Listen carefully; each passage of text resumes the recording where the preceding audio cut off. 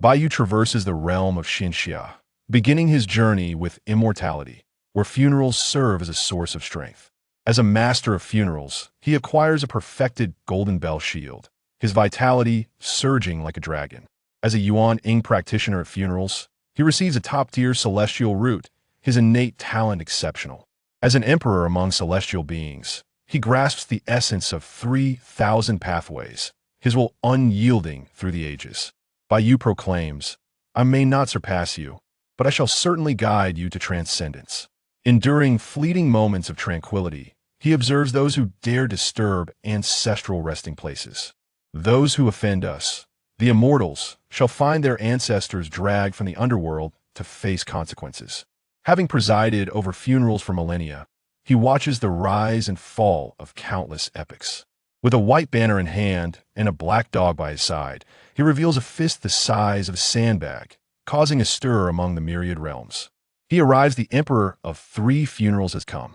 With a black dog and white banner, tranquility eludes the heavens and earth. Bai Yu beams with a radiant smile. A comprehensive funeral service awaits your understanding. Chapter 1. The Immortal Funeral Bearer. The mountains loom vast, shrouded in morning mist. A piercing sound of a suona shatters the silence of the mountains, followed by waves of mournful cries. The funeral procession slowly departs from Taohua village. Among the procession, a young man clad in a blue robe skillfully plays the suona. His sword-like brows and starry eyes, combined with a countenance as refined as jade, exude an air of elegance. A white banner is slung at the nape of his neck, and a half-grown black dog accompanies him. The sorrowful notes of the suona flow from his lips, overpowering the sounds of drums and other instruments, igniting the collective grief of the funeral procession. As the procession advances, beads of sweat appear on a young man's forehead. Alas, this body is truly too frail.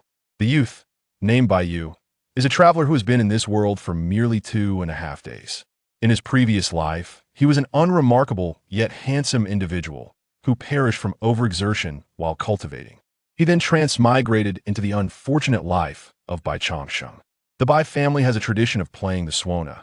Days prior, his parents, while hurrying to attend a funeral, were swept away by a sudden flood, their remains lost to the depths. Barely having mourned, the house was seized by the village tyrant, the Chun family. Years prior, the Bai family exchanged a portion of farmland for a plot of land to build their home, living in peace for over a decade. Now, with only a child left, the Chun family swiftly turned hostile, seizing the opportunity to claim the Bai residence. Bai Changsheng naturally refused to comply, resulting in his being beaten and thrown out. With unwavering spirit, Bai Changsheng met his end on the spot, and at that moment, Bai Yu fortuitously arrived. He quickly accepted his new reality, adopting the name Bai Yu and the courtesy name Changsheng. With no home to return to, Bai Yu had no choice but to construct a makeshift shelter on the mountainside. In just a few days, he learned a valuable lesson. Handsome looks cannot be traded for sustenance. Only yesterday, his household had run out of food, leaving him ravenous. Fortunately, Bai Changsheng possessed the family's suona playing skills. With a funeral occurring in the village, he joined the procession, lending his talents. Uncle de Zhuang, the drummer, worried whether Bai Yu could keep up with the rhythm. In the end, Bai Yu's performance nearly transported Uncle de Zhuang to the afterlife. Rhythm? It was non-existent. Among countless instruments, the suona reigns supreme. It either elevates the soul or officiates marriage. When the suona sounds, I embody the rhythm. Uncle de Zhuang was astonished, praising Bai Yu's potential as a master of funerals. Old Bai has a worthy successor. Our Taohua village's ensemble is whole again. Bai Yu officially joined the team, embarking on this funeral journey. Successfully conducting this funeral would establish his place in Taohua village and formally integrate him into the professional troupe. Thus, throughout the procession, Bai Yu exerted every ounce of his spirit.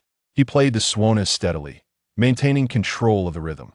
However, as the procession ascended the mountain, beads of sweat the size of soybeans appeared on his forehead, his complexion paling.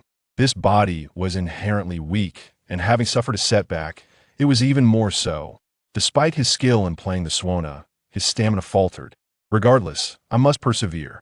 Bai Yu held steadfast, revealing not a hint of weakness. Though Uncle de Zhuang noticed the large patch of sweat soaking his back like a tea last, the coffin was lowered into the grave. Bai Yu's vision blurred momentarily. Fortunately, he managed to endure until the end. As he recovered, a blue light curtain appeared before him. Funeral target, Zhao Laojin. Identity, farmer. Cultivation, none. Skills, planting, cooking, lumberjacking.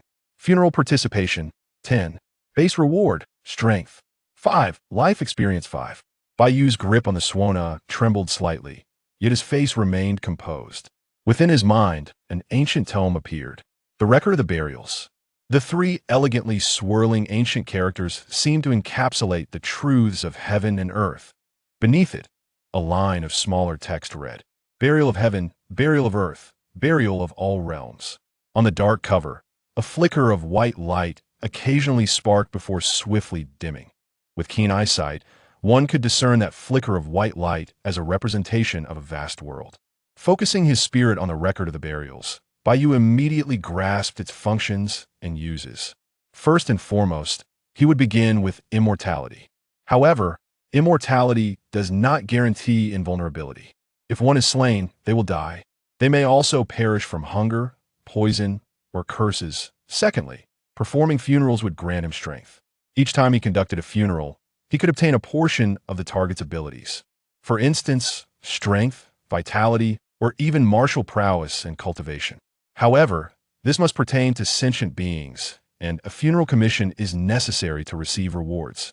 Bai Yu calmly awaited the conclusion of the funeral. Finally, the Taoist priest concluded the chanting. Bai Yu and the ensemble played another rendition of Qing Tiange. Dust returns to dust. Earth returns to earth. The yellow springs lead to no return. Funeral successful. Base reward.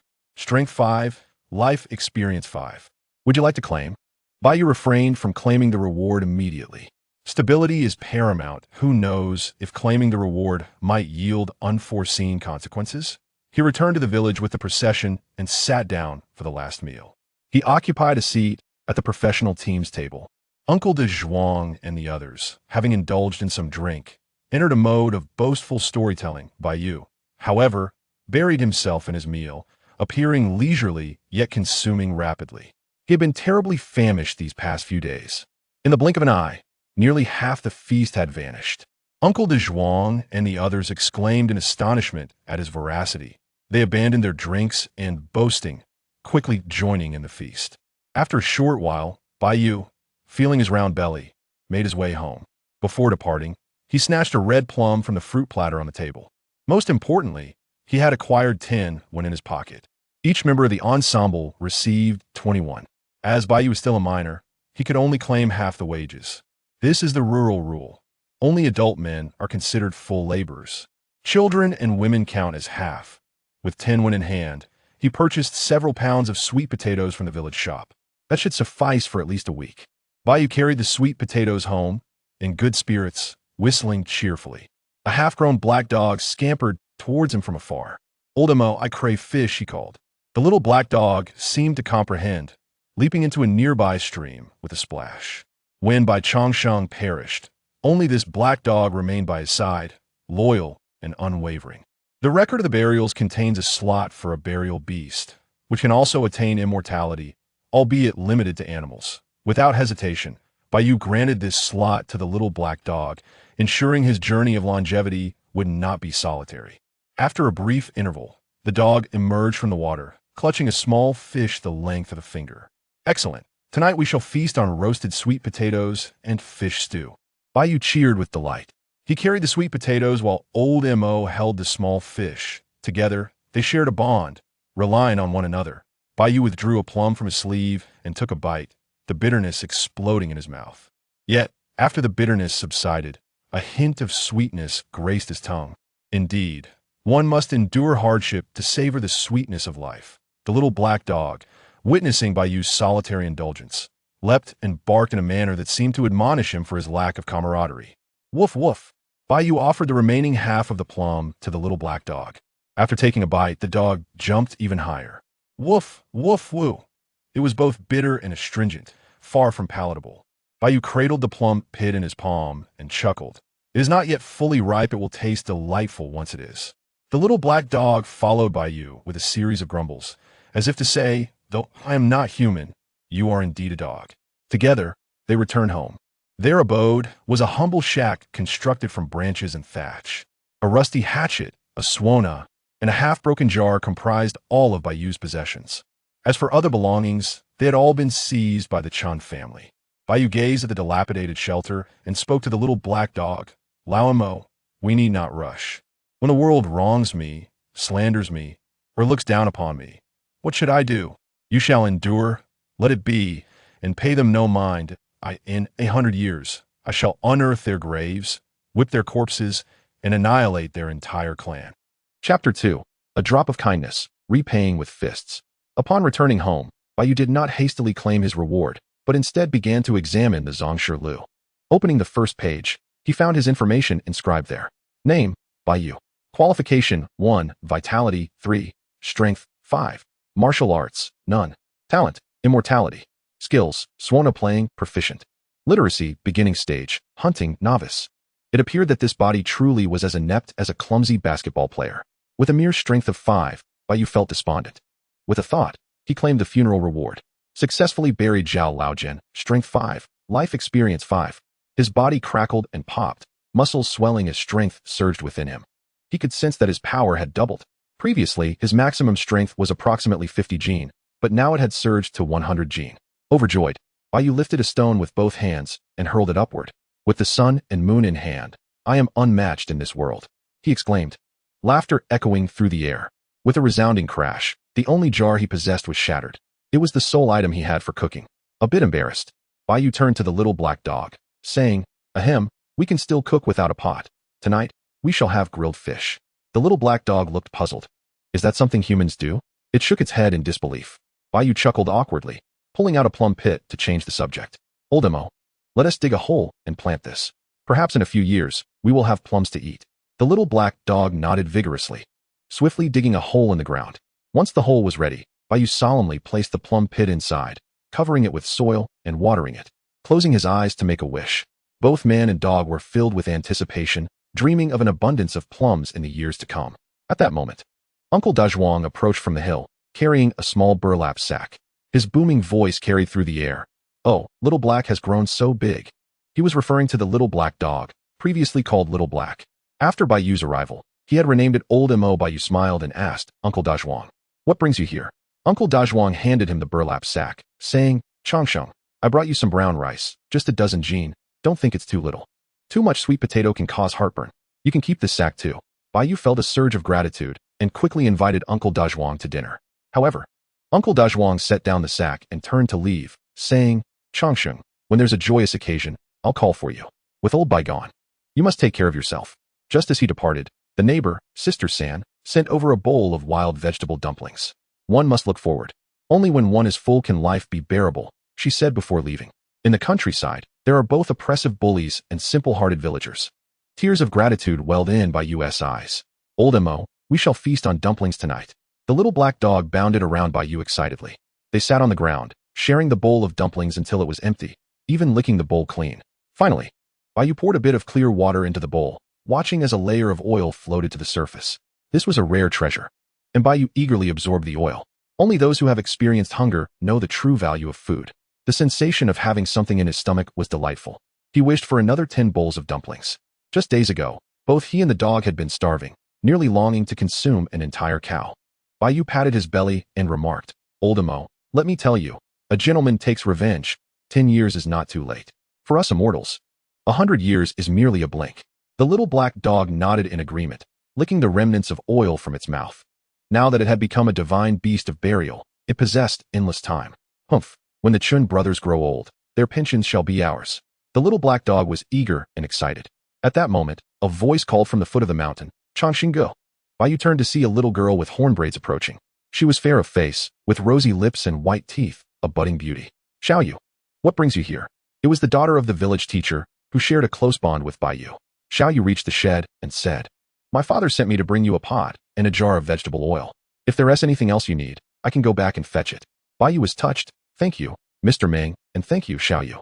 In this small mountain village, resources were scarce. A pot, a burlap sack, and a clay jar were invaluable assets.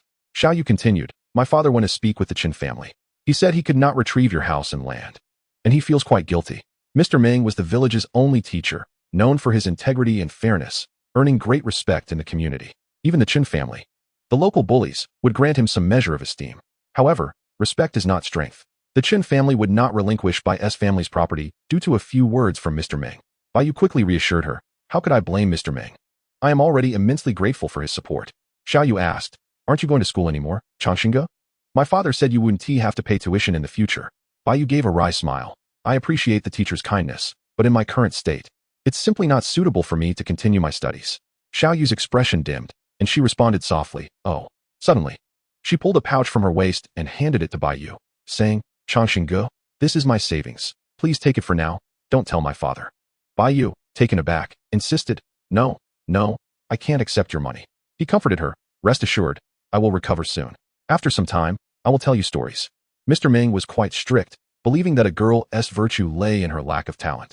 Yet Xiao Yu had a keen interest in reading, so she often begged Bai Yu to narrate tales. Bai Yu enjoyed showcasing what he had learned to the little girl, leading to a close relationship between them. After Bai Yu repeatedly assured her that he was fine, Xiao Yu reluctantly took back her pouch and skipped away, her little braids bouncing behind her. That night, Bai Yu and the little black dog kindled a bonfire, simmering a pot of fish soup. The flickering flames illuminated Bai Yu's face as he spoke earnestly to the little black dog. "Old Mo, a drop of kindness should be repaid with a punch. The villagers have helped us so much. If anyone dares to bully them, we must retaliate." The little black dog nestled close to Bai Yu, nodding in agreement. "Woof woof. With a dozen jean of sweet potatoes and the gifts from the villagers, we would manage for half a month. We must find a way to earn money. First, we need to fill our stomachs, and then repay Mr. Ming tenfold." As Bai Yu sipped the steaming fish soup, he fell into deep contemplation. How could he earn money? His greatest skill was playing the suona, but with so few people in Taohua village, it was unlikely there would be any celebrations in a month. Earning money through the suona seemed impractical. He had also gained 5 points of life experience during the day. He wondered what that could be used for. Focusing his mind on the Zongshi Lu, he quickly discovered that life experience could enhance the levels of skills and martial arts. He glanced at the skill panel. Skills: suona playing, proficient; literacy, beginning stage; hunting, novice. Aside from suona playing and literacy, he had some knowledge of hunting. Bai Yu's grandfather had been an old hunter, and through exposure, he had learned quite a bit about hunting. Although his hunting skill was still at the novice level, his proficiency had reached 710. With a thought, Bai Yu allocated 3 points of life experience to his hunting skill. Hunting skills have reached a new level, and I have caught a glimpse of the path ahead. A surge of information flooded Bai Yu's mind. The hunting techniques his grandfather had spoken of became remarkably clear, as if knowledge flowed effortlessly into him. "Laomo, it's time for bed. Tomorrow, we shall venture into the mountains to hunt." The following day, Bai Yu led Laomo into the vast mountains. After traversing several miles, Bai Yu found himself breathless. Although his strength had reached a level of 10, approximately 100 gene, he experienced a deficit in vitality and constitution. In other words, he was like a fierce man for 5 seconds, intense, yet lacking endurance. After a substantial rest, he revitalized himself and began preparing for the hunt. Once in the forest, the knowledge in his mind became extraordinarily clear. He could effortlessly discern the tracks of several common wild animals, and even deduce the type of creature based on its droppings and the time it had passed. Utilizing his novice hunter experience, he set several snares along the animals' paths. Any creature that triggered the traps would find itself ensnared. Additionally, he set up numerous stone traps, where wild fruits were placed beneath stones. When small animals came to feed, they would be crushed. Half a day later, Bai Yu retrieved 2 roasted sweet potatoes from his pocket.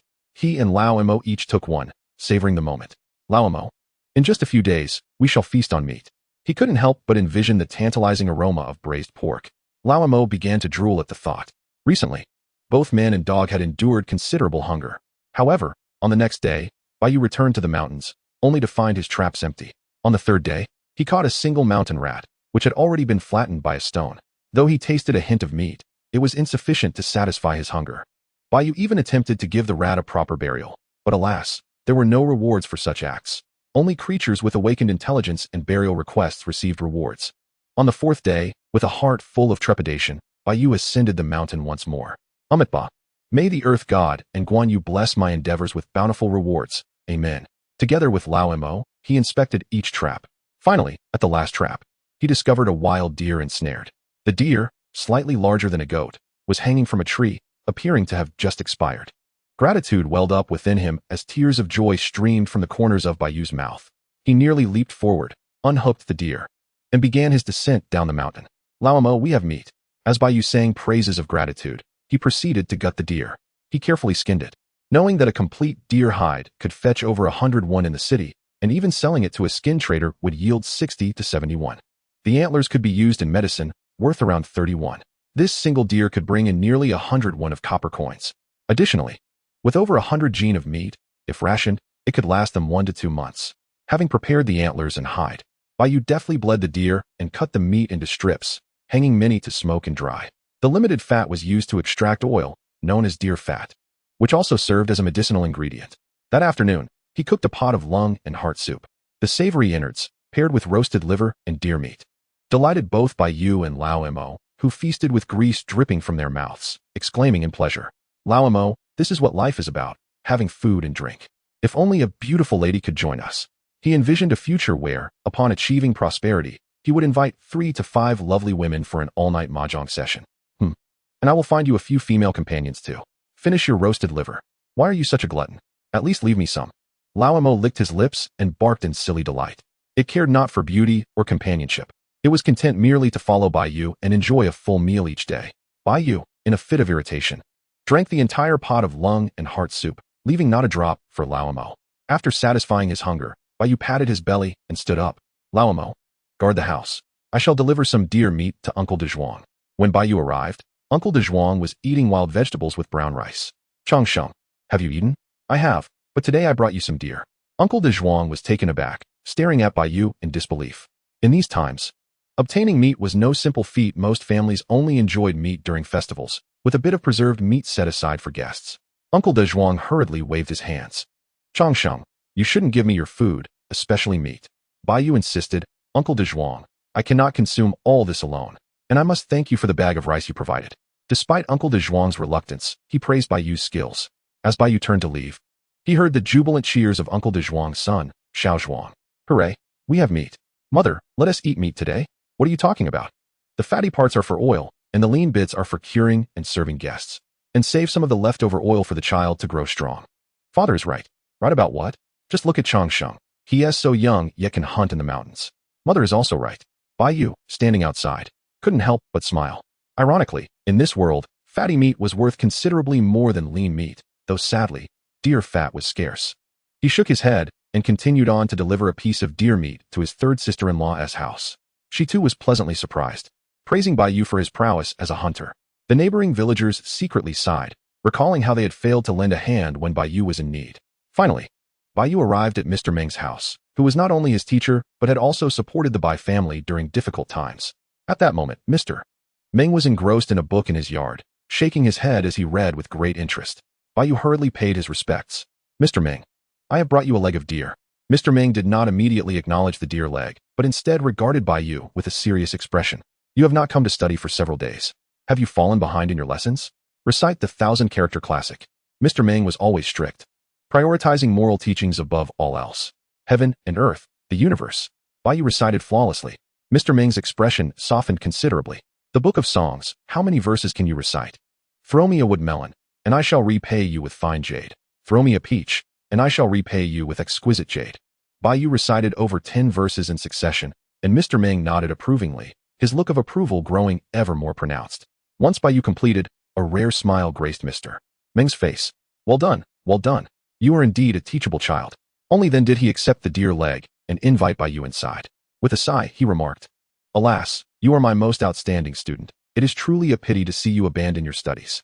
Mr. Meng lightly tapped the table with his fingers, stating, I understand your difficulties, but your studies cannot be neglected. From now on, come to my home on the 1st and 15th of each month for lessons. The 1st and 15th were when the village school dismissed, indicating Mr. Meng's intention to privately tutor Bai Yu. However, Bai Yu shook his head, saying, I am grateful for your teachings, Mr. Meng, but Xianxia is currently burdened by the need for food and clothing and cannot continue studying with you. Mr. Meng was momentarily taken aback, eventually releasing a long sigh. He retrieved 2 books from his drawer and handed them to Bai Yu.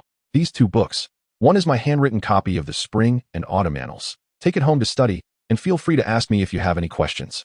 The other is a martial arts technique I stumbled upon. Practice it for self-defense. Bai Yu's breath became heavy. The Spring and Autumn Annals was one thing, but the martial arts technique was precisely what he desperately needed. The blue cover bore the title Wu Xingquan. Chapter 4. Practicing Wu Xingquan and Another Burial. The teacher's great kindness is something Bai Yu will never forget. Mr. Ming waved his hand and said, when a student is in trouble, as their teacher, I cannot remain impartial. It would weigh heavily on my conscience. Bai Yu replied, this is all the Qin family's fault and has nothing to do with you, sir. Mr. Ming tapped on the table and stated, the Wu Xingquan is the most fundamental martial art. You may practice it for self-defense, but do not entertain thoughts of revenge.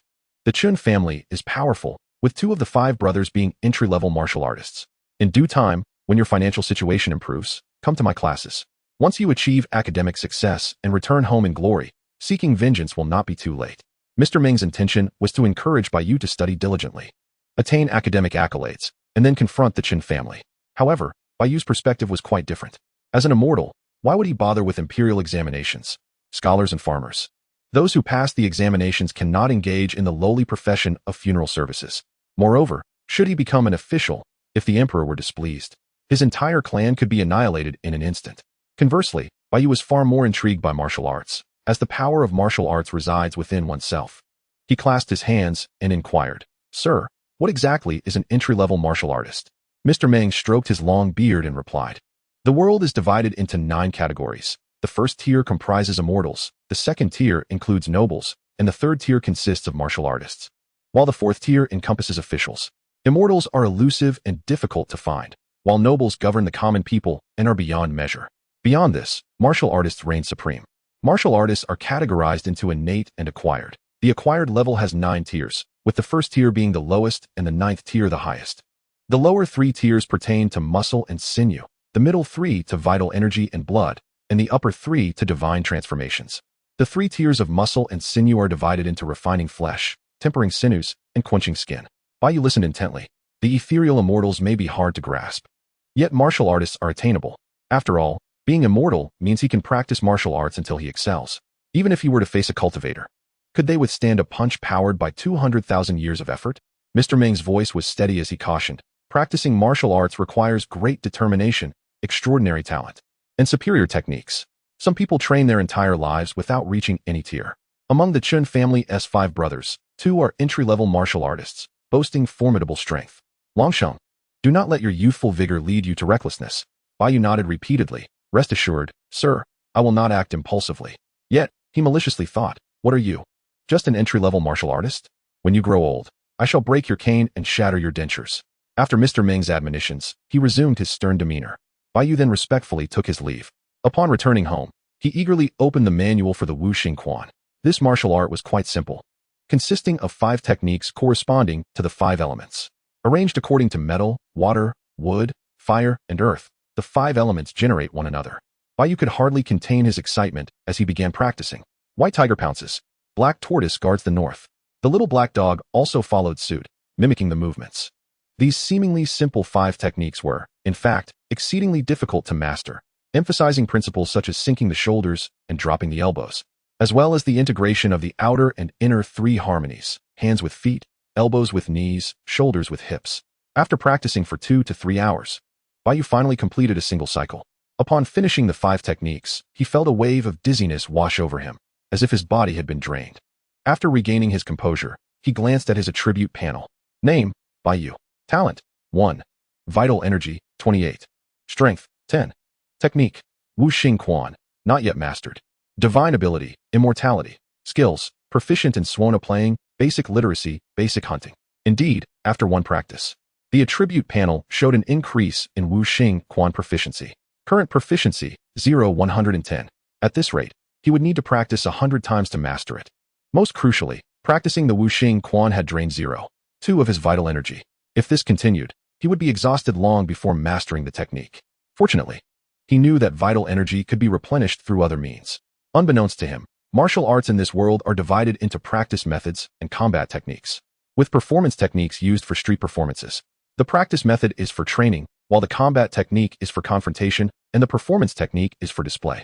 Regular martial arts training using the practice method not only avoids injury, but also strengthens vital energy. However, the Wu Xingquan is merely a basic yellow-tier technique, lacking a practice method and consisting solely of combat techniques, which leads to increasing depletion of vital energy. To achieve mastery in Wu Xingquan, One either needs to be innately robust in vital energy or have ample medicinal resources to replenish their losses, alongside a diet rich in meat. Bai Yu pondered for a moment and allocated his remaining 2 points of life experience to Wu Xingquan. The experience progress for Wu Xingquan changed to 110. It seemed that offering more funerals would indeed be beneficial. No wonder it is said that the poor should pursue literature while the rich should pursue martial arts. Without some money, practicing martial arts would only lead to confusion. In any world, financial resources are essential. As for medicinal resources, they were out of the question. He should first consume some meat to satiate his hunger. At that moment, Bai Yu felt exceptionally hungry. He began to kindle a fire to cook deer meat. After consuming a pound of deer meat, he felt no satisfaction. Ultimately, he cooked another pot and ate 5 to 6 pounds of deer meat before feeling considerably better. He could sense the energy from the deer meat replenishing his body's deficiencies. After calculating, he realized that this meal, including what old Mo had consumed, amounted to nearly 10 pounds of meat. An ordinary household would struggle to endure such a consumption. In the days that followed, Bai Yu dared not to force himself to practice Wu Xingquan. He only felt comfortable training when there was an abundance of game on the mountain. Thus, his proficiency in Wu Xingquan increased to 110. During his training, he took old Mo with him to cultivate 2 plots of barren land on the mountain, planting sweet potato vines. Once the sweet potatoes matured, along with the game, he would easily secure his sustenance. Farming, training, and hunting, time flowed peacefully, with basic needs addressed. How could he resolve the depletion of vital energy? If only he had money. The world moves restlessly, all for a few pieces of silver, yet it is precisely these few pieces of silver that can alleviate countless anxieties. Fortunately, Bai Yu is an immortal, there is no rush. In the midst of his contemplation, he heard Uncle Dazhuan's loud voice from below the mountain. Longsheng, come quick, bring your tools, we are going to Dr. Zhou's house. Dr. Zhou was the village physician, over 60 years old, and had passed away. Bai Yu grabbed his suona and rushed down. This time, he played funeral music for the Zhou family for 3 consecutive days. Funeral target, Dr. Zhou. Identity, physician, farmer. Cultivation level, none. Skills, Zhou family medicine, farming, cooking. Funeral participation rate, 57. Basic rewards, vital energy 7. Life experience 8. Optional rewards, Zhou family medicine, energy supplement formula, entry level. Once Dr. Zhou was buried, the rewards finally appeared. Funeral participation exceeded 50. You may select one optional reward. The possibility of optional rewards delighted Bai Yu. However, he remained composed and did not make an immediate choice. This funeral earned him 15 a 50% increase compared to the first time.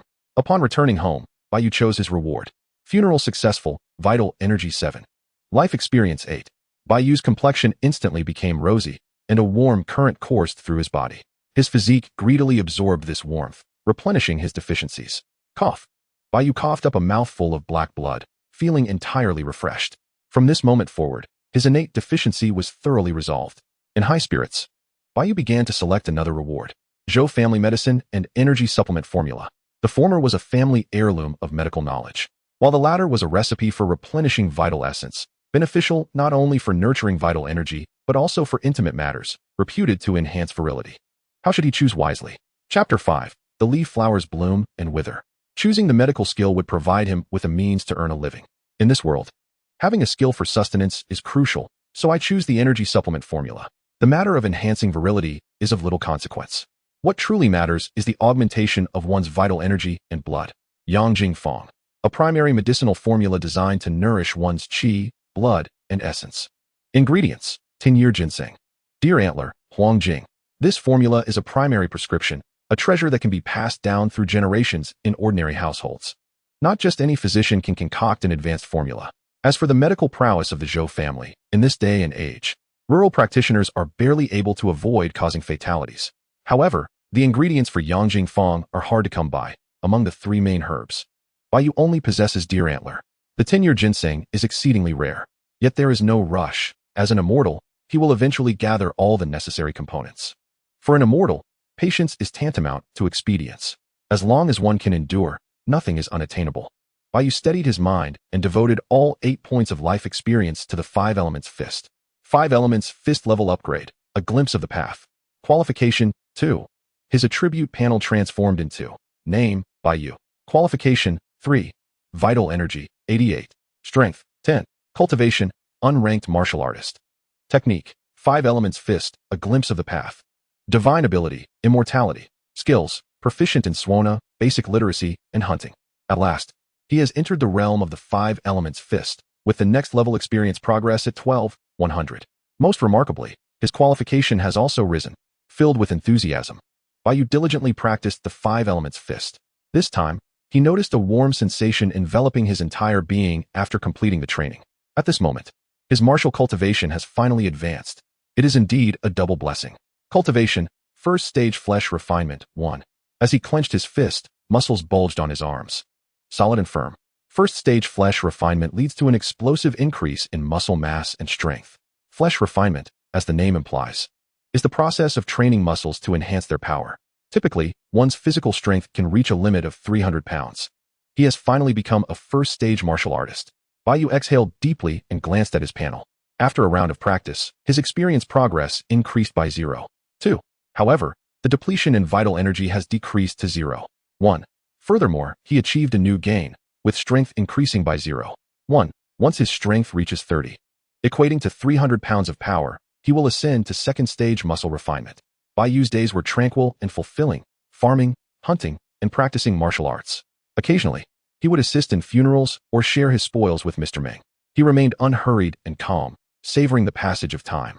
His strength steadily increased. At times, he would hunt a wild boar weighing over 100 pounds and feast to his heart's content. Other times, he would capture a fiery red fox, earning some coins from its fur. The plum seed he planted sprouted green shoots, thriving vigorously. Unbeknownst to him, the sapling grew rapidly. In the first year that the plum tree bloomed, Xiao Yu married. The little girl who had once followed Bai Yu around, calling him elder brother Changsheng, had now styled her hair and become a bride.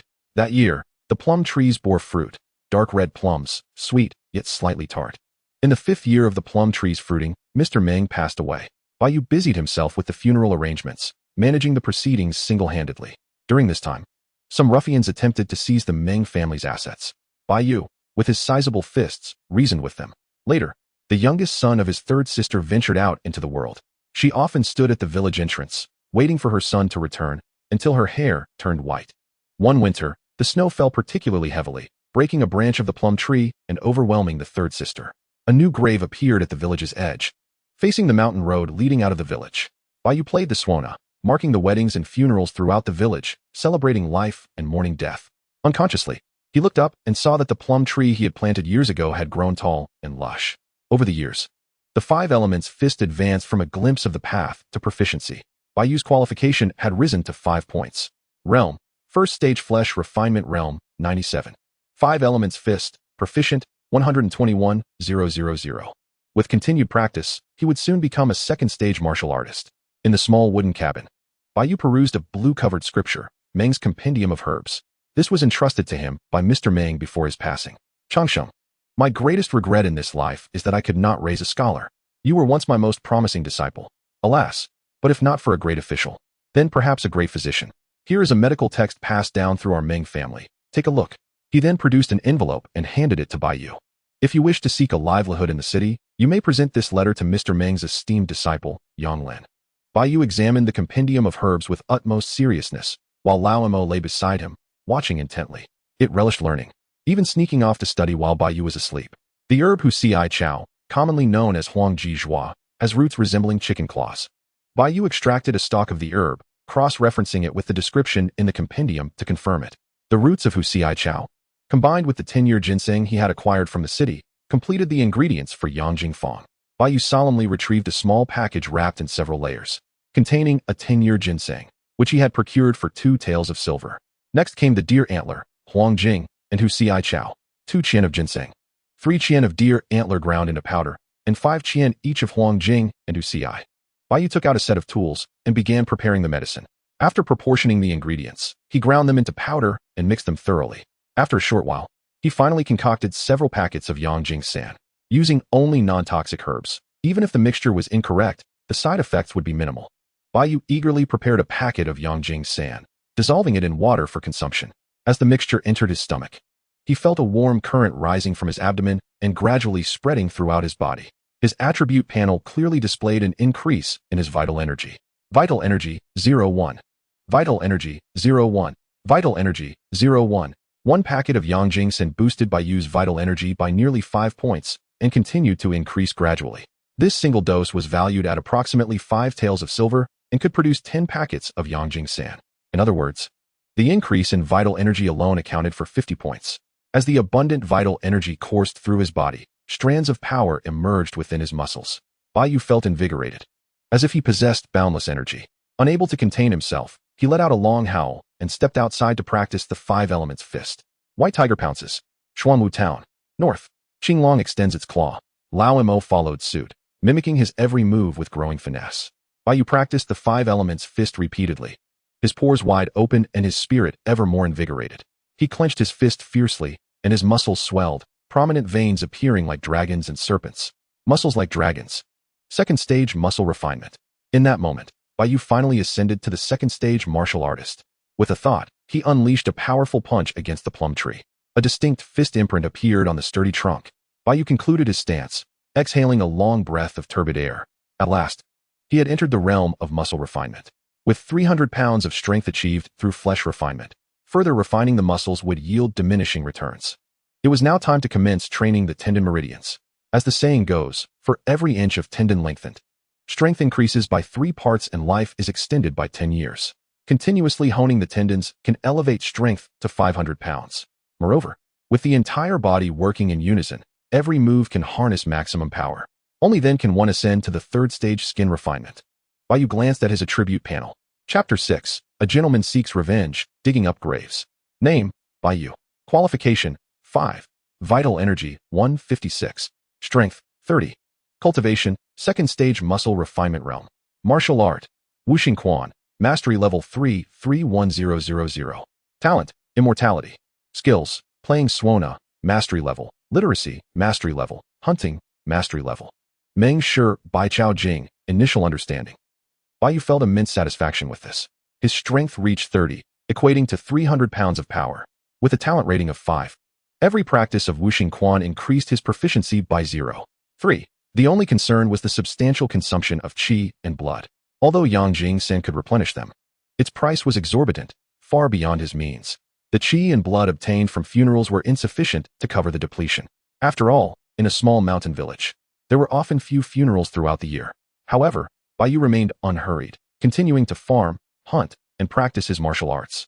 He was calm and collected, content in the passage of time.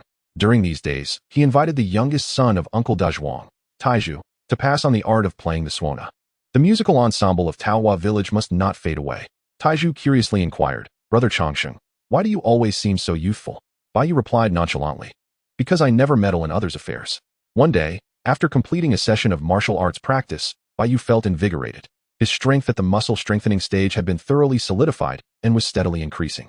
A smirk crossed his lips. The 20-year period has ended. The Avenger returns. Over the years, the Qin family had completely disregarded Bai Yu. After all, how could a mere suona player pose a threat?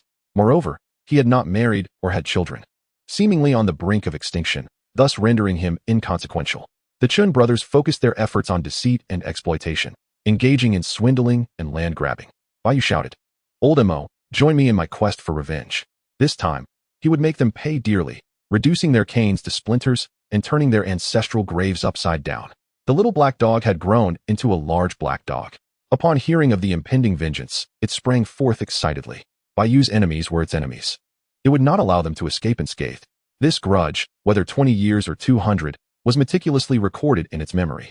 Over the years, Bai Yu had thoroughly surveyed the ancestral graves of the old Qin family. He donned professional attire, with a white banner slung over his shoulder and a white belt around his waist. Grasping the suona, he played a funeral tune and, with fervor, made his way to the Qin family estate. At the entrance, a small boy sat on a stool, diligently working on his homework. Oh, working on homework. How much have you completed? The boy, not lifting his head, replied, just 5 more characters, and I will be finished. Bai Yu patiently waited for him to finish, then snatched the homework book and tore it to shreds. The boy burst into tears. Grandpa, someone tore my homework. An old man emerged, brandishing a cane. Who dares to bully my Qin family? This man was none other than the 3rd of the Qin family. Bai Yu swiftly seized the cane and snapped it with a crack. Old fool, prepare to face the consequences. He struck the old man down, causing a few copper coins to scatter from his chest. At that moment, 2 other old men, both first-tier martial artists from the Qin family, rushed out. As martial artists, their bodies were sturdier than ordinary folks, and they moved with agility. Bai Yu wasted no time and lunged at them. White Tiger pounces on the prey. He leaped forward, resembling a ferocious tiger pouncing on its prey, and struck downwards. Chen Lao Si had no time to react before receiving a powerful blow to the chest. Stumbling back several steps before collapsing, unable to rise, Chen Lao Wu shouted, "Young man, you lack martial ethics," attacking an old man over 60. With a firm stance, he launched a punch aimed directly at Bai Yu's face. Bai Yu remained unfazed. Xuan Wu guards the north. He crossed his arms defensively, resembling a steadfast tortoise guarding the northern realm, impenetrable to attacks. Bang! Chen Lao Wu's fist collided with Bai Yu's arms, causing him to feel a numbing shock, his own body trembling. Seizing the opportunity, Bai Yu kicked out like a snake, sending Chen Lao Wu sprawling to the ground. In an instant, the three old men lay incapacitated. Accompanied by old Mo, Bai Yu rampaged through the Chun residence. He assaulted the elderly, chased after the children, and even struck passing dogs, reducing noodles to dust and pouring boiling water into ant hills. After wreaking havoc, just before exiting, he noticed a plum tree planted at the entrance, igniting his rage. "What quality? You dare to plant the same plum tree as me?" With a powerful punch, he shattered the tree at its base. Only then did Bai Yu depart triumphantly with old Mo. When the young members of the Chun family returned home, they were met with a scene resembling that of bandits. The floor was strewn with the elderly. Particularly, the two first-tier martial artists had succumbed completely, their deaths far from peaceful. Pots and pans lay shattered, and even the potted plants in the courtyard had been scalded and uprooted. The family's land deeds and silver had been entirely stripped away. The young men were furious, grabbing a neighbor by the collar, demanding, "Who did this?" The neighbor, startled, quickly replied, "It was Changsheng, the one your family previously wronged regarding the house. He seemed to head towards your ancestral graves." The young Chun men hurriedly pursued, only to discover their ancestral graves had been excavated. Coffin boards lay shattered, and bones had been broken into 18 pieces. At this moment, Bai Yu turned and arrived at the old Bai family residence, which had been seized by the Chen family and had since become the home of Chun Laosan's family. Bai Yu set it ablaze.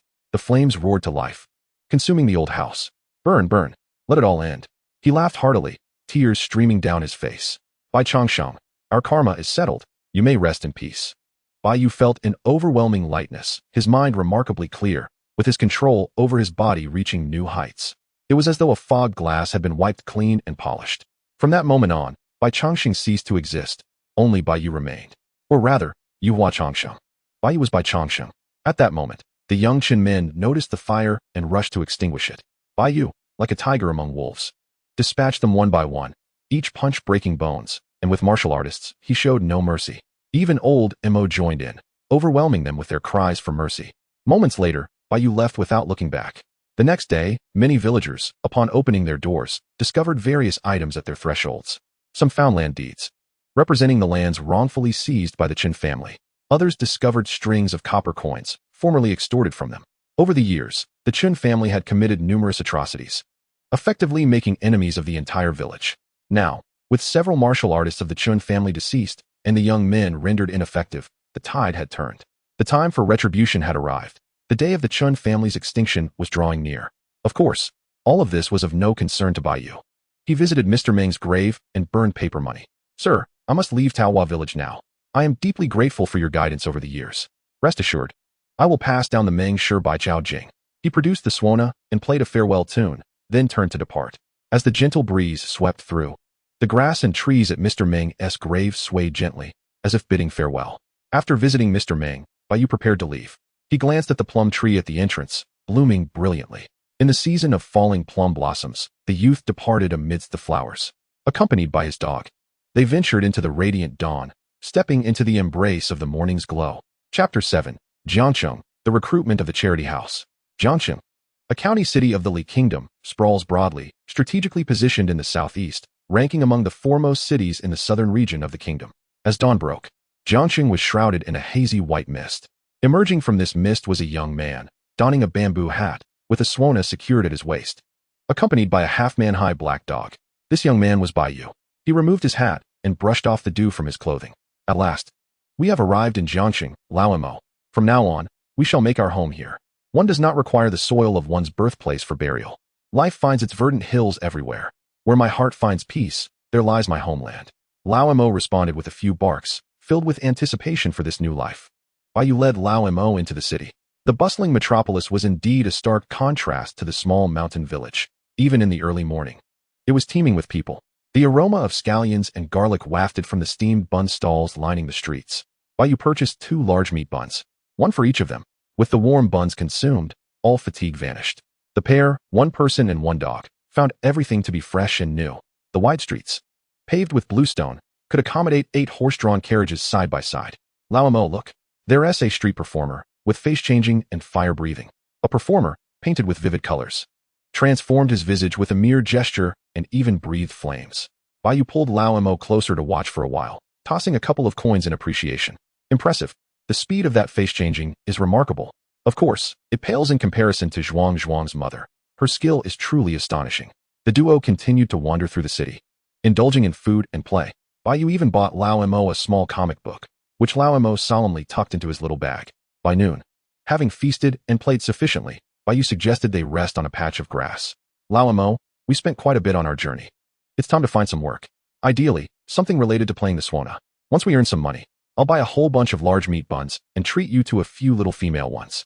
Lao Mo stretched his paws, showcasing his muscles, signaling that he too could assist Bai Yu with work. Bai Yu chuckled as they reached the eastern part of the city, beneath a section of the city wall. The wall was plastered with numerous recruitment notices. Zhouji Roast Duck Restaurant is hiring 2 wait staff, with meals and accommodation provided. Chunfeng Tower seeks a strong male entertainer, with specific skills required. Huafu is looking for 10 young assistants. Bai Yu scrutinized the postings and finally discovered a job that caught his fancy. Baishan Yizhuang in the southern part of the city is hiring 5 general workers, requiring sturdy physique and a courageous heart. Yizhuang, colloquially known as a mortuary or a potter's field, is where the deceased in the city are interred.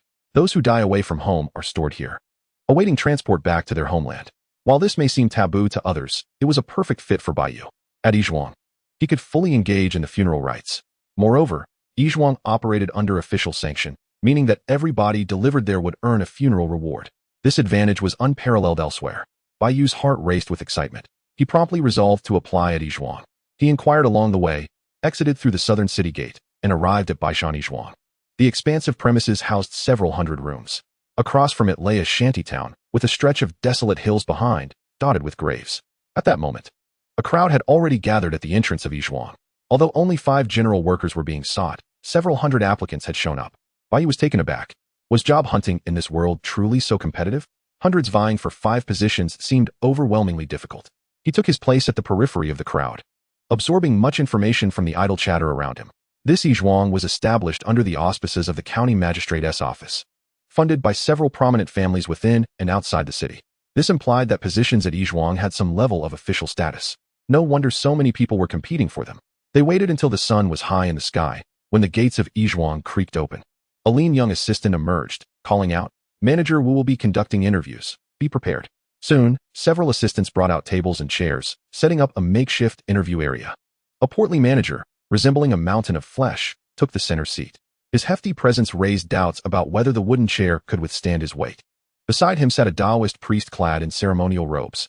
The murmurs among the crowd indicated that Manager Wu was the key to passing the interview, while the Taoist, known as Taoist Lin Jiao, was reputed to possess skills in exorcism, overseeing the operations of Yizhuang. Presently, a young man in white was called forward for his interview. Manager Wu reclined almost lazily in his chair. With a languid gesture, an assistant offered him a teapot, from which he took a casual sip before asking, "What are your strengths?" The young man slightly cupped his hands in respect and replied, "My surname is Liu, and my strength lies in my uncle." Manager Wu's expression grew serious as he inquired, "Who is your uncle?" "Captain Chun." Manager Wu immediately sprang to his feet, exclaiming, "Ah, Master Liu, please take a seat. You have passed." He called for tea to be served to Liu. Just like that, the first position was filled. Bai Yu watched in astonishment. Was this blatant favoritism? Yet, no one in the vicinity dared to voice a complaint. All accepted this as a matter of course. What kind of world was this? At that moment, a middle-aged man in a brocade robe stepped forward for his interview. Manager Wu asked again, "What are your strengths?" The middle-aged man, grinning broadly, replied, "I was introduced by Master Zhang." He produced an envelope from his bosom and presented it. Manager Wu opened it, revealing a note of introduction along with a small silver note. He smiled. "Ah, so you are Master Zhang's esteemed relative. You qualify. Go collect your identification badge." Thus, the second position vanished. The third went to a distant cousin of the Zhao family from the western part of the city, and the fourth to a retired instructor from the Tongbi martial arts school. In the blink of an eye, only one position remained. Bai Yu felt a surge of urgency. This job at Yizhuang was perfectly suited for him. Joining Yizhuang meant a continuous flow of funeral rewards. Yet, Who would have thought the recruitment process was so corrupt? With only one position left, connections were surfacing. An assistant whispered to Manager Wu, "This is the 12th nephew of the deputy leader of the Jinxian gang."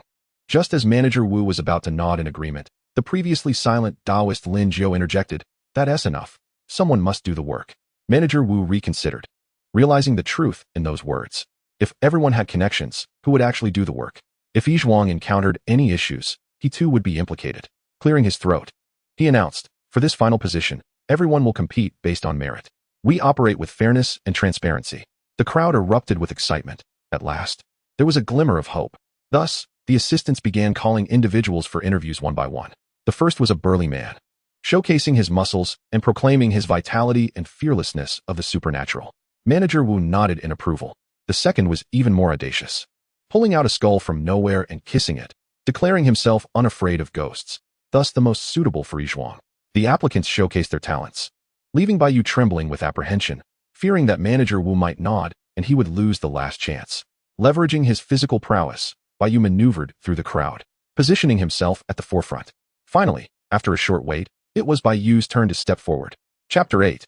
Entering Yi Zhuang, the funeral journey begins. Bai Yu exhaled a sigh of relief, emerging from the throng and bowing respectfully in all directions.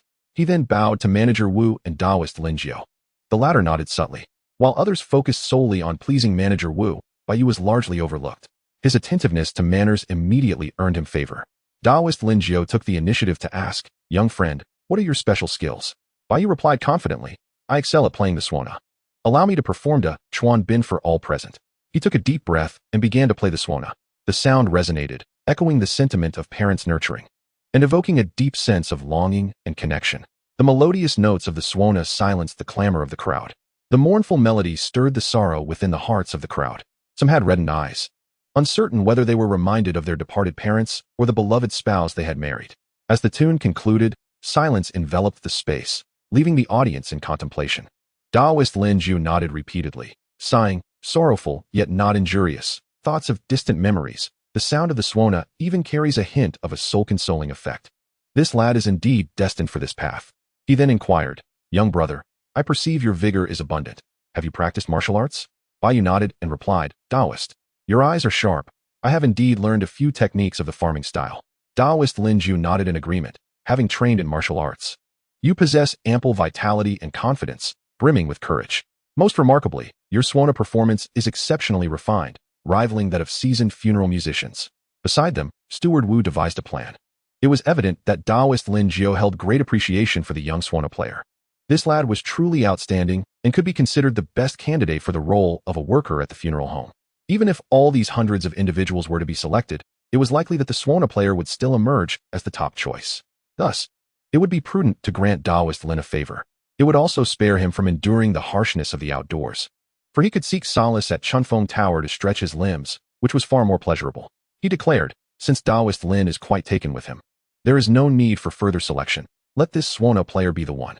Bai Yu was overjoyed, bowing in gratitude to Steward Wu and Taoist Lin. The others present, however, were filled with disappointment, and chaos erupted among the hundreds. Some, realizing they were no match for Bai Yu, left dejectedly. Others protested, claiming unfairness. They dared not question the four who had connections, but could only envy Bai Yu's merit. Those who had initially planned to use connections harbored resentment towards Bai Yu, believing he had usurped their opportunity. As tensions escalated, Steward Wu slammed the table and admonished, "What are you making a fuss about? If you keep this up, should someone perish, there will be no place to bury them." This remark immediately silenced the crowd, who reluctantly dispersed. Steward Wu rose slowly, stretching his limbs. "Taoist Lin, I leave this lad in your capable hands. Today has exhausted me, and I must go to Chunfeng Tower to rejuvenate." With that, he departed with a few attendants. Taoist Lin then instructed a worker named Zhu Tong to assist Bai Yu in settling down. Zhu Tong, nicknamed Bai Ling Tong, was quite affable and quickly established camaraderie with Bai Yu, alleviating his sense of unfamiliarity. "Brother Bai, here is your identification badge and this set of workers' attire. From now on, you shall be one of us at the funeral home." Bai Yu accepted the clothing and badge, expressing his gratitude. "Thank you, Brother Tong, for your guidance. However, there is one matter I find perplexing. May I inquire?" Zhu Tong replied, "Please, Brother Bai, feel free to ask anything." Bai Yu questioned, "Did we not recruit 5 individuals? What of the others besides myself?" Zhu Tong chuckled, "Ah, you misunderstand. They merely collect a salary without contributing. They are merely registered at the funeral home. He leaned in conspiratorially. Brother Bai, let me tell you, our funeral home has over 50 positions. But do you know how many are actually occupied? Bai Yu hesitated. This place seems vast, with at least 100 rooms. Surely there must be 30 or 40 people. Zhu Tong shook his head. You are still too young. The funeral home is supposed to have 56 positions, but only 6 are filled, and 1 merely collects the funds. The rest do not perform any work. There is a saying about those who manage not managing and those who work not working. The ones truly busy are us workers. Bai Yu was profoundly astonished. This was utterly absurd. It seemed only a fraction had arrived. At that moment, Zhu Tong guided Bai Yu to a hall, stating, "This is where Wu De, our steward, conducts his business. He manages the distribution of monthly wages and such. You should approach him to collect bedding and secure a room." He added in a hushed tone, "Wu De is the nephew of Steward Wu, nicknamed Q Wu. Be cautious." Upon entering the hall, Bai Yu indeed encountered a portly man with a dull expression, reclining in a rocking chair. Nearby, a pot of tea exuded a rich aroma. Bai Yu recalled seeing this man bustling around Steward Wu. Bai Yu approached and bowed, introducing himself. "Steward Wu, I am Bai Yu, a new worker, here to register and claim my bedding." Wu De lazily opened his eyes, glanced at Bai Yu, and after sipping from the teapot, replied nonchalantly, "Unfortunately, we are out of bedding here. You will need to purchase some externally. Once funds are allocated from above, we shall provide you with your share." Zhu Tong interjected. "Steward Wu, perhaps you could facilitate a room for Brother Bai to settle in?" Wu De glared with his beady eyes. "The rooms belong to the public. How can they be arbitrarily assigned to others? Misusing public property could lead to serious repercussions. Can you bear the consequences?" Bai Yu understood then that the advertisement had promised accommodation, but this Q Wu had changed the terms, likely seeking to profit. Such petty individuals are everywhere. Akin to the old saying, "The king of hell is easy to please, but the little ghosts are troublesome." Bai Yu produced a handful of copper coins from his pocket, stating, "Steward Wu, I arrived in haste and did not bring any gifts. Please accept this small token for a cup of tea." Wu De weighed the coins, estimating them to be around 200 or 300 won, and his demeanor softened, as if recalling something. "I just remembered, a few days ago, we received 20 bedding sets from above, stored in the supply room. You may choose one." He continued, "Many of our rooms are used for accommodating relatives of the deceased, and typically remain unoccupied. Brother Bai, you may select a room in the guest area. It will facilitate your work." Bai Yu smiled, mentally noting Wu De's actions, aware of the lessons learned from the Chun family ancestral grave. With Wu De's nod of approval, he finally settled in, opting for a relatively secluded room to lay out his bedding, conducive to practicing martial arts in the future. That evening, gazing at the moon from his window, Bai Yu felt a surge of anticipation. Tomorrow marks the beginning of my work in funerals. A blissful life is about to unfold. Imagining the endless rewards that awaited him for his role in the funerals, Bai Yu was filled with elation. Chapter 9. The Soul-Cutting Blade Technique. The following day, Bai Yu arose early. He made his way to the main hall of the funeral home. In truth, only a handful of individuals were engaged in the actual work. Aside from Taoist Lin Jiao, Zhu Tong, Bai Yu, and a worker named Mangzi. Mangzi, merely 16 years of age, towered over 2 meters tall, resembling a human tower. Bai Yu could not help but exclaim inwardly, "Is he really just 16? Additionally, there was an old man with a limp, responsible for collecting corpses, known among the group as Old Zhang. Early in the morning, after breakfast, Old Zhang returned, pulling a cart laden with 3 bodies wrapped in straw mats. These were unclaimed corpses from the city. His role was solely to collect the bodies. He did not concern himself with anything else. Taoist Lin Jiao recited scriptures over the corpses twice, claiming it would dispel malevolent energies and prevent corpse transformation. Mangzi, take Bai Yu to the back mountain's mass grave and find a spot to bury them. The towering Mangzi, alongside Bai Yu, loaded the bodies onto the cart bound for the graveyard. He called out, "Kid, this area is filled with wild graves. No one collects the bodies here. So just dig a pit and bury all 3 corpses." He took advantage of Bai Yu's newcomer status, assigning all the work to him. He was determined that if this newcomer dared to utter a single word of dissent, he would learn firsthand what it meant to be a brute. However, Bai Yu was more than willing to comply. He had been concerned that others would come to share in the funeral duties, as a participation rate below 50 would yield no rewards. He seized the shovel and began to work diligently. He Go Lao Mo diligently dug a pit beside him, while Bai Yu, unhurried, excavated 3 dirt mounds. He then placed the first corpse within. It was a gaunt youth, as light as a reed. In death, he had no coffin, nor even a straw mat. Jiangcheng, the preeminent city of the southeast, akin to a provincial capital of Lanqing, bore witness to the grim reality that, even in its grandeur, individuals succumb to starvation or frostbite daily. Some would collapse in the streets, never to rise again. A phenomenon commonly referred to as Lu Dao. Bai Yu recalled the opulent mansions within the city, where wealth thrived amidst the stench of excess, while the bones of the frozen dead lay in the streets. This was not mere poetry, it was a bloody reality. The state of the world left Bai Yu shaking his head. He covered the first body with soil, forming a small grave, and then took out a suona to play a mournful tune.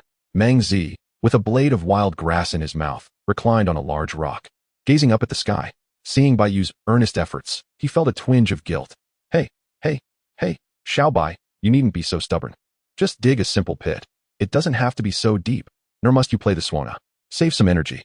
After finishing his tune, Bai Yu solemnly replied, in death, a person deserves respect. With no kin or friends, overlooked in life, who would care for them in death? Let this melody serve as their final dignity. May everyone receive the respect they deserve. Mang Zi stood astonished, as if struck by lightning. What a remarkable individual he was, so rare and pure-hearted, even showing kindness to the most despicable of those who had perished on the streets. Bai Yu gathered some twigs and stones to offer as incense and tribute. Funeral successful. Participation rate 61. Basic rewards: Qi and Blood 2, Life Experience 3. Optional reward: Strength 1. The first corpse had lived a woeful life, and thus the rewards were meager. Yet, even the smallest of mosquitoes is still flesh. Bai Yu did not complain. He placed the second corpse into the pit. This body was even smaller. A child who had succumbed to starvation. He covered it, played a tune, and offered twigs and stones. This time, the rewards were even more pitiful. Basic rewards: Strength 1. Life Experience 1. Optional reward: Qi and Blood 1. With a deep sigh, Bai Yu proceeded to bury the third corpse. This one was different. At least it was wrapped in a mat of straw. The young man bore a hint of youthfulness in his face, yet his clothes were stained with blood. Bai Yu followed the same ritual, covering the body, paying tribute, and playing a tune. Upon completing the mournful melody, a message resonated from the funeral record. Funeral successful. Funeral target: Yongwei. Funeral participation rate: 65. Basic rewards: Qi and Blood 15, Life Experience 12. Optional rewards: Strength 12, Fei Ling Palm, Fragment, low yellow grade.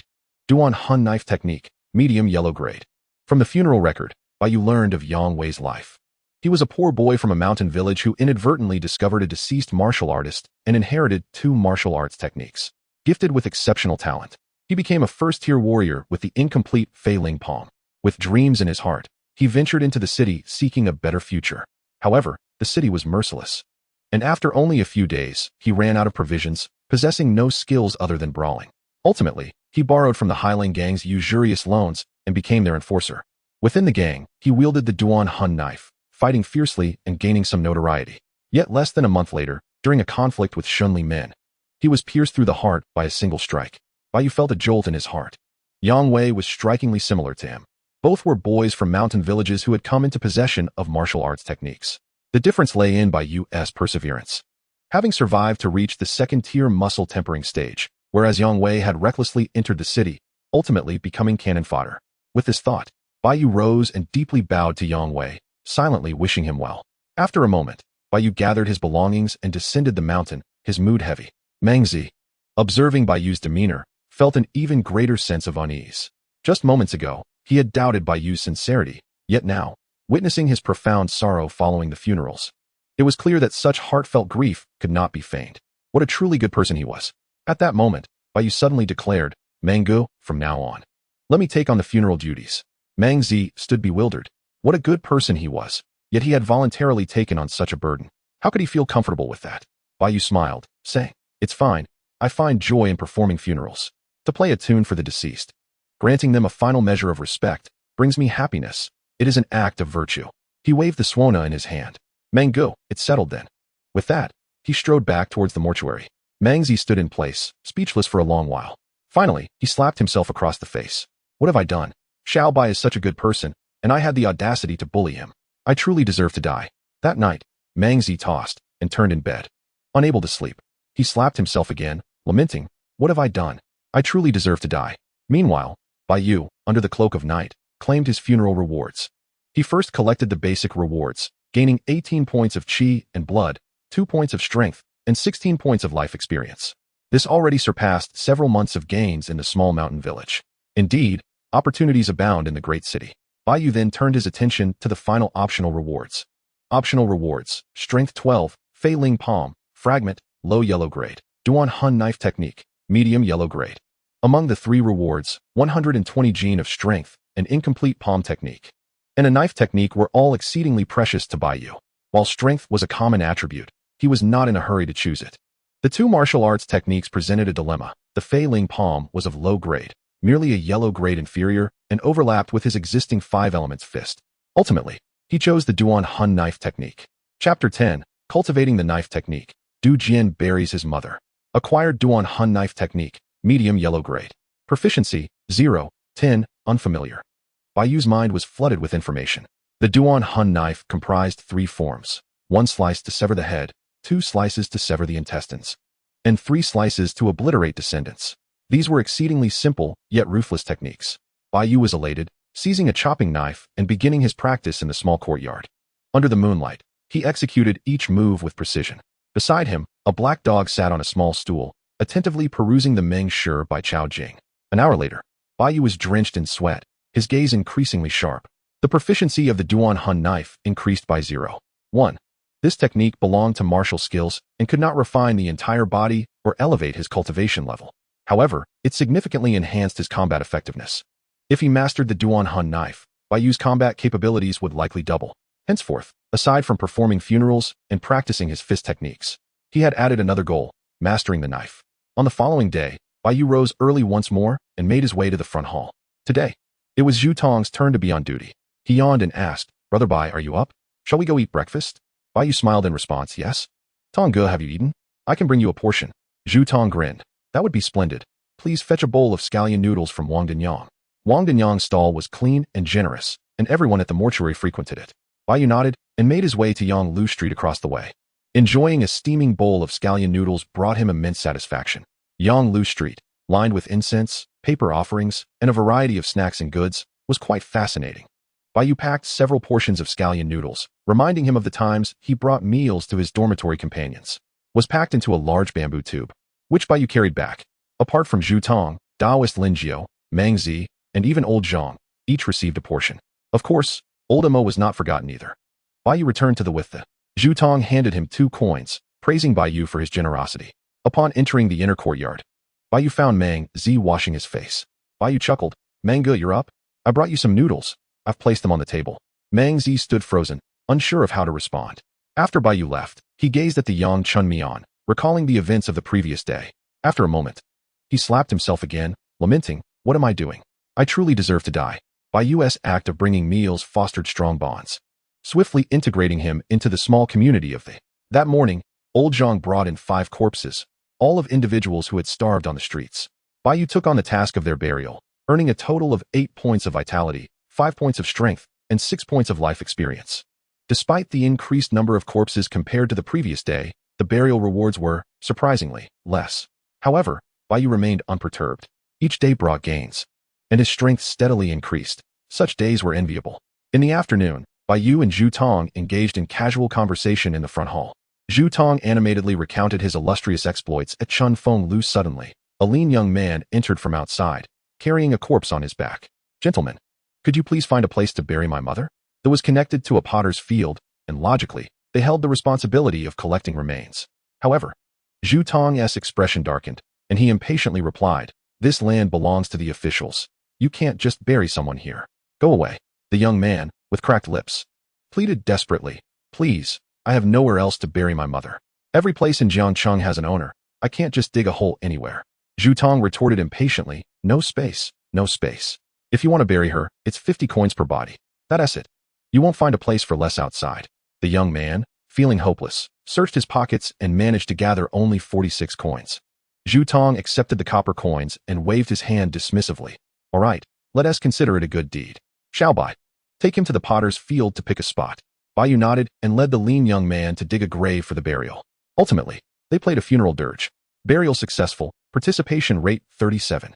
Vitality 3, life experience 4. The young man cast a grateful glance at Bai Yu before silently departing the potter's field. Upon returning to the front hall, Zhu Tong handed Bai Yu 18 coins. "According to the rules, 10 coins go to Wu, and the rest we split. Shao Bai, you did well. You didn't let your compassion lead you astray." Bai Yu remained silent. Every profession has its unspoken rules. For the errand boys, simple tasks must be complicated.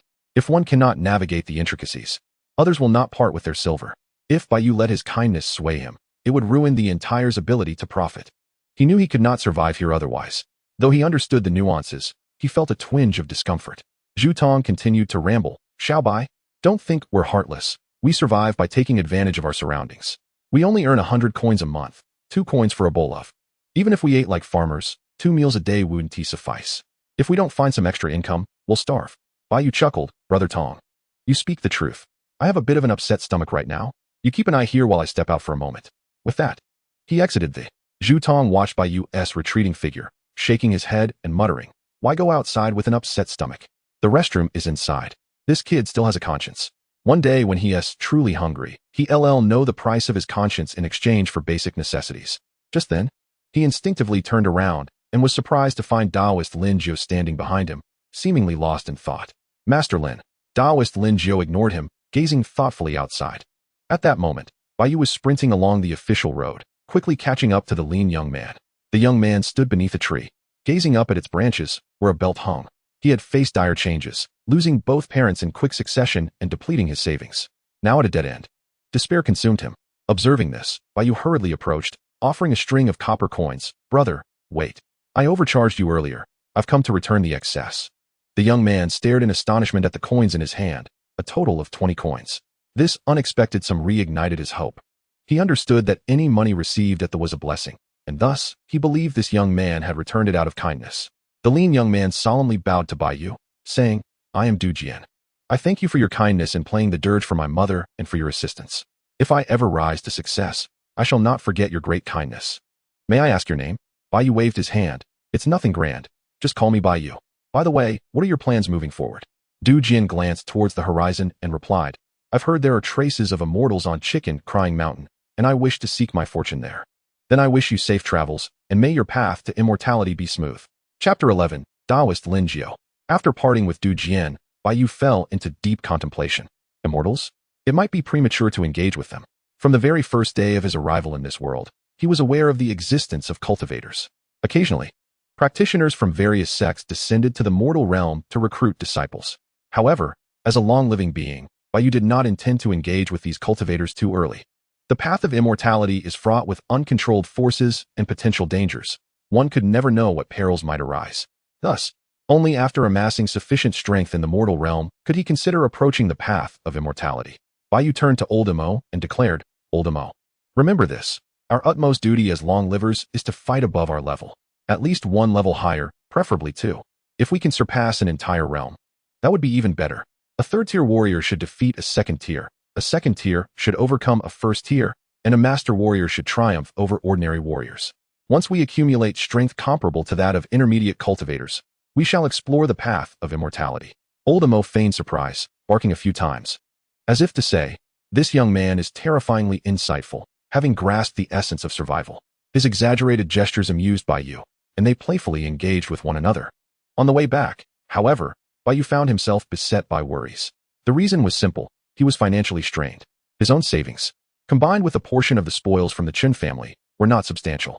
He had already spent quite a bit on his journey to Jiangcheng. Rural bullies differ greatly from urban landowners. Cash is limited, and wealth primarily consists of land and property. Residing in Jiangcheng is no small feat. His monthly salary was merely 100 coins, with each bowl of costing 2 coins.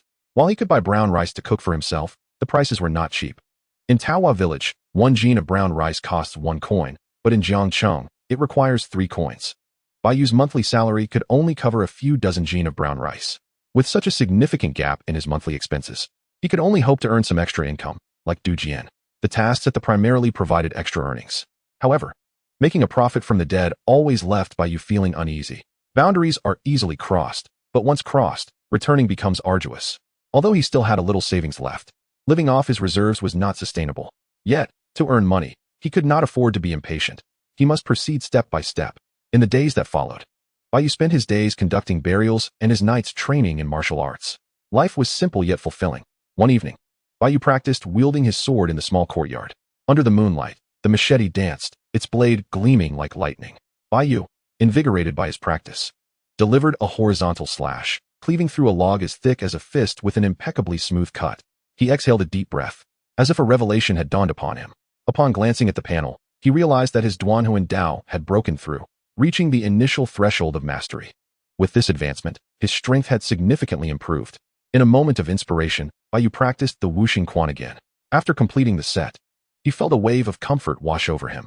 Just then, a voice called out from outside the courtyard. "Xiao Bai, have you recently broken through to a new realm?" Bai Yu turned to see Taoist Lin Jiu.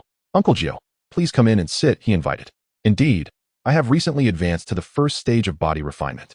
This was the first step in Bai Yu's plan, to subtly reveal his capabilities. The identity of a first-tier martial artist would greatly simplify his endeavors to earn money. Taoist Lin Jiu entered and seated himself on a bamboo chair, while Bai Yu hurriedly poured him a cup of tea. Lin Jiu nodded lightly and remarked, "It is evident that you have been diligent in your training. No wonder you have achieved a breakthrough. However, there is an issue with your boxing technique." Bai Yu was startled and quickly inquired, "Uncle Jiu, what have you discovered?" Lin Jiu explained, "The more you practice this set of punches, the more your vitality depletes." Bai Yu feigned surprise. "You noticed this? I indeed feel weaker the more I train, but I do not know why." Lin Jiu sipped his tea and replied with a faint smile, "The reason is that your boxing style lacks a training method. It is purely about the strikes. It is fortunate that you possess exceptional talent, allowing you to reach the body refinement stage with this technique." His words rang true. Were it not for Bai Yu's possession of the Zongshi Lu, which replenished his vitality through funerary rites, he might have already exhausted himself. Lin Jiu warned solemnly, "From now on, you must cease this practice. Continuing will shorten your lifespan. Vitality is the foundation of a martial artist. Only with abundant vitality can one advance further. Depleting it will not only hinder your progression, but also consume your essence." Bai Yu poured more tea for Lin Jiu and asked, "Uncle Jiu, if I wish to advance further, how should I address this issue?" Lin Jiu replied, "There is a solution. Simply change your martial arts technique. Your boxing style resembles one called Wuling Quan, which follows the principles of the 5 elements. If you can acquire Wuling Quan, you may easily switch your technique." Bai Yu's eyes lit up, and he inquired further, "Uncle Jiu, do you know where I might obtain this Wuling Quan?" Lin Jiu lifted his teacup and blew gently on it. Typically, martial arts techniques are rarely shared, even if some martial arts schools are willing to teach. The tuition is often exorbitant. However, you might try your luck in the black market. Wuling Quan is a high-tier yellow technique, and even in the black market, it could cost several dozen taels of silver. Bai Yu felt a bit disheartened. Several dozen taels. How long would he need to work to gather that? Nevertheless, this opportunity allowed him to seek more insights from Taoist Lin. "Uncle Jiu, you mentioned high-tier yellow techniques. How are these techniques classified?" Lin Jiu chuckled lightly and replied, "Martial arts techniques, like skills, are divided into 4 tiers: heaven, earth, mystery, and yellow, with each tier further subdivided into upper, middle, and lower grades. The higher the quality of the technique, the faster one can cultivate and the stronger one becomes within the same realm." Bai Yu nodded thoughtfully and pressed on, "Oh, I see. May I ask, Uncle Jiu, how are martial artists categorized in terms of realms?" Lin Jiu, in a spirited mood, began to explain, "This is not a secret, so I shall share it with you. As far as I know, martial artists can be classified into several realms: the muscle refinement realm, the vitality realm, the divine transformation realm, and beyond that, there are masters of the Qi and Sha realms, grandmasters, martial gods, and martial saints. Each realm is further divided into 3 minor realms. For instance, the muscle refinement realm consists of the first stage of body refinement, the second stage of muscle tempering, and the third stage of skin refining. The vitality realm can be divided into 4 stages of meridian opening, 5 stages of bone tempering, and 6 stages of organ refining. Once one reaches the 3rd stage and beyond, it becomes essential to circulate vitality and condense true energy. Thus, vitality is of utmost importance." Lin Jiu set down his teacup and rose to leave, saying, "Xiao Bai, sometimes recognizing one's own strength is a beneficial exercise. Until you acquire a new technique, you must refrain from practicing further. Damaging your foundational vitality will make future progress exceedingly difficult." After seeing off Taoist Lin Jiu, Bai Yu felt an even stronger urgency to earn money. Daily expenses required funds, and acquiring better techniques also demanded financial resources. A lack of money can stymie even the most heroic of endeavors. In the following days, Bai Yu refrained from acting impulsively, suppressing his desire to earn money while gradually integrating into the mortuary. However, Meng Zi, upon learning of Bai Yu's martial prowess, felt increasingly guilty. "What am I doing? Xiao Bai possesses martial skills, yet does not hold it against me. What a good person he is." He slapped himself again, exclaiming, "I truly deserve this." Even the notorious Wu, who frequently visited, began to regard Bai Yu with greater respect. In the past, he had a habit of offering a single coin to have others buy him meat and tea. Yet, a single coin could hardly purchase anything substantial. and the shortfall had to be compensated by the laborers themselves. After Bai Yu revealed his prowess in the body refinement realm, Wu no longer treated him so dismissively. Soon, Bai Yu had been at the mortuary for over a month. On a day designated for salary distribution, Wu handed out 100 coins to Zhu Tong and the others. Bai Yu had assumed he would also receive 100 coins, only to have Wu roll his eyes and state, for newcomers, half of the monthly salary is withheld for the first 6 months. Here are your 50 coins. Bai Yu's heart sank. The financial strain had become even more pronounced. Wu patted Zhu Tong on the shoulder, encouraging everyone, work hard, and if you do well, I will find you all a wife next year. As long as you exert enough effort, I can get a new mount. Bai Yu was left speechless. Truly, there are only misnamed titles and no mistakenly assigned nicknames. Wu was indeed a scoundrel. Once Wu departed, Meng Zi spat vehemently. Bah, what a thing. If I become a hero of the martial world, the first to pay for this will be him. Bai Yu smiled helplessly and said, regardless, the salary has arrived. We can afford a good meal now. Zhu Tong shook his head and replied, arrived? Xiao Bai, you are too naive. It has arrived, but it is not entirely in your hands yet. At that moment, a coarse voice boomed from outside. Mortuary workers, it is time to pay this month's protection fee. Chapter 12, The Black Wolf Gang. Mortuary workers, come out and pay the protection fee. A loud and crude shout echoed from outside. Following this, a one-eyed man with a beard strode into the mortuary, accompanied by a throng of followers. Bai Yu narrowed his eyes, sensing that the situation was far from simple.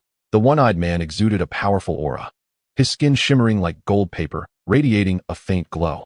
He was a third-stage skin refining expert. Just as Bai Yu was taken aback, Zhu Tong hurriedly approached, wearing a forced smile. Lord Zhu'er, what brings you here personally? We can simply deliver the protection fee to you. The one-eyed man brusquely shoved Zhu Tong aside. Don't try to butter me up. Each of you owes 50 coins, not a single coin less. Zhu Tong replied with a grin. As if I would dare to shortchange you, or the Black Wolf Gang. He offered the 50 coins without a hint of dissatisfaction. Meng Zi and Old Zhang also silently handed over their 50 coins. All eyes then turned to Bai Yu. Bai Yu was momentarily stunned. This was outrageous. He had just received 50 coins, and before he could even warm them up, they were demanded back. Is there no justice in this world? Bai Yu could not tolerate such insolence. He had just received his salary. Enraged, Bai Yu paid the 50 coins on the spot. It is often said that enduring for a moment results in tranquility, but taking a step back may lead to dire consequences. As long-living beings, we should not quibble over immediate gains and losses. Hiling Bang, by its very name, evokes an image of a formidable gang. With a leader who is a third-tier martial artist, it is certain that there are even stronger warriors within its ranks. For a mere 51, opposing such a large gang is simply not worth the risk. This is not cowardice, but rather wisdom. As a practitioner of longevity, I am not in haste. I shall keep a record for future reference. No matter how fierce a warrior may be, they too will eventually age. When Bai Yu grows stronger, all debts shall be repaid, with a touch of interest besides. He even began to contemplate learning the art of tomb raiding. It would be prudent to gather information about Zhu'er's ancestral grave in advance. Seeing Bai Yu's quick acquiescence, Zhu'er laughed and remarked, you are quite perceptive. Usually, newcomers lack clarity. Young man, if you find yourself short on funds, do not hesitate to approach us for a loan. Hiling Bang has always been fair, with a return rate of 9 to 13. Bai Yu replied with a smile, I dare not trouble you, Yi. I still have some coarse rice to get by. Zhu'er did not take offense and, accompanied by his men, turned to leave. Newcomers to the city rarely find it easy to settle in. They will inevitably seek loans from them. Bai Yu maintained a calm demeanor, but in his heart, he took note of Zhu'er. Had he not spent 20 years accumulating wealth in Taohua village, with some silver in hand, he might have rashly entered the city, only to pay protection fees with his hard-earned money. In such a scenario, he would be forced to turn to Hiling Bang for usurious loans, ultimately subjected to ruthless exploitation. Much like the late Yongwei, neither Hiling Bang nor Zhu'er were to be trusted. Outside the funeral home, Zhu'er was surrounded by followers, and wherever he went, no one dared to impede him, all hastily paying their protection fees. Meng Zi couldn't help but exclaim, a figure like Zhu'er is truly a local hero. Skilled in martial arts, who would not commend him? Moreover, it is said that Zhu'er values loyalty and filial piety. In his youth, when his mother fell gravely ill, he plucked out one of his own eyes to provide her with medicine. However, Meng Zi's words drew the derision of Old Zhang. You know nothing, young one. Zhu'er's tales are mere fabrications, fooling only those naive enough to believe. He slaughters and burns, only to don a mask of righteousness and virtue. Do you think he is a good man? Meng Zi, incensed, retorted, Old Zhang, are you challenging me? Zhu'er may have his flaws, but his filial piety is undeniable. Could you do what he did for his mother? Old Zhang, usually taciturn, had consumed enough wine to loosen his tongue. You know nothing. That I was gouged out after he was blinded by his own misdeeds while stealing chickens. And that leg of his mother was broken by Zwair himself in a fit of rage. He abused his parents in his youth, and once he gained some renown, he waved the banner of filial piety to cloak his shame. How many in the underworld boast of their loyalty and virtue? Mang Zi, young and impetuous, had always harbored dreams of the martial world and idolized figures like Zwair. Old Zhang's words pierced through his illusions. Angered, he shouted, "Old Zhang, you dare to insult Zwair? I will end you." Old Zhang, taking a swig of wine, showed no fear. "If you have the guts, do it. When I was challenging others, you were still in diapers." Mang Zi's fury intensified. "I will indeed do it. Do you know how I earn my reputation?" As he spoke, he moved to strike. Bai Yu interjected hastily, "Mangu, let it go." Zhu Tong quickly stepped between the two, urging, "Uncle Zhang, perhaps you should refrain from further comments to maintain harmony." Initially resistant, Mang Zi attempted to break free with brute strength, only to find Bai Yu's arm as unyielding as iron, firmly restraining him. With a gentle yet forceful push, Bai Yu guided Mang Zi into the inner room. Under Bai Yu's reasoning, Mang Zi finally calmed down. Humph, Old Zhang simply cannot stand to see anyone prosper, spreading rumors behind their backs. Bai Yu found the situation amusing. Zwair's behavior, in the context of launching, could be described as creating a persona. Look how diligent my brother is, how he cherishes his fans. Many, without realizing it, fall into the trap. Once Mang Zi was composed, Bai Yu returned to the small courtyard to rest. He calculated that the funds he brought from Taohua village were running low. With one man and one dog to feed, his income barely amounted to a single one. If this continued, he would either have to follow Zhu Tong and others to seek side jobs or resort to high-interest loans. The urgency to acquire funds was pressing. Bai Yu pondered and realized there was a potential avenue for income. He could produce Yangjing San and sell it in the black market.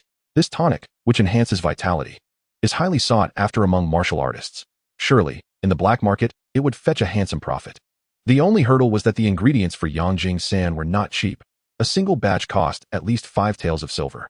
The base capital was off limits, and he lacked the necessary startup funds. This predicament even made Bai Yu consider resorting to theft. However, such thoughts were fleeting. The wealthy merchants and their bodyguards were not to be trifled with. Bai Yu felt a surge of restlessness. Suddenly, Lao Mo tugged at his trousers, pulling him into the courtyard. As the gentle breeze swept by, Bai Yu felt a wave of clarity wash over him. Of course, as a practitioner of longevity, how could I be stymied by a trifling sum of silver? He exhaled a long breath of frustration and picked up the suona, playing a gentle tune.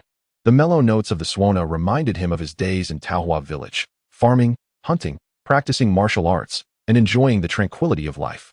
Upon finishing the tune, his previously agitated state of mind was restored to peace.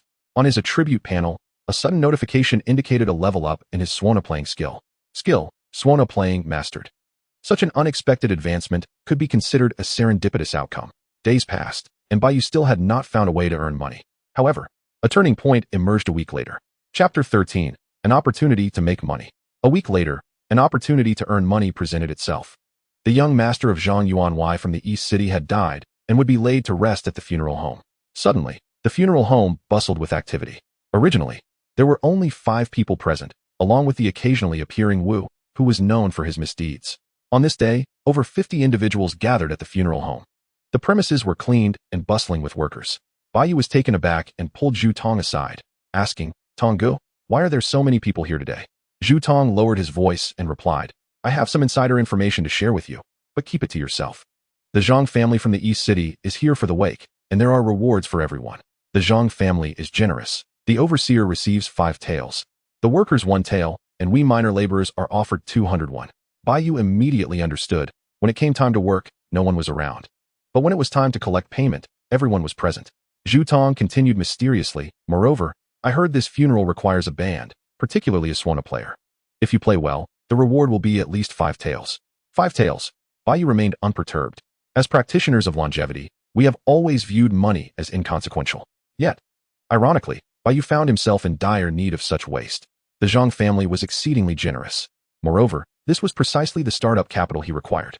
Bai Yu grasped Zhu Tong's arm eagerly, asking, "Tonggu, please tell me more about this band." Zhu Tong chuckled, "I knew you would be interested." The Zhang family's young master was a martial arts prodigy, achieving the rank of 3rd-tier martial artist at a young age. Yet, he suddenly passed away, leaving his eyes forever unclosed. The sorrow of Zhang Yuanwei was profound, akin to a living death. Bai Yu questioned, "What does this have to do with the suona player?"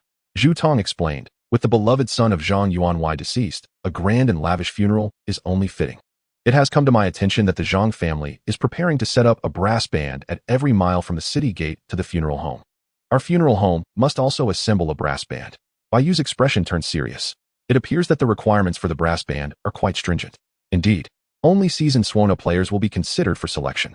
Without further ado, I shall go and hang a few lanterns. Zhu Tong, carrying a white lantern, began bustling about both inside and outside. As Bai Yu tidied up, his mind was swirling with thoughts. A reward of 5 taels of silver awaited, and the opportunity to conduct the funeral of a third-tier martial artist promised substantial compensation. The temptation was undeniably great. He was determined to compete for a spot as a Suona player. Before long, Taoist Lin Jiu summoned everyone and said, "Surely everyone is aware that the Zhang family requires a brass band, with the Suona player being of utmost importance. If performed well, the Zhang family's rewards will be plentiful. Who is willing to step forward for the brass band?" Naturally, a funeral home cannot be without a brass band.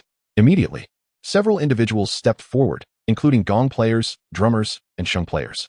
Bai Yu also stepped forward with his Suona, joined by 2 others. At that moment, a voice, neither harsh nor gentle, drifted from behind. "The youth today truly lacks understanding. How dare you approach at such a young age?" The crowd turned to see a lean middle-aged man wearing a melon-shaped cap, his waist adorned with a Suona. He held a wine jar in his hands, reeking of alcohol. Someone in the crowd recognized him, exclaiming, "Lu Yiqiu, he has arrived. The Suona position is undoubtedly his."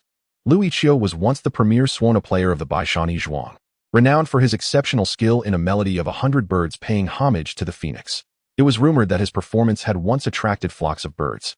The Baishan Zhuang was filled with connections, yet some had genuine talent, Lu Yiqiu being one of them. Upon seeing Lu Yiqiu, the other 2 Suona players immediately withdrew. "Master Lu has arrived. We shall step back," they said. Bai Yu was momentarily stunned. Was Lu Yiqiu truly this well-known? However, with a third-tier martial artist's funeral and 5 taels of silver in compensation, Bai Yu was not one to concede easily. Furthermore, when it came to playing the Suona, he had never feared anyone. He stood his ground, unwilling to back down. At this moment, Lu Yiqiu staggered over to Bai Yu, intoxicated, and said, "Young man, did you not hear? The position of Suona player belongs to me, Lu Yiqiu." Bai Yu replied calmly, "Since Taoist Lin has invited everyone to compete, there is no predetermined claim to the position. It must first be proven who is more suited." Lu Yiqiu chuckled, "You are quite audacious, young man. Today's youth are truly overconfident. How many years have you played the Suona to challenge me?" Laughter erupted among the others. "Haha. This kid is new and clearly unaware of the hierarchy. Young man, do not embarrass yourself. Step aside. Do you think you can compete with Lu Yiqiu? Can you play a melody of 100 birds?" Zhu Tong, a good friend of Bai Yu, hastily approached and tugged at Bai Yu's sleeve. "Xiao Bai, Master Lu is a senior and an exceptional Suona player. You are not his match. It would be wise to concede." Bai Yu gritted his teeth and declared, "I will not give up.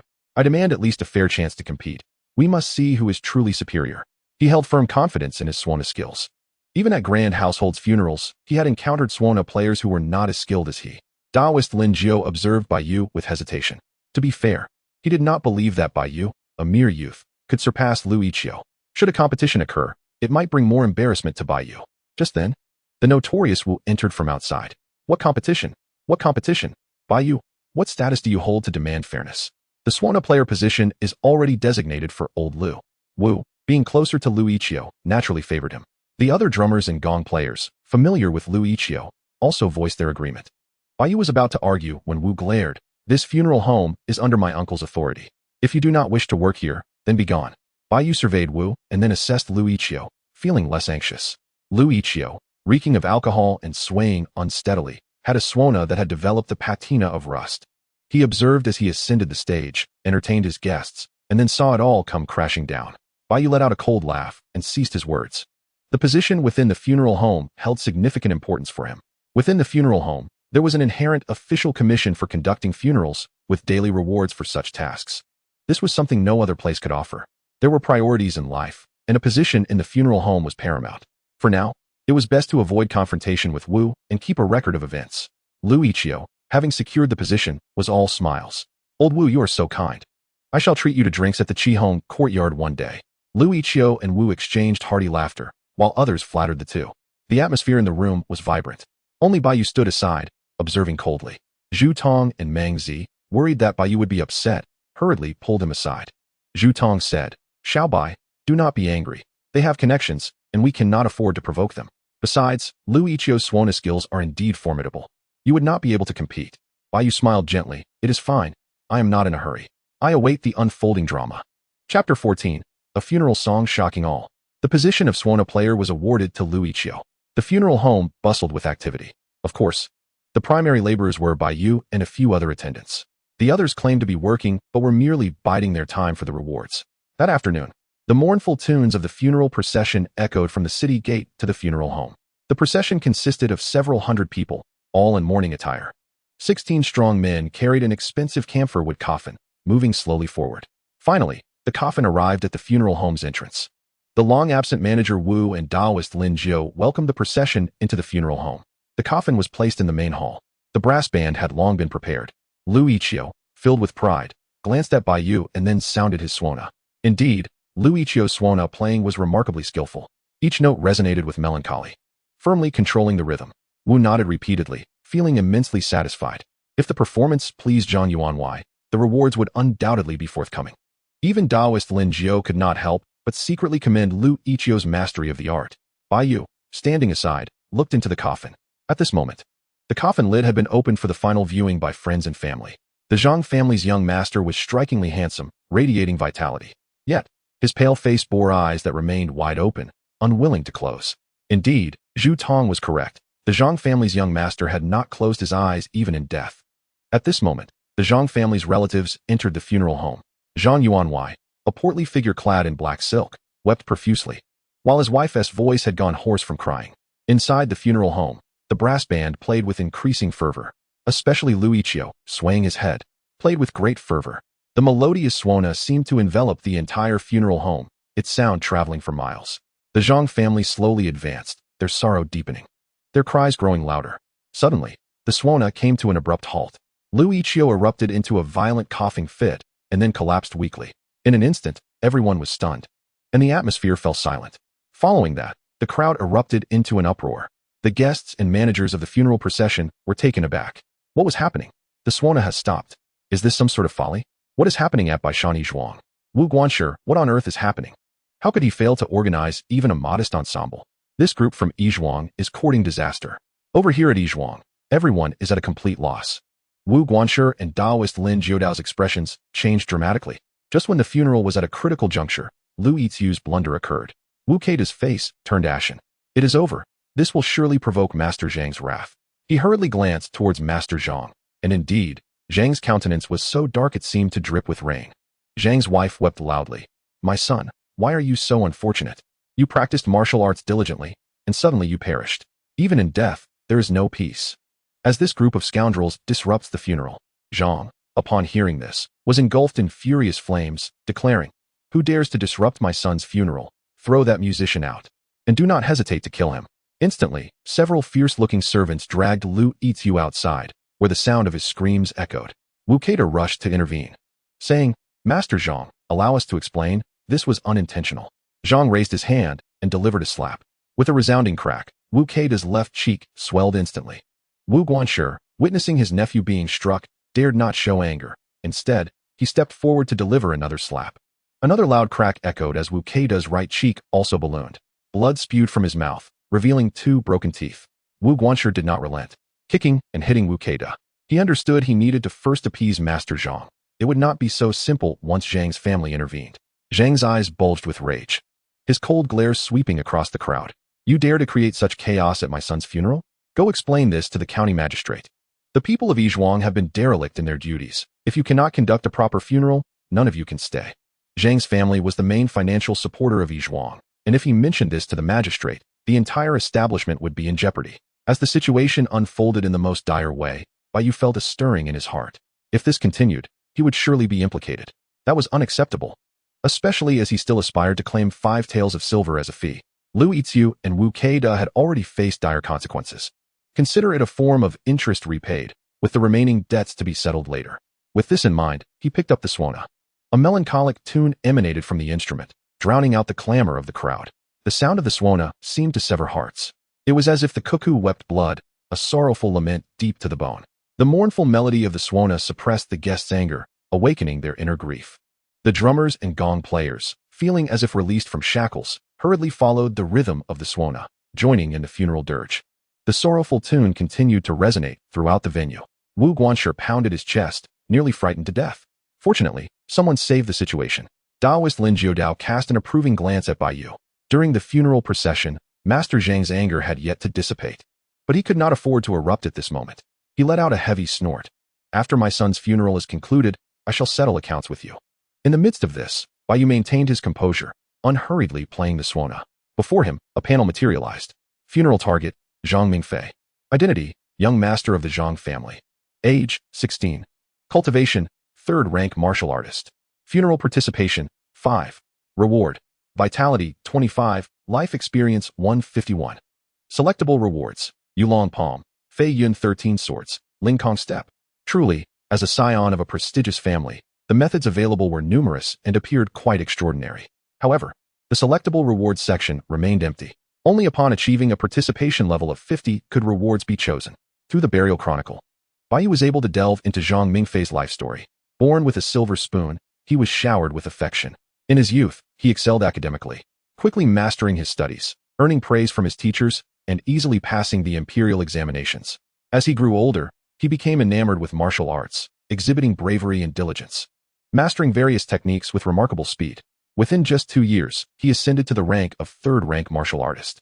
His life could be characterized as smooth sailing, a true archetype of a protagonist.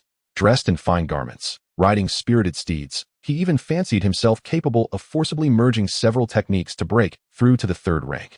However, the conflicting techniques led him to madness, resulting in the severance of his heart's meridian and ultimately his demise. I cannot accept this. I cannot accept this. Zhang Mingfei's spirit lamented.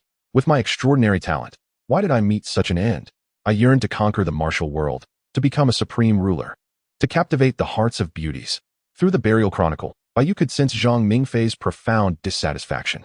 As the final notes of the lament faded, Bai Yu seamlessly transitioned into a dirge. In the fields of home, gathering souls without discernment. The spirits urge us, and lives cannot afford to linger. Do you not see how many illustrious figures rest beneath the northern mound? Bai Yu, having attended funerals in Taohua village for 2 decades, had grown accustomed to the cycles of seasons, life, and death. Reflecting on past histories, even amidst splendor and fervor, all would ultimately return to dust. Across the ages, it is but a sigh. He infused this wisdom into the elegy. The sound of the suona carried a sense of solitude and melancholy, as well as a tranquil understanding of the passage of time. The crowd, upon hearing it, felt their spirits lift.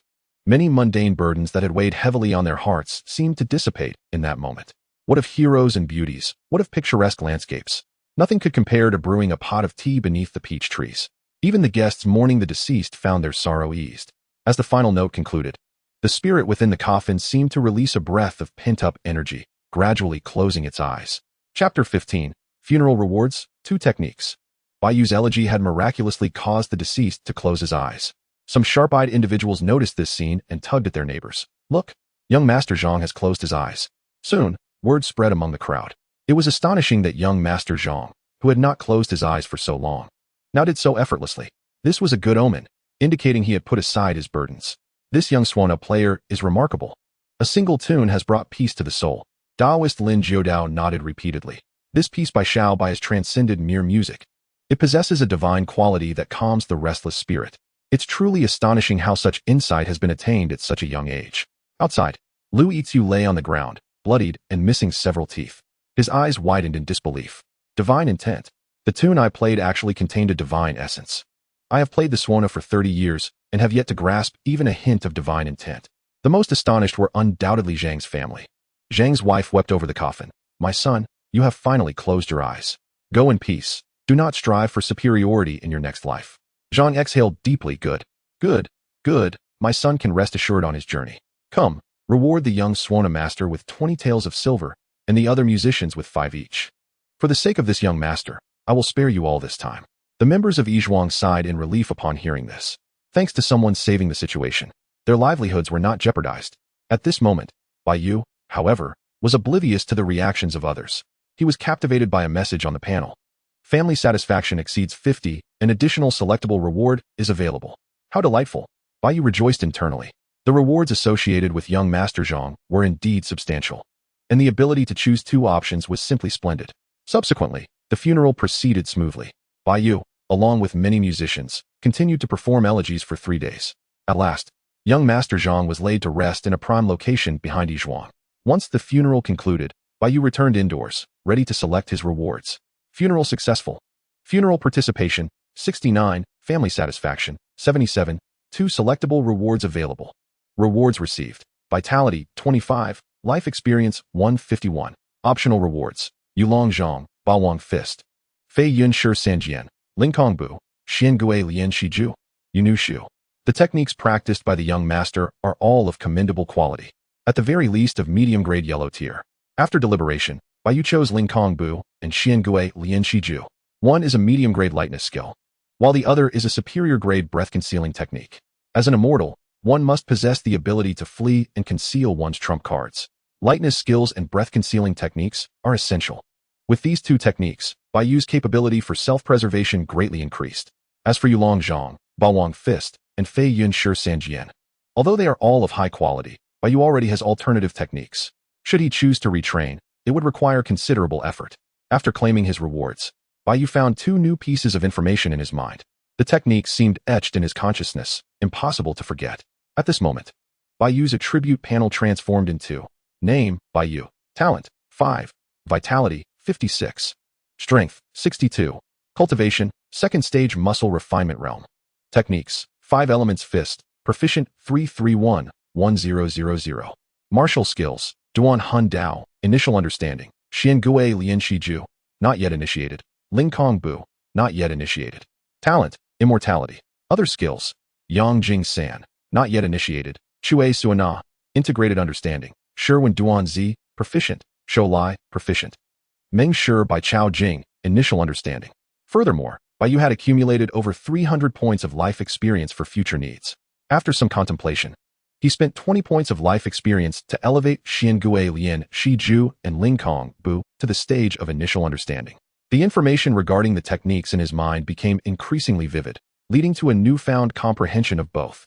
Bai Yu assumed a peculiar stance, resembling a large turtle standing upright. He maintained this position, as if in meditation, his breath becoming faint. Most astonishingly, his entire aura began to retract. The surging vitality quieted, ultimately aligning with that of an ordinary person.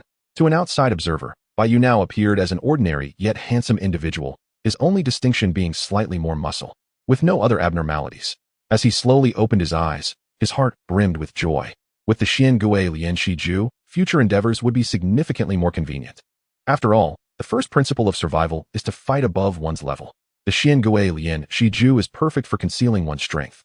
Bai Yu practiced it several times, ultimately managing to suppress his aura to the level of a first-grade flesh refiner. He was not in a hurry, diligently pondering the technique to ensure flawless execution. At that moment, a knock resonated from outside. Xiao Bai, come out quickly, the feast is about to begin. Zhu Tong's excited voice came through. Bai Yu opened the door, and Zhu Tong eagerly handed him a handful of copper coins. The funeral had concluded, and Zhang Yuanwei was quite satisfied, offering each person 501 as a reward.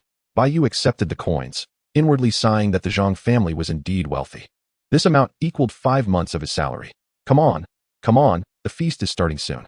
Today, Zhang Yuanwei specifically instructed to toast you with a cup of wine. Zhu Tong urged as he pulled Bai Yu along.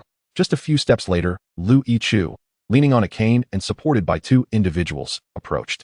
Glaring fiercely at Bai Yu, he had almost ruined the Zhang family's funeral and was dragged out by the family's attendants for a severe beating. By sheer luck, he had survived with only a broken leg. After lying in bed for 3 days, he could barely manage to get up. Lu Yichu blocked Bai Yu's path, menacingly asking, "Kid, did you sabotage me during the performance?" Bai Yu smiled faintly. Lu Yichu, do not deceive yourself. How long has it been since you last played the Swana? Even the reed has started to rust. I reckon you've indulged excessively in wine and pleasures recently. How much breath do you have left? Bai Yu's Meng Shi by Chao Jing had reached the level of initial understanding. Thus he could discern that Lu Yichu's body had been thoroughly depleted. The Swana requires a robust breath, demanding sustained stamina. Given Lu Yichu's condition, he certainly could not complete the performance. Of course, Bai Yu had not anticipated Lu Yichu's frailty to such an extent. Coupled with Lu Yichu's agitation during the performance, he had faltered before finishing. Bai Yu ignored him and walked away with Zhu Tong. Lu Yichu remained in place, touching the Swana at his waist, noticing it had indeed developed a layer of rust. The instrument reflected his shadow, revealing his haggard appearance. He gritted his teeth. I have been harmed by indulgence. and now I appear so gaunt. From today onward, I shall abstain from wine. As for swearing vengeance against Bai Yu, that was merely a cliché trope. Ordinary people must lead their lives. There are not so many life and death grudges. Lu Yichu would at most seek an opportunity to trip Bai Yu. Inside and outside the funeral home, over 100 tables of banquets were arranged. Ordinary guests dined outdoors, while esteemed guests enjoyed private dining rooms inside. As a mere servant, Bai Yu was not originally qualified to enter. However, since Zhang Yuanwei specifically requested to drink with Bai Yu, he could not be relegated to the outside. Thus, Bai Yu sat at a table with Steward Wu, Taoist Lin Jiu, and others. Zhang Yuanwei indeed came over, raising a cup of wine to toast Bai Yu. This moment elevated Bai Yu's reputation, subtly endowing him with the moniker Bai Yichu by Zhenhan. Naturally, Bai Yu was indifferent to such superficial titles.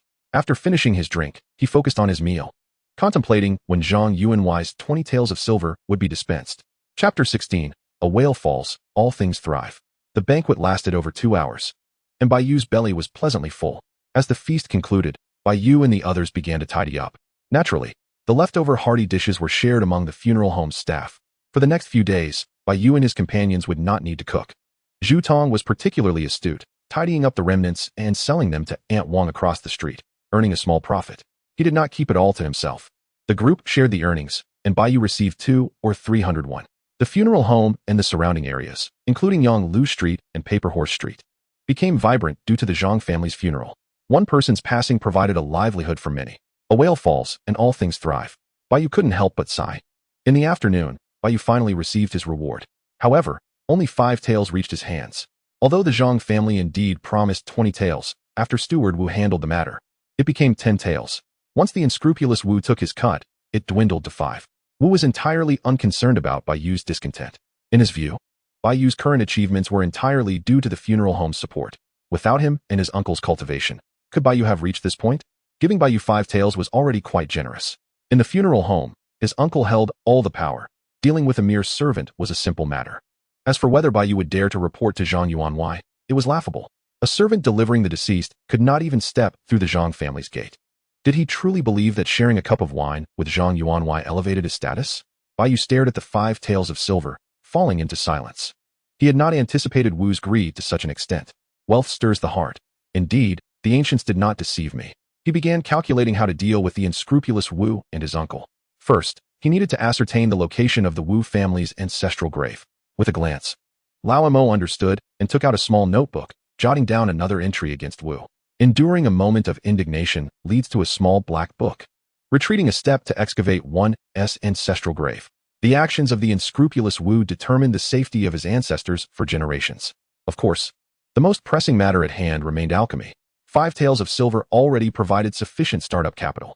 On that evening, Bai Yu and Lao Mo each savored the last of their elbow meat, relishing the flavors that left their mouths slick with grease.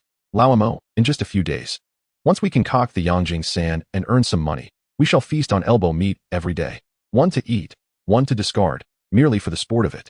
After finishing the meat, Lao Mo gnawed on the bone, expressing his hearty approval with a joyful bark.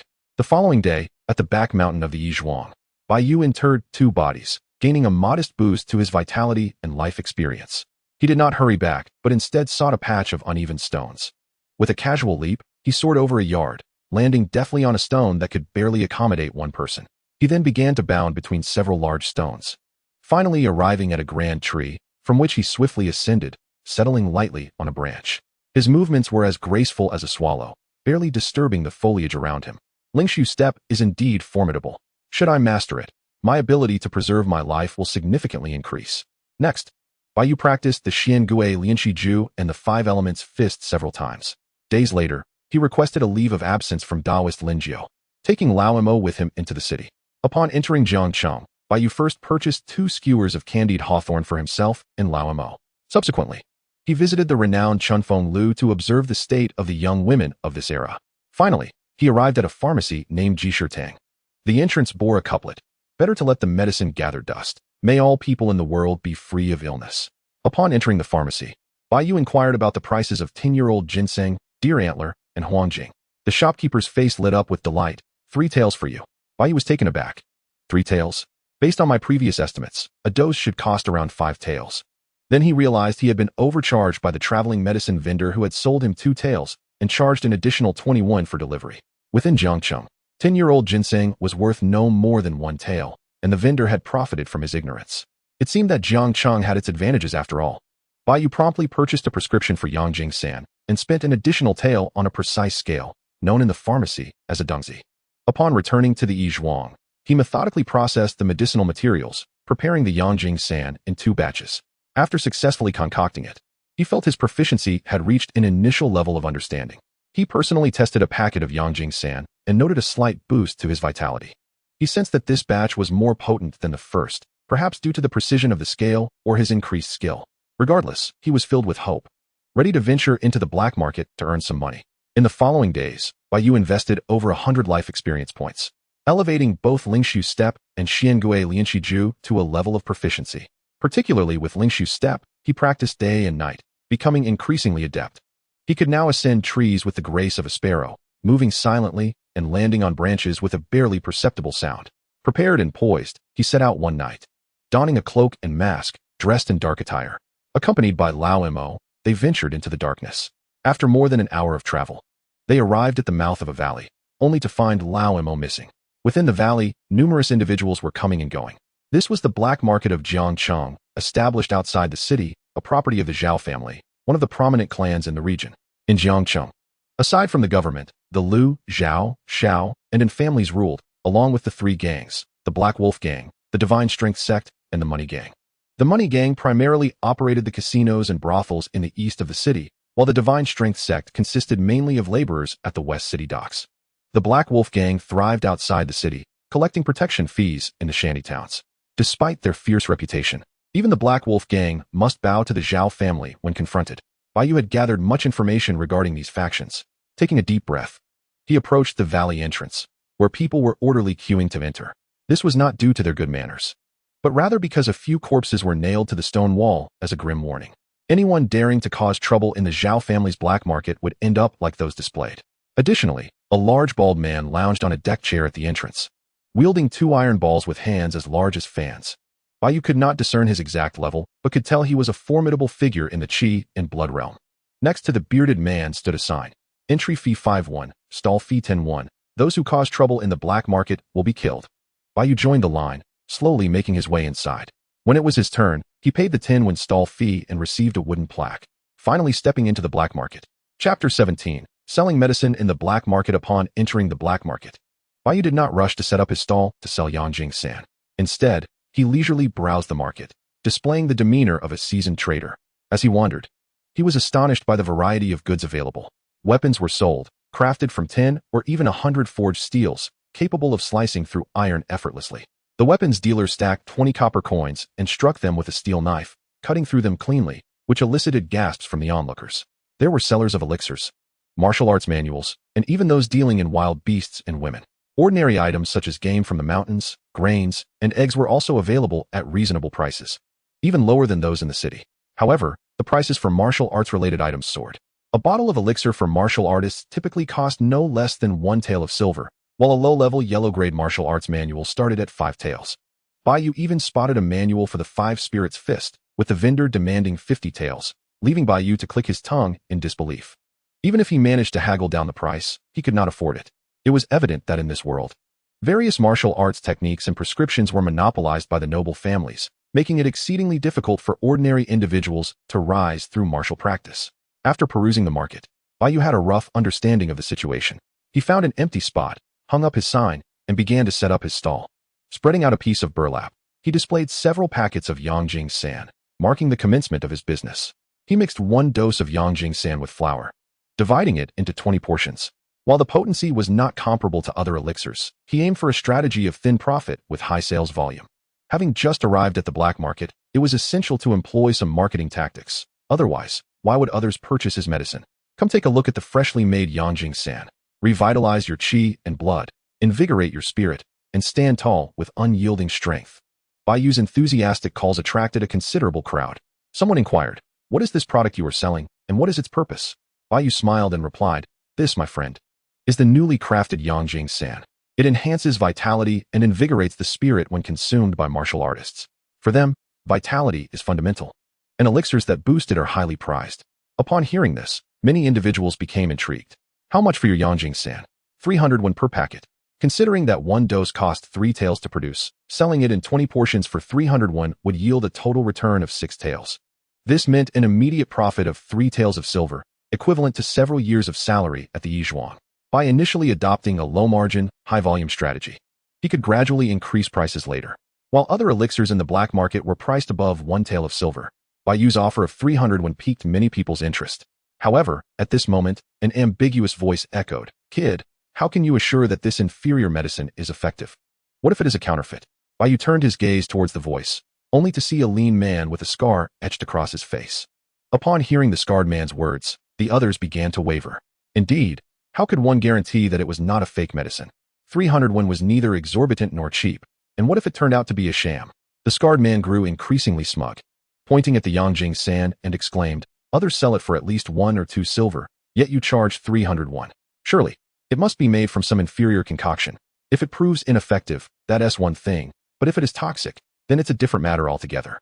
Bai Yu furrowed his brow and replied coldly, "Esteemed guest, one may consume medicine recklessly, but one must not speak carelessly. How can you arbitrarily claim that my medicine is counterfeit?" Observing the man, Bai Yu assessed him to be of slightly above average strength, merely a novice martial artist.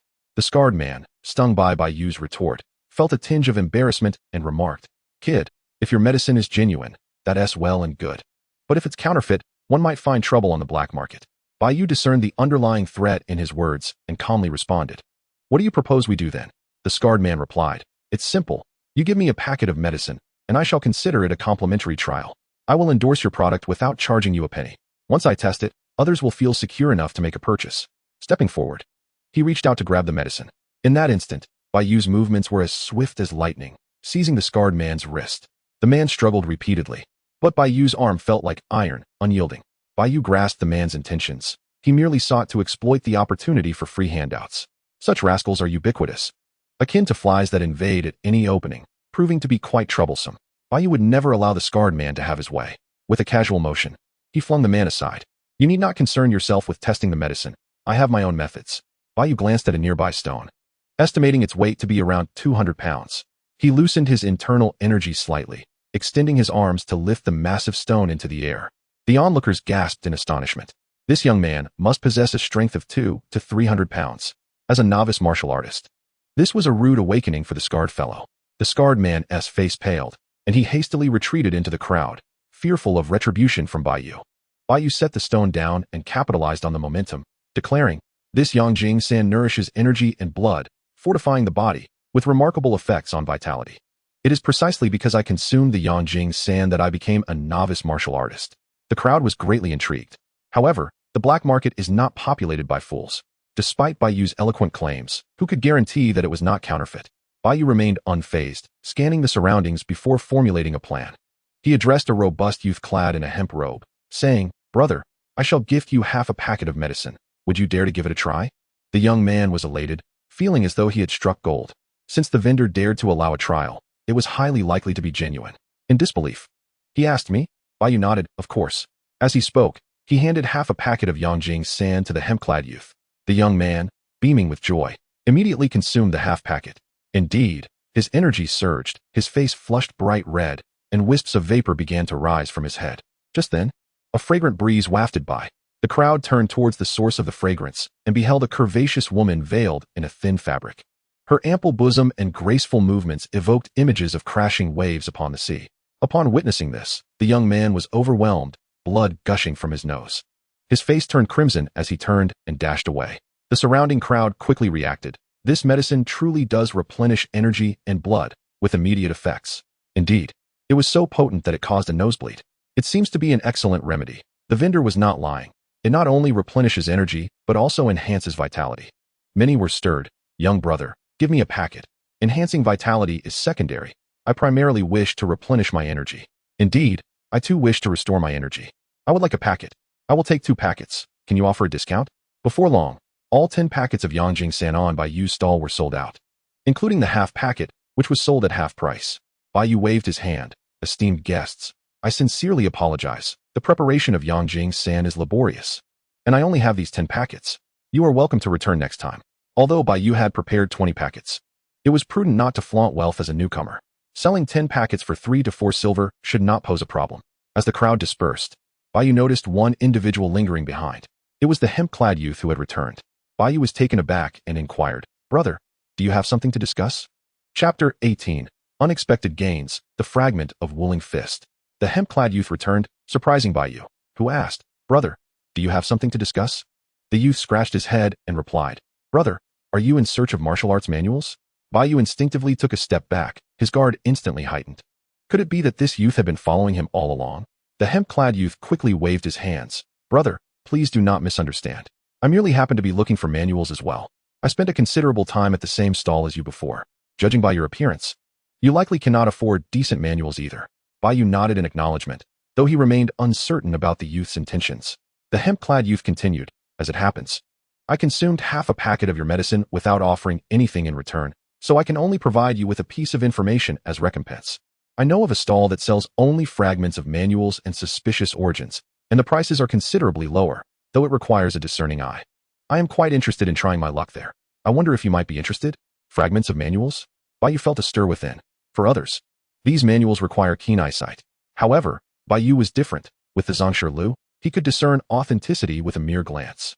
Moreover, what if these fragmented manuals were still usable? After pondering, Bai Yu replied, "I appreciate your information, brother. I am indeed somewhat intrigued." The hemp-clad youth smiled. "I am glad to be of assistance. The stall is just over there. By the way, brother, my name is Bai Chi. May I ask for your esteemed name?" Bai Yu was taken aback. He had not expected to encounter someone with the same surname, Bai. Furthermore, the name Bai Chi, reminiscent of Bai Chi, fool, made sense as to why he could consume half a packet of Yangjing sand for free. Bai Yu had no intention of revealing his true name and instead replied, "I am Kai Kuan." Bai Chi, quite affable, responded, "Ah, it's brother Kuan Kuan. Follow me." Bai Yu packed up his stall and followed Bai Chi. He then asked, "By the way, Bai Chi, do you know who that scarred man was?" Bai Chi laughed. "That's Scar Lu Si. He is notorious around here for scamming newcomers." Soon, the two arrived at an inconspicuous stall. This stall was quite remote, and the vendor appeared lazy and unmotivated. During his previous wanderings, Bai Yu had not noticed this stall. The stall displayed various porcelain and bronze items, covered in dust. On the other side lay a haphazard pile of books. Bai Yu understood what Bai Chi meant by suspicious origins. It seemed the vendor was a tomb raider. Bai Chi said, "Brother Kuan Kuan, I will leave you here. I am low on funds and cannot afford even a fragment, so I will take my leave." Bai Yu was unfazed, bidding farewell to Bai Chi before turning his attention to the vendor. "Old man, how much for these books?" The vendor, a man with a mustache, lazily glanced at Bai Yu, revealing a toothy grin. "Look for yourself. Choose one, and then come ask." Bai Yu paid no mind, picking up the first book, which bore the title, "The Infinite Universe Unveiling the Chaotic Yin-Yang Bagua Palm."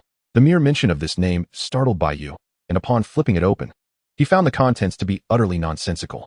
It was evidently a ruse meant to deceive the gullible, ensnaring one victim after another. After browsing through several more volumes, he discerned that they were all filled with swindles and deceit. Amused yet infuriated, he asked the proprietor, "Is there truly nothing of genuine value here?" The old man with a mustache, visibly displeased, retorted, "Young man, what nonsense you speak. These are ancient artifacts from tombs, each boasting a history of at least several millennia.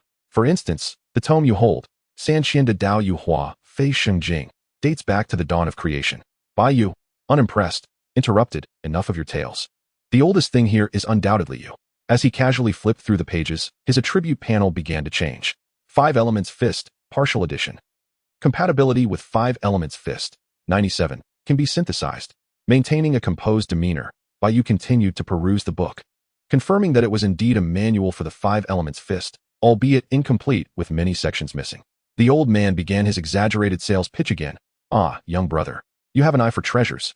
This is the renowned 5 Elements Fist, a superior yellow-grade technique.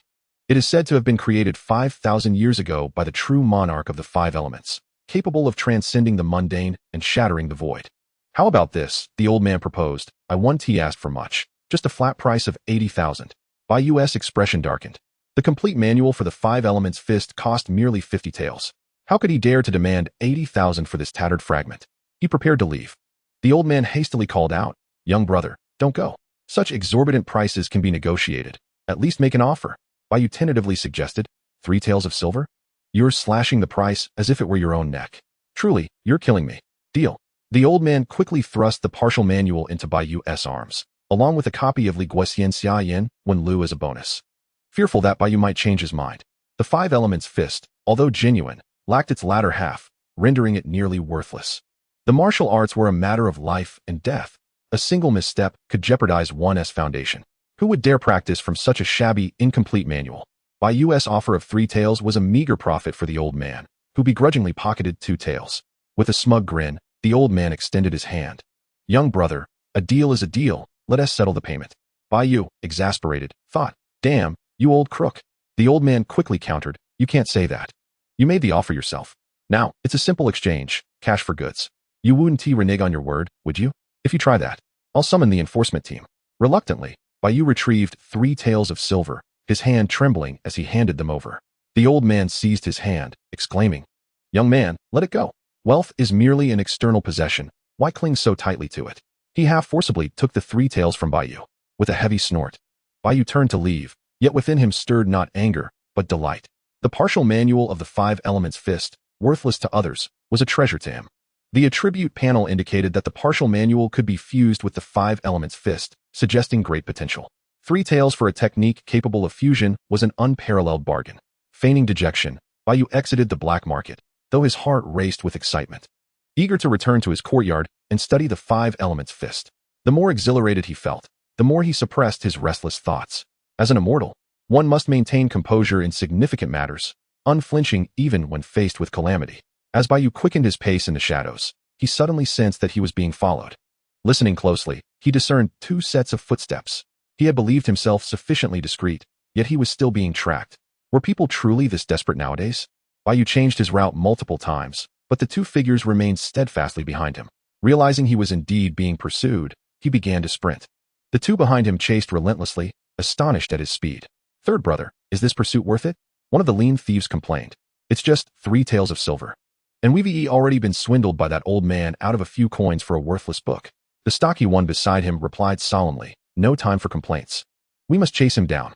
We can only gamble on this. If he possesses a formula for pills, we stand to gain immensely, and we can settle our debts with the Hei Lang gang. If not, we'll have to face the consequences from that one-eyed old debt collector. Thus, these 2 nefarious rogues, known as Mao San and Go Si, both first-tier martial artists, found themselves in a precarious situation. They had not intended to risk so much for a mere 2 taels, but had been forced into this gamble after losing heavily at the gambling den and accruing debts to the predatory Hei Lang gang. In truth, 99% of those selling elixirs had no formulas to offer. Yet, Mao San and Go Si had no choice but to take their chances. As they thought of the gang's ruthless methods, a shiver ran down their spines, compelling them to quicken their pace. Don't worry, fourth brother. Mao San encouraged Go Si. I'm sure of it. This kid is probably just a novice. He didn't even bring a weapon. We can easily handle him. Suddenly, they spotted a shadow dart behind a large tree and vanish from sight. Alarmed, they hastened forward, weapons drawn. Upon reaching the tree, they found Bai Yu had already disappeared. Just then, from behind a small mound, the sound of rolling stones echoed. Mao San and Go Si exchanged glances, their eyes alight with determination as they lunged toward the source of the sound. Mao San wielded a long knife, while Go Si brandished a dagger. At that moment, a dark figure leaped from the tree behind them. Bai Yu, with a machete in hand, he swung it downward. The technique, Duan Hun Dao Fa, severed Mao San's head in a flash, blood spraying forth. Go Si, taken aback, leaped forward, spinning midair to hurl several throwing knives. 3 knives formed a triangle, aimed directly at Bai Yu's head and chest. Bai Yu leaned back, evading the 3 blades, which embedded themselves into the tree behind him. Seizing the opportunity, Go Si lunged forward with his dagger. However, at that moment, a black dog emerged from behind the mound and tackled Go Si to the ground. As Go Si prepared to retaliate, Bai Yu closed in, swinging his machete to sever Go Si's arm. A second horizontal slash left Go Si's head rolling away. Bai Yu delivered 2 more strikes to ensure both rogues were thoroughly dispatched before exhaling a sigh of relief. Such life-and-death combat was undeniably exhilarating. Fortunately, Bai Yu had meticulously prepared for this encounter with bandits. He had already set up strategic points beforehand, hiding the machete in the tree and instructing Lao Mo to lie in ambush behind the mound. Lao Mo's current strength was comparable to that of a peak first-tier martial artist. The duo, a man and his dog, easily dispatched Mao San and Go Si. Turning to Lao Mo, Bai Yu remarked, the second law of Go Dao. The world of martial arts is perilous. One must always feign weakness to ensnare the strong. A cunning practitioner of Go Dao will always keep several cards up their sleeve. Lao Mo approached, his eyes filled with admiration. Though he was indeed a dog, he could not surpass Bai Yu. Lao Mo wagged his tail vigorously, rubbing against Bai Yu's thigh, seeking praise. Bai Yu smiled gently, stroking Lao Mo's head. Xiaoxiazi, you did exceptionally well. This was the tacit understanding between Bai Yu and Lao Mo. When venturing outside, they never used their real names. Bai Yu adopted the alias Kai Kuan, while Lao Mo was known as Xiaoxiazi. Regardless of the circumstances, it provided a layer of insurance. Bai Yu calmed his mind and swiftly searched their bodies. He found a couple of silver coins and several coins of lesser value. Bai Yu could not help but scoff. How can they dare to rob when they are this poor? Don't they know to earn money? What a tremendous loss. Fortunately, Mao San's steel knife appeared to be of decent quality, likely forged from 10th grade steel, capable of fetching a few taels of silver in the black market. Bai Yu also retrieved Go Si's dagger and 3 flying knives, all crafted from 10th grade steel. Notably, one of the flying knives was coated with a purple poison. If struck, it would likely prove fatal. Finally, Bai Yu discovered a vial of medicine in Go Si's embrace. Upon opening it, a pungent, metallic odor wafted forth. Without a doubt, it was poison. Bai Yu silently rejoiced, grateful for his thorough preparations and the several hidden cards he had retained. Otherwise, he might have fallen victim to Go Si's treachery. After clearing the battlefield, Bai Yu swiftly departed with Lao Mo. Upon returning to the righteous hall, he meticulously examined the spoils of the day. Selling Yanjing San had earned him 3 taels, half of which was spent on a fragment of the Wu Ling Quan manual. He had slain 2 bandits, accumulating 1 tael and 43 coins. Additionally, he had a 10th grade steel knife, a dagger, and 3 flying knives, along with a vial of lethal He Ding Hong poison. In the black market, these items would command no less than 10 taels of silver. Despite the over 10 taels of earnings, Bai Yu felt unsatisfied. He turned to Lao Mo and said, Lao Mo, unless absolutely necessary, do not risk your life for these trifles. As long as we live long enough, wealth and martial arts will eventually come. It is not worth such a risk. 100 years from now, that mere sum will be but a drop in the ocean. Lao Mo responded with a woof, woof. Bai Yu affectionately patted Lao Mo's head before beginning to peruse the Wu Ling Quan fragment. It depicted figures simulating the punches of 5 types of spirit beasts. As he committed the fragment to memory, his attribute panel underwent a transformation. Martial art, Wu Xing Quan, proficient, Wu Ling Quan fragment, unfamiliar. Compatibility 97, can be merged. Fusion cost, 100 life experience. Without hesitation, Bai Yu invested 100 life experience into the Zongshi Lu. Instantly, shadowy figures appeared in his mind, continuously practicing martial arts. Ultimately, the Wu Xing Quan and the Wu Ling Quan fragment fused, creating a new martial art. In addition to the original 5 techniques, for health-preserving methods were added. Xiang Wu Xing Quan, yellow grade intermediate. Bai Yu beamed with joy, having acquired a yellow grade intermediate martial art. Even in the black market, such a technique would command over 20 taels of silver. Bai Yu had spent merely 3 coins, a remarkable profit. Furthermore, the Xiang Wu Xing Quan retained the proficiency of the Wu Xing Quan. Excited by the prospect, Bai Yu immediately practiced the Xiang Wu Xing Quan, which delighted him immensely. Chapter 20, Third Stage Warrior, Qi Refinement Realm. After 1 round of the Xiang Wu Xing Quan, Bai Yu felt a surge of warmth coursing through his body, his pores expanding. Practicing the Xiang Wu Xing Quan not only consumed no qi and blood, but also replenished it. This was simply marvelous. In the days that followed, Bai Yu embarked on a journey of cultivation.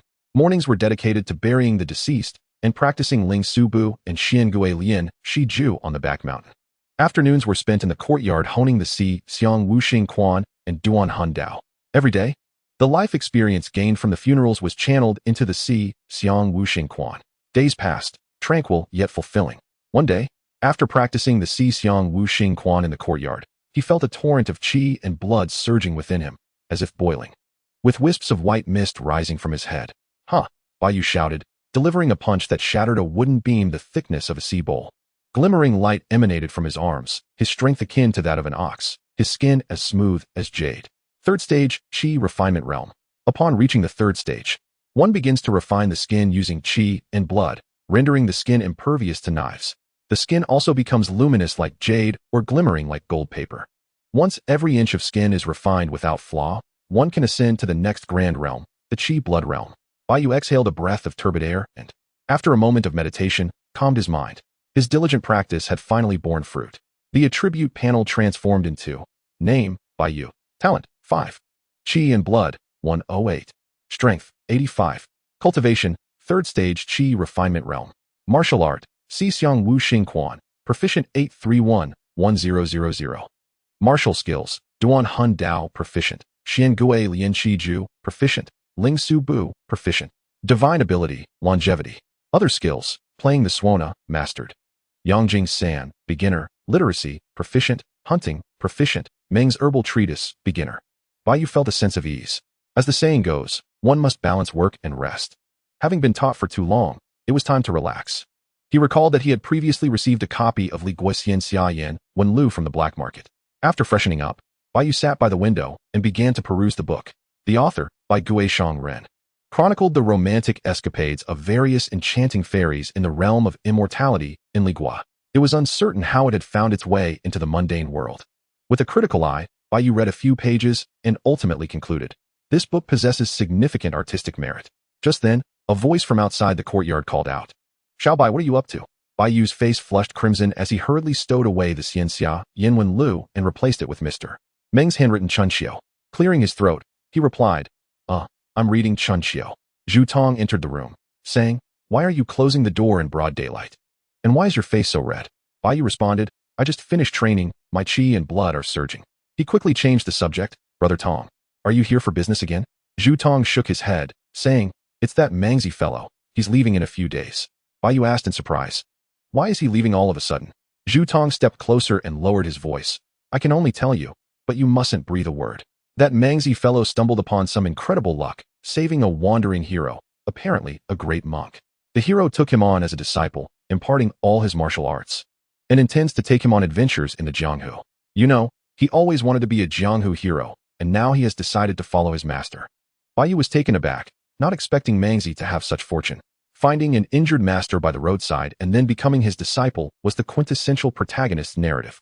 Reflecting on it, aside from being a bit reckless, Mangzi was not ill-intentioned. Aside from that initial attempt to bully Bai Yu, he had since taken the initiative to help. If he were to leave, Bai Yu would indeed feel a sense of loss. Bai Yu said, in that case, we should see him off. Zhu Tong chuckled exactly. Uncle Gio has spoken. Tomorrow night, we shall bid Mangzi farewell. Right here at the Righteous Hall, everyone should bring 2 dishes, and we'll have some drinks. Bai Yu nodded. All right, I will go prepare. The next day, Bai Yu went to Yonglu Street and purchased a roasted chicken wrapped in lotus leaves. Then, he brought along a jar of zweiking. Upon reaching the riverbank, Bai Yu remarked, Lao Mo, I feel a craving for fish. Lao Mo understood and plunged into the water. After several splashes, he surprisingly caught a fish longer than his arm, weighing perhaps 3 to 5 jin. Bai Yu's face lit up with joy, exclaiming, excellent. Watch me showcase my culinary skills by preparing a fragrant pan-fried fish. That evening, the 5 of them gathered at the mortuary. Bai Yu presented a roast chicken alongside the enticing pan-fried fish. Zhu Tong contributed a plate of braised pork and roasted lamb. Taoist Lin Jiao brought a pork knuckle, while Mang Zi sliced a plate of yellow beef. Most astonishing was old Zhang, who surprisingly brought a whole roasted dog. Such rare delicacies made everyone salivate. After offering Mang Zi a few words of congratulations for his promising future, they began to feast voraciously. After several rounds of wine, Zhu Tong pulled Lin Jiao close, calling him brother. Mang Zi hugged Lao Mo tightly, insisting on becoming sworn brothers with him. Old Zhang remained relatively sober, taking a sip of wine and thoughtfully saying, Mang Zi, why do you need to do this? With a secure position in the mortuary, why venture into the hardships of the world? Mang Zi burped from the wine and replied, since childhood, I have yearned for the life of a chivalrous hero, robbing the rich to aid the poor and eliminating evil to establish peace. Meeting my master was a fortuitous opportunity. Old Zhang snorted, you don't understand a thing. The idea of robbing the rich to help the poor is nonsense. There are no good people in the martial world. Unfortunately, Mang Zi was beyond listening. Continuing to call Lao Mo big brother, Bai Yu interjected, Zhang Bo, why do you say there are no good people in the martial world? For instance, I have heard of the valiant Xiao Daxia, known as Iron Palm of the North Gate. He is a true hero. Old Zhang scoffed, you don't know anything. How did he acquire his wealth? It was all seized with his iron palms. People in the martial world do not engage in honest labor. Where do they get the money for food and indulgence? It all comes down to one word, robbing, either overtly or covertly. They may steal 100 taels and then distribute 2 or 3 taels to maintain appearances, all to fool you youngsters. This perspective held some truth. Those heroes practiced martial arts daily without engaging in productive work. Someone had to support them, didn't they? Bai Yu then asked, what about the escort agencies? For example, the reputed Mo Lao Punch, known for his diligence in escorting goods, must surely be a good man. Old Zhang took a swig from his gourd, replying, Mo Lao monopolized the escort business in the North Gate. How many lives did he take to establish himself? His escort agency's property came from a hapless Zhu Yuanwei. Bai Yu questioned in astonishment. Is it possible that there isn't a single hero in the martial world? Old Zhang sneered, if we must be precise. There are a few. The great hero Shi Daxiao of the Nine Dragons in Lingnan is indeed a true man, having never committed a wrongdoing in his life. However, this true man is quite troublesome. He is a fool. His father amassed a fortune, yet he squandered it all within a few years, ending up with a broken family. Old Zhang bit into the dog meat, seemingly talking to himself. Why pursue the martial world? It's better to live simply and enjoy food and drink. Chapter 21. Escorting the funeral of the Black Wolf Gang's guardian. Old Zhang's words were undeniably reasonable, leading Bai Yu to gain a clearer understanding of the so-called martial world. Fortunately, he had never desired to venture into it. Was it not better to remain in the mortuary until the end of time? But Mang Zi was different. He preferred to walk a single path to the end. Thus, Mang Zi's determination was born. The next day, he bid farewell to the mortuary members and resolutely embarked on his journey into the martial world. At first, the others struggled to adjust to his absence, but they eventually grew accustomed to it. The mortuary recruited new members, this time opening 10 positions. As per tradition, 9 were for those who would eat without working, and 1 was for the diligent worker. The newcomer, surnamed Wang, was a clever young man, earning the nickname Little Wang. As time flowed slowly, the leaves of the great tree in the courtyard turned from green to yellow. There was no rush. The years passed in tranquility. Bai Yu spent his days conducting funerals, practicing martial arts, and occasionally selling a packet of nourishing powder in the black market. In a month, he sold 20 packets, earning 3 to 4 taels of silver, never overreaching. Jiangcheng was not like Taohua village, where the strong were few. In the village, a first-tier martial artist could act as a local bully. In a small county, those at the 3rd to 6th tier of blood warriors were already considered top experts. However, in Jiangcheng, a prominent prefectural city, there were many above the 7th tier of divine transformation. A low-tier martial artist could easily vanish without a trace if they earned too much silver. It was essential to maintain a steady flow to progress further. One morning, Bai Yu took a packet of nourishing powder and began practicing his martial arts. Qinglong extends its claws. Zhuke spreads its wings. Bai Yu roars in the forest. Xuanwu returns to the sea. He diligently practiced the 4 forms of the 4 symbols and 5 elements fist. Suddenly, he felt a sense of natural progression, gaining a fresh insight into this martial art. The 4 symbols and 5 elements fist had finally made a breakthrough. 4 symbols and 5 elements fist. Mastery achieved, 010000. His aptitude had also increased by 3 points, rising from 5 to 8. Furthermore, due to this improvement, he gained new understandings of other techniques. Bai Yu rejoiced in his heart, seizing this momentum to practice the martial art continuously. After completing a set, his blood surged, and his pores opened. His arms glistened with a radiant sheen. Now, with each practice, he could approximately increase his blood by 0.1 and his proficiency by 0.5. Bai Yu let out a long breath of stale air. In the 3rd tier of skin refining, his skin was tempered by blood, impervious to blades. Now that his arms had been fully tempered, it was time to focus on other parts. Skin refining was a meticulous process, requiring a vast amount of blood to continuously wash and temper the skin, significantly enhancing its defensive properties. Typically, other martial artists either chose shortcuts, focusing on key areas while neglecting others, or employed financial resources to use potions and special techniques. For Bai Yu, relying solely on ordinary techniques and the sheer power of his blood to temper his skin was nothing short of fantastical. Fortunately, Bai Yu had the Zongshi Lu and nourishing powder, providing a continuous source of blood enhancement. It would be ideal to possess a specific skin refining technique. However, he didn't fret over its absence. What was gained was fortunate, and what was lost was fate. After all, time was plentiful. Bai Yu tidied himself, covering his arms thoroughly. As usual, he prepared to conduct a funeral in the main hall, only to find Taoist Lin Jiu already present. Uncle Jiu, you are here so early today.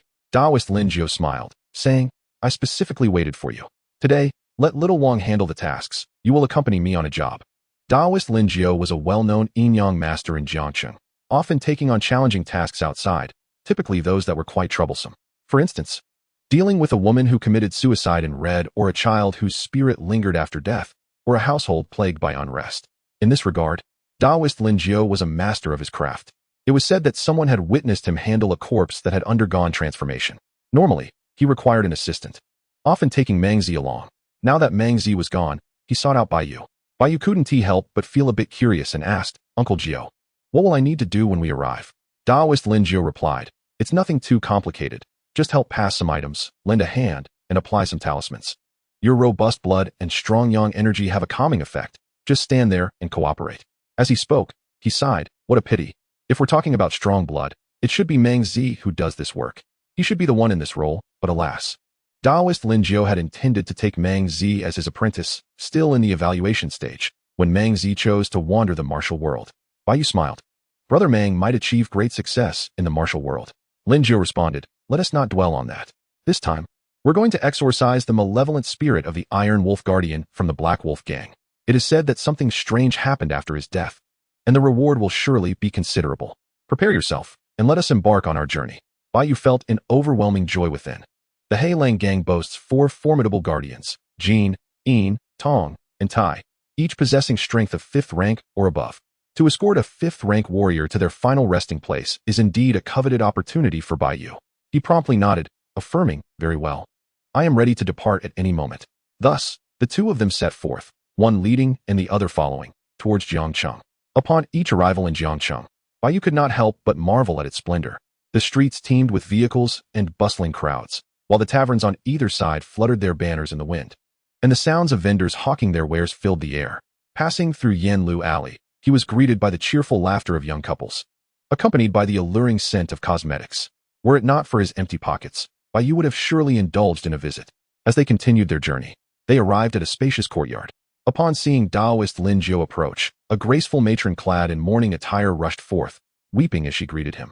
Taoist Lin, you have finally arrived. My heartless husband has abandoned us, leaving us as orphans.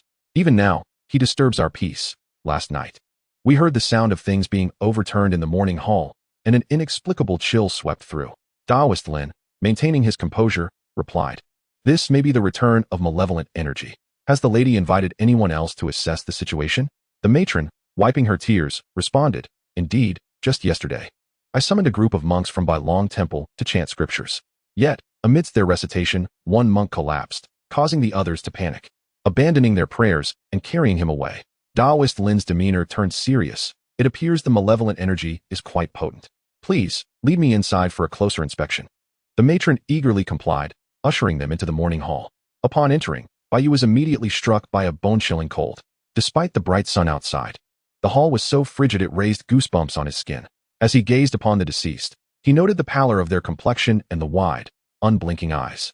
Above the lifeless form, a pool of water had gathered on the floorboards. The malevolent energy has transformed into water. Taoist Lin's expression shifted as he retrieved a talisman. Rubbing it between his fingers, the talisman ignited spontaneously, even in the absence of wind. He tossed it into the air, but it extinguished halfway through burning.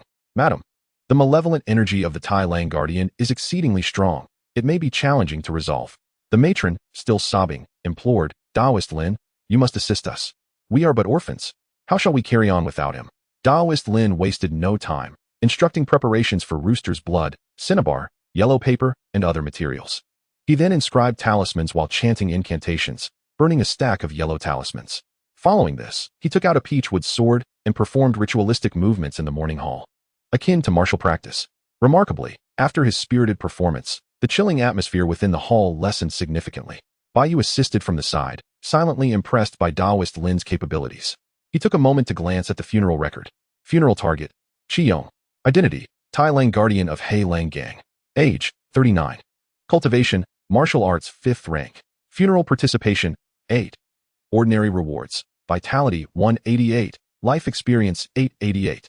Optional rewards, sword technique experience, iron cloth skill, mad blade technique. Crushing leg technique, incomplete, Heilang heart method. Chapter 22, Midnight Terror. The Tai Lang Guardian undoubtedly exemplifies a 5th rank warrior, with generous rewards in vitality and martial arts experience. The array of optional martial arts is extensive and of commendable quality. However, it remains uncertain how much participation he will garner from this funeral and whether he can claim any rewards. Within the hall, Taoist Lin's incantations raised the temperature considerably, alleviating the worries of the matron and numerous mourners. That evening, Taoist Lin instructed everyone to keep their distance, leaving only him and Bai Yu to guard the morning hall through the night. He handed Bai Yu 2 yellow talismans, saying, Xiao Bai, your vitality is robust, so you should remain unaffected, but take these talismans just in case. Bai Yu accepted the talismans, replying, understood. By the way, Taoist Jiu, how did that talisman you threw earlier manage to ignite on its own? Taoist Lin, Though merely a third-rank warrior without internal strength, surely could not ignite the talisman. Could it be that Daoist Lin is actually a practitioner of the mystical arts? Daoist Lin's face grew serious. The reasons a talisman can self-ignite are numerous. The primary factors include sincere faith, exquisite skill, relentless practice, and a touch of self-igniting phosphorus. Bai Yu nearly bit his tongue in surprise. So it was phosphorus that ignited through friction. His perception of Daoist Lin as a figure of high standing began to shatter. He inquired further. Then what about your sword dance earlier that raised the temperature in the morning hall? What was the reason behind that? Daoist Lin slapped his thigh, exclaiming, it's all a ruse. You could resolve it with just 2 talismans, but if people feel they have spent their money unwisely, one must put on a grand display. Bai Yu understood, realizing this was akin to a locksmith who takes minutes to create an elaborate facade but only seconds to unlock a door. It seems the principles of various trades are interconnected. Daoist Jiu handed Bai Yu a handful of yellow talismans, instructing, stick these talismans on the windows and doors, and affix 9 to the coffin. Bai Yu took the talismans and began his task. Daoist Lin, regarding Bai Yu with great esteem, advised earnestly, our profession as yin-yang masters revolves around observing feng shui and dispelling malevolent energy. When a warrior has taken many lives, they carry a heavy aura of malice. While alive, their vitality can suppress it, but in death, that malevolence can turn against them. For ordinary people, such malevolent energy is akin to poison. Sometimes, a corpse infused with it can transform into a malevolent corpse that harms others. Hence, while our line of work may not seem glamorous, it holds immense importance. Bai Yu mixed rice paste to create glue, carefully affixing the yellow talismans to the doors, windows, and coffin. Daoist Jiu, have I finished placing the talismans? Will this dispel the malevolent energy? Daoist Lin nodded slightly. Generally speaking, after 3 days of placement, changing a batch of talismans each day will suffice. It mainly depends on the first night. If there is no return of malevolent energy that night, subsequent nights should pose no issues. Bai, remember, after midnight. Regardless of what you witness, do not utter a word. No matter who calls you, do not respond. Bai Yu naturally agreed. Thus, the two began taking turns to keep watch. The first half of the night was the most perilous, so Daoist Lin took the watch, sitting cross-legged in meditation. Bai Yu lay on a small bamboo bed, yet he remained alert. As the night deepened, all fell silent, save for the occasional distant barking of a dog. Bai Yu gradually relaxed his guard, perceiving that this profession was not particularly daunting. Unbeknownst to him, a layer of mist began to cover one of the yellow talismans affixed to the door. The cinnabar on the talisman slowly became damp, gradually losing its original form. Time passed, and the patterns of cinnabar on that talisman became a chaotic mess. Suddenly, the door of the morning hall creaked open of its own accord.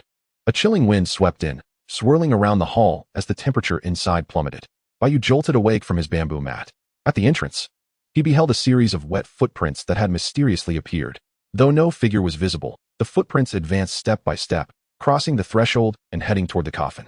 Bai Yu prepared to call out to Daoist Lin, only to see that Daoist Lin had already reacted. He produced a yellow talisman, throwing it toward the footprints.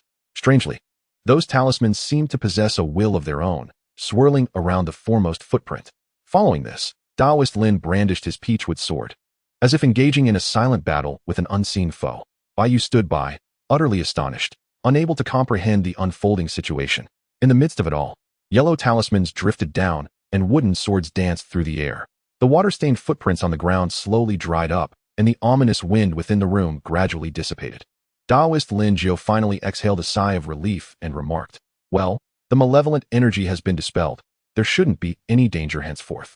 Bai Yu nodded earnestly, contemplating. It seems this yin-yang master possesses some remarkable skills, perhaps not on par with cultivators, but certainly imbued with extraordinary abilities. Just as he was lost in thought, a gust of ominous wind suddenly swept in from outside. This time, the wind was even more forceful, and the room seemed to plunge into winter. The chill penetrating to the bone. On the ground, the water-stained footprints reappeared. With each gust of wind, the footprints advanced a step closer. Daoist Lin Jiu was taken aback, hastily retrieving another yellow talisman to cast towards the wind. Sword in his right hand and talisman in his left, he appeared to be engaged in battle once more. Yet, within mere moments, the talisman in his grasp was exhausted. A crisp crack echoed, and the peachwood sword snapped in two. The sinister wind surged towards the coffin within the spirit hall. With a series of splashes, water-stained footprints fell onto the ground. This is bad. Bai quickly stop it. We cannot allow the malevolent energy to enter the deceased's body. Otherwise, they will transform into a malevolent corpse. Bai Yu felt a surge of urgency. Heaven knows what a malevolent corpse entails. Moreover, If the deceased were to transform and escape, his reward for the funeral would be in jeopardy. He swiftly removed 2 talismans meant to suppress malevolence from his chest and hurled them into the wind. The yellow talismans struck the ominous wind, momentarily halting its advance. Bai Yu sensed a pair of eyes within the wind glaring at him with ill intent. However, the wind merely paused for a fleeting moment before continuing its advance toward the deceased. Bai Yu panicked, feeling utterly helpless. He could not even discern the nature of his enemy, let alone devise a strategy to combat the so-called malevolent energy. The footprints on the ground drew ever closer to the coffin. Suddenly, Bai Yu had an epiphany. Perhaps the technique of soul suppression can be tried. He took out a suona and began to play a funeral dirge. Whose home is this? Gathering souls of the wise and the foolish. Ghostly elders hasten the journey. Human lives should not linger. Do you not see how many illustrious figures have become soil beneath Baiming Mountain? With each note of the suona, the serene essence of life, death, and the return to tranquility re-emerged. To his surprise, the ominous wind indeed paused, and the footprints ceased to expand. However, as Bai Yu played on, he felt an unprecedented strain. Although the melody was one he knew by heart, playing it felt as though he bore an immense burden. Upon concluding the piece, the wind howled and swirled once more. In the face of the resurgent wind threatening to envelop the deceased, Taoist Lin Jiao had already bitten his fingertip, sketching another yellow talisman. Just as Bai Yu finished his melody, Lin Jiao completed his talisman. The talisman ignited spontaneously without wind, transforming into a flame that soared into the air, colliding with the ominous wind. In an unexpected turn of events, the wind was dispersed entirely. The water-stained footprints on the ground dried up in an instant. Taoist Lin Jiao's complexion paled slightly, his lips cracked, and his expression was one of profound anger. What on earth happened? What did the Iron Wolf Guardian do to provoke a second surge of malevolence? I prepared double the usual yellow talismans to suppress it, yet I was forced to expend my own blood to create a blood talisman. To expend a blood talisman for a single funeral is a significant loss. Thankfully, the issue has been resolved. Had the deceased transformed into a malevolent corpse, that would have been truly troublesome. Bai Yu hastily poured him a cup of tea, saying, "Jiao Shu, have a sip of tea to calm yourself." He was still in a fog, pondering what a blood talisman was and what a second surge of malevolence entailed. Taoist Lin took a sip of hot tea to steady his breath and explained, "Xiao Bai, I owe you a great debt of gratitude. Your suona produced the sound of soul suppression, which afforded me the time to craft the blood talisman. In my decades as a yin master, I have never encountered someone with such innate talent for the suona as you. At such a young age, you have already grasped the essence of soul suppression." Bai Yu eagerly inquired, "What exactly is a blood talisman?" Taoist Lin gestured for Bai Yu to close the door before elaborating. It turned out that the skills of his lineage were derived from a text called Zhu Yu In Fu Jing. This book contained numerous strange techniques of diverse origins, including influences from ancient yin families, immortal talismans, witchcraft, and ancient body refiners. The blood talisman was a legacy from ancient body refiners, crafted using one's own blood as ink, possessing many miraculous functions. It could be said that the profession of yin masters was a rich tapestry of various elements. Anything that could resolve a problem was deemed useful. Taoist Lin sighed. "According to my master, in ancient times, body refiners could rival the existence of chi refiners from the immortal path. Unfortunately, the lineage of body refiners has since declined, with many of their techniques evolving into mundane martial arts. In contrast, the chi refinement lineage has given rise to a powerful civilization of cultivators. Most blood talismans have scattered, with only a few absorbed by mortal yin masters. Regrettably, those that have survived are primarily talismans for suppressing malevolence, lacking the formidable blood talismans of old." Bai Yu felt a surge of excitement within. Ancient body refiners, chi refiners of the immortal path, yin masters, blood talismans. This world was truly rife with opportunities for exploration. That night, the two of them, undeterred by sleep, engaged in deep conversation until dawn broke. Bai Yu discovered that Jiao Shu's knowledge was indeed profoundly extensive. Although Jiao Shu's martial prowess was only at the 3rd tier, his standing among yin masters was at a master level. With an abundance of tales and legends, he had seen and heard so much. Bai Yu listened with rapt attention, lingering in the delight of the stories until the first light of day. The following 2 days passed smoothly. Bai Yu accompanied Taoist Lin Jiao to conduct the funeral and dispel the malevolence for the Iron Wolf Guardian. During the burial of the Iron Wolf Guardian, Jiao Shu showcased his skills. He produced a dozen yellow talismans from his robe, rubbed them between his fingers, and flames erupted. He then tossed them into the air, where the burning talismans scattered like celestial maidens showering flowers, illuminating the sky in a dazzling display. The relatives of the Iron Wolf Guardian nodded in approval, declaring that they had indeed made the right choice in seeking out Taoist Lin. The funeral guests were equally astonished. loudly applauding and praising Taoist Lin as a master in the realm of yin yang and feng shui. Taoist Lin stood with his hands clasped behind his back, a smile gracing his face, exuding an air of a true sage. Only Bai Yu, standing nearby, stifled his laughter. Indeed, Jiu Shu's act of throwing talismans had been quite striking, yet he had burned his fingers in the process, his right hand concealed within his sleeve, rubbing it back and forth. Ultimately, the funeral concluded flawlessly. The family of the Iron Wolf Guardian expressed their gratitude, presenting 30 taels of silver as a token of appreciation. After some modest refusals, Jiu Shu reluctantly accepted. Once outside, Jiu Shu handed Bai Yu 10 taels of silver. "Xiao Bai, this is for you. We owe you a great debt." Had the malevolent energy entered the body of a mid-tier warrior, the consequences would have been far more severe. Bai Yu accepted the silver with a smile, saying, "This is simply what I ought to do." He could not help but marvel at how lucrative the business of the wealthy was. In just 3 days, 10 taels of silver was enough to sustain him without eating or drinking for several years of labor. Both were in high spirits, chatting and laughing as they walked. Upon exiting the alley, they spotted a rotund monk followed by a hooded figure. The figure was tall, cloaked in a robe, obscuring their face. However, judging by their stature, they bore a striking resemblance to the previously departed Mang Zi. Bai Yu called out, "Brother Mang." The hooded figure remained unmoved, continuing to walk without turning back. It was the plump monk who turned around, offering a friendly smile to Bai Yu. Bai Yu was somewhat perplexed. Could it be that I misread the situation? However, he dismissed the thought and returned home with great joy. Upon closing the door, he eagerly claimed his rewards. He received a modest reward of 188 vitality points and 888 life experience. A warmth surged through Bai Yu, invigorating his vitality and significantly enhancing his internal energy. With the addition of 188 vitality points, his progress in skin refinement surged once more. The participation rate for the funeral was at 53, allowing him to select an additional reward. The family satisfaction level stood at 70, granting him yet another choice. Thus, Bai Yu was entitled to select 2 extra rewards. He perused the rewards panel. The available options included sword technique experience, iron garment skill, frenzied blade technique, pillar crushing leg, and the incomplete black wolf mind method. Overall, while the martial arts of the Iron Wolf Guards were formidable, their skill levels were quite ordinary, all classified as yellow tier techniques. After some contemplation, Bai Yu first selected the iron garment skill. The iron garment skill, a mid-tier yellow technique, specifically enhances defensive capabilities and enables the refinement of the skin. This was precisely what Bai Yu required. Next, he opted for the sword technique experience. With a surge of 999 sword technique experience points, he could significantly elevate his swordsmanship. Without hesitation, Bai Yu allocated this experience to the Duanhuan blade. The proficiency of the Duanhuan blade skyrocketed, instantly reaching the level of comprehensive understanding. Grasping the steel blade, he swung it repeatedly, producing a series of sharp, whooshing sounds. It felt as if the blade had melded with his arm, each technique becoming increasingly fierce and lethal. His martial arts panel transformed to display martial techniques for symbols and 5 elements fist, comprehensive understanding 310,000. Martial skills, Duanhuan blade, comprehensive understanding 12,510,000. Xian Gui breath control technique, practice makes perfect, Ling Su step, practice makes perfect, iron garment skill, beginner. Next, it was time to practice the iron garment skill.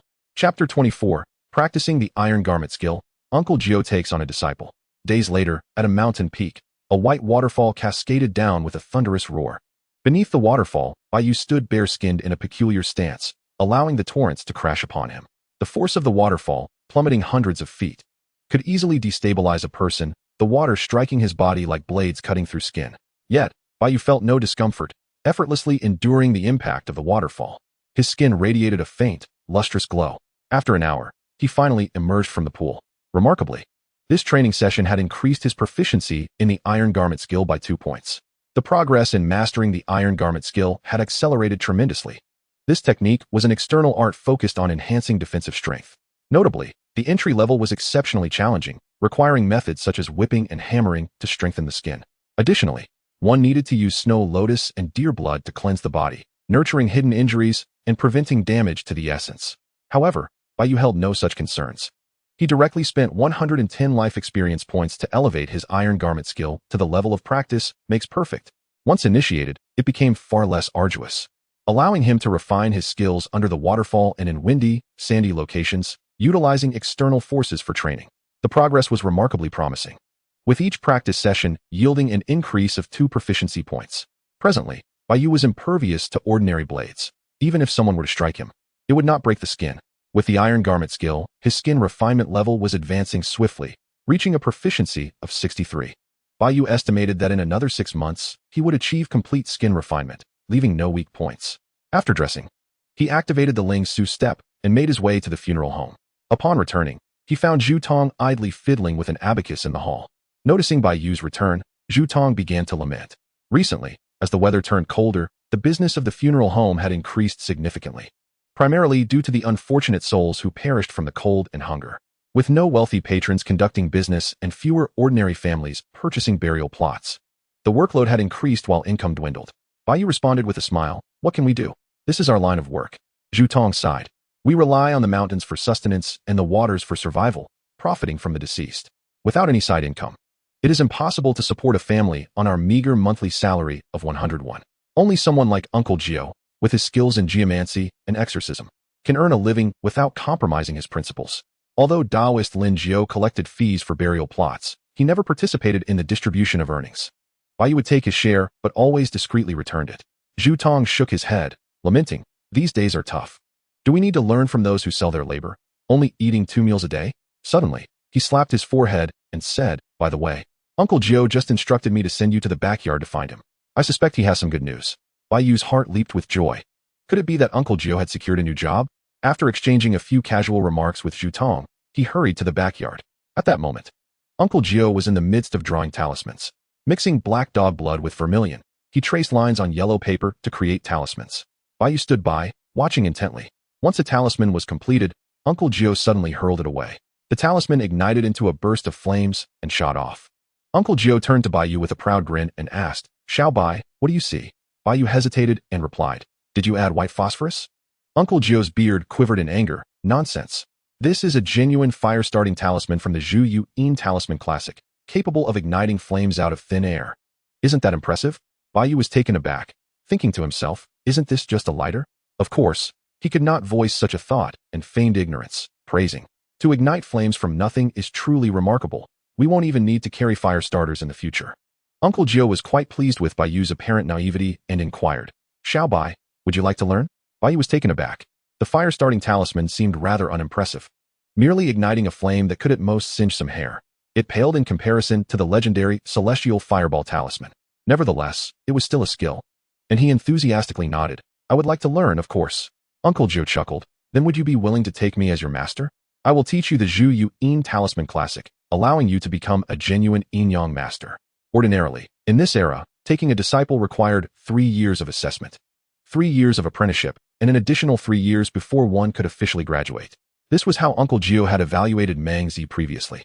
However, 3 years later, Mangzi had been sent away. Uncle Gio was not a stickler for rules and quickly reflected on his past methods. Moreover, Bai Yu's talent surpassed that of Mangzi, being a prodigy capable of expressing the soul-consoling essence through playing the suona. Thus, he decided to forego the assessments and directly assumed the role of mentor. Bai Yu was, of course, overjoyed. If he learned all of Uncle Gio's skills, he could easily earn a minimum of 10 taels of silver for any side job. This was far better than toiling away for a meager salary. Right then and there, he cleaned his hands, lit incense, and formally offered tea to pledge his loyalty as a disciple. After sipping the tea, Uncle Gio stated, "Our profession as yin-yang masters is not like that of immortal practitioners who live for centuries, nor do we possess the extraordinary power of martial artists. We merely provide services in geomancy and exorcism to earn a living. Therefore, there are 2 rules. First, do not betray your master or your ancestors. Second, do not use the techniques learned for malevolent purposes." Bai Yu nodded earnestly. "Rest assured, Uncle Gio. As long as others do not provoke me, I will not harm anyone. I simply wish to live a stable life at the funeral home." Uncle Gio smiled. "I trust you. You are a pure-hearted child who does not cause trouble. It is commendable that you consistently return the money earned from the deceased. This is also the reason I chose to take you as my disciple." Subsequently, Jiao Shu presented the Zhu Yu Fu Jing, a treasured scripture passed down from the ancestral masters, and entrusted one of its volumes to Bai Yu, instructing him to study diligently. He would assess Bai Yu's comprehension 3 days hence. Upon returning to his courtyard, Bai Yu began to peruse the Yin Fu Jing, which chronicles an array of talismans and various techniques for dispelling malevolence, averting calamities, and even capturing spirits. While not particularly grandiose, it proved to be exceedingly practical. For instance, it contained a talisman for dissolving fish bones, should someone find themselves ensnared by a fishbone. Reciting the incantation and consuming the talisman with boiled water would render the bone pliable. After a thorough examination, Bai Yu found his attributes panel enriched with a new skill, Zhuyu In Fu Jing, Fragmentary Edition, Novice Level, 310. Bai Yu exhibited an extraordinary aptitude for matters related to funerals. Whether it was playing the suona or deciphering the In Fu Jing, he grasped the concepts with remarkable ease. 3 days later, he commenced his studies in talisman drawing under Jiao Shu's guidance. Mastering the talismans for dispelling malevolence, subduing evil, and dissolving bones came swiftly to him, astonishing Jiao Shu with his prodigious talent. Following a period of industrious apprenticeship, Bai Yu resolved to revisit the black market. Chapter 25. Acquiring Techniques at Bargain Prices. Yanzi Sanchao Shui.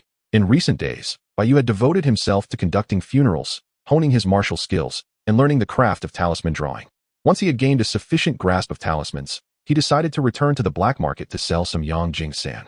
That evening, he navigated the familiar paths of the black market with ease, setting up his stall beside the cantankerous old man Diao, who dealt in antique books. Over time, Bai Yu had become well acquainted with Diao, realizing that, aside from the authentic stall cloth, the rest of his wares were counterfeit. He casually picked up a book from Diao's side.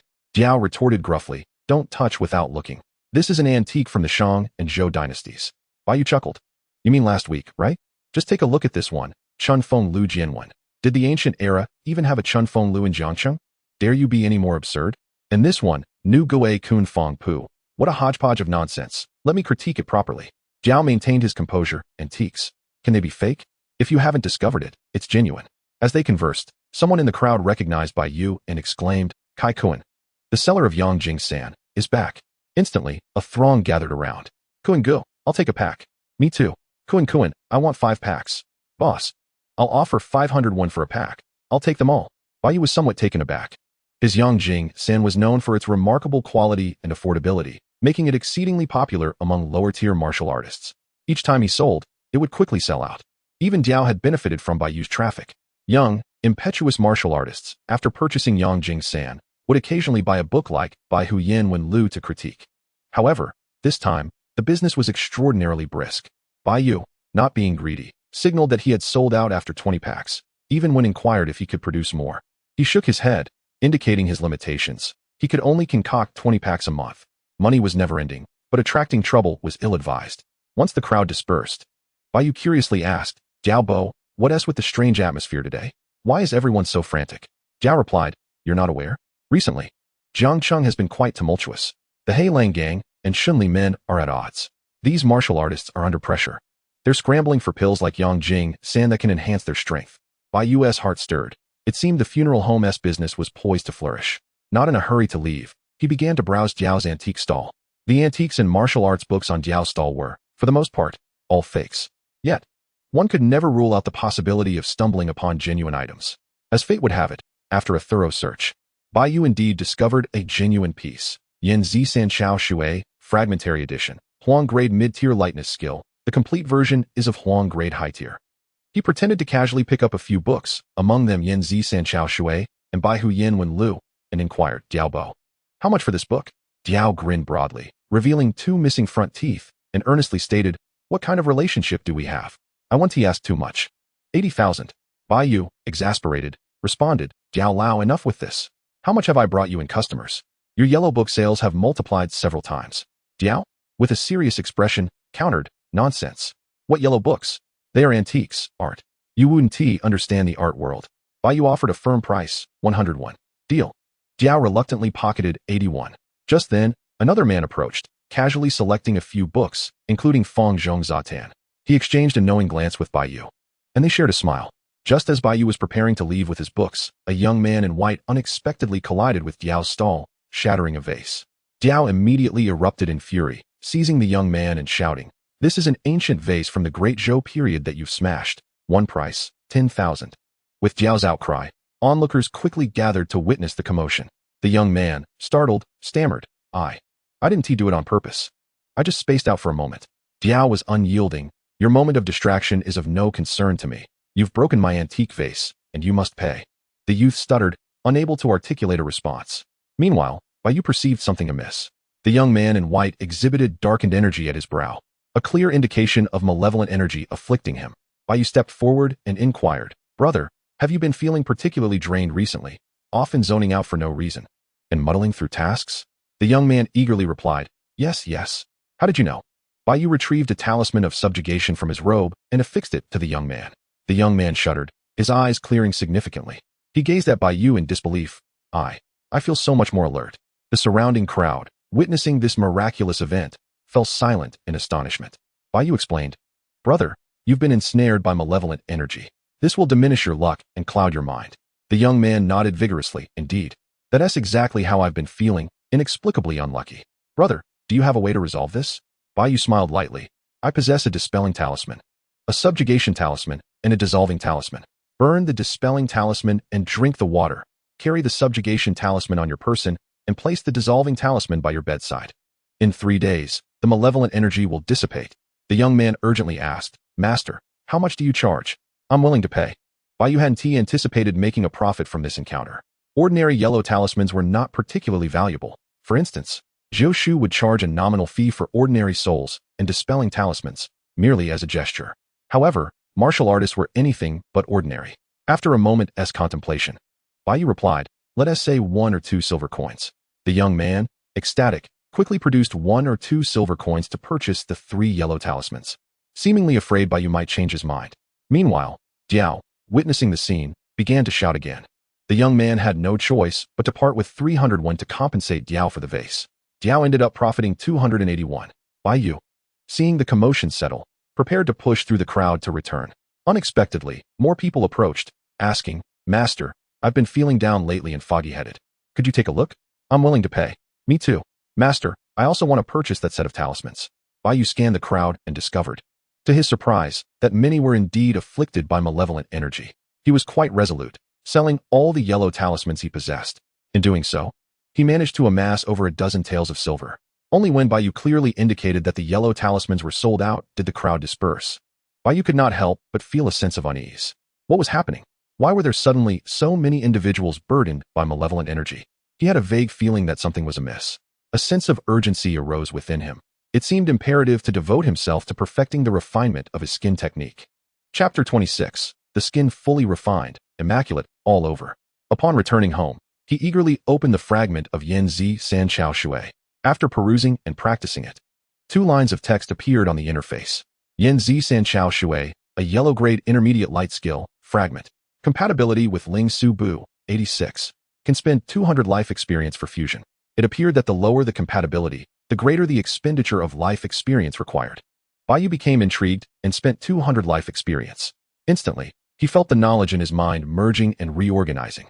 Fusion successful, acquired new technique Fei Yen Ling Su Bu. Although Fei Yen Ling Su Bu remained a yellow-grade intermediate skill, it was notably more agile, akin to a swallow skimming the water's surface. Bai Yu nodded in satisfaction and fell into a deep slumber. In the following days, Bai Yu exchanged all his earned silver for medicinal herbs such as ginseng and huangjing. He concocted several batches of nourishing powder and began consuming them for training. With an ample supply of vitality, Bai Yu experienced rapid progress in his iron garment skill, his skin becoming as resilient as steel while exuding a lustrous sheen akin to jade. One day, Bai Yu was practicing under a waterfall. The powerful current struck him, creating a splashing sound. He seized a steel knife from nearby and struck down toward his chest. The skin on his chest only bore a faint white mark. Iron garment skill mastered. Bai Yu's iron garment skill had finally advanced to a state of mastery. His skin was as impenetrable as steel, impervious to ordinary blades or axes. Moreover, his entire body had been thoroughly refined, his skin resembling jade, utterly pure. Next, he needed to channel his vitality to open his meridians and transform it into internal power, thus stepping into the 4th grade of meridian opening. In essence, he had encountered his first bottleneck in martial arts cultivation. To open his meridians and condense internal power, a breakthrough opportunity was necessary. There was no rush. He shifted his attention to the Zhu Yu In Fu Jing. The previous black market excursion had left Bai Yu with an unsettling feeling. There seemed to be an excess of malevolent energies. Mastering the In Fu Jing and drawing talismans for profit would also provide him with some assurance against malevolent forces. This time, Bai Yu learned a soul-stirring melody from the In Fu Jing. It was an ancient funeral song, clear and archaic, possessing remarkable soul-stirring effects. Bai Yu quickly became adept at it. He pressed on, focusing on the blood talisman recorded in the In Fu Jing. Ordinary talismans, drawn with vermilion and rooster blood. had limited potency, primarily utilizing the principles of mutual generation and restraint to dispel malevolent energies. In contrast, blood talismans, drawn with human blood essence, proved effective against certain malevolent spirits and corpses. Bai Yu set up a table and laid out special talisman paper. Lao stood on a chair, helping Bai Yu hold down the talisman paper, his eyes fixed on Bai Yu's every move. Bai Yu pricked his middle finger, forcing out his blood essence to begin drawing the talisman. His mind was intensely focused, his hands moving swiftly as he inscribed intricate symbols. However, halfway through, he encountered immense resistance, causing his entire body to shudder, rendering him unable to continue. The art of talisman drawing required an uninterrupted flow. Any interruption would result in failure. Bai Yu took a deep breath, organized his thoughts, and began anew. After several failed attempts, he finally succeeded in drawing a gathering malevolence talisman. This talisman could accumulate malevolent energy, and if used on a person, it would immediately entangle them with malevolence. Bai Yu solemnly stored away the gathering malevolence talisman, sighing. This blood talisman is exceedingly difficult. Continuing to draw it will deplete my vitality. Fortunately, he possessed a considerable reserve of vitality to expend. Were it another person, they might manage to draw only 1 or 2 in a day. Bai Yu could not help but speculate that perhaps the blood talisman was the root cause of the frailty afflicting body cultivators. Other cultivators could draw talismans using vermilion and spiritual energy, while body cultivators had to deplete their own blood essence. Over time, how could an ordinary body cultivator endure this? Naturally, their cultivation progression would lag behind that of chi cultivators. In the following days, Bai Yu refrained from drawing blood talismans. Instead, he purchased vermilion, black dog blood, and other materials to draw ordinary talismans, such as the suppressing malevolence talisman and the dispelling malevolence talisman. He would only attempt to draw blood talismans when the rewards for funeral-related vitality were substantial. After a fortnight, he had managed to create 3 blood talismans, 1 gathering malevolence talisman, 1 fire-starting talisman, and 1 corpse-controlling talisman. Conversely, he had amassed a considerable number of ordinary talismans. On this day, the 15th, payday arrived. Bai Yu and the others had just received 101 when the Wolf Master from the Black Wolf Gang came knocking. Listening to the funeral home, they were informed that henceforth, the monthly fee would double. Zhu Tong and Old Zhang's expressions changed, but they sighed and handed over 101. The Wolf Master, eyeing Bai Yu and another servant named Xiao Wang with ill intent, was taken aback when Bai Yu remained composed and continued to pay the 101. He silently noted another debt owed to Zhuai. Those who mingled in this world would inevitably have to repay their dues. He had already determined to excavate the Zhua family ancestral grave. The newly arrived Xiao Wang, who had only received 51, found himself at a loss when suddenly required to pay 101. Bai Yu discreetly patted him on the back, slipping a handful of copper coins into his waist, lending him some emergency funds for the time being. Xiao Wang felt as though he had been granted mercy and promptly handed over his earnings. The Wolf Master was rather surprised, not expecting the 2 newcomers to manage their payments. He had anticipated Bai Yu exhausting his funds and seeking high-interest loans from him. Today, seeing Bai Yu and Xiao Wang so compliant, he felt it unwise to unleash his wrath. Consider yourselves fortunate, he scoffed, turning to leave towards Willow Street. Before long, screams and wails echoed from outside. When Bai Yu rushed over, a crowd had already gathered, peering through the gaps in the throng.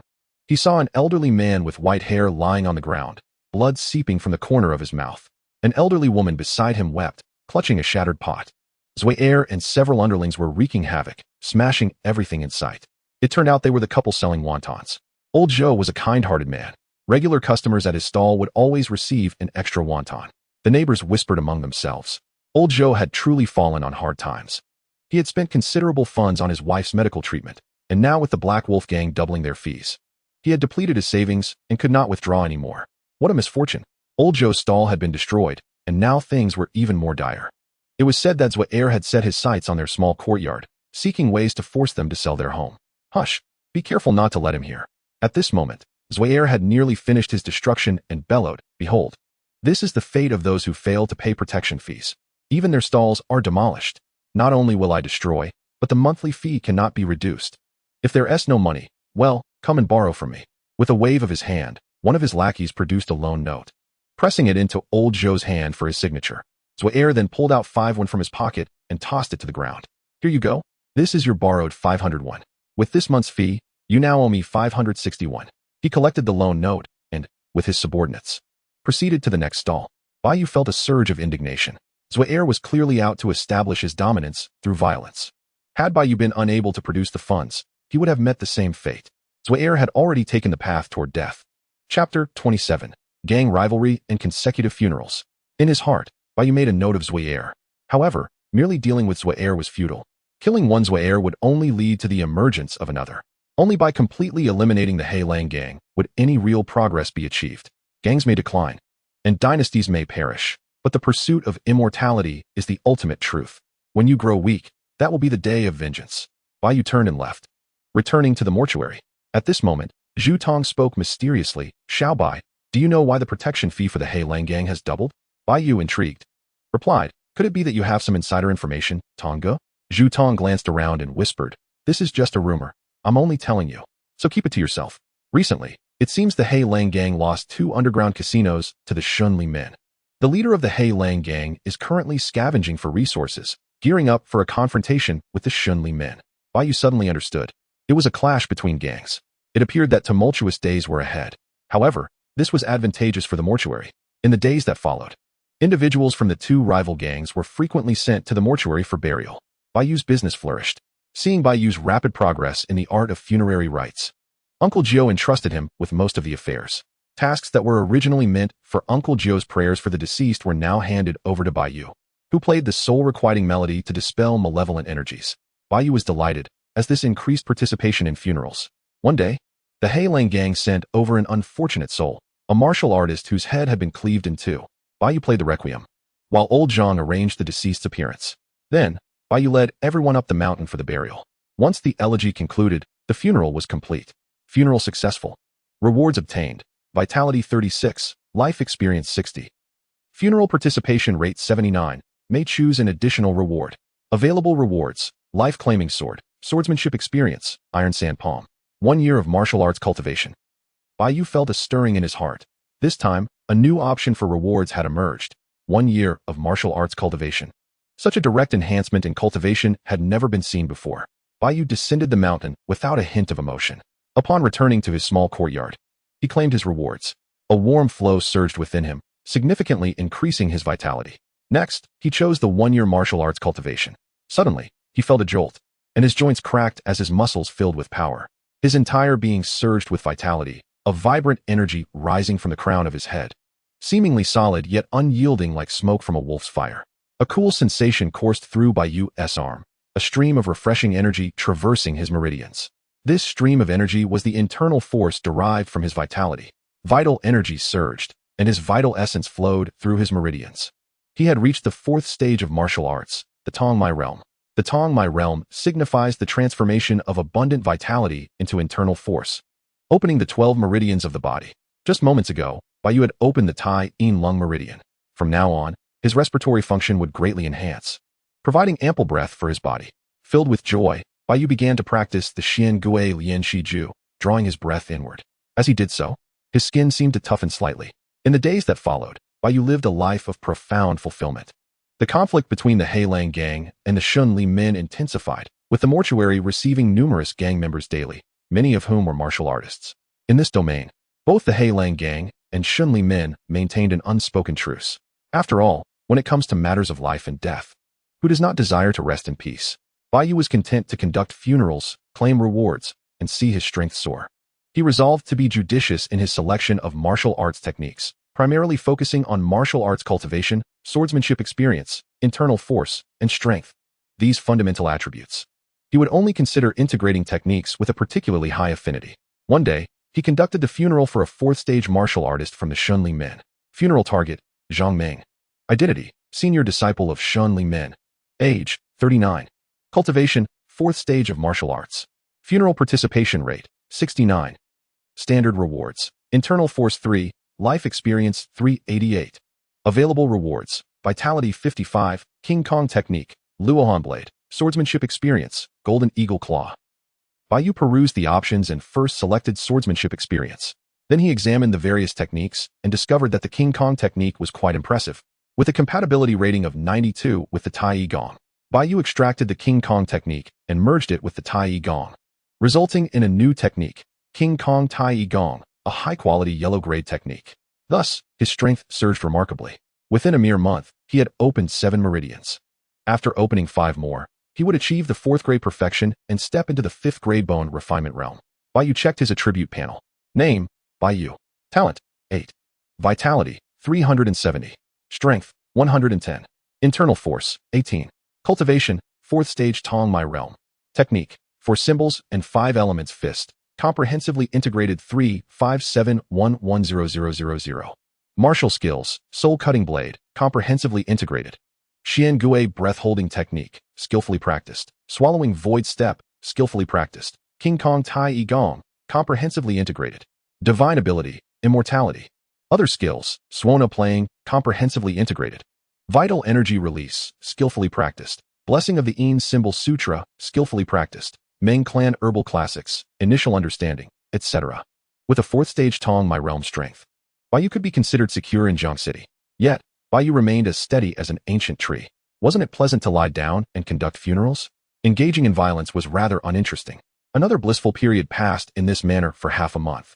The conflict between the Heilang gang and the Shunli men had begun to affect life in Jiang City. Ultimately, under the mediation of the 4 prominent families, Lu, Zhao, Xiao, and Un, the 2 gangs ceased hostilities. The Heilang gang ceded several streets to the management of the Shunli men. This significantly cooled the business of the mortuary. However, during these days, Uncle Gio frequently ventured out, sometimes disappearing for an entire week. It was said he was out dealing with malevolent corpses. For some reason, the occurrences of malevolent corpses had increased throughout Jiang City. Bai Yu was rather curious about what these malevolent corpses truly were. That night, Uncle Gio was still absent. Bai Yu was keeping watch in the front hall, lying on a small bed. Old Mo was beside him on a small stool, patiently perusing several books stacked in front of him. Strangely, Old Mo had a deep fondness for reading. Bai Yu had inquired about why Old Mo enjoyed books so much. Old Mo barked a few times and wrote 2 large characters with his paw. No study today, become rubbish tomorrow. Bai Yu found himself both amused and exasperated. It seemed Old Mo had not suffered the rigors of 9 years of compulsory education. If he were on Blue Star, he would have to enroll Old Mo in classes to prepare for exams. Half asleep, Bai Yu suddenly felt an intense chill. He sat up and said, Old Mo, it's time for you to sleep. Glancing over, he saw Old Mo had just finished reading Spring and Autumn and Ming Clan herbal classics, and was about to delve into records of the beautiful white fox. Bai Yu abruptly snatched the book, declaring, children shouldn't read this. Old Mo let out an indignant whine. Suddenly, an unexplainable cold wind swept through the front hall. Old Mo barked loudly toward the inner courtyard. Woof woof. From the inner courtyard came a terrifying roar. Chapter 28, Malevolent Corpse. Bai Yu felt a surge of vigilance. Could something have happened in the inner courtyard? He grabbed a lantern and rushed toward the inner courtyard, only to hear a series of banging sounds emanating from a mortuary room.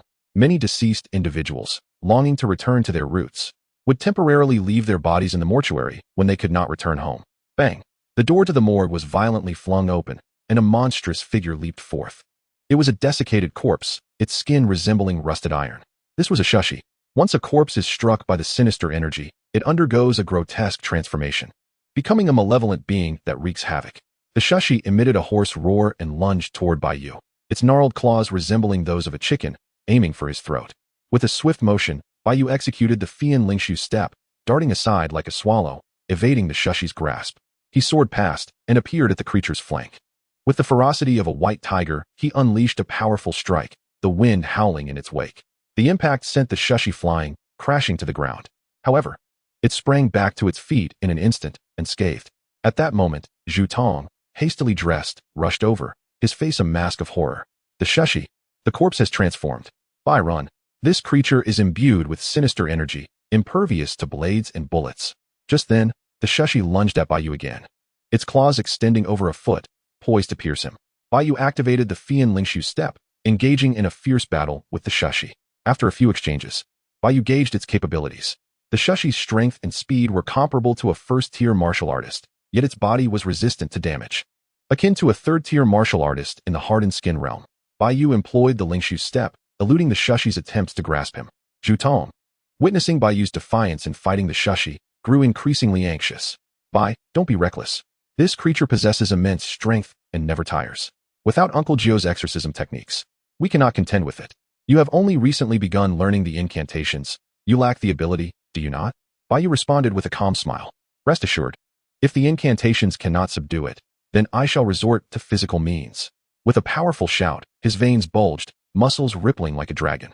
He unleashed a punch, striking the xianxia's chest with a resounding crack. caving in a significant portion and likely shattering multiple ribs. The Xianxia attempted to retaliate, but Bai Yu executed a swift Qin-Long Tanxiao move, disarming it of an arm. He continued his relentless assault, breaking the Xianxia's limbs, before finally retrieving a corpse-controlling talisman and affixing it to the creature's forehead. Instantly, the malevolent Xianxia fell into a state of calm. Bai Yu's fluid motions left Zhu Tong dumbfounded. Bai, you single-handedly subdued a Xianxia? You even shattered its bones.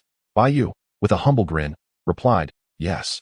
I recently advanced to a second-tier martial artist, and with my innate strength, I managed to defeat the Xianxia, having now attained the rank of a fourth-tier martial artist. It was time to let a little information slip. Zhu Tong was the perfect candidate to disseminate this news, as he was known for his loose lips. Once Zhu Tong knew, the entire mortuary would soon be informed. Bai Yu playfully added, Brother Tong, please keep this a secret. Don't let others find out. Zhu Tong thumped his chest, assuring, rest easy, my lips are sealed, I won't breathe a word. From that point on, neither dared to sleep. Bai Yu retrieved a stack of Xianxia repelling and pacifying talismans, and together with Zhu Tong, they plastered the mortuary inside and out. After half an hour, Zhu Tong wiped the sweat from his brow, collapsing into a chair, grumbling, I'm exhausted. Bai, isn't it strange? How could this happen out of the blue? My grandfather has been in this mortuary business for decades, and occurrences of Xianxia transformation are extremely rare. Bai Yu felt an ominous premonition. There was certainly an issue in Jiangxing. He had noticed many people afflicted by sinister energy, and Uncle Gio had reported an increase in Xianxia appearances. Now, even the mortuary had encountered a transformed corpse. He began contemplating whether he should flee. Yet, other places might not be any safer. And he was reluctant to abandon his position at the mortuary. Unable to make a decision, Bai Yu suggested, Brother Tong, you should rest for a while. I'll keep watch here. Zhu Tong, fearing to return to his room, opted to sleep in the front hall. Bai Yu, seated at the table, lit a candle and began to read. He delved into the spring and autumn annals, followed by the Mengshi Bai Chao Jing, and ultimately reached for the Bai Hu Yan Wen Lu. This scandalous book required thorough critique. Bai Yu critiqued throughout the night until dawn broke. Just then, Uncle Gio entered. Spotting Bai Yu hunched over the table, he nodded in approval. What book are you reading, Xiaoyu? Bai Yu, bleary-eyed from a sleepless night, instinctively replied. I'm reading the spring and autumn annals. Uncle Gio smiled faintly, preparing to offer words of encouragement, but upon closer inspection, his expression shifted dramatically. Children should not read such material. He snatched the Bai Hu Yan Wen Lu away, confiscating it. At that moment, Zhu Tong awoke and hurried over. Uncle Gio, you're finally back. You won't believe it. Last night, a guest in room 16 transformed into a Xianxia. Thankfully, Bai's bravery subdued it, or we would have faced dire consequences. Uncle Gio's face paled, and he rushed into the inner hall, muttering, this shouldn't be happening.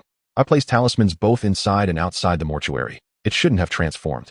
Upon seeing the Xianxia subdued by the controlling talisman, he nodded in satisfaction. It seems Xiaoyu is destined for this line of work. He even mastered the blood talismans swiftly. Uncle Gio affixed 9 yellow talismans to the Xianxia's body, then retrieved a jar, forming a hand gesture and reciting an incantation. Shortly, the Xianxia expelled a cloud of sinister energy, which fell into the jar. All right, the sinister energy within this guest has been extracted. They are safe for now. Next, Uncle Gio led Bai Yu on a thorough inspection of the premises, discovering several more corpses teetering on the brink of transformation. What a troublesome season this is. Uncle Gio's expression grew dark. In the following days, he accelerated the pace of teaching, eager to impart all the incantations to Bai Yu. Fortunately, Bai Yu had endured 9 years of rigorous education, making him exceptionally adept at learning, coupled with his innate talent. He quickly grasped the intricacies of the Zhu Yu In Fu Jing, which was steadily advancing. Uncle Gio was immensely pleased, frequently praising Bai Yu for possessing the potential of a burial emperor. Simultaneously, the news of Bai Yu's triumph over the Xianxia spread like wildfire. Zhu Tong excitedly informed Xiao Wang, you won't believe it. Bai Yu has become a second-tier martial artist and subdued a Xianxia. Xiao Wang relayed to Lao Zhang. Bai Gu is a second-tier martial artist and captured a Xianxia a few days ago. Soon, the entirety of Yanglu Street buzzed with tales of the young Bai Yu who had conquered a second-tier Xianxia. In the ensuing days, whenever Bai Yu ventured outside, he sensed the unusual glances directed toward him. Even when ordering a bowl of noodles, Aunt Wang would generously sprinkle extra scallions. Once he departed, fellow diners would whisper amongst themselves, look, that's Bai Yu, the one who faced a Xianxia. He seems so gentle, yet he's quite formidable. With keen ears, Bai Yu overheard their chatter, bemused by how the story had transformed. Nevertheless, there were benefits. The unscrupulous Wu, who had previously swindled Bai Yu out of 5 taels of silver, returned the full amount. After all, who wouldn't feel apprehensive about a second-tier martial artist daring to confront a Xianxia? Bai Yu, however, paid little mind to such gossip. At least the news of him being a second-tier martial artist had spread. The pressing concern remained. Jiangxing was likely unsettled, with an inexplicable surge of sinister energy. Thus, he needed to prepare contingencies to ensure his safety. It seemed prudent to create more blood talismans, for it was the most effective means against sinister energy. Bai Yu began secretly crafting blood talismans, practicing daily, though his success rate was not particularly high. Yet, after only a week, he found himself overwhelmed. The blood talisman is exceedingly draining on one's vitality. I can no longer afford even a single drop. Here I am, a dignified fourth-tier martial artist, reduced to a state of anemia. After much contemplation, Bai Yu resolved to venture once more into the black market to exchange some silver for the concoction of Yangjing-san. That night, he set forth as usual. Arriving at the black market, within, the old man Jiao continued to peddle last week's antiques, occasionally offering a few rather respectable books. All the while grinning with his toothless smile, proclaiming, "I won't ask for much, a flat price of 10,000. After greeting him, Bai Yu began to set up his stall, calling out, "Come and take a look at the freshly minted Huang Fu, Jinsha Fu, Hua Sha Fu, and Jie Sha Fu, 3 pieces per treatment, guaranteed to cure your ailments." To his surprise, his cries attracted quite a crowd. A young man in white emerged from the throng, exclaiming, "Master, thanks to your talisman last time, I was able to dispel the malevolent energy clinging to me. Please, I would like another set." Without hesitation, he produced a silver ingot and purchased 3 talismans. Others who had previously utilized the talismans also eagerly made their purchases. "I will take a set as well. I have been feeling quite unsettled lately." Indeed, the efficacy of the Master's Huang Fu was undeniable. "I'll buy 2 sets for backup. Things have been rather tumultuous as of late." In no time, the stall was a hive of activity, with 20 sets of talismans selling out in a flash. Some even requested to pre-order future talismans, while others suggested Bai Yu increase his production. He explained that drawing talismans was exceedingly taxing, and he could only manage a maximum of 10 sets per month. The 20 sets sold had been accumulated over a long period. Despite the current demand for Huang Fu, Bai Yu remained vigilant. A second-tier martial artist attracting too much wealth could easily draw unwanted attention. After selling the talismans, Bai Yu casually perused the books on Jiao's stall, critically assessing their worth. Unfortunately, there was not a single genuine article to be found, not even a damaged volume. Unexpectedly, Jiao did not engage in their usual banter, but instead inquired, "Kunkin, your Huang Fu is selling quite well. Could you provide me with a set?" Bai Yu glanced at Jiao, suspecting he might dabble in tomb raiding, and replied, "Since you have asked sincerely, I shall not ask for much, 10,000. Jiao's expression darkened. He had anticipated his own tactics being turned against him. However, Bai Yu was merely jesting, producing a Jinsha Fu, stating, "This is the last one. I truly have no more. If you genuinely desire it, I can offer you a friendly price of 201. Without a moment's hesitation, Jiao purchased the Jinsha Fu. He examined the talisman and praised, "What a fine technique. It is rare to see such a young practitioner of yin-yang." Bai Yu accepted the payment and, without lingering, procured some medicinal materials before exiting the black market. Shortly after he departed, a scar-faced man hastily followed. In the shadows, he retrieved a carrier pigeon and released it into the night sky. Upon leaving the black market, Bai Yu traversed a narrow path. After walking for half an hour, he suddenly spotted a masked figure standing atop a small hill, who seemed to have been waiting for some time. "Brother, please hold on." Bai Yu squinted, swiftly assessing the situation. The masked individual appeared to be a third-tier martial artist, though it was uncertain whether allies lurked nearby. His mind raced, devising several escape routes. Bai Yu inquired, "Were you waiting for me?" The masked figure nodded. "Indeed, I wish to discuss a business proposition with you." After surveying the surroundings and confirming there was only one person present, Bai Yu felt somewhat reassured. "Discussing business is fine, but your method of intercepting me on the road may lead to misunderstandings." The masked figure apologized. "I sincerely regret the necessity. This matter cannot be known to a third party. Might you possess any Jinsha Fu? If you are willing to part with them, I am prepared to offer 5 taels of silver each." Such a price was astonishing. Even Bai Yu felt a flicker of temptation, yet he quickly suppressed it.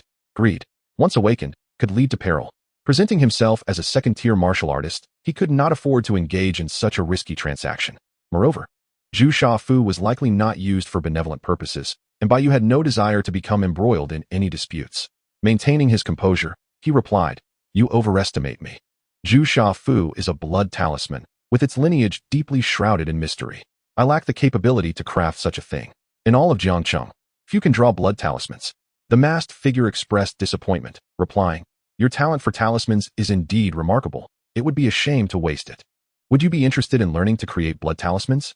By joining us, you could learn this skill, and soon enough, 5 taels of silver per transaction would be at your fingertips, with wealth and prosperity within reach. Bai Yu firmly declined. I possess no such talent.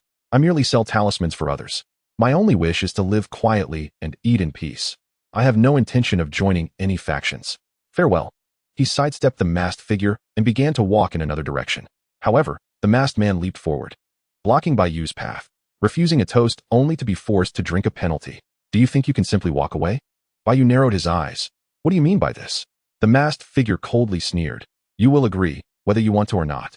Knowing about the Jusha Fu means either you join us, or you face death. Bai Yu felt a surge of anger. He sought no trouble, yet it had found him. Then let us see how capable you truly are. Bai Yu resolutely rejected the masked man's demands. The masked figure's eyes glinted with malice as he sprang into action. With a powerful leap, he closed the distance, delivering a swift punch. Bai Yu, refusing to be complacent, crossed his arms to block the attack. The force of the blow sent him stumbling back several steps. The masked man seized the opportunity. Unleashing a flurry of punches, Tiger leaps the gorge. Arhut subdues the tiger, treading the tiger, vanquishing demons. Each strike was heavy with force. His arms seemingly imbued with the strength of 1,000 pounds, reminiscent of a ferocious tiger. Bai Yu unleashed his 4 symbols and 5 elements fist, engaging in a fierce battle with the masked figure. He quickly discerned that the masked man employed a renowned and aggressive boxing style known as the 42 paths of the subduing tiger fist. Although Bai Yu initially struggled with his lack of combat experience, he gradually adapted and began to counter effectively. The masked man, realizing he could not easily overpower Bai Yu, exclaimed, Kid, I never expected you to possess such innate strength. A mere second-tier martial artist managing to withstand my subduing tiger fist. Alas, innate strength will not be enough. Feigning a strike, he leaped back and affixed a yellow talisman to himself. Instantly, a crimson glow enveloped him, his muscles swelling, veins bulging like serpents along his arms. Bai Yu sensed the gravity of the situation. This yellow talisman appeared ominous and should not be trifled with. Escape was his best option. With a determined exertion, he propelled himself away, landing dozens of yards distant. Yet, just then, a series of piercing whistling sounds cut through the air. 3 crossbow bolts shot forth from the darkness, striking Bai Yu and causing him to grunt as he plummeted to the ground, struggling momentarily before falling silent. From the shadows emerged a bald man, wielding a crossbow. A second-tier martial artist. TSK, this kid truly is ungrateful, refusing to join our divine sect. The masked figure, referred to as Brother Lu, replied, What should we do with his corpse? This young man is indeed a second-tier martial artist, with a robust vitality, and naturally, he will be taken back to nourish those treasures. Baldy, are you certain this fellow is dead? The bald man chuckled. Brother Lu, you are overthinking it. With the piercing crossbow and the venom of the 5-step snake, does this lad stand a chance of survival? Brother Lu snorted coldly. This is a matter of great importance. I must exercise caution and confirm once more. He withdrew a flying knife from his bosom and flung it with great force. The knife struck Bai Yu's neck, producing a dull thud, unable to penetrate his defenses. This is bad. He is at the 3rd level of the skin tempering stage. Brother Lu was taken aback, ready to retreat. No, wait, he is at the 4th level. Bai Yu suddenly erupted, grasping a dagger in his hand, the weapon unknown to him until now. Using the dagger as a sword, he swung it fiercely. The 3rd style of the broken soul blade, severing offspring. A blade of cold light ascended from below, cleaving into Brother Lu's groin, blood gushing forth. Brother Lu suffered a devastating blow, instantly becoming a pitiful sight, letting out a chilling scream. Yet, instead of retreating, he charged forward, fists clenched in a vengeful counterattack, truly a bold man. Bai Yu showed no fear, his dagger moving as swiftly as lightning. The broken soul sword technique. A single stroke to sever the head. Brother Lu's head flew high, his eyes widened in disbelief. Until his last breath, he could not fathom how a mere second-tier sheep had transformed into a 4th-tier man-eating tiger. The guise of one's realm cannot be so easily feigned. While others conceal one level, he had suppressed 2. Meanwhile, the bald man stood frozen in shock. What on earth is happening? Brother Lu was a 3rd-tier martial artist, and in the blink of an eye, he became Brother Lu the corpse. He was merely at the 2nd tier. How could he stand against a 4th-tier master? Gritting his teeth, he swiftly retrieved a white ball from his bosom and hurled it to the ground. With a loud bang, the white ball exploded, instantly filling the area with a cloud of white smoke. A mixture of lime powder and chili powder rendered the air unbreathable. Seizing the opportunity, while Bai Yu staggered back, the bald man discarded his crossbow and fled. His seemingly bulky body was surprisingly agile, covering several dozen feet in mere moments. However, just then, a black dog leaped out from the shadows. With a pair of front paws, it pounced, knocking the bald man to the ground. As he prepared to retaliate, a sharp pain shot through his hand. One of his palms had been severed. Bai Yu had arrived, dagger in hand, coldly observing him. The bald man clutched his severed arm in panic, pleading, "Do not kill me. Do not kill me." "I had no choice," Bai Yu replied coldly. "Answer a few of my questions, and perhaps I will spare your life." "Why did you attempt to assassinate me?" The bald man quickly responded. "Brother Lu has recently been recruiting various yin masters. It seems he intends to draw blood runes." Bai Yu's voice grew stern. "So, if one refuses to join, they must be eliminated?" The man exclaimed, "Other yin masters do not behave this way. Brother Lu said you were selling yellow runes in the black market, disrupting their plans. Hence the need to remove you." Bai Yu felt a slight headache. He had only sold yellow runes twice, and already he had drawn attention. He inquired further, "How did you learn of my whereabouts?" It was scarred Lu Si. He is skilled at bird keeping, able to surveil others and relay information. Brother Lu is his third uncle. Bai Yu pressed on. "Now, the most crucial question, which faction or organization do you belong to?" The bald man's expression wavered. Without hesitation, Bai Yu swung his dagger, severing one of his ears. The man screamed in agony, "I will tell you. We are from Chi-Chi." In the next moment, his eyes widened in shock, as if an invisible hand had grasped his throat. He died just like that. Bai Yu quickly retreated, warily eyeing the corpse. How peculiar. What force had prevented the bald man from revealing that name? However, aside from that, there seemed to be no other danger. Overthinking would be futile. It was best to search the body for any spoils. From the bald man, Bai Yu acquired 18 taels of silver, a broken crossbow, several crossbow bolts, and a vial of poison. The silver was a pleasant surprise, but the crossbow filled Bai Yu with delight. It could shoot 3 bolts in succession, a formidable weapon. Thus, he had gained another means of defense. Bai Yu then scoured Brother Lu's body. This time, he was even more astonished, as he discovered a stack of silver notes, which he counted to be over 500 taels. He had struck it rich. This was a windfall. Bai Yu beamed with joy. Additionally, he found some loose silver coins, a heavy iron token, and a small booklet.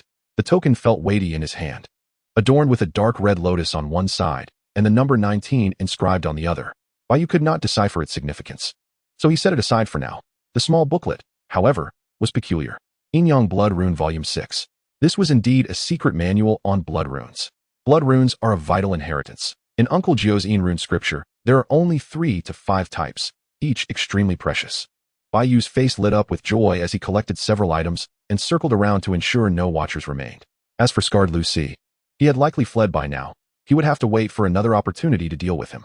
As dawn began to break, he returned to the mortuary. I must see what secrets this blood rune scripture holds. Chapter 31. The Blood Rune Scripture. Upon returning to his room, Bai Yu opened the Yin Blood Rune Scripture. It recorded the methods for crafting 3 types of blood runes: the Divine Power Rune, the Gathering Evil Rune, and the Sharp Gold Piercing Rune.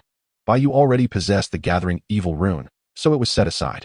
The Divine Power Rune, as the name suggests, temporarily enhances a person's vitality, significantly boosting strength. The Sharp Gold Piercing Rune, when affixed to a weapon, can breach armor or a martial artist's defenses. Typically, ordinary martial artists cannot withstand weapons enhanced with the piercing rune. If applied to crossbow bolts, it would be overwhelmingly advantageous.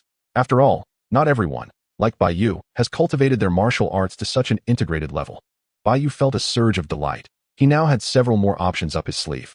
In the days that followed, he began to draw blood runes. A small wooden table, a yellow rune paper, and the black dog serving as a paperweight. Bai Yu held the brush firmly, his strokes fluid and sure. The brush moved smoothly, without a hint of tremor, flowing effortlessly. However, when he reached the crucial central stroke, the entire yellow paper suddenly erupted. Another failure. This was already his 9th failure. Bai Yu closed his eyes, reflecting on the process of drawing the rune, savoring each moment. The art of rune drawing, devoid of understanding, only invites the ire of spirits. The most critical aspect of blood runes lies in the key strokes, known as the rune's core. If one were to liken a rune to a bomb, the core would be the explosive material inside. Because the rune core is so vital, every time it is formed, an invisible resistance arises, akin to forcing 2 magnets of the same pole together. Any slight tremor in one's hand will lead to the failure of the rune core. Bai Yu suddenly opened his eyes, a brilliant light shining within. He laid out the yellow paper once more and began to draw the rune. The initial strokes flowed just as before, but when it came time to form the rune core, he channeled his energy into both arms, his focus sharper than ever. Indeed, as he executed the stroke, he encountered a powerful repulsion. Yet, Bai Yu steadied himself and continued to draw at a measured pace. At last, the rune core was formed, and the entire rune glimmered with a faint blood light. Once Bai Yu completed the tale of the rune, the blood light slowly faded. The divine power rune. A success. Bai Yu activated the divine power rune and affixed it to his chest. Instantly, his heart began to thump vigorously. His muscles swelled, and blood surged through his veins. With a firm stomp, Bai Yu left a deep footprint in the ground. With a casual strike, he shattered a tree trunk as thick as a thigh into two. With the use of this divine power rune, his strength had surged by half in an instant. Do not underestimate the power of this half. Once a martial artist reaches the third tier, each increment in strength becomes exceedingly arduous. Even at the limits, the power barely reaches 1 or 2,000 jin. Beyond that, the bones can no longer endure. A mere exertion could lead to fractures. Many professional athletes in the past faced bone fractures due to their excessively robust musculature. Thus, the divine strength talisman, which can augment strength by half, is already a formidable asset. Bai Yu was quite pleased as he removed the talisman. Instantly, he felt a wave of emptiness within, akin to having rewarded himself numerous times in succession. Excessive release of one's power invariably comes at a cost.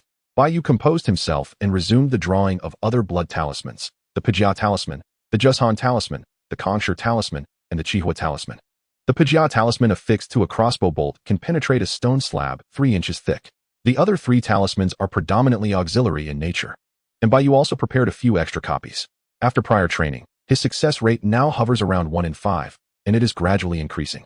Fortunately, he had previously acquired 500 taels and silver notes, enabling him to concoct ample Yanjing sand, ensuring a sufficient supply of vital energy.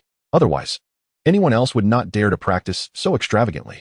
Bai Yu's skill panel recorded, Blood Talisman Technique, Proficient 360-1000. Over the past half-month, Bai Yu devoted his time to either training for the funeral or drawing talismans. He finally elevated the Blood Talisman Technique to a proficient level. Additionally, he persistently practiced archery until he reached proficiency. Archery, Proficient 231,000. His martial arts cultivation has also been advancing slowly. He has just opened the foot Shaoyin kidney meridian, akin to having consumed 100 bottles of kidney tonic, acquiring the indomitable Vajra. All 10 meridians are now open, with only the last 2 remaining. Yet opening these final 2 is proving more difficult than all the previous ones combined. Relying solely on vital energy to push through the meridians is exceedingly challenging. Bai Yu stroked his chin and fell into deep contemplation. Ultimately, he conceived a solution to switch to a different internal cultivation method to cultivate internal energy and clear the meridians. The 4 symbols and 5 elements fist is an external technique that hones the physique and enhances vital energy. However, its conversion into internal energy is exceedingly slow. To date, Bai Yu has only converted 50 points of internal energy. If he had an internal cultivation manual, he could cultivate a substantial amount of internal energy to unblock the final 2 meridians. With this thought, Bai Yu felt an urge to inquire with Uncle Gio about any potential leads on obtaining an internal cultivation manual. He made his way to the front hall, where Zhu Tong was entering with several bowls of noodles. Little Bai, you're here for noodles so early? What rotten luck. The price of Yanshan noodles has risen to 5 when a bowl.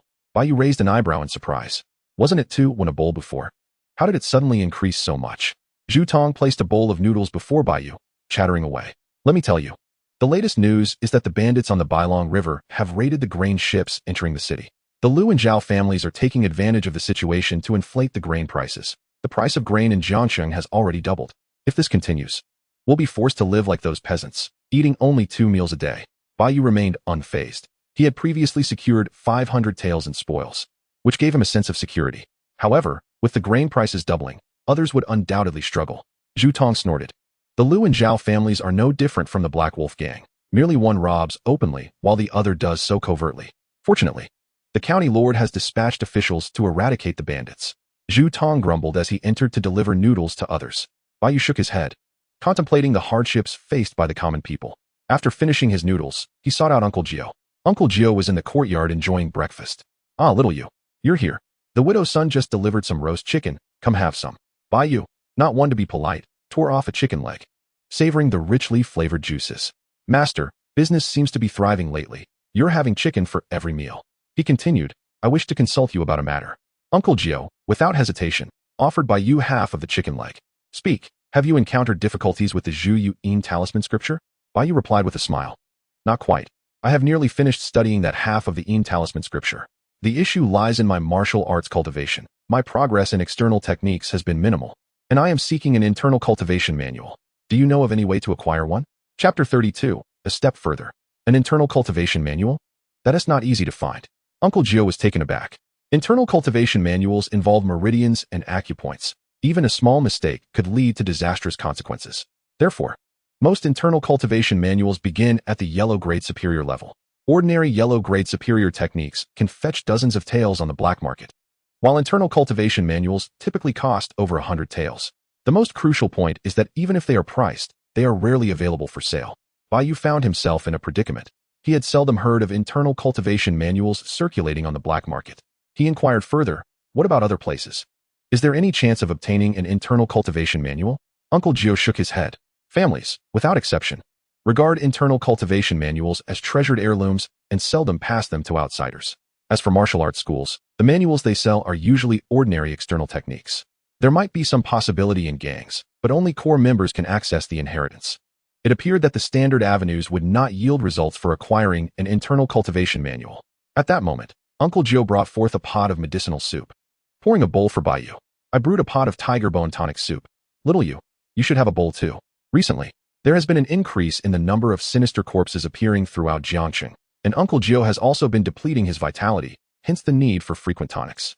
It must be said that Uncle Gio truly regarded Bai Yu as his close disciple. Bai Yu accepted the tonic soup and drank it heartily, feeling warmth spread through his body and a slight increase in vitality. Overall, the effect was less than half that of the Yanjing San. Bai Yu produced a prescription, saying, Master, I've noticed your vitality has been significantly depleted. I have a family recipe for a blood tonic that works quite well. You might want to give it a try. Uncle Gio took the prescription, feeling touched. Good lad, I did not misjudge you. All right, I'll give it a try when I have the chance. Just as you finish the first part of the talisman scripture, go to my room and retrieve the middle section from under my pillow. Once you complete the middle section, in a while, I'll take you to deal with the sinister corpses. Bai Yu beamed with joy. He had long been curious about what the middle section contained. He wiped his hands and headed to Uncle Gio's room. Upon lifting the pillow, he was astonished to discover a volume titled by Hu Yin Wen Lu. Good heavens! He never expected Uncle Gio, with his thick brows and large eyes, to have such tastes. Just then, Uncle Gio rushed in from outside, swiftly snatching the Yin Wen Lu. His face flushed crimson. Little you, let me explain. I am merely refining my character and engaging in self-cultivation. Bai Yu gave him a knowing look, chuckling, cough cough. I understand. Men always have a soft spot for the arts. I also have a volume titled Xianxiafanqingpu. I'll bring it later to aid your cultivation. With a mischievous grin, Bai Yu took the Zhu Yu talisman scripture and returned to the front hall. Although he flipped through the talisman scripture, his mind remained preoccupied with the quest for an internal cultivation manual. How could he obtain an internal cultivation manual? He mused. Why don't more people from the Black Wolf Gang and the Divine Strength sect meet their demise? Just as he was lost in thought, a loud shout echoed from outside. Time to pay the protection fee. Get the money ready quickly, or else I, second master, will take action. It was none other than Zhuai, accompanied by a group of sycophants, marching into the mortuary. Zhu Tong hurriedly plastered a smile on his face and greeted them. Oh, second master, what brings you here? ISNT at the first day of the month today? Zhuai boomed. The rules have changed, from now on. We'll collect the usual fee twice a month on the 1st and 15th. Zhu Tong's smile froze.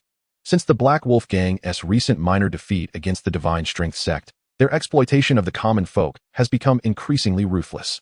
The fees, which had already doubled, were now set to double again. In the silence of the Yi Zhuang, the crowd remained mute. Zhuai, with a cold smile, remarked, unable to produce the money? Well, in that case, come borrow from us, with interest of 9 out of 13. Upon hearing this, Bai Yu's heart sank. The fate of those who borrowed high-interest loans from the Hei Lang gang was well known. Old Zhou from Yonglu Street had been completely ruined and ultimately perished in the streets. Sensing the oppressive atmosphere, Zhou Tong hastily produced 101 and stated, Since Master Zhua has spoken, we must support your endeavors. After a moment of silence, Bai Yu and the others reluctantly followed suit and contributed their money. However, Zhuai, noticing their swift compliance, felt a twinge of displeasure. Without anyone borrowing from him, how could he amass great wealth? His one-eyed gaze darted towards Bai Yu as he said, Kid, I've heard you have a large black dog, quite spirited. Recently, there have been many strange occurrences in Jiangcheng, and I was just thinking of acquiring a black dog to ward off evil for our vice leader.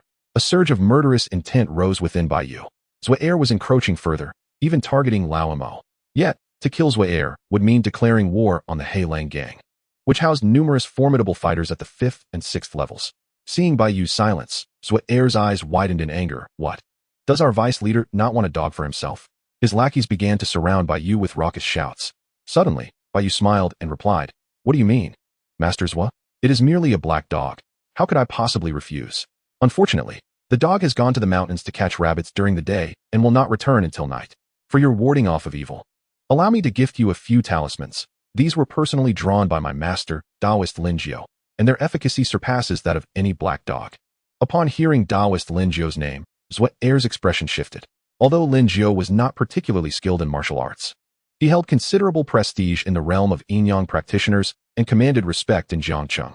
Zhua Er had not anticipated that he had taken Bai Yu as his disciple. Grabbing the yellow talismans, Zhua Er declared, "In light of your master, I shall let this matter slide for now. On the 15th of this month, ensure that the dog is tied up for me. If I do not see the black dog then, your life will be forfeit." With a cold snort, he turned and left. Not long after, wails echoed from Yonglu Street once more. Another family had fallen victim to misfortune. Bai Yu's expression darkened. At that moment, Zhu Tong hurriedly advised, "Little Bai, do not act rashly. Zhua Er is a third-level warrior. Confronting him head-on would be futile." Old Zhang chimed in. As if a mere third-level warrior were not enough, Zhua Er's older sister is the concubine of Lu Dulong, the vice-leader of the He Lang gang. Years ago, Zhua Er rose to prominence by relying on her. Lu Dulong, an old fellow, was a 7th-level warrior, and Zhua Er dared to be so arrogant due to his backing. Bai Yu's complexion darkened further. He had not realized that Zhua Er had a brother-in-law who was a 7th-level warrior. 7th-level warriors were already renowned masters in Jiangcheng. The members of Yi Zhuang urged Bai Yu to reconsider. One could not bend an arm against a leg. Suddenly, Bai Yu began to smile. As if he had come to a realization, "Everyone, do not worry. I am not foolish enough to clash with Zhua Er.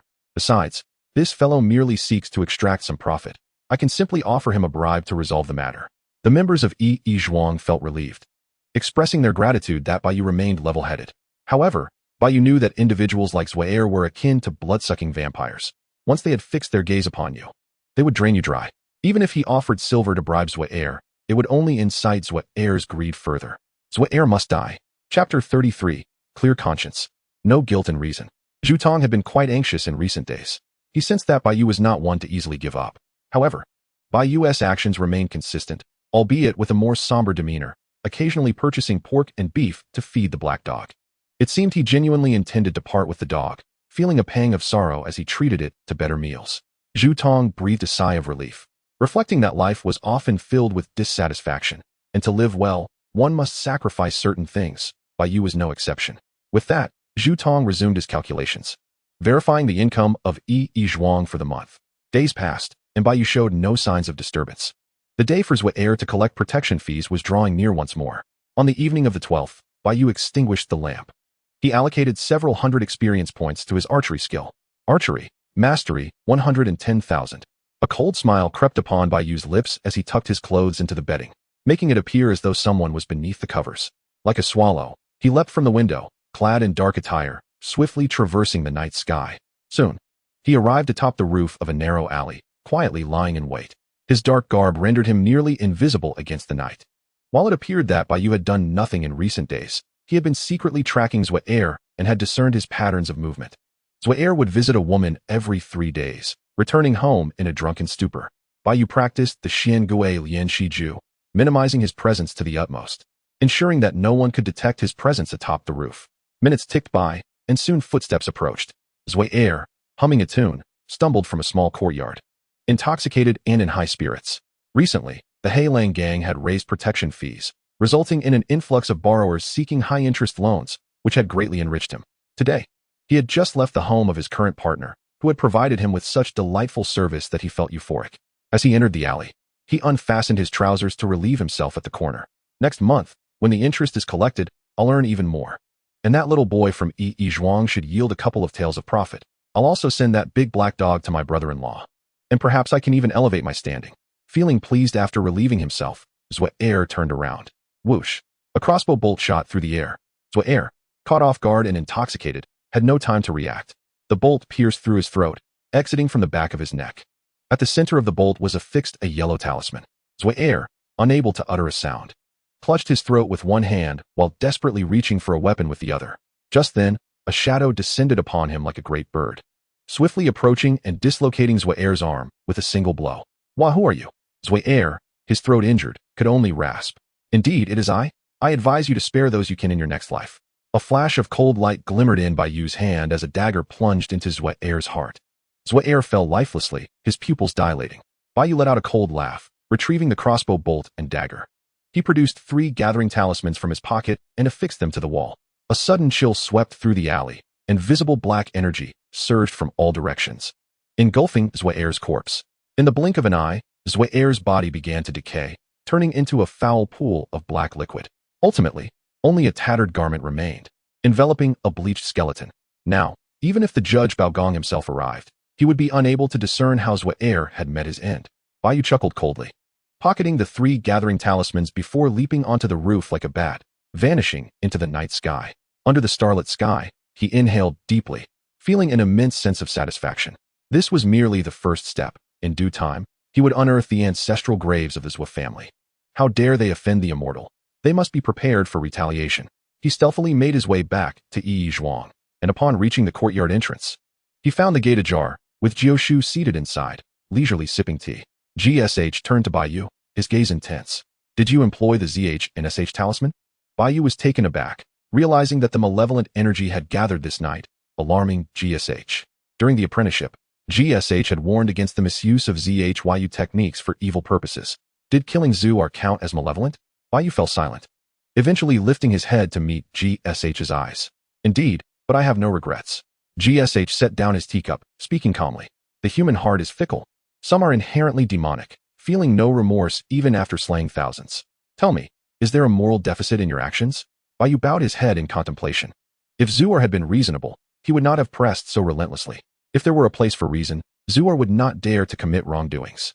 It was precisely because there was no justice in this world that the knife in hand became the ultimate truth. Bai Yu's heart lightened, and he spoke candidly. I have no regrets, and I am not lacking in moral standing. GSH nodded, a commendable stance. I believe in you. He pulled out a yellow talisman from his robe and placed it on the table. However, your approach lacks experience. The resentment of the deceased will attach to the killer. Should someone summon a Inyang master, they may trace it back to you. This is a QNGM Ing blood talisman, capable of dispelling vengeful spirits. Carry it with you to prevent others from tracking you through Inyang techniques. With that, he turned and exited the courtyard. Bai Yu picked up the QNGM Ing talisman. A chill coursing through his body. He felt as though a heavy stone had been lifted from him. Thankfully, Master understands reason, otherwise I could not remain in the righteous establishment. Bai Yu entered the house through the window, tidied himself, and fell into a deep slumber. The next day, Zhuar's corpse was discovered, and through the remnants of his clothing, his identity was recognized. Speculations arose among the crowd, wondering if Zhuar had crossed paths with a monster or offended some high-ranking individual. Many secretly rejoiced, exclaiming that evil deeds meet with just recompense. However, Zhuar's family was enraged, convinced that there was something amiss. His sister-in-law, the wife of the gang leader, personally intervened, hiring the highly esteemed Inyang master, Daozhong Lng, to ensure the culprit was found. Daozhong Lng, accompanied by his apprentice, arrived at the scene, vowing to capture the murderer. He turned to Bai Yu and asked, Xiaoyu, what do you think led to the death of Zhuar? Zhuar's sister grasped Bai Yu's hand earnestly, pleading, Little master, you must find the one who killed my brother. The killer examined the crime scene with utmost seriousness, performing a ritual with fire talismans. He patted his chest, declaring, Report to master. I believe the deceased died of illness. He must have succumbed to excessive drinking, which, combined with the lingering vengeful spirits, led to his demise. Daozhong Lng, exuding an air of wisdom, stroked his beard. Indeed, I have used ZHYU techniques to investigate. Zhuar was indeed consumed by malevolent energy. Everyone, do good deeds and refrain from wrongdoing. With GSH also weighing in, Zhuar's family had no choice but to accept the situation. They entrusted Zhuar to the righteous establishment, insisting on a grand funeral. GSH nodded in agreement and turned to Bai Yu to oversee the arrangements. Chapter 34. Unexpected Gains. HIL Ing Heart Technique. The task of conducting Zhuar's memorial fell to Bai Yu. He personally managed the proceedings, ensuring the funeral was splendid, even playing music throughout, earning the admiration of Zhuar's family. However, unbeknownst to them, the piece Bai Yu played was called Mi H N Q, a melody from the ZHYUYNF Jing, with a singular purpose, to annihilate spirits. Regardless of whether Zhuar had any lingering souls, they would not exist henceforth. Even should a judge summon spirits, no results would be forthcoming. The deceased's emotional state remained stable. Zhuar's coffin was successfully buried, and his sister, the gang leader's wife, presented 5 taels of silver to each member of the righteous establishment. Master Ln and Little Master Bai, having worked diligently, were gifted 20 taels. Bai Yu and GSH exchanged smiles as they accepted the silver. Rumors began to circulate in the community. Tales of someone burdened by malevolent energy receiving just retribution. Some speculated that the family of Old Man Zhu, the wonton vendor, sought revenge on Zuar. Yet, none of this concerned Bai Yu any longer. Funeral successful, participation rate 86, family satisfaction 88, choose 2 optional rewards. Standard rewards, vitality 35, life experience 166. Optional rewards, HIL heart technique, P, T11QN, knife technique experience 1308. Bai Yu was overjoyed, surprised by the unexpected rewards. Among them was a martial arts technique, HIL heart technique, complete version, of the lower grade xianxiaaudiobooks. Such a treasure would be fiercely contested in the black market. It turned out that the deputy leader of the HIL gang, Li Dling, was soft-hearted and, unable to resist his wife's coaxing, secretly passed the HIL heart technique to his brother-in-law. Bai Yu quickly chose the HIL heart technique. His mind expanded with a wealth of knowledge, and upon closing his eyes, he could visualize the pathways of vital energy flowing through his body. He then opted for the knife technique experience. Knife technique experience 1308. In an instant, it felt as though he had pierced through a barrier, achieving a breakthrough in the Do in HNDO technique. Do in HNDO, minor achievement, 277100000. Now, Bai Yu could unleash 3 strikes in the blink of an eye, each strike lethal. With a gentle smile, Bai Yu began his training in the HIL heart technique. Sitting cross-legged, he envisioned a diagram of vital energy circulation in his mind. He concentrated his spirit within, gradually guiding his vital energy along the prescribed pathways. Bai Yu stumbled through the process, persistently directing his vital energy forward. Unbeknownst to him, an hour had passed.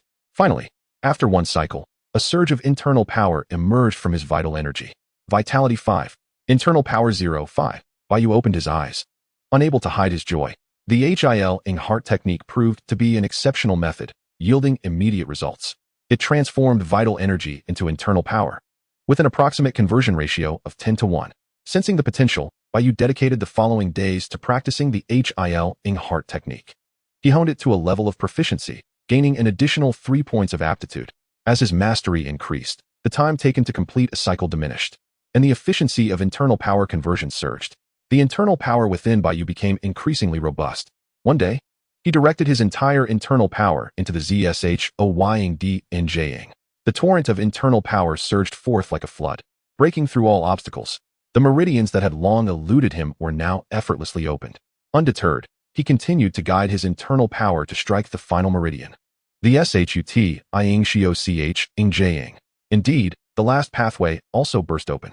All 12 meridians were fully unblocked. Bai Yu coughed, expelling a mouthful of dark blood, a release of the accumulated impurities and hidden injuries within. He suddenly opened his eyes, a gleam of brilliance shining forth.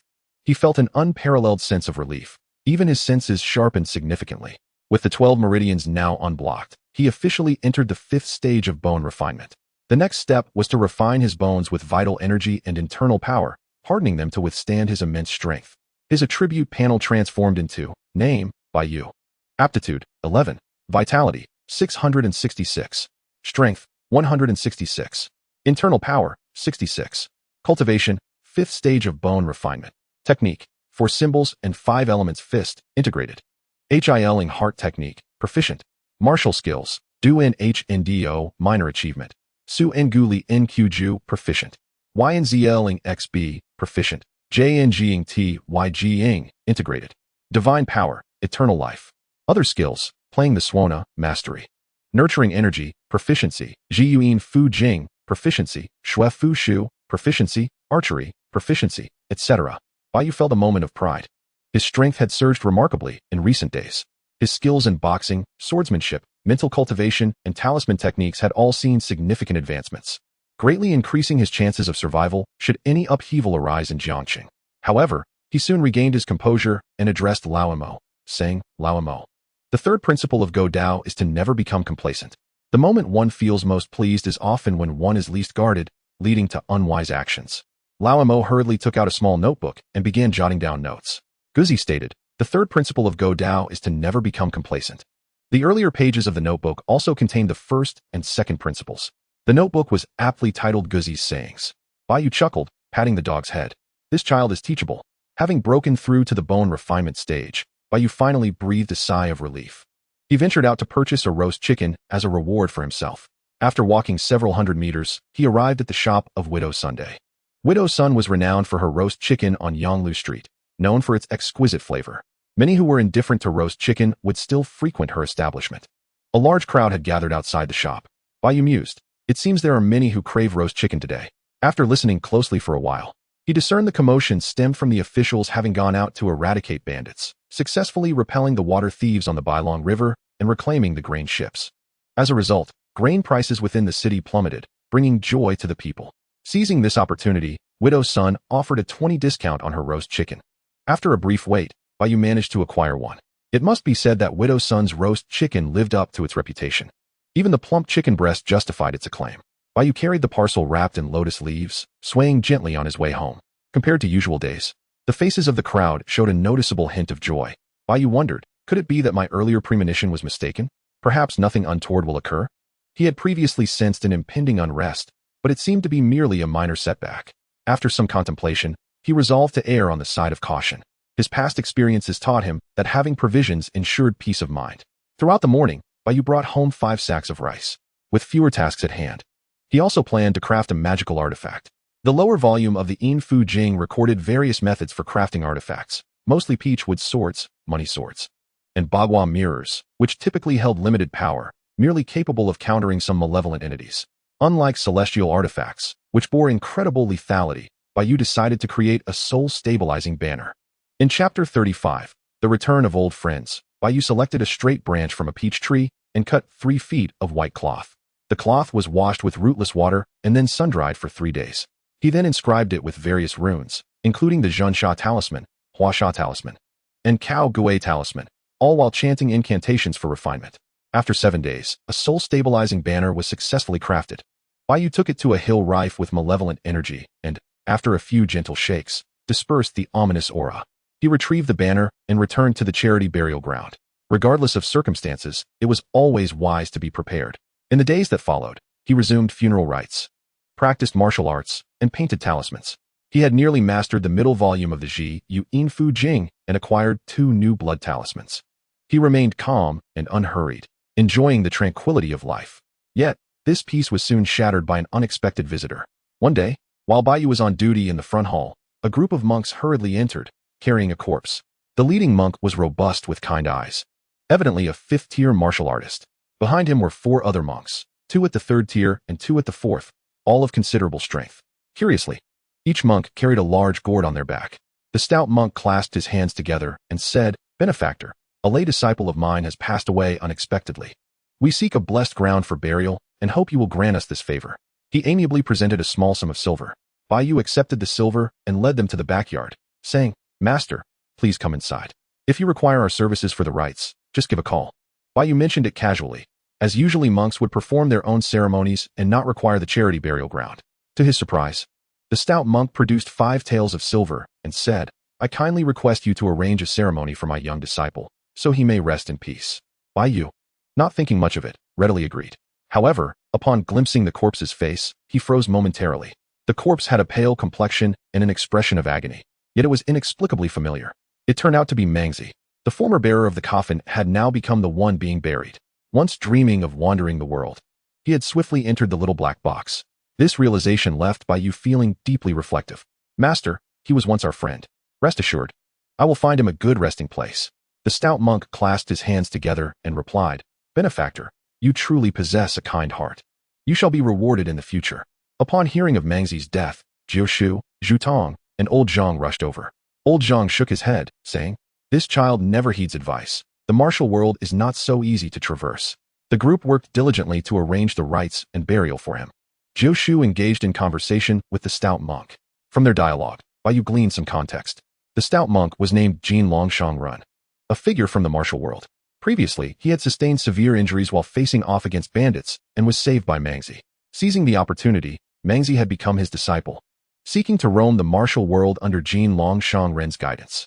Unfortunately, Mangzi's impetuous nature led him to charge into a bandit's lair, aiming to purge evil for the sake of the people, only to meet his demise. Mangxi's recklessness ultimately transformed him into a subject of mourning. After Bai Yu played an elegy, Jin Longshang and several disciples arrived to pay their respects. Each bore a sorrowful countenance, lamenting deeply. It appeared the bond between master and disciple was profound. At that moment, Bai Yu glanced at the burial ledger. Burial target, Wang Mang. Identity, lay disciple of Jin Long Temple. Age, 19. Cultivation level, 3rd tier of martial arts. Burial participation, 51. Standard rewards, strength 12. Life experience 110. Optional rewards, Iron Corpse technique, Dragon Power Formula, Luon Fist, Golden Bell Shield. Inchi 3, Vitality 45. Bai Yu instinctively sensed something amiss. The burial rewards for Mangxi included the Iron Corpse technique and Inchi, both of which were ominously chilling. Maintaining an impassive expression, Bai Yu secretly examined the burial ledger. Through it, Bai Yu could witness fragments of Mangxi's life. Indeed, Mangxi had saved Jin Longshang, who subsequently imparted several formidable techniques and urged him to practice diligently. Over the past 2 or 3 years, Mangxi's memories were solely of cultivation, devoid of any other experiences. The final image, however, froze a month prior. Mangxi sat in a large vat, soaking in a medicinal concoction, while Jin Longshang and a young man in white waited nearby. The young man in white inquired, "Is everything ready?" Jin Longshang nodded. "We are just missing the final step." The young man in white spoke slowly. "Fear is the best tonic. For the greater cause." Jin Longshang echoed, "For the greater cause." In the next moment, the young man in white raised his hand and shot several silver needles into Mangxi's head. The last visage Mangxi beheld was Jin Longshang's kind and benevolent face. Bai Yu couldn't help but draw a sharp breath. Mangxi had died a month ago. The murderer who took Mangxi's life was now joyfully conversing with Jin Longshang, even committing the act before his very eyes. Even with Bai Yu's composed demeanor, his hand involuntarily trembled. Jin Longshang sensed the tremor in the Swana and turned. Puzzled, "What troubles you, young benefactor?" Bai Yu sighed deeply and spoke. "Master, I have known Mang Gu for a long time. Seeing him in this plight fills me with profound sorrow. Alas, had I known, I would have restrained him from venturing into the Jianghu." The kind-hearted Jin Longshang maintained his gentle demeanor and replied, "There is no need for you to grieve excessively. For those who have renounced worldly ties have already seen through the illusions of life and death. Mang Gu, in his travels through the Jianghu, must have attained some understanding." Bai Yu exhaled again, gathered his thoughts, and concluded a ritual. That evening, Bai Yu cautiously inquired, "Master, according to tradition, we must prepare the deceased for burial by changing into ceremonial garments. This task typically falls to Zhang Bogan, but as I am familiar with Mang Gu, I shall take charge." Jin Longshang recited a Buddhist mantra, Amichuofo, "Benefactor, the customs of our monastic order differ somewhat from those of ordinary folk. Matters such as changing into burial garments and placing the body in the coffin can be entrusted to my 4 incompetent disciples." Bai Yu did not press the issue further, but grew increasingly convinced that the group of monks harbored ill intent. He clasped his hands and said, "In that case, we shall certainly adhere to the customs of the Buddhist order. What about the vigil tonight?" Jin Longshang replied, "There is no need to trouble the benefactors. I and my disciples will chant sutras and pray for Mang Gu." Bai Yu naturally nodded in agreement. "If that is the case, we shall take our leave to rest. Master, should you require anything, please do not hesitate to ask." After apologizing, Bai Yu returned to his quarters with Lao Mo. Along the way, he felt an unsettling sensation, as if a pair of eyes were watching him. While an ordinary person would not have sensed it, Bai Yu, being a practitioner of qi and blood, was acutely aware of gazes and malicious intent. He remained composed, hastening back to his room, where he sketched talismans under the lamp before extinguishing it and retiring to bed. Before lying down, he seemingly absent-mindedly patted Lao Mo's head. An exchange of glances conveyed mutual understanding. As the night deepened, Jin Longshang and his 2 disciples encircled Mang Gu, reciting scriptures. Once the hour of Z passed, 2 monks descended from the beams. "Master, they are all fast asleep." Jin Longshang suddenly opened his eyes, the former gentle expression replaced by a fierce countenance. "Zhu Ming, they have not discovered us, have they?" The monk named Zhu Ming hastily responded, "Rest assured, Master, we have investigated thoroughly. The most formidable individuals in this establishment are merely 2 martial artists. One at the 2nd tier and the other at the 3rd tier. They pose no threat." Jin Longshang coldly commanded, "Proceed as planned." Chapter 36, A Sudden Change at the Yizhuang, the Surge of Malevolent Energy. Proceed as planned. With Jin Longshang's directive, the 4 disciples each shouldered a gourd and vanished into the night. Zhu Ming, carrying the gourd, swiftly navigated through the darkness until he reached a hillside. After confirming no one else was present, he opened the gourd. Instantly, a surge of malevolent energy erupted skyward. An inexplicable gust of cold wind swept through the surroundings. Zhu Ming withdrew a bone artifact, murmuring incantations. The surrounding malevolent energy was drawn forth, coalescing into gusts of chilling wind directed towards the Yizhuang. Unbeknownst to anyone, a pair of pitch-black eyes witnessed everything unfold. Within the Yizhuang, Bai Yu feigned sleep in his bed. Suddenly, a few barks from the outside broke the silence. A warning from Lao Mo. Bai Yu sprang up, noticing the soul-guarding flag fluttering without wind, gently swaying. He hurriedly opened the window, feeling a chilling breeze sweep past, accompanied by the sounds of beastly roars and wooden splintering. Had someone looked from above, they would have seen the Yizhuang enveloped in a layer of white mist. Within 1,000 meters, a turbulent wave of malevolent energy surged forth, creating a massive vortex centered around the Yizhuang. Although Bai Yu could not perceive the vortex, he distinctly felt the increase in malevolent energy. He seized his prepared tools and made his way to the front hall, nearly colliding with Jiu Shu, who had also arrived hastily. Bai Yu spoke first. "Master, it's dire. The malevolent energy inside and outside the Yizhuang has suddenly surged, and its concentration is still rising." Jiu Shu's expression grew grave as he replied, "I have sensed it too. Something is amiss. We can no longer remain here. The malevolent energy is too dense. Staying any longer could lead to fatalities." At that moment, roars erupted from various courtyards within the Yizhuang, accompanied by the sounds of heavy objects crashing against wooden planks. Jiu Shu's expression changed dramatically. This is the result of the surging malevolent energy. The corpses stored here are beginning to transform. Alarmed, he quickly retrieved several yellow talismans from his robe and handed them to Bai Yu. "Quickly, awaken Zhu Tong and the others. Lead them away. The malevolent energy is too thick here. Ordinary people cannot withstand it." Bai Yu hastily replied, "All right, master. We shall leave together." However, Jiu Shu insisted, "You must go quickly. I cannot leave." Bai Yu was frantic. "Master, even if you are a feng shui master, remaining here will lead to dire consequences." Jiu Shu replied solemnly, "It is my duty. I cannot forsake it. You are not a yin yang master. Take them and leave without delay. If you are not here, I can act more freely. I have no time to tend to ordinary people.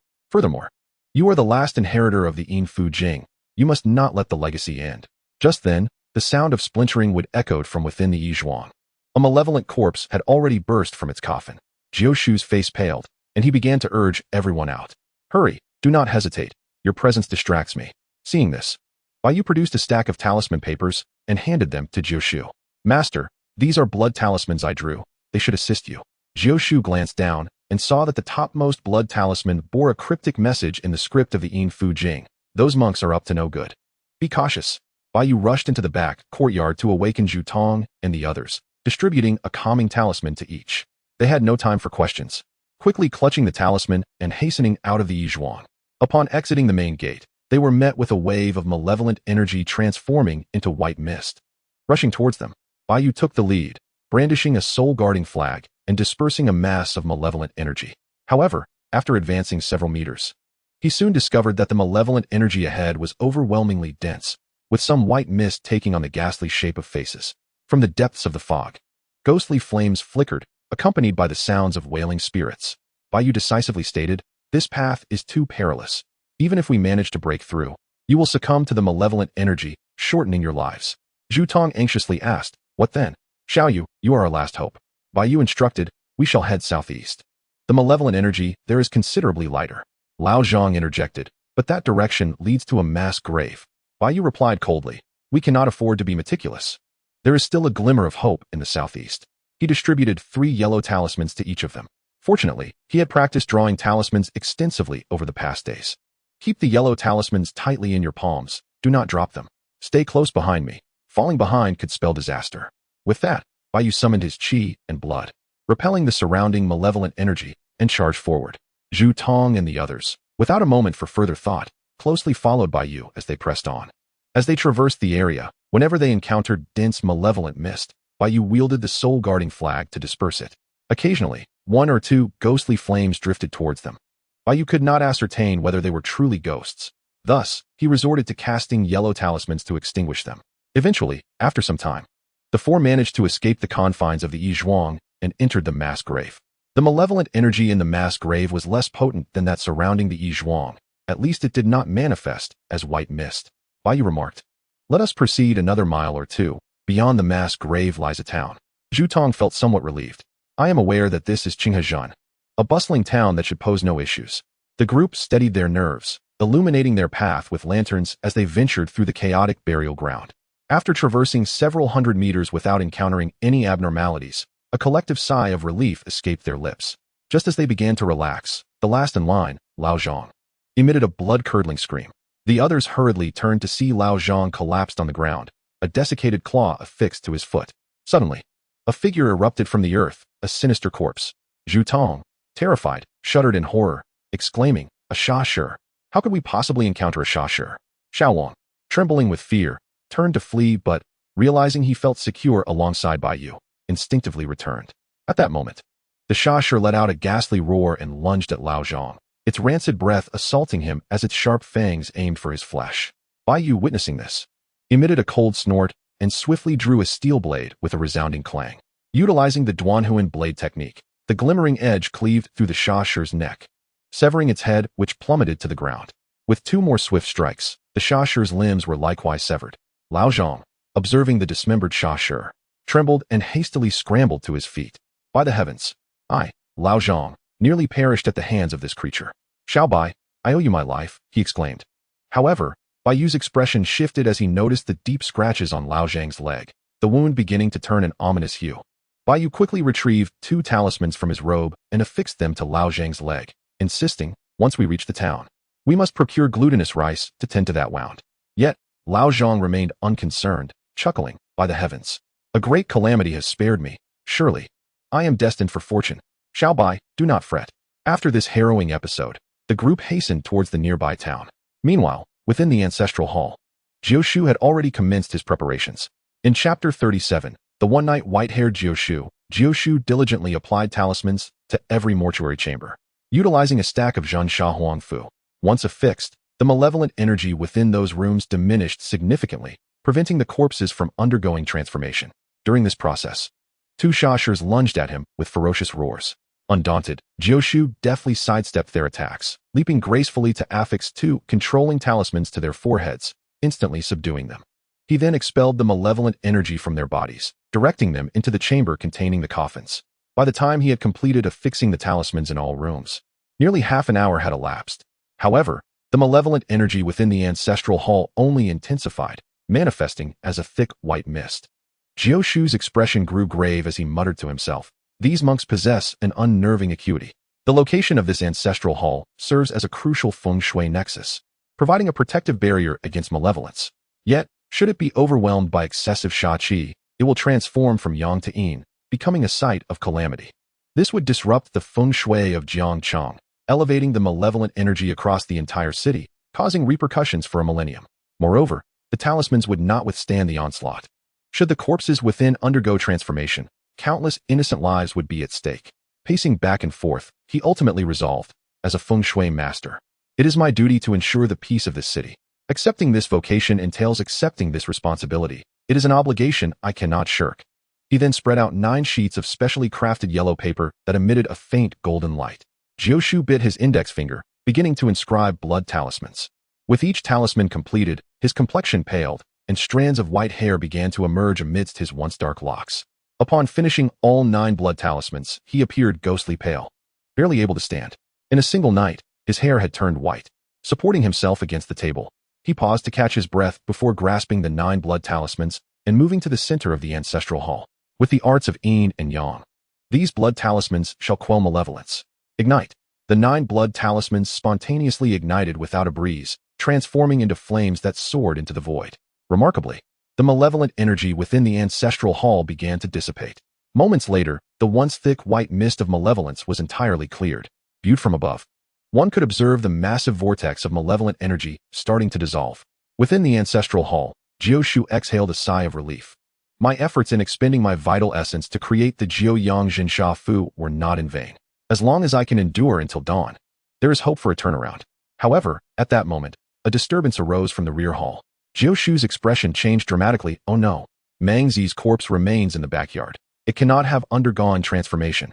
He hurried towards the backyard, only to find Meng Zi's corpse standing upright in the center of the hall. Without hesitation, Jiushu produced a talisman and affixed it to Meng Zi's forehead. Just then, a shadowy figure appeared behind him like a wraith, Jin Longshang Ren.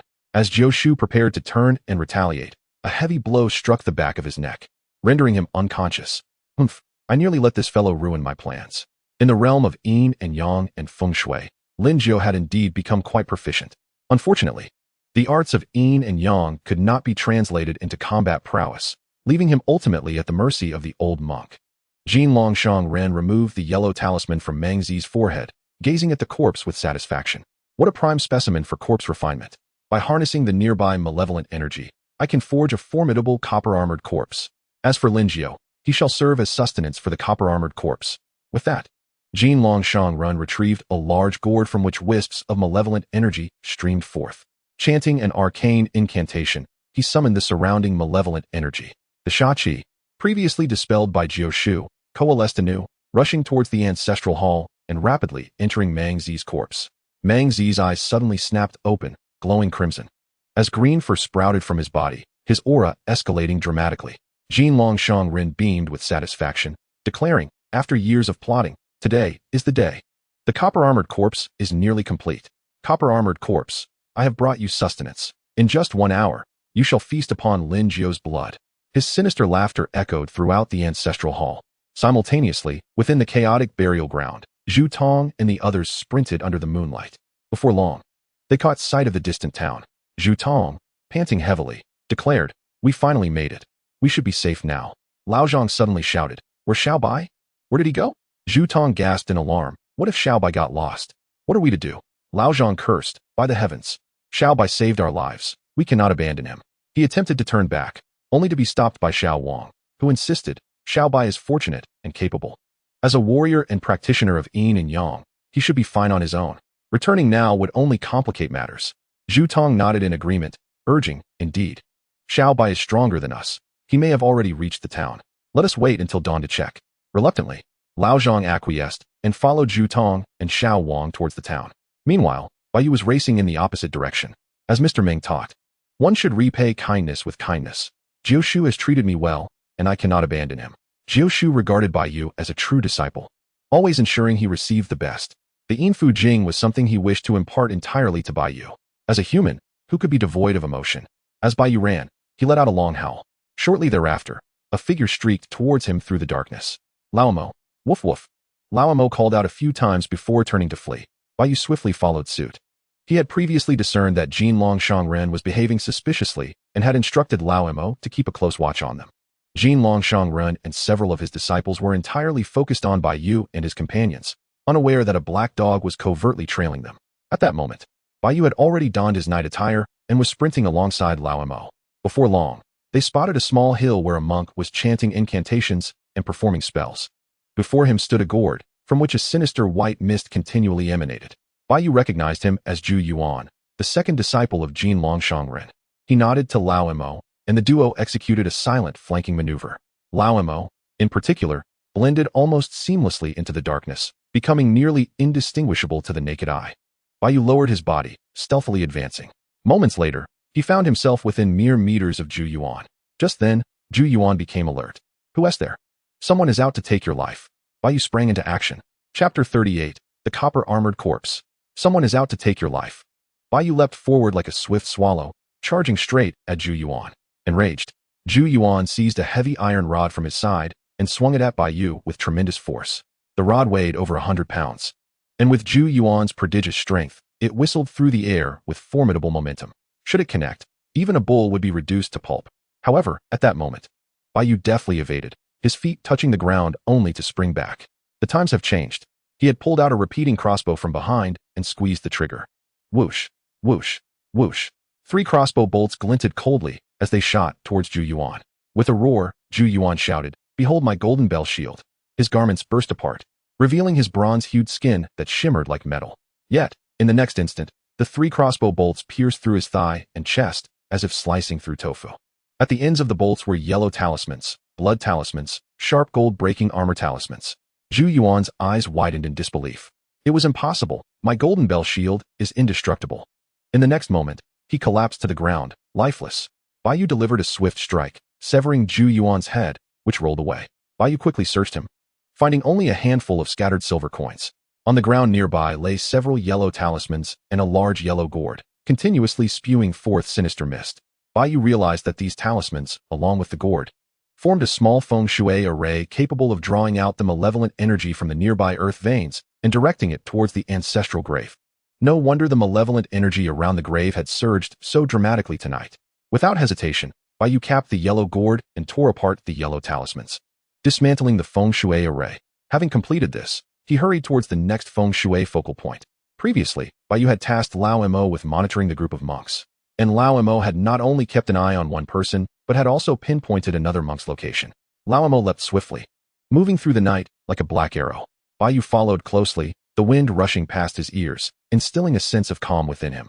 The ease with which he had dispatched Zhu Yuan deepened his understanding of his own prowess.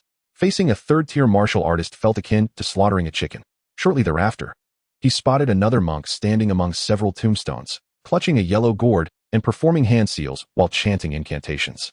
This monk, named Zhu Ming, was Jin Longshang Ren's eldest disciple. His strength had reached the fourth-tier Tongmai realm, making him far more vigilant than Zhu Yuan.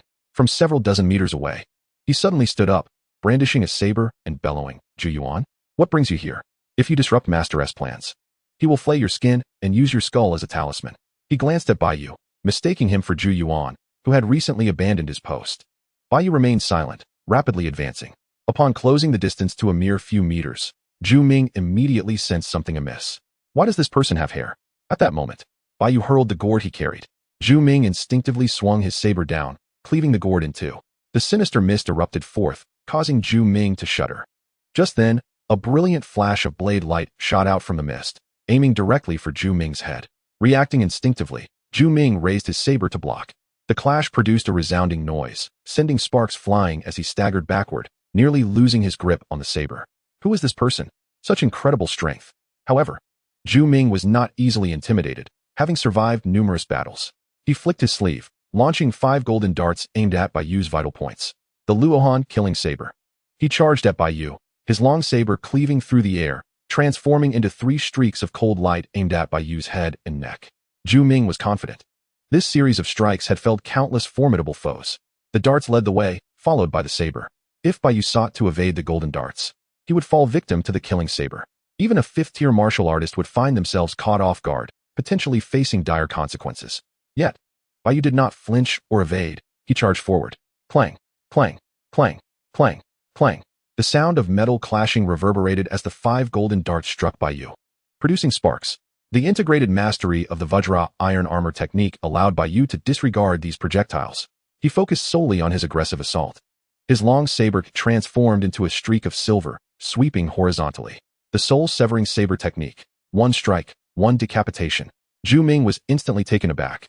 This person possesses exceedingly profound horizontal training skills. Bai Yu's reckless style startled him, prompting a rapid change in tactics as he raised his saber to block Bai Yu's horizontal slash. The clash of metal rang out, leaving a thumb-sized dent in Bai Yu's steel blade, while Zhu Ming's saber remained unscathed. Zhu Ming felt a surge of confidence. His saber was forged from deep-sea iron, far beyond the quality of an ordinary steel blade. If this continued, the opponent's weapon would surely falter first. Yet Bai Yu remained undeterred, his long saber transforming into a streak of silver, targeting Zhu Ming once more. Each strike became swifter than the last. Swish, swish, swish. After 3 strikes, Bai Yu's steel blade snapped with a resounding crack. Zhu Ming rejoiced, ready to counterattack, only to feel his legs weaken suddenly. A line of blood appeared on his neck, blood gushing forth. In the next moment, his head rolled away, leaving behind a gory corpse. What a swift blade. This was Zhu Ming's last thought. Bai Yu snorted coldly and began to scour the battlefield. Zhu Ming had 100 taels of silver bills on him, but little else of value. However, acquiring a quality saber significantly enhanced Bai Yu's combat prowess. Without hesitation, he dismantled this feng shui array as well. At this point, the concentration of malevolent energy in the air had diminished considerably. Only the area surrounding the ancestral grave remained shrouded in sinister mist. However, that mist too began to dissipate gradually. With 2 of the 5 feng shui focal points dismantled, the array was weakened. Other focal points could wait. He needed to rush to the ancestral grave to assist Jioshu. Bai Yu seized the saber and dashed towards the ancestral grave. Meanwhile, the creation of the copper-armored corpse within the grave had reached a critical juncture. Jin Longshang Ren chanted fervently, rapidly performing hand seals and incantations. Streams of malevolent energy mist were drawn in, infusing the corpse of the Mang Zi. His form grew larger, fangs protruding from the corners of his mouth, and his green fur began to shift to a bronze hue.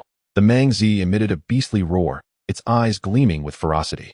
Finally, it opened its massive mouth, inhaling deeply, drawing in the surrounding mist as if a great whale consuming water. Jinlong Shangren clapped his hands and laughed heartily. The copper armor corpse has been completed. It is time to offer Lin Jiao as a sacrifice. As he spoke, he seized Jiao Shu and prepared to throw him to the copper armor corpse. Chapter 39. The Great Battle with Jinlong Shangren. Jinlong Shangren grasped the unconscious Jiao Shu, intending to toss him to the copper armor corpse for blood. Just then, the door of the ancestral hall creaked open. A gust of wind and sand swept in, carrying with it a shadowy figure. This figure was clad in a night cloak, with a bulging bundle secured at the waist. It was Bai Yu. In a hoarse voice, he said, "The wind and sand outside are fierce. Allow me to come in for a drink." Jinlong Shangren's eyes gleamed with intensity as he fixed his gaze on Bai Yu. Judging by the strength of his vitality, he was at least a fourth-grade warrior. Jinlong Shangren laughed heartily, saying, "Well said, I shall treat you to a pot of wine." Lacking any wine of his own, he snatched a wine gourd from Jiao Shu's waist and tossed it over. This throw utilized half of his internal power. The seemingly ordinary wine gourd spun rapidly through the air, emitting a whistling sound as it hurtled towards Bai Yu's face. This maneuver appeared mundane, yet served as a probing attack by Jinlong Shangren. Should the newcomer attempt to catch it, the gourd would shatter, spilling its contents and leaving him vulnerable for Jinlong Shangren to strike. Conversely, if he dodged, it would indicate a lack of confidence, making him an easy target. A hint of a smile appeared on Jinlong Shangren's lips as he fixed his gaze on Bai Yu. Bai Yu, quick to react, displayed no signs of fear. With his right hand, he deftly reached out, akin to a green dragon extending its claws, and effortlessly seized the wine gourd. In a swift motion, he turned his body, dissipating the gourd's momentum as if he were a coiling serpent. He opened the lid, took a whiff, and exclaimed, "What a fine wine." Jinlong Shangren's expression grew more solemn. The ease with which Bai Yu caught the gourd indicated that he possessed formidable strength, be it profound skill or innate might. Regardless, he was not to be underestimated. Jinlong Shangren maintained a facade of amiable demeanor, saying, "Once you have finished your wine, I recommend you depart quickly. The ancestral hall is steeped in malevolence, far worse than the wind and sand outside." He could not ascertain Bai Yu's true capabilities and sought to avoid conflict. His words carried a subtle warning for Bai Yu to leave promptly. Yet Bai Yu replied, "What a pity it would be to have wine without meat. Since you have invited me for wine, allow me to treat you to some meat. It will leave us even." With that, he retrieved a package from his waist and tossed it over. Jinlong Shangren casually swatted it aside, sending forth a surge of energy to catch the package. In the next moment, his expression changed drastically. Inside the package was a human head, the head of his eldest disciple, Zhu Ming. Jinlong Shangren's countenance shifted, but he quickly regained his composure, laughing, "You speak wisely. Fine wine deserves fine meat. I offer you a pot of wine, and you return a piece of meat. One sip and one bite. We are not entangled in karma." "Excellent, excellent." He drew his dagger from his waist and severed an ear from the head, chewing it as if it were pork. His face retained an expression of benevolence. In the next instant, he cast aside the dagger and sprang forth like a leopard, striking fiercely at Bai Yu with his palm. The corpse-pressing palm. Jinlong Shangren's hand turned as pale as bone in an instant. Within his palm, the shape of a skull began to emerge faintly. Bai Yu's eyes sparkled with determination as he swiftly drew a heavy iron dagger, meeting the attack head-on. A flash of bright blade light passed as the dagger clashed against Jinlong Shangren's palm. A crisp sound resonated, akin to the clash of metal. Remarkably, Jinlong Shangren's palm sustained no damage whatsoever. He could not help but smile with pride. The corpse-pressing palm was his signature skill, a sinister martial art requiring training amidst a forest of corpses. Once mastered, his palms became impervious to blades and carried a deadly poison. Jinlong Shangren's palms continued to rain down upon Bai Yu, accompanied by a gusting wind, targeting vital points across Bai Yu's body. Bai Yu hastily retaliated with his dagger, and the two engaged in a fierce melee. Jinlong Shangren's palms were impenetrable. Each clash not only failed to wound him, but also left Bai Yu's dagger slightly deformed. Moments later, the skull within Jinlong Shangren's palm became increasingly pronounced. With a fierce shout, he struck down with his right palm, crashing against the dagger. A loud crack echoed as the dagger, crafted from deep-sea iron, was smashed into two pieces. Jinlong Shangren laughed heartily. "Today, I shall grant you liberation." The corpse-pressing skull palm. His left palm ruthlessly descended towards Bai Yu's head. The skull in his palm emitted a chilling wail, disrupting Bai Yu's spirit and causing turmoil within his mind. Bai Yu retreated while crossing his arms defensively, shielding his vital points like a tortoise shell. the Xuanwu town's north. With a loud thud, Bai Yu was forced back 5 steps. Nevertheless, he ultimately absorbed Jin Longshangren's strike. Jin Longshangren exclaimed, "You young lad possess some skill. No wonder you dared to interfere with my affairs." With that, his hands moved with increasing speed, palms creating afterimages that enveloped Bai Yu entirely. Bai Yu dared not be careless, unleashing the 4 symbols and 5 elements fist to counter the corpse-pressing palm. His movements were agile, employing the swallow and the void technique. Soaring like a swallow and evading capture. Although Jin Longshangren's palm technique was formidable, he found it challenging to contend with Bai Yu momentarily. A casual glance over his shoulder revealed that Lin Jiao had mysteriously vanished. This was Bai Yu's doing. His earlier act of pretense was merely to distract Jin Longshangren.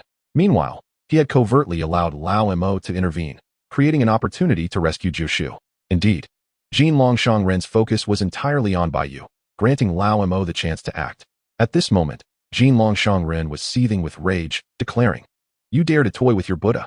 I shall make you pay dearly." 3 corpse-pressing claw. His palms transformed, becoming claws, and he unleashed a rapid assault. Within moments, one claw struck Bai Yu's chest, tearing downwards. With a ripping sound, Bai Yu's shirt was shredded, yet beneath it, he remained unharmed, bearing only 5 white marks. This was the power of the diamond iron garment. Jin Longshangren was taken aback. "You young lad, despite your youth, have cultivated your horizontal training to such a degree that you can withstand my corpse-pressing claw." Bai Yu responded nonchalantly, "I have experienced your skills, esteemed master. I must take my leave." With that, he ceased the conflict, leaping away like a swallow, covering several dozen paces in an instant.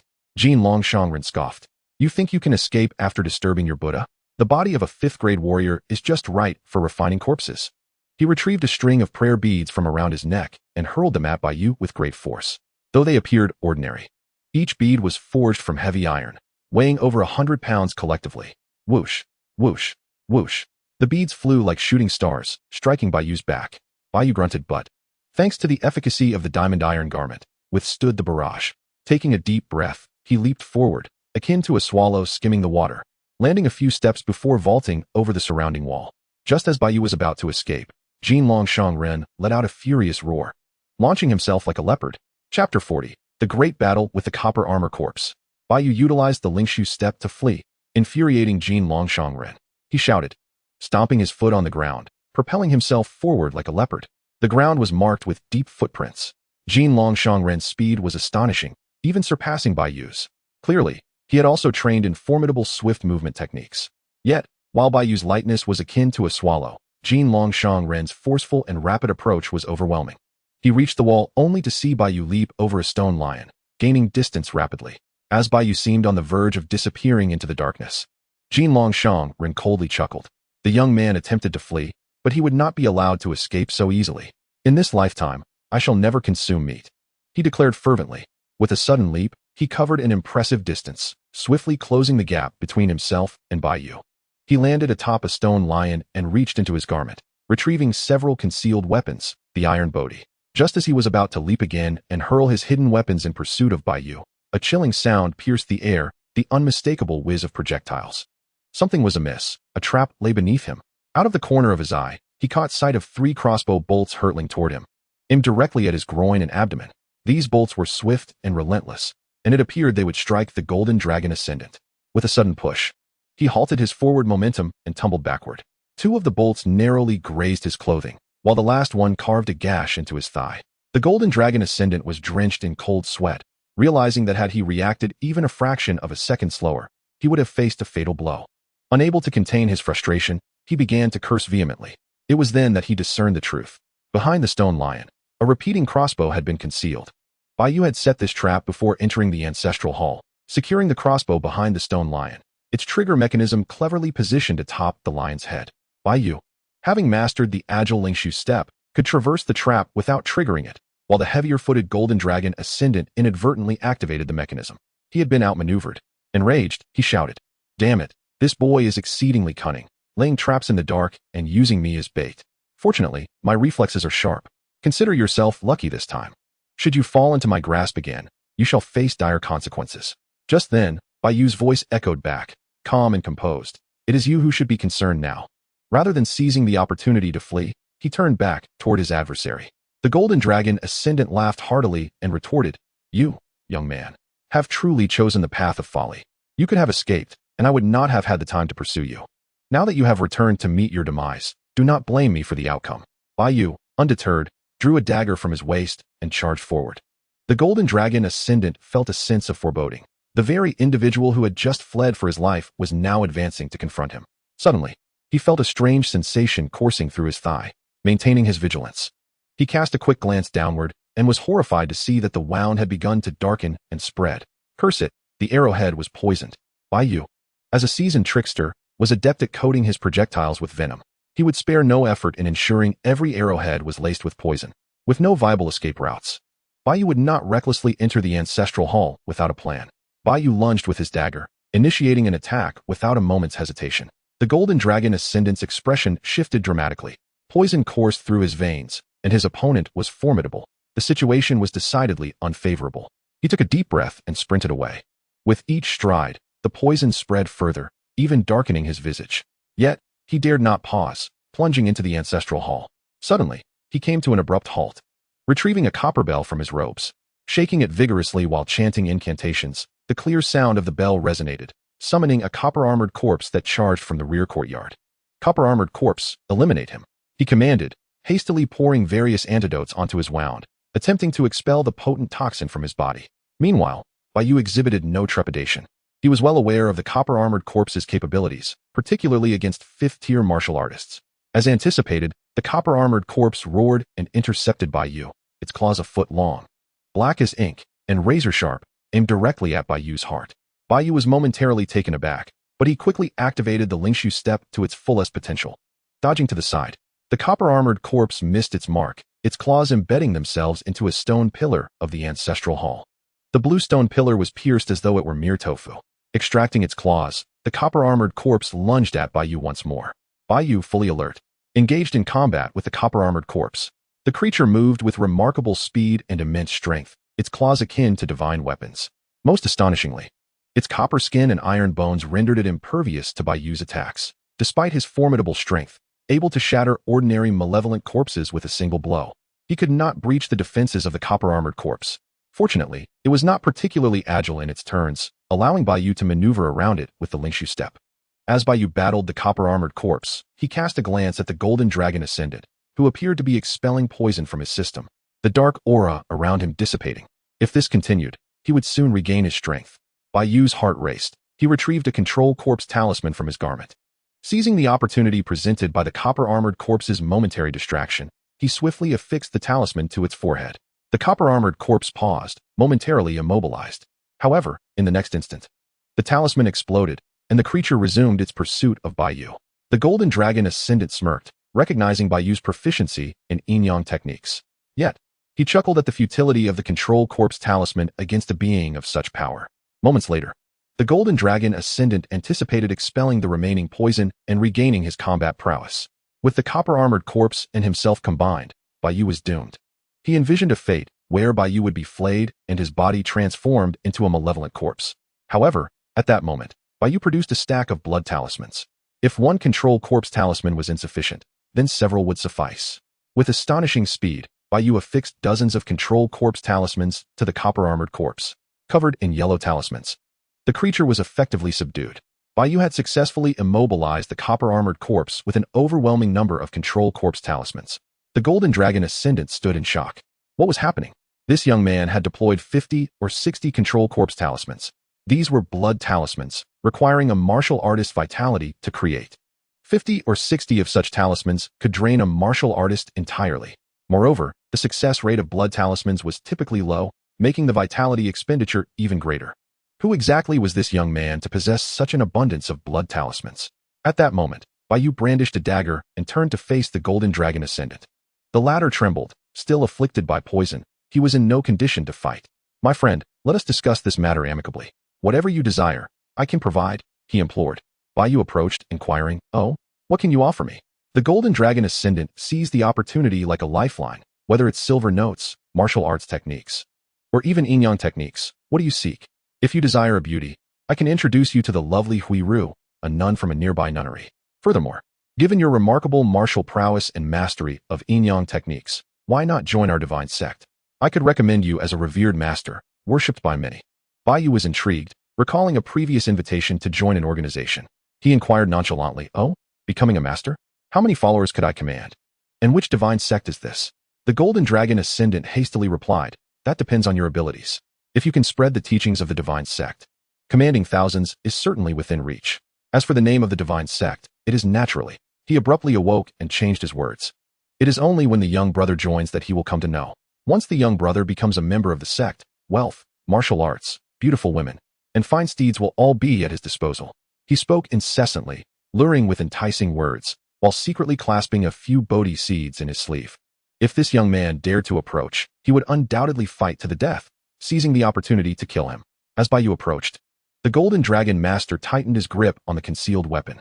Suddenly, Bai Yu halted his steps, standing a good 20 or 30 paces away from the Golden Dragon Master. He spoke coolly, "I desire only one thing." "What is it?" "Your head." The Golden Dragon Master was enraged. "You little brat. Do not think you have me at your mercy. If you seek to kill me, I will die with poison coursing through my veins. But I will take you down with me." At that moment, a shadow darted in from outside. It was Lao Mo, who entered carrying a crossbow. Bai Yu took the repeating crossbow, loading it with several poisoned bolts. To prevent the Golden Dragon Master from resorting to desperate measures, he chose not to engage in close combat. Whoosh, whoosh, whoosh. 3 bolts shot straight at the Golden Dragon Master. He hurriedly dodged while throwing the Bodhi seeds in his hand. Bai Yu effortlessly sidestepped the seeds, launching another 3 bolts.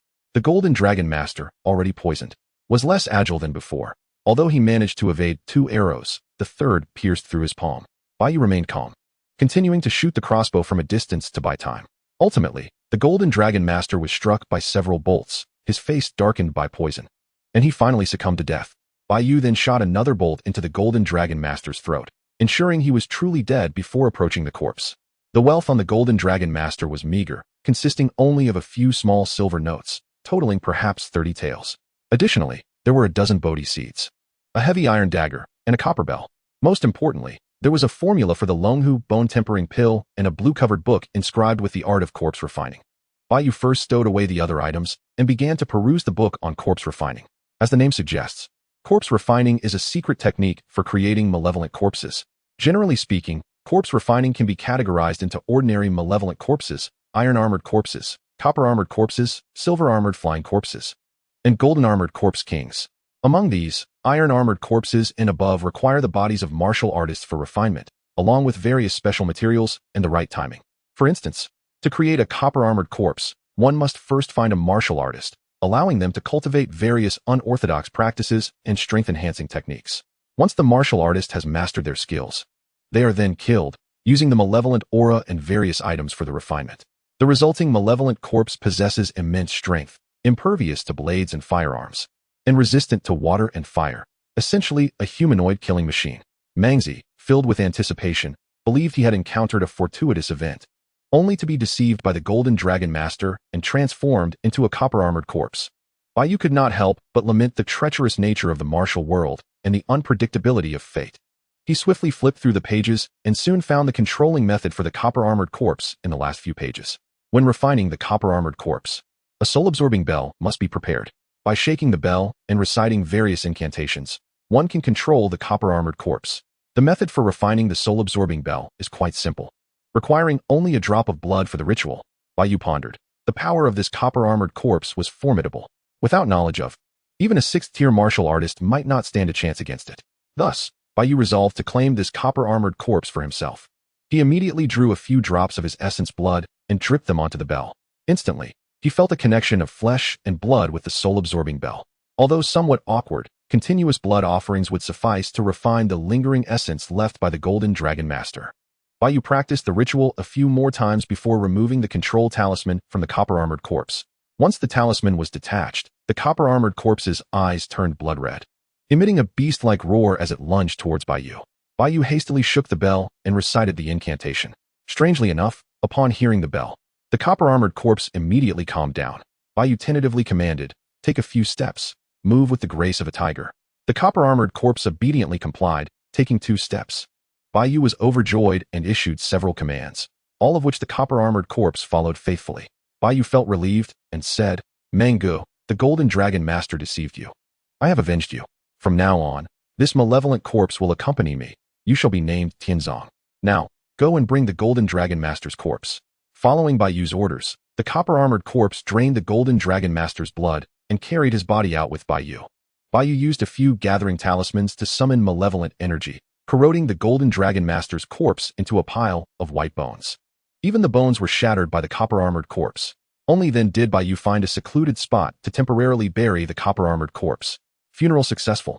Basic rewards: Strength 12, Life Experience 110. Optional rewards: Iron Corpse Technique, Dragon Power Technique, Arhut Fist, Golden Bell Shield, Energy 3, Chi and Blood 45. Funeral participation rate 77, Family Satisfaction 62. 2 rewards may be chosen.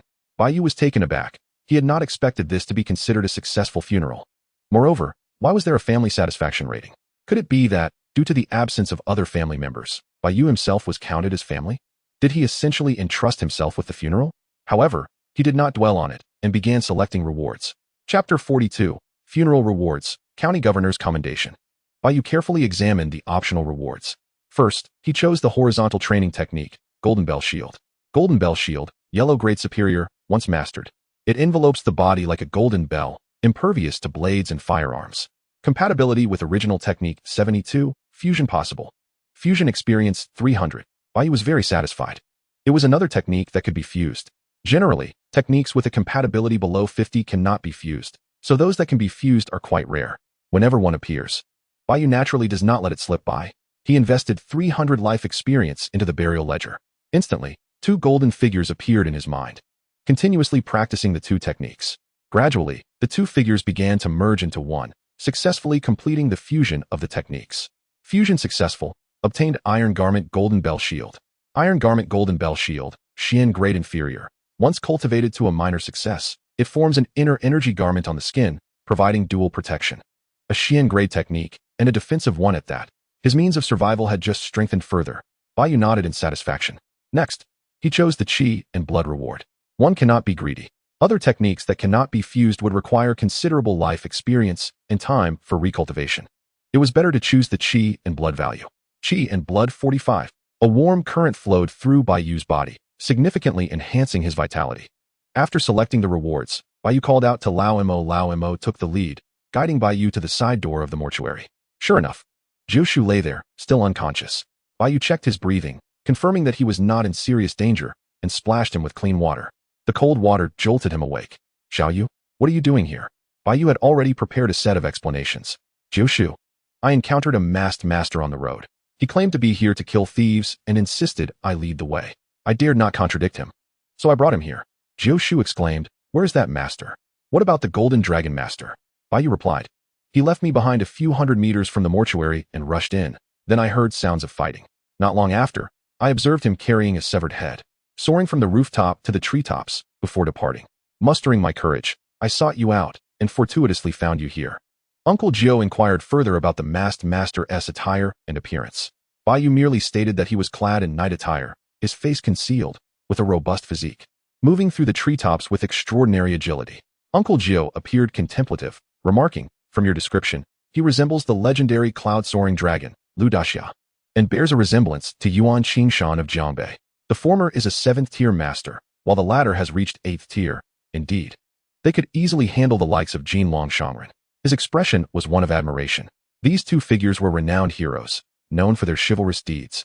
And should fate allow, one ought to express gratitude upon encountering them. Bai Yu nodded repeatedly. In truth, his narrative was a fabrication, a blend of various renowned heroes from the tales of the Jianghu. At that moment, Uncle Jiu noticed that the malevolent aura in the vicinity had diminished significantly. He exclaimed, even the malevolent aura has dissipated. This masked hero is indeed remarkable. Perhaps he inadvertently disrupted the feng shui array, or he may possess a profound mastery of yin and yang arts. Uncle Jiu praised him incessantly, holding the masked hero in even greater esteem. Bai Yu could only feign astonishment alongside him. Suddenly, Uncle Jiu recalled something and asked, Xiaoyu, do you still possess any talismans to dispel malevolent energy? Yes, Uncle Jiu. Why do you ask? Bai Yu retrieved a large stack of yellow talismans from his bosom. Uncle Jiu's face lit up with joy. Excellent. We must cleanse the remaining malevolent energy. The masked hero has resolved the primary issue, and we ought to address the residual concerns. As he spoke, he took the pile of yellow talismans and began affixing them throughout the mortuary. Under the light, Bai Yu was astonished to see that Uncle Jiu's hair had turned white. Uncle Gio, your hair? Uncle Gio chuckled lightly. Nothing to worry about. I drew a few blood talismans to deal with the malevolent energy. In our line of work, we toil with yin and yang, with a clear conscience and no regrets. Bai Yu felt a pang of emotion, momentarily at a loss for words. He could only take up the dispelling talismans and join Uncle Gio in their endeavors. After affixing a stack of talismans, the malevolent energy within the mortuary was completely eradicated. The following morning, Zhu Tong arrived with a contingent of constables. The constables cautiously entered, only to find Taoist Lin Jiao and Bai Yu busily engaged inside. Zhu Tong exclaimed, "Uncle Jiao, Xiao Yu, are you both unharmed?" Uncle Jiao nodded, saying, "Fortunately, we encountered a masked hero last night. Otherwise, we might not have survived to see today." A constable with a bushy beard stepped forward, cupping his hands. "Taoist Lin, I am Chen Hu. Could you kindly recount what transpired last night?" Uncle Jiao replied, "I am unworthy of such a request from Captain Hu. The events unfolded as follows. Several monks arrived at our mortuary yesterday." Uncle Jiao recounted the story at a measured pace, growing increasingly animated as he reached the pivotal moment. At that critical juncture, a masked hero suddenly appeared outside the mortuary. Towering at 8 feet, his voice booming like thunder, delivering a single blow that dispatched Jin Long Shangren, and then vaulting over the wall with him in tow. Previously, Bai Yu had agreed with Uncle Jiao to keep his involvement under wraps, implying that Uncle Jiao had witnessed the masked hero solo. Uncle Jiao concurred, recognizing that Bai Yu's prominence might attract unwarranted attention. Consequently, after Captain Hu assessed the situation, he reported the details to the county magistrate. The magistrate was aware of the grave implications of the previous night's events. Should the malevolent energy coalesce, it could irrevocably alter the feng shui of Jiangqing, transforming the corpses within the mortuary into vengeful spirits, with catastrophic consequences. If the water bandits outside seized the opportunity to wreak havoc, his position would be in jeopardy. In peacetime, the significance of the mortuary was often overlooked, but chaos would reveal its true importance. The magistrate promptly dispatched 2 6th-tier masters to oversee the situation. Furthermore, for his meritorious service in safeguarding the mortuary, Lin Jiao was promoted to the position of manager, receiving a reward of 100 taels of silver. Bai Yu, having assisted, was also elevated to a position of clerk, rewarded with 50 taels. Naturally, the original manager Wu, who had led effectively, was promoted to head of the mortuary, receiving 500 taels. Though it was regrettable, such was the reality. Those in leadership often reaped the largest rewards. The other members of the mortuary were also duly rewarded. That very evening, the county deputy hosted a banquet at Chunfeng Tower, representing the magistrate to honor Lin Jiao, Bai Yu, and the other distinguished contributors. Bai Yu was fortunate to witness the opulence of Chunfeng Tower, where songs and dances flourished, vibrant lights and intoxicating wines filled the night, extending late into the early hours. The accompanying maidens sang sweetly, exuding warmth and charm. Their soft tresses stirred the heartstrings, ensnaring even the most stalwart of men in their gentle embrace. Zhu Tong and the others were entranced, unable to refrain from indulging in copious amounts of wine. Bai Yu, too, felt his spirits lifted, reflecting, with such beautiful maidens, one can only imagine how many life experiences could be garnered. Chapter 43, Longhu Chui Gu Dan. On the next day, Bai Yu and the others returned to the mortuary. Bai Yu had donned a clean, yellow attire, presenting himself in a tidy manner. From this day forth, he was a clerk at the mortuary, a minor official in the eyes of the government. While others reminisced about the previous night's revelry, Bai Yu was ready to commence his duties. He remained patient and composed, dutifully attending to the corpses that arrived, ensuring each was properly laid to rest. Zhu Tong and the others observed, expressing their admiration. Little Bai is truly exceptional. He remains humble even as a clerk, personally attending to the funerals, unlike that scoundrel Wu, who shirks all responsibility. Old Zhang agreed. Indeed, scoundrel Wu barely acknowledges us. His gaze always fixed above, while he constantly orders us around. Little Bai, despite his newfound role, treats us no differently than before. Bai Yu paid them no mind, continuing his diligent work. After all, who would begrudge the rewards earned? In the days that followed, the magistrate sent 2 6th-tier warriors to guard the mortuary. One was slender as iron, while the other was as robust as a bear, known collectively as the Wind and Thunder Sword. However, they merely took turns guarding and seldom interacted with the mortuary staff. Adhering to a principle of utmost caution, Bai Yu forced himself to master the Xiangui Lian Shiju to a comprehensive level. Given the formidable prowess of the Wind and Thunder Sword, Bai Yu wished to avoid revealing any weaknesses. Moreover, Uncle Jiao, having depleted his vitality, was primarily recuperating indoors. All matters concerning the mortuary were entrusted to Bai Yu. Eventually, Uncle Jiao delegated Zhu Tong and Xiao Wang to Bai Yu, making them his direct subordinates. One day, old Zhang brought in a dozen corpses from the city. Unable to manage so many funerals alone, Bai Yu reluctantly assigned Zhu Tong and Xiao Wang to handle a few each. Unexpectedly, a curious event transpired. Subordinates successfully conducted a funeral, earning ordinary rewards. Qi and Blood 1. Life Experience 0, 5. Subordinates successfully conducted a funeral, earning rewards. Qi and Blood 2. Life Experience 3. The continuous notifications from the funeral record left Bai Yu bewildered. He had not anticipated that his subordinates' successful funerals would yield rewards. According to the funeral record, subordinates would only receive half the rewards. Furthermore, Bai Yu was limited to 2 subordinate slots. Nonetheless, he was delighted, realizing he could delegate less critical funerals to Zhu Tong and Xiao Wang while personally attending to those of greater significance.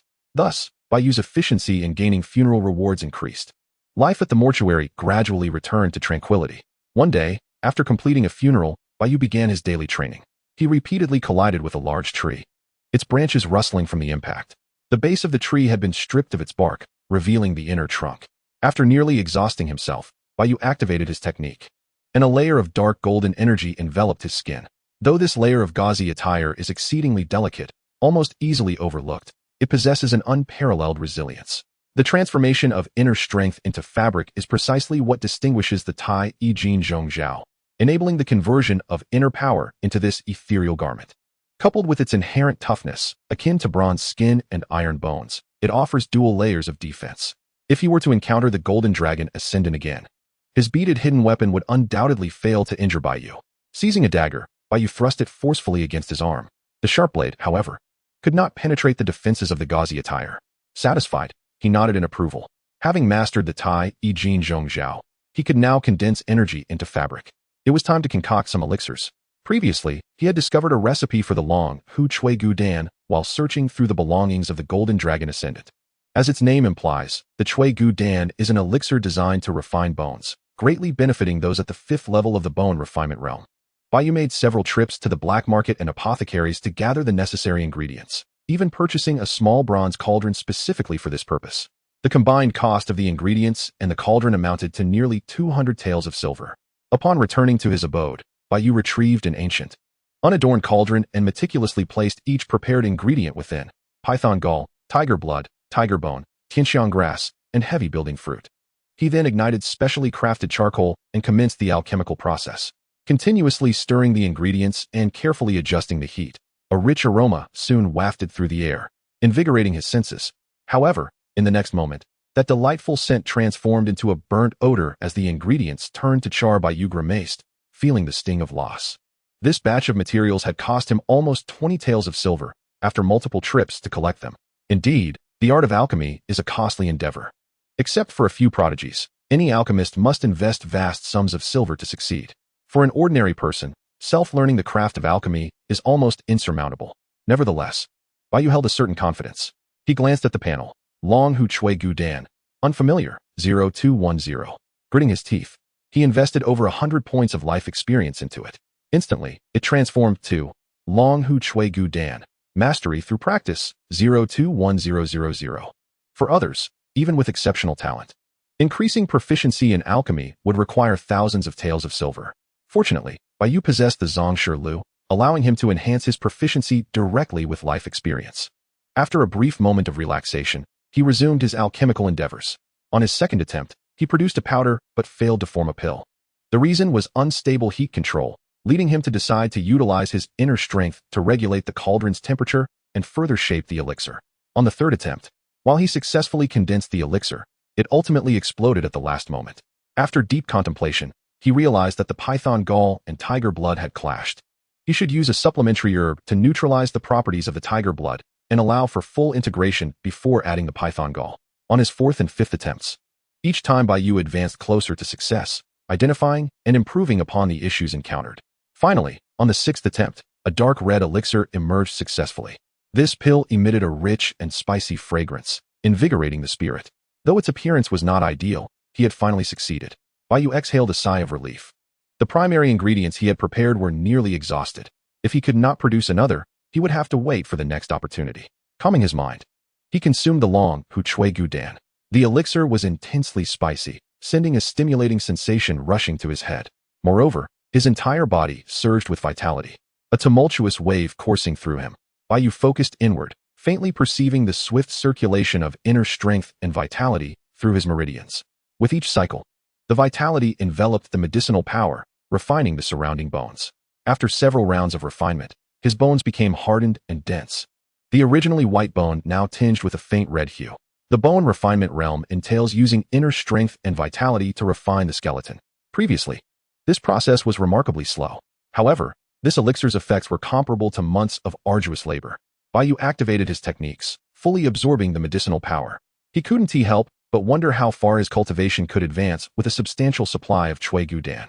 In Chapter 44, he entered the 6th level of the Zongfu realm. Subsequently, Bai Yu diligently continued to produce the Long Hu Chui Gu Dan. His success rate steadily improved, from an initial 1 in 5 to gradually reaching 1 in 3. At times, he could even produce 2 or 3 pills in a single batch. And the quality of the elixirs continued to rise. If others were to discover this, it would surely astonish them. This young lad, through his own explorations in alchemy, achieving a 1 in 3 success rate, would be a tale for the ages. Ultimately, he successfully concocted 9 Long Hu Chui Gu Dan. Unhurriedly, he began to consume the Chui Gu Dan, utilizing his techniques to refine his bones. With each elixir consumed, the hardness of his bones increased significantly. One day, seated in meditation, he continuously circulated the Hei Lang Xianfa. With each cycle of his true energy, he refined his bones with the elixir's potency. His entire skeletal structure now bore a subtle red hue, becoming hard and dense, without exception. Suddenly, he opened his eyes wide, a fierce glint igniting within them. With a swift punch, he shattered a stone slab before him. His bones felt as heavy as iron, his fist capable of breaking through stone.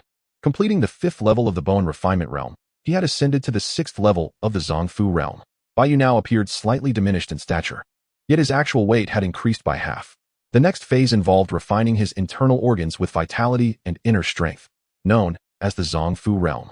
Bai Yu's attributes panel now read. Name, Bai Yu. Talent, 11. Vitality, 888. Strength, 233. Inner strength, 98. Cultivation, 6th level of the Zongfu realm. Techniques, Xixiang Wu Xing Quan, Comprehensive Mastery, Hei Lang Xianfa, Mastery through Practice. Martial Skills, Duan Hun Dao, Minor Accomplishment, Xian Gui Lian Qi Ju, Comprehensive Mastery. Yen Zi Ling Su Bu, Mastery through Practice, Jing Gang Tai Yi Gong, Comprehensive Mastery. Divine Ability, Longevity. Other Skills, Playing the Suona, Comprehensive Mastery. Zhu Yu In Fu Jing, Mastery through Practice. Shui Fu Shu, Mastery through Practice. Yang Jing San, Mastery through Practice. Long Hu Chui Gu Dan, Mastery through Practice. Archery, Mastery through Practice. Corpse Refinement Techniques, Initial Understanding, etc. Bai Yu was elated.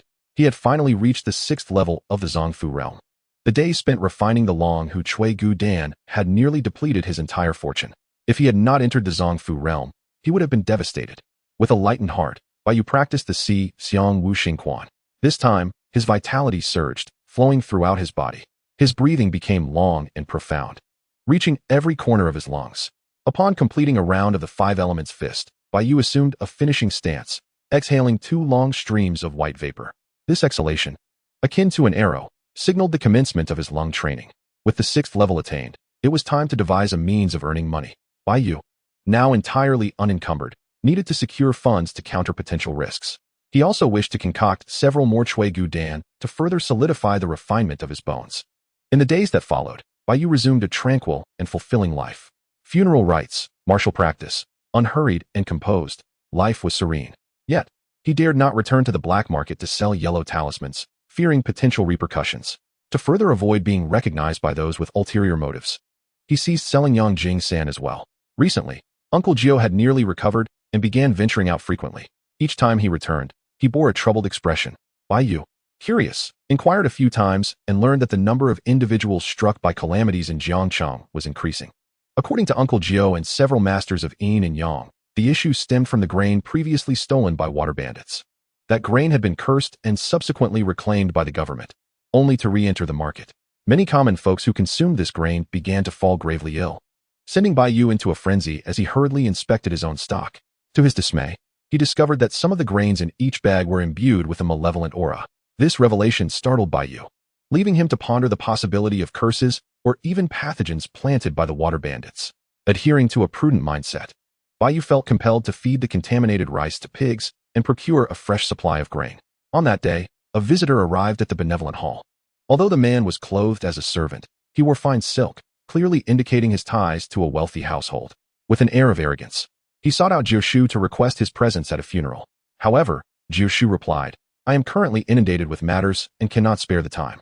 The servant's demeanor shifted abruptly as he forced a smile, stating, "Daoist Lin, our esteemed steward of the Xiao family has specifically requested your attendance. It would be a great favor, as I would be unable to report back without your presence." The Xiao family is one of the 4 prominent families of Jiangqing, wielding considerable influence. Under normal circumstances, Jiushu would not dare to neglect such a request.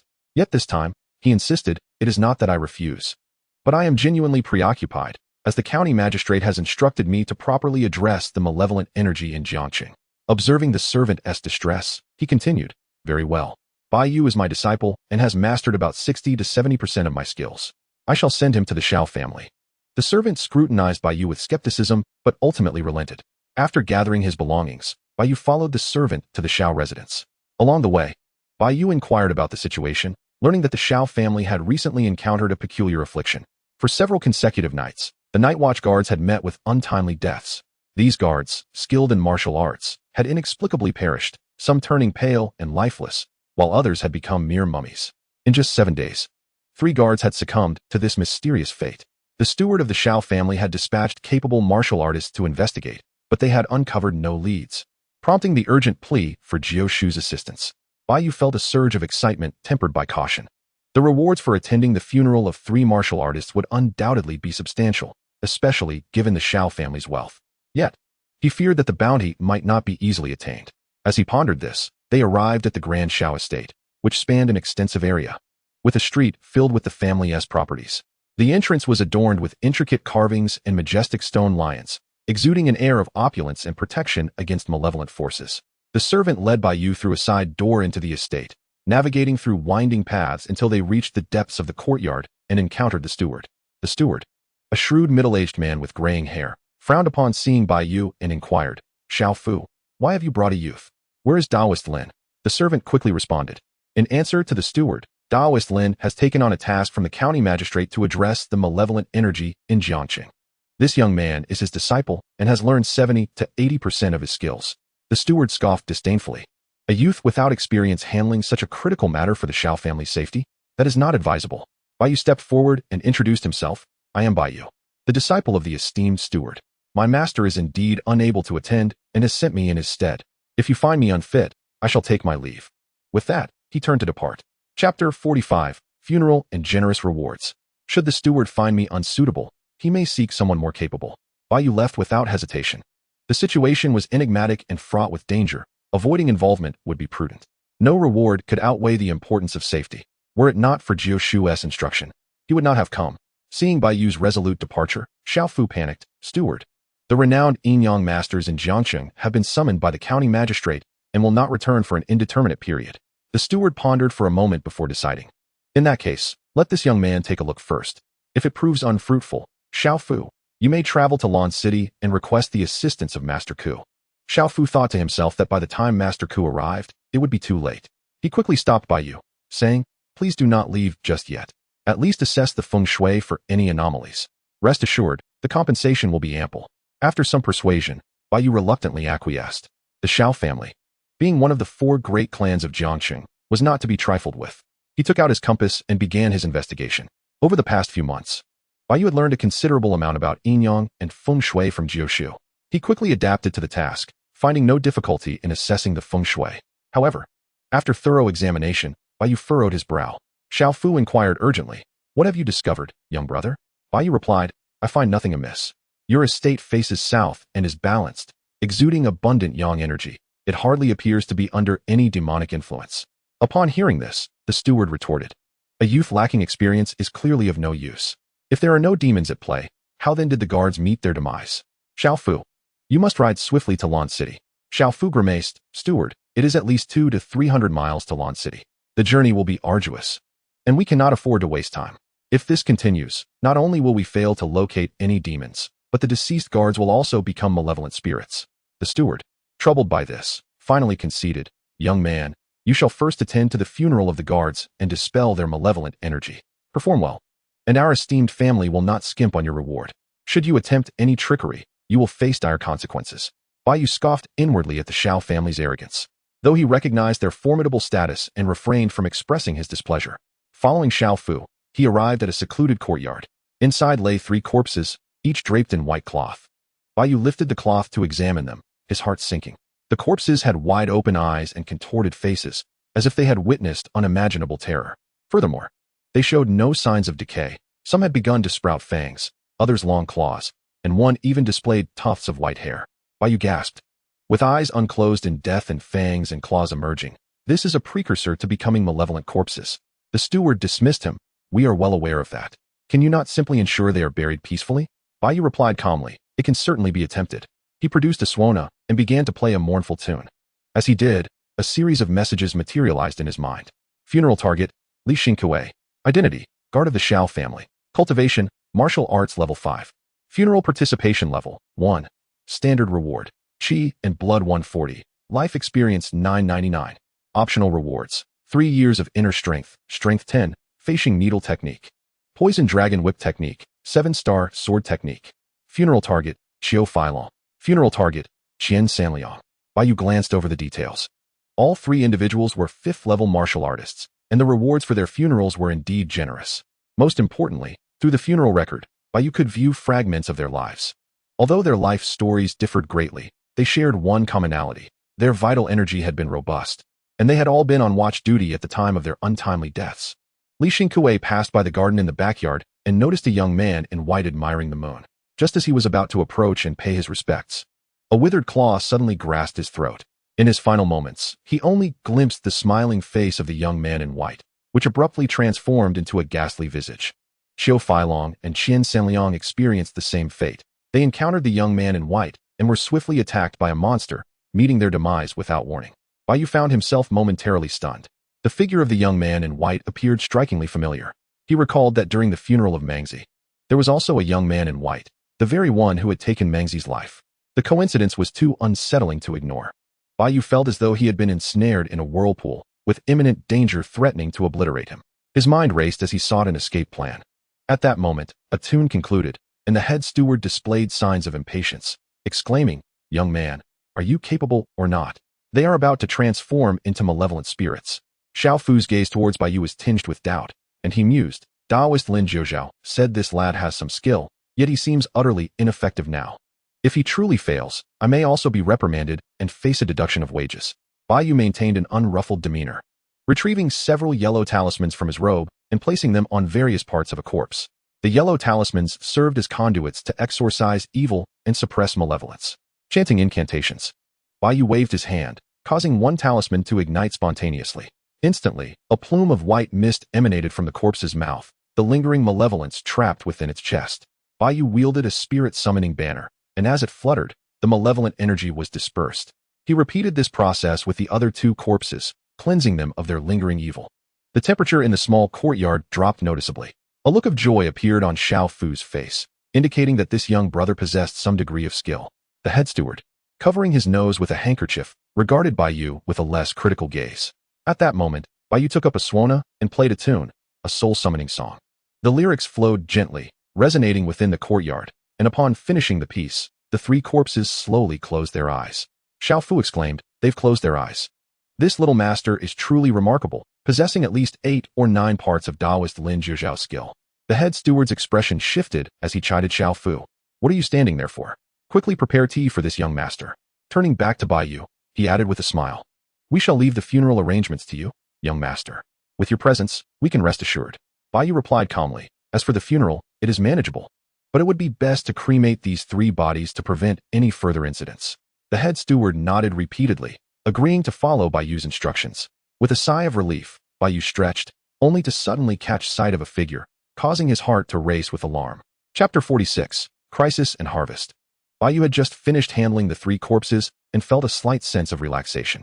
At that moment, he looked up to see the young man in white smiling at him from the opposite loft. This smile mirrored that of the 3 guards before their untimely demise.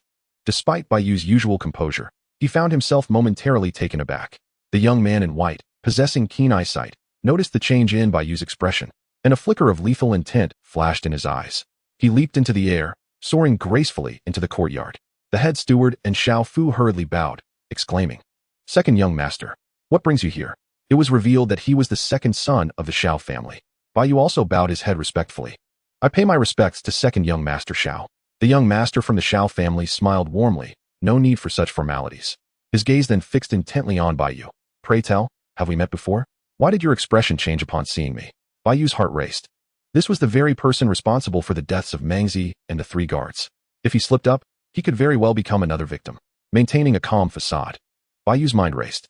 He feigned a hint of trepidation, replying, "In response to your question, I have indeed encountered second young master." The young master, intrigued, asked, "Oh, when did you see me?" His smile remained, but Bai Yu instinctively sensed the underlying menace. Bai Yu replied nonchalantly, "I once came across a poem featuring you. A few months ago, I stumbled upon a miscellaneous poem. In Wuling, youthful gold markets thrive, with silver saddles and white horses riding the spring breeze. Where do the fallen flowers tread, but to laugh in the Hu Ji's tavern? I had assumed it mere fancy, yet upon seeing you today, it seems to have stepped forth from that poem, revealing the existence of such an elegant and free-spirited young gentleman in this world." The second young master of the Xiao family laughed heartily. "I appreciate your words, young brother. That poem is worth 100 taels of silver, head steward. Make a note of this for the young brother." The head steward promptly responded, "Rest assured, second young master, I will settle it with him later." The second young master then inquired, "Young brother, where did you encounter this poem? Is the original manuscript available?" Bai Yu had prepared for this, stating, "In response to your question, I previously visited the black market to purchase some talisman paper and vermilion. I came across an old man selling antiques who had several books, and one of them contained this poem, which I found intriguing enough to remember. Unfortunately, I was financially constrained at the time and could not purchase it. If second young master desires it, I could guide you there." Bai Yu's response was flawlessly crafted, attributing the ancient poem's origin to the old man in the black market. The old man sold countless books daily, the contents of which he himself was unaware, making it impossible for the young master of the Xiao family to verify. The second young master of the Xiao family nodded in understanding, so it was in the black market. "It is not surprising. I did not expect you to be a lover of books as well." He exchanged a few casual words with Bai Yu before taking his leave. Bai Yu let out a quiet sigh of relief. Upon inquiring with Xiao Fu, he learned that the second young master's name was Xiao Bushi, a martial artist of exceptional skill, boasting a cultivation level of at least 7th rank. Bai Yu's caution heightened, hoping he had not revealed any slip-ups. Over the next 2 days, he busied himself at the Xiao family estate, overseeing the cremation and burial of the 3 guards. Funeral successful, reward gained. Qi and blood 140. Life experience 999. Funeral participation rate 82, family satisfaction 51. 2 reward options available. Reward options: 3 years of internal power, strength 10, 100 Zhang flying star. Poison dragon whip technique, 7-star sword technique. Funeral successful, reward gained. Strength 8, life experience 1024.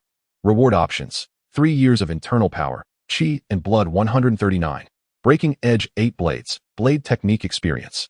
Funeral successful, reward gained. Qi and blood 166. Life experience 719. Reward options: strength 18, 4 seasons sword technique, swimming dragon movement technique.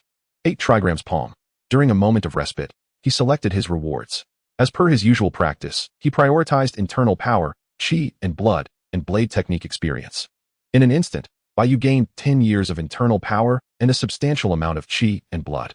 His internal strength now felt immensely profound, as though he had trained for a decade. He then chose a hidden weapon technique, 100 Zhang flying star, of the yellow tier, understanding the necessity of mastering such covert weaponry. Subsequently, Bai Yu selected a blade technique, breaking edge 8 blades. Breaking edge 8 blades, yellow tier, compatibility 77. Once again, it was a technique ripe for fusion. Without hesitation, Bai Yu invested his life experience to merge breaking edge 8 blades with the soul-severing blade technique. Under the fusion of 2 distinctive sword techniques, a brand new swordsmanship known as Do NHNSHSNDO has emerged, classified as a high-grade yellow tier technique. Bai Yu could not help but feel a surge of joy. Although he appeared unchanged on the surface, his true strength had undergone a tremendous transformation. The gains from this funeral were undeniably substantial. Before long, the chief steward arrived, followed closely by Xiao, who was carrying a tray. The chief steward clasped his hands and said, "Mr. Bai, we are immensely grateful for your assistance over the past few days. The entire Xiao residence can finally breathe a sigh of relief. Here are 200 taels of silver. Please accept this humble offering." After some reluctance, Bai accepted the 200 taels of silver. At that moment, the chief steward continued, Mr. Bai. Although we have dealt with the bodies of the 3 guards, the root cause remains elusive. I wonder if you might have a solution to eradicate this malevolent presence. If you can resolve this matter, an additional 500 taels of silver shall be presented. 500 taels of silver indeed reflected the Xiao family's generous nature. However, Bai remained unmoved. He could not accept such funds. He could not directly state that the malevolent force was the Xiao family's second son. To utter such words would guarantee his inability to leave the Xiao residence unscathed. Yet, to claim he had no means would tarnish the reputation of GSH's lineage and arouse further suspicion. With his thoughts racing, Bai replied, To speak frankly with you, Chief Steward, during my 3 days at the Xiao residence, I have indeed not uncovered the source of the malevolence. Nor have I detected any anomalies. There is not even a trace of sinister energy within the residence. Here is what I propose. I shall inscribe a few Ming SH talismans for your guards. Should they encounter any sinister energy, these talismans will emit a sound, which may prove beneficial. The guards can carry them during their nighttime patrols, and if they form groups, their safety will surely be enhanced. The chief steward was overjoyed at this suggestion and hurriedly expressed his gratitude. Bai did not linger further. He busied himself for 2 to 3 hours, inscribing over a dozen Ming SH talismans, which he then handed to the chief steward. Naturally, he did not request additional payment and politely took his leave. Not long after Bai departed, within a certain loft, the second son of the Xiao family was gazing down upon the entirety of the Xiao estate. Seated inside the loft was a stunning beauty clad in red garments, her figure enchanting, softly draped in sheer fabric, radiating an aura of springtime allure. The red-clad beauty spoke softly, Second young master, shall we eliminate him? Chapter 47. Selling one's body, but not one's art. The enchanting woman's features were exquisite, yet her words dripped with a chilling intent. Second young master, shall we eliminate this young man named Bai? The second son, Xiao chuckled, Oh? Have you detected something amiss, Xianxiaing? The woman, named Xianxiaing, smiled coyly, I have not. But I see that the second young master still harbors doubts. Thus, it may be prudent to put an end to him. Xiao pondered for a moment. At times like these, one must exercise caution. Unless absolutely necessary, we should refrain from creating further complications. Had it not been for the uncontrolled cultivation last month, I would not have resorted to targeting the guards and inviting trouble. He continued, Xianxiaing, send someone to test him. If there is a problem, eliminate him. If not, do not complicate matters. Xianxiaing laughed lightly. Rest assured, my lord, my people will treat him well. With a seemingly unhurried wave of her sleeve, the red fabric danced gracefully. In the next moment, Xianxiaing had vanished from sight. Xiao, appearing unfazed, gazed into the distance. Great achievements are within reach. We must maintain stability and allow no room for error. Meanwhile, Bai was hastening towards the funeral home, eager to escape the Xiao family's tumultuous entanglements. If not for the concern of revealing his intentions, he would have employed his lightness skill to fly back. However, such actions would only heighten suspicion. Though anxious within, Bai maintained a calm demeanor, even pausing to purchase a skewer of tonghulu, savoring it with delight. Anyone observing him would perceive nothing amiss. As he walked, encountering no danger, Bai felt a sense of relief. Just then, he passed a secluded intersection and spotted an alluring young woman standing at the street corner. Her beauty was striking, her figure gracefully curved, and she wore attire that was quite revealing. Young master, come in and have some fun, the alluring woman said with a charming smile, a fragrant aroma wafting toward him. She approached Bai, reaching to entwine her arm with his, and inadvertently lowered her head, revealing a glimpse of her fair skin akin to a snow-capped mountain. Bai thought to himself, could this be a clandestine courtesan? Have the standards of such women risen so high? He hastily waved his hand, saying no, I cannot. The enchanting woman smiled gently. What are you saying, young master? You appear robust. You hardly seem unwell. Come sit with me. Whatever you desire, I can fulfill. Upon hearing this, Bai's interest was piqued. Really, anything? The alluring woman giggled, reaching to wrap her arm around his. Of course, I possess many talents. There is nothing I cannot do that you can imagine. Bai sidestepped her embrace, chuckling. That is splendid. Then how about solving a math problem for me? A group of rabbits and chickens are confined together, with a total of 35 heads and 94 feet. How many of each are there? The alluring woman's smile froze, as if she were incredulous, thinking, in this intimate setting, you wish to discuss arithmetic? However, she quickly regained her gentle demeanor. You jest, young master. I sell my body, not my skills. Bai's expression darkened, and he stepped back warily. Humph, you claim to be capable of everything. This is false advertising, deceiving customers. My master has always said that women love to lie, and the more beautiful the woman, the more skilled she is at it.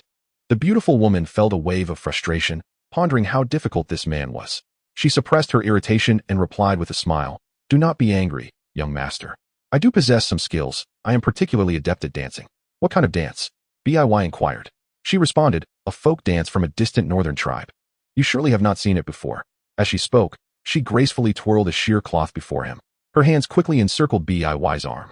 Feeling a sudden tension, he activated his Su Ngu Li Nx Ju to its utmost, allowing his skin to relax, his muscles to soften, appearing nothing like a formidable warrior.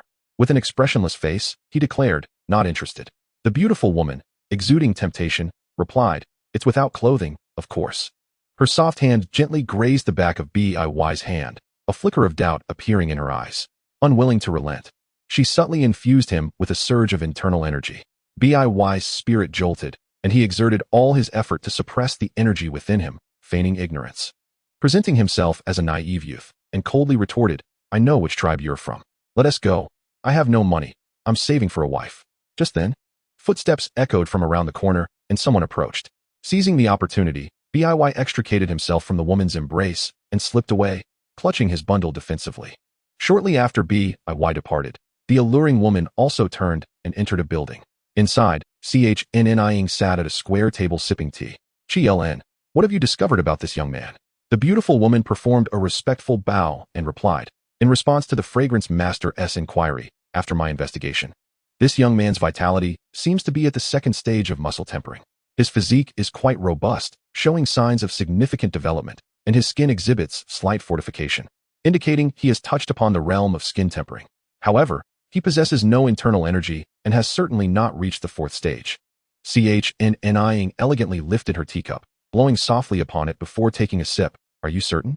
We cannot afford any errors at this critical juncture." Qian smiled, "Absolutely. The fragrance master is overly concerned. This is merely a young lad who has just acquired a modicum of skill. You should have seen his awkwardness. A mere provocation had him trembling. It was only due to the presence of outsiders that he managed to escape my grasp." Chunyang set down her teacup and nodded lightly, indicating that all was well. In critical moments, one must exercise utmost caution. With that, she vanished as mysteriously as she had appeared. Meanwhile, Bai Yu had already distanced himself. Though his face betrayed no emotion, his heart raced with trepidation. He had sensed something amiss at first glance. A beauty of such striking appearance would surely be a top-tier courtesan at Chunfenglu. If not, she could easily find a place at the second-rate Tianxianglu or Qihong Yuan, perhaps even become a headliner. Such a beauty would never stoop to being a common courtesan or soliciting patrons on the streets. Indeed, upon closer examination, Bai Yu discovered her remarkable martial prowess. The alluring young woman had tested him several times, probing into his cultivation level. Fortunately, Bai Yu had mastered the Xiangue Lian Shiju to a profound degree, even able to alter his physical presence, thus narrowly escaping a perilous situation. By this time, his back was already drenched in sweat. Thankfully, no further mishaps occurred, and Bai Yu returned safely to the benevolent estate. Upon entering, he found Zhu Tong busily clicking away at an abacus while exclaiming, "Xiao Bai, you're back. Have you heard? A major incident has occurred." Chapter 48, Urgency and Crisis, Minor Accomplishment in Wu Xingquan. Zhu Tong spoke in a conspiratorial tone. A major incident has indeed transpired. Bai Yu, however, did not react with much concern. Zhu Tong was notorious for being the bearer of sensational news, often exaggerating trivial matters into monumental events. Upon arriving at the estate, Bai Yu felt a sense of relief and chuckled. "What is it, Tonggo? Did your wife discover your stash?" Zhu Tong retorted, "Xiao Yu, you slander me. Why would I fear her? A man of my caliber would never hide money." He cleared his throat and continued, on a serious note, "I heard the grain routes in Jiangcheng have been ambushed again. This time, not only were the waterways attacked, but land bandits have also appeared, robbing grain transporters." Bai Yu's expression changed drastically. Something was amiss. A strange atmosphere had enveloped Jiangcheng, with incidents occurring one after another. He hurriedly inquired, "What has the government done in response?" Zhu Tong chuckled. "What else could they do but send troops to quell the bandits? The last time they dispatched troops, several generals gained merit, and I suspect they will accrue even more this time." Zhu Tong seemed to regard the bandits with little concern. The last military engagement had ended in a rout for the water bandits, and the government forces easily reclaimed the lost grain. He assumed the same would happen again. Yet, Bai Yu felt an unsettling sense of foreboding. "Tonggo, I believe this matter may not be so straightforward. It would be prudent for everyone to stockpile some grain in case of unforeseen complications. Zhu Tong dismissed his concern. Xiao Bai, you're worrying for nothing. What bandits could possibly stand against the government forces? Beside him, Xiao Wang added, even the major grain merchants Haven Tea raised prices. No one is in a rush to hoard grain, so there is surely no grave issue. After several attempts to persuade them, the others at the benevolent estate felt Bai Yu was merely being overly cautious. Bai Yu chose not to press further and took Lao Mo to purchase a significant amount of grain for safekeeping. That night, a solitary oil lamp flickered in the bedroom. The shadows of a man and his dog stretched long against the wall. Bai Yu spoke solemnly. Lao Mo, do you sense that something significant is about to happen? Lao Mo nodded gravely. Woof, woof. Bai Yu sighed deeply. It seems you share my intuition. The situation outside the city is chaotic, and we cannot fathom how many bandits lurk beyond. Disorder is beginning to manifest within the city. We must prepare in advance and elevate our strength as much as possible. For us, the most crucial aspect is survival, and we must ensure we are thoroughly prepared. Lao Mo leaned against Bai Yu, nudging him as if to say, no matter what occurs, I will be by your side. Bai Yu embraced Lao Mo, feeling a sense of calm wash over him. Lao Mo, I shall transmit to you a method of cultivation. I hope you find it useful. Bai Yu shared the Hei Lang Xianfa with Lao Mo, uncertain if he would be able to cultivate it. In the following days, Bai Yu maintained an outward facade of normalcy while secretly engaging in fervent training. A week later, in the desolate back mountains, Bai Yu practiced the Si Xiang Wu Xing Quan with precision. Qing Long Zhang Claw, Zhu Ke Ting Kong, Tung Shi Fei Tian. As he progressed, the area became filled with Bai Yu's presence, energies swirling and causing the surrounding wild grasses to bend and bow. Ultimately, Bai Yu leaped into the air like a fierce tiger, striking towards a large tree with a claw. Bai Hu Pu Di, as the claw struck, an echo resembling a tiger's roar resonated. The tree, thick as an embrace, had a large patch of bark ripped away by Bai Yu's strike, leaving 5 deep claw marks on its trunk. Bai Yu felt an immense surge of internal energy, his vitality churning. He coughed heavily, expelling a mouthful of dark, stagnant blood. After purging the blood, he felt an unprecedented lightness, his breathing noticeably easier. This accumulation of stagnant blood had been a result of dust and debris trapped in his lungs, along with subtle injuries he had sustained over time. Bai Yu had nurtured his lungs with his internal energy, achieving success at last. His breathing was now remarkably unobstructed. Even his mind felt clearer. Bai Yu murmured to himself, the lungs are the organs of respiration, governing breath, and are indeed the most amenable to exercise. After days of diligent nurturing, I have finally refined my lungs. At that moment, his proficiency in Si Xiang Wu Xing Quan had also risen to a new level. Si Xiang Wu Xing Quan, minor achievement, 2, 100,000. Qualification 4. With the advancement of Wu Xing Quan, his qualification increased by 4 points, reaching a total of 15 points. This was indeed a double blessing, significantly accelerating his future martial training. Filled with elation, Bai Yu returned to the benevolent estate, only to find Zhu Tong and others gathered with furrowed brows. Bai Yu inquired curiously, Tonggu, Zhangbo, what are you discussing? Zhu Tong slapped his thigh. Xiao Bai, I truly regret not heeding your advice to stock up on grain sooner. The prices have skyrocketed threefold. Bai Yu was taken aback. What transpired? Didn't the government dispatch troops to quell the bandits? Zhu Tong shook his head. Don't even mention it. I've heard the government suffered a defeat and fell into an ambush.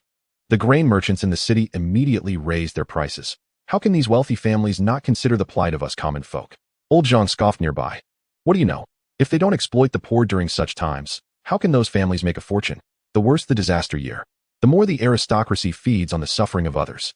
Zhu Tong sighed heavily. Damn it, why is it so difficult to live a peaceful life? Bai Yu conversed with the others for a moment, feeling increasingly burdened. It appeared that the situation in Jiangcheng was deteriorating. He needed to hasten his training. Ideally, he would break through to the 7th stage and become a true master.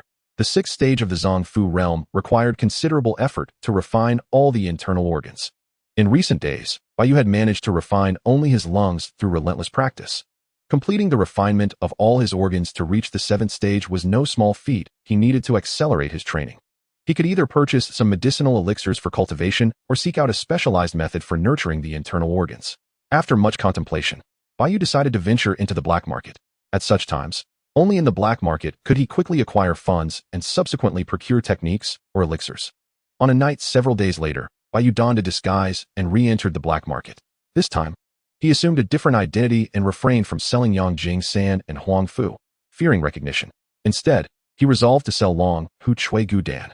To be precise, it is the diluted medicinal effect of the Chui Gu Dan, which Bai Yu has named Liangu Wan. Upon entering the black market, Bai Yu noticed a distinct change in the atmosphere. The number of people had nearly doubled, and many previously rare items, such as martial arts techniques and weapons, had become more plentiful. Additionally, there were numerous individuals engaged in the trade of medicinal pills. It appeared that many had caught wind of something and were preparing for an unknown event. Observing this, Bai Yu discreetly chose a stall to begin selling Liangu Wan. Before long, customers began to approach. In Chapter 49, Ling Shi Tu Shi Ju, Bai Yu set up a stall in the black market to sell medicinal pills. During this season, pills that could enhance cultivation were in high demand. It wasn't long before a crowd gathered around him. A red-haired man inquired, "What type of medicinal pill are you selling, my friend?" Bai Yu, displaying his strength as a fourth-tier warrior, was met with considerable respect from those around him. In a rough voice, he replied, "Zhuanggu Wan, which can refine bones and enhance one's cultivation in the Chuigu realm." The red-haired man's eyes lit up upon hearing this. After obtaining Bai Yu's consent, he opened the cap to smell the pill's properties. Indeed, it was a pill capable of boosting martial prowess, quite a rarity. "How much for this Zhuanggu Wan?" he asked. Bai Yu nonchalantly replied, 10 taels each. The Zhuanggu Wan was not comparable to the Long Hu Chuigu Dan, as its medicinal properties had been diluted several times. The cost of producing a single Zhuanggu Wan was approximately 3 to 5 taels of silver, so charging 10 taels each was undoubtedly profitable. The red-haired man hesitated at the price. "Brother, this price seems a bit high. However, in these times, medicinal pills are worth more than gold, so 10 taels it is. I will purchase one." With that, he produced a silver note and bought a bottle of Zhuanggu Wan. Bai Yu was pleasantly surprised by how agreeable this customer was. He recalled his first experience selling medicine, where buyers were picky even over a few hundred won for a nourishing pill. Now, with his heightened strength, people instinctively trusted him more, and they were willing to buy a 10-tael pill on a whim. His displayed prowess had earned him a newfound respect. Bai Yu could not help but feel a sense of reflection. As others in the crowd witnessed the transaction, they too were stirred and approached in hopes of purchasing. However, they were cautious and did not dare to buy in large quantities, uncertain of the pill's efficacy. Most opted to purchase one or two, reasoning that even if they lost out, it wouldn't be a significant loss. Within half an hour, Bai Yu's stock of Zhuanggu Wan was sold out. "Gentlemen, we have a limited quantity. Please return another day," he announced as he began to pack up his stall. Bai Yu was not greedy. He sold only 20 bottles, making a tidy profit of 200 taels before calling it a day. For a fourth-tier warrior to conduct business amounting to 200 or 300 taels would not attract undue attention. Engaging in a conflict for such a sum was not worth the risk. However, discussing more could lead some to harbor ill intentions. Seeing Bai Yu's decisiveness, those who missed out felt a pang of regret for their hesitation. Without lingering, Bai Yu packed up and departed. Amidst the chaos, the black market thrived even more. Many previously rare items were now available. Bai Yu began to explore, hoping to find pills or techniques for enhancing internal organs. If he could acquire a suitable weapon, that would be even better. After searching for a considerable time, he found nothing of interest. As for medicinal pills, they were snatched up almost instantly upon arrival. Regarding weapons and techniques, they were either exorbitantly priced or clearly counterfeit. Bai Yu could not help but grumble. The prevalence of fakes in the black market seems to be on the rise. A mere blade coated with copper powder dares to call itself a legendary weapon. The Zhanlong Dao. Such an insult to intelligence. Even a layer of gold would suffice.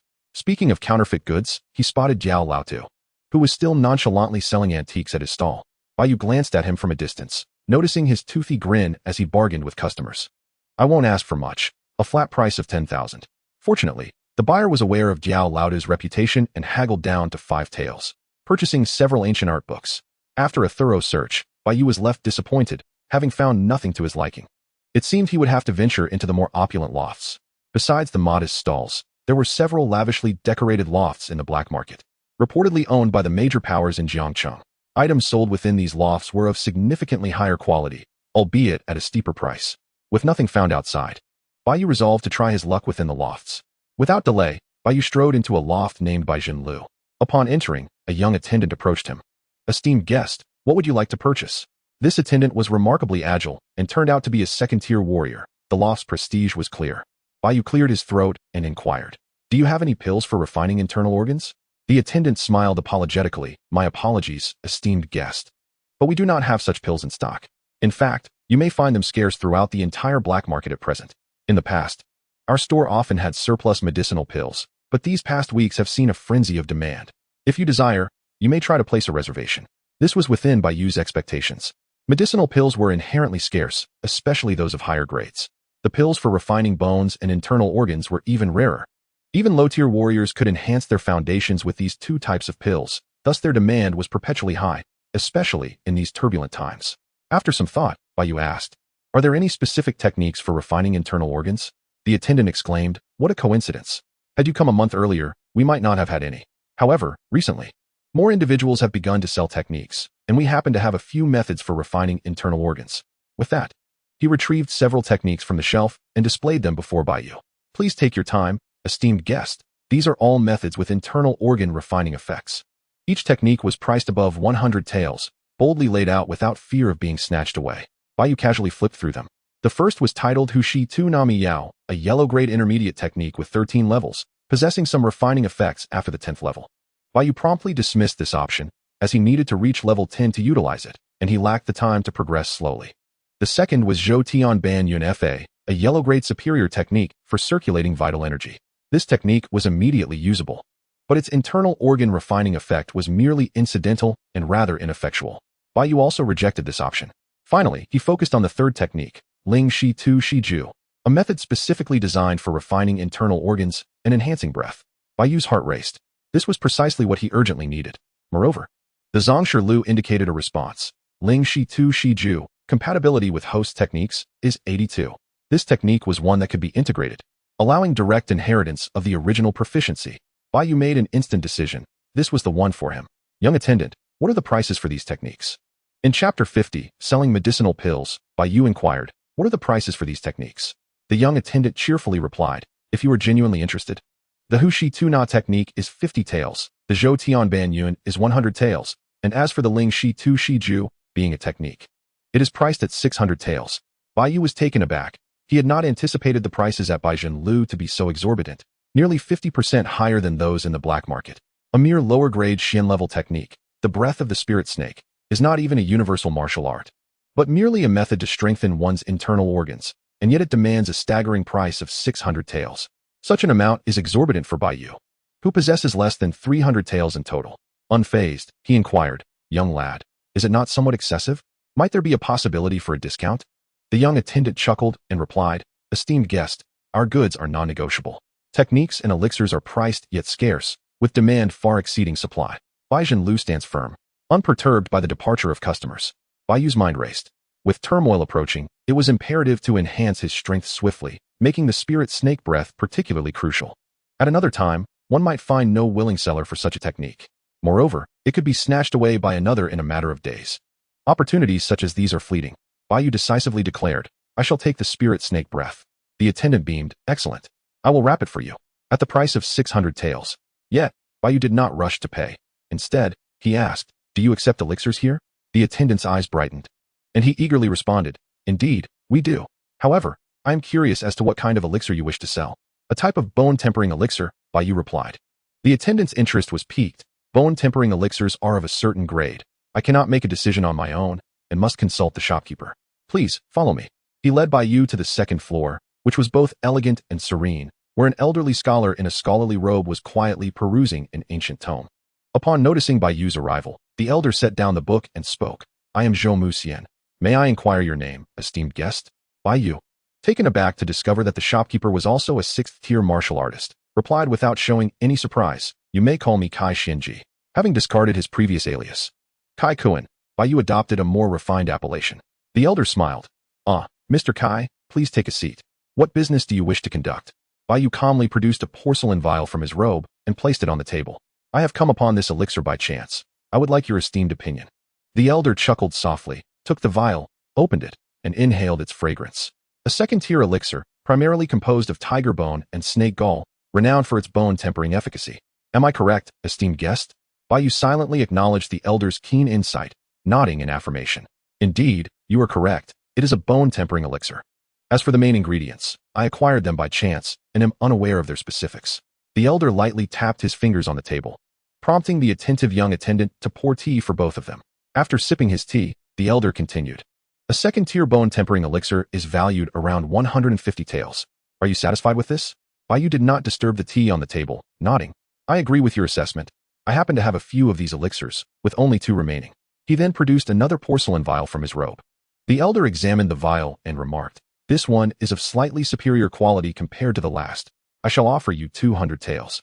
Bai Yu was momentarily taken aback. While the two bone-tempering elixirs differed in quality, the disparity was not as pronounced as the elder suggested. The elder's generous offer of 50 taels left him somewhat puzzled.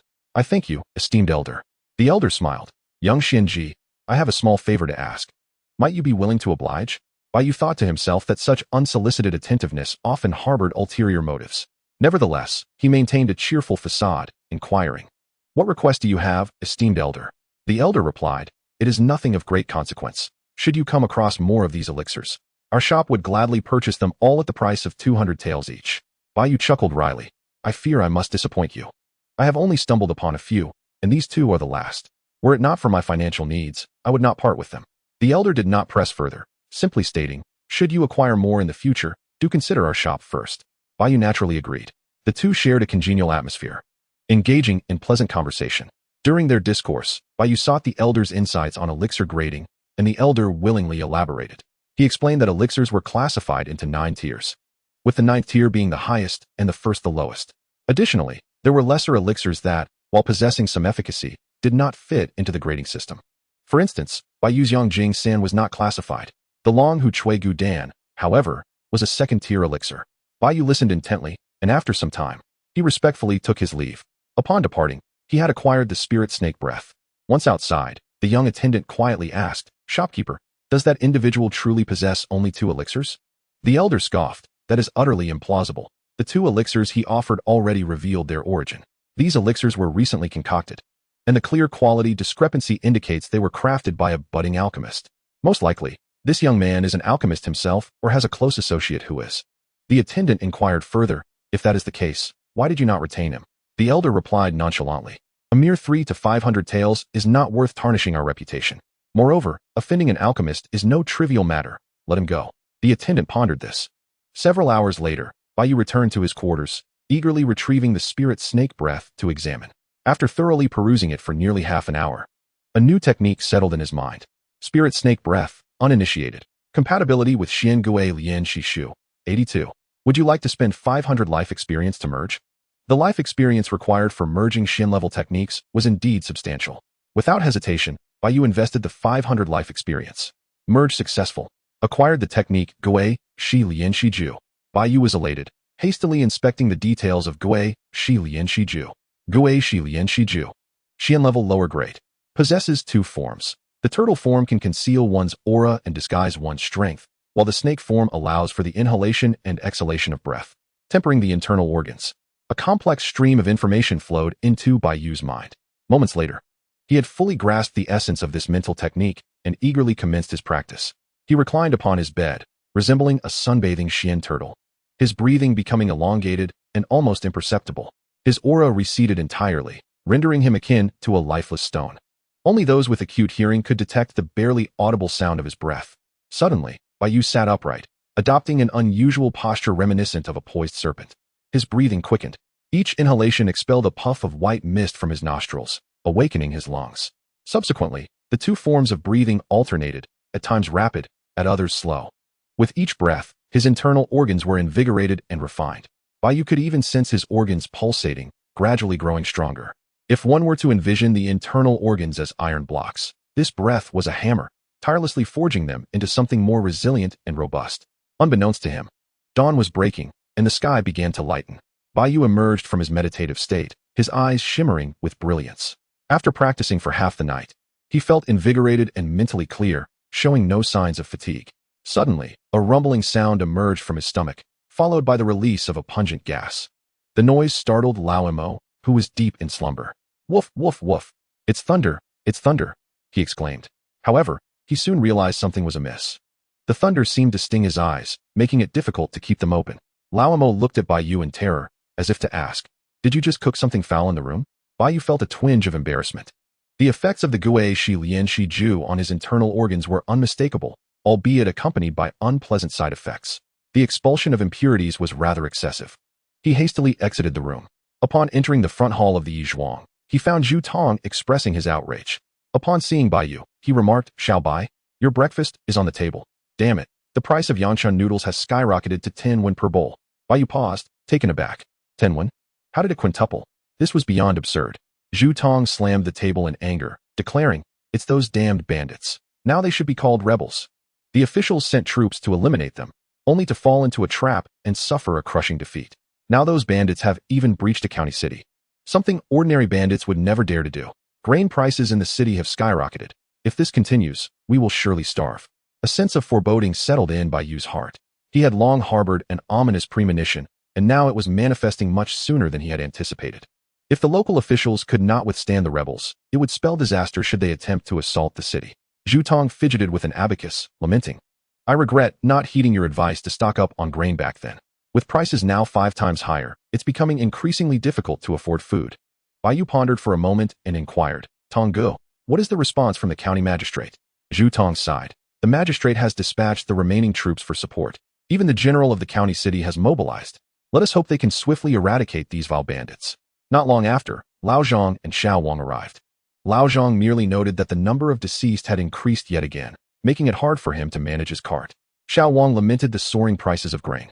"If it weren't for the side work at the Yi Zhuang, I would have starved long ago on my meager salary." Bai Yu considered and said, "A few days ago, I stocked up on some grain. Given the current tumultuous situation, I will distribute a bag to each of you." He could still earn money in the black market, thus was not particularly concerned about the cost of grain. In fact, he had excavated a cellar in his home and stored dozens of bags of grain, enough to last several years with careful rationing. Zhu Tong and Xiao Wang were overjoyed. Expressing their gratitude, "Xiao Bai, your foresight in storing food is commendable." "Thank you, Xiao Bai, you are indeed a timely savior." However, Lao Zhang interjected, "Xiao Bai, I see you have only bought a few bags of grain. If each of us takes one, you may not have enough for yourself." Bai Yu smiled lightly. "It's of no consequence. Grain prices cannot keep rising indefinitely. Perhaps they will decrease in a few days. We are colleagues, and the bond we share over a few bags of grain is significant." Upon hearing this, the atmosphere at the Yi Zhuang lightened considerably. Yet, the situation did not improve as Bai Yu had hoped. A week and a half passed, and grain prices continued to rise daily, leaving many unable to make ends meet. One day, a commotion arose from Yonglu Street. Bai Yu rushed over to find members of the Highland gang collecting protection fees. In such chaotic times, with diminishing earnings, many were unable to pay. Uncle Hu, the tofu seller, knelt before a few members of the gang, pleading, "Gentlemen, please have mercy. My shop has been closed for days, and I truly cannot produce any funds." He held out 5 copper coins. "This is all I have left." Leading the gang was a second-tier martial artist known as Hu Yi. Another one, just like Left Air Yi, now we have Hu Yi. In this world, these scoundrels are endless, he thought. Hu Yi, with a face full of flesh, kicked Uncle Hu to the ground, saying, "Don't try to play tricks on me. If you can't pay, I'll take your daughter as debt repayment." Several brutish men stormed into Hu's home and dragged out a trembling young girl. Uncle Hu, seeing this, bowed repeatedly. "Hu Yi, she is still so young. Please spare her." Hu Yi shouted, "Spare her? What'll I eat then? Bring Hu's girl to Granny Wang at Chihong Courtyard." The girl began to cry uncontrollably, while the men grew ever more brazen. Uncle Hu could no longer contain himself. "Hu Yi, wait. I have money, I have money." He rummaged through his pockets and produced a small package wrapped in layers of cloth. Opening it revealed a silver ring. "Gentlemen, this is the last token from her mother. Please take it." He rubbed the ring against his face before tremblingly handing it over. Hu Yi snatched the ring and cursed. "Poor people are worthless. They must be squeezed dry." The Highland gang departed, leaving Uncle Hu and his daughter weeping in despair. "My dear, I am so sorry. I couldn't keep the last thing your mother left for you, which she promised would be your dowry." They slumped to the ground, their eyes filled with hopelessness. Having used her dowry to pay off the protection fee, what would they do next month? Meanwhile, cries echoed from the opposite side of Yonglu Street. Bai Yu couldn't help but let out a heavy sigh within his heart. In chaotic times, it is better to be a peaceful dog than a person amidst turmoil. Chapter 52, Abundant Rewards and the Traces of Cultivators. Bai Yu could no longer bear to witness the plight of others, and with a heavy heart, he returned to the Yi Zhuang. It was often said that prosperity brings suffering to the common people, while decline also brings suffering to them. However, he now understood that it is better to be a peaceful dog than a person in a chaotic world. In times of peace, life may be arduous, but in chaos, even the struggle to survive is unattainable. The more chaotic the world, the more it becomes a prime opportunity for various factions to wreak havoc. Gangs take advantage of the situation, driving people to despair, while wealthy families seize the chance to lend money, purchasing land and property at low prices. The Highland Gang's collection of protection fees has already driven several families to the brink. Perhaps next time, they will be forced to sell their children. Bai Yu was burdened with a heavy heart, yearning desperately for power. Only with sufficient strength could one ensure their safety in times of turmoil. He began an intense regimen of cultivation, steadily advancing his progress in refining his internal organs. After a month, a batch of fallen soldiers arrived at the Yizhuang. These were soldiers who had retreated from the front lines. Normally, slain soldiers would be honored in the heroic martyrs' shrine or the loyal martyrs' cemetery. However, due to the overwhelming number of casualties, the shrine was understaffed, necessitating their arrival at the Yizhuang. Bai Yu played a mournful tune on the suona to bid farewell to these soldiers. Funeral target, Zhao Erhu. Identity, Jiang Qingjun Bing Xiao Wei. Cultivation level, 3rd stage of body refinement. Regular reward, Strength 5, Life Experience 120. Optional rewards, Yuanyang Sword Technique, Military Fist, Fist Technique Experience, Sword Technique Experience. Funeral participation, 11. Funeral target, Lu Sandao. Identity, Jiang Qingjun Cavalry Wu Zhang. Cultivation level, 2nd stage of muscle refinement. Regular reward, Qi and Blood 13, Life Experience 66. Optional rewards, Flying Horse Riding Skill, Elite Cavalry Fist, Flying Cavalry Sword Technique, Sword Technique Experience. Funeral participation, 11. Funeral target, De Biaozi. This batch of soldiers had some standing, most possessing martial arts cultivation. The collective rewards from so many corpses were naturally substantial. Bai Yu suppressed his excitement and meticulously conducted their funerals. During this time, he took the opportunity to glimpse the scenes before their demise. After witnessing the scene, Bai Yu was taken aback. The images of the soldiers before their demise were nearly identical. On a flat expanse, 2 armies confronted each other. The troops of the county were well equipped, each soldier exuding valor and high morale. In contrast, the rebel forces appeared disorganized, armed with an assortment of weapons, yet they boasted superior numbers. As the battle commenced, General Zhang Lai, mounted on a white steed, led his men into the fray. Clad in heavy armor and wielding a large blade, he charged into the enemy ranks, carving a bloody path. A rebel warrior on a fine horse attempted to intercept Zhang Lai with a swinging iron whip. Zhang Lai bellowed like a thunderclap. With a swift stroke of his blade, he cleaved the rebel warrior and his steed in half. The morale of the county soldiers soared, their battle cries ringing out as they pushed the rebels into retreat. Zhang Lai's steed was exceptionally majestic, galloping like the wind despite its heavy armor. The general himself was extraordinarily valiant, wielding his blade with unparalleled skill, leaving a river of blood in his wake. Bai Yu marveled inwardly, concluding that General Zhang Lai must have attained the 7th level of martial prowess, or even the 8th, the realm of divine warriors. Such a martial artist on the battlefield was akin to a killing machine. Yet, a doubt crept into his mind. With Zhang Lai's formidable strength and the county soldiers' elite status, why did they suddenly falter against what appeared to be an unprofessional rabble of rebels? Suddenly, the scene shifted dramatically. A strange wind whipped through the sky, and a diminutive old man with white hair and beard appeared, riding a flying sword.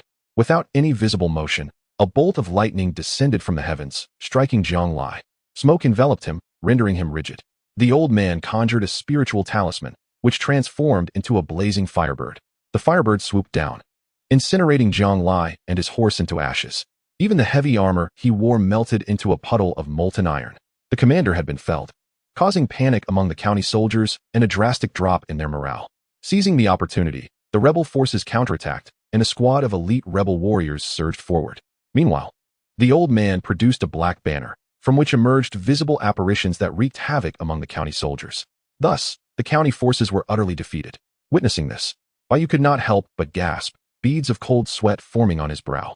Despite Zhang Lai's high rank and unmatched prowess, he stood no chance against the old man, who effortlessly dispatched him. This illustrated the terrifying power of the cultivators. With the emergence of a cultivator among the rebels, Bai Yu was left to ponder the fate of Jiang City. If the rebels besieged the city, how long could he, a 6th-level warrior, survive against a cultivator? The cultivators represented the gravest threat Bai Yu had encountered thus far.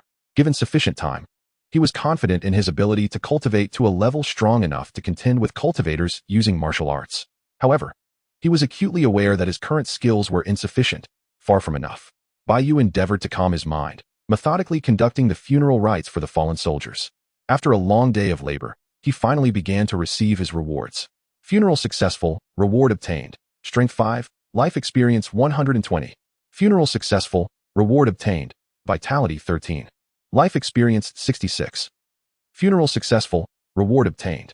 Instantly, Bai Yu felt an overwhelming surge of vitality, his strength increasing by several hundred pounds, and his life experience grew by thousands.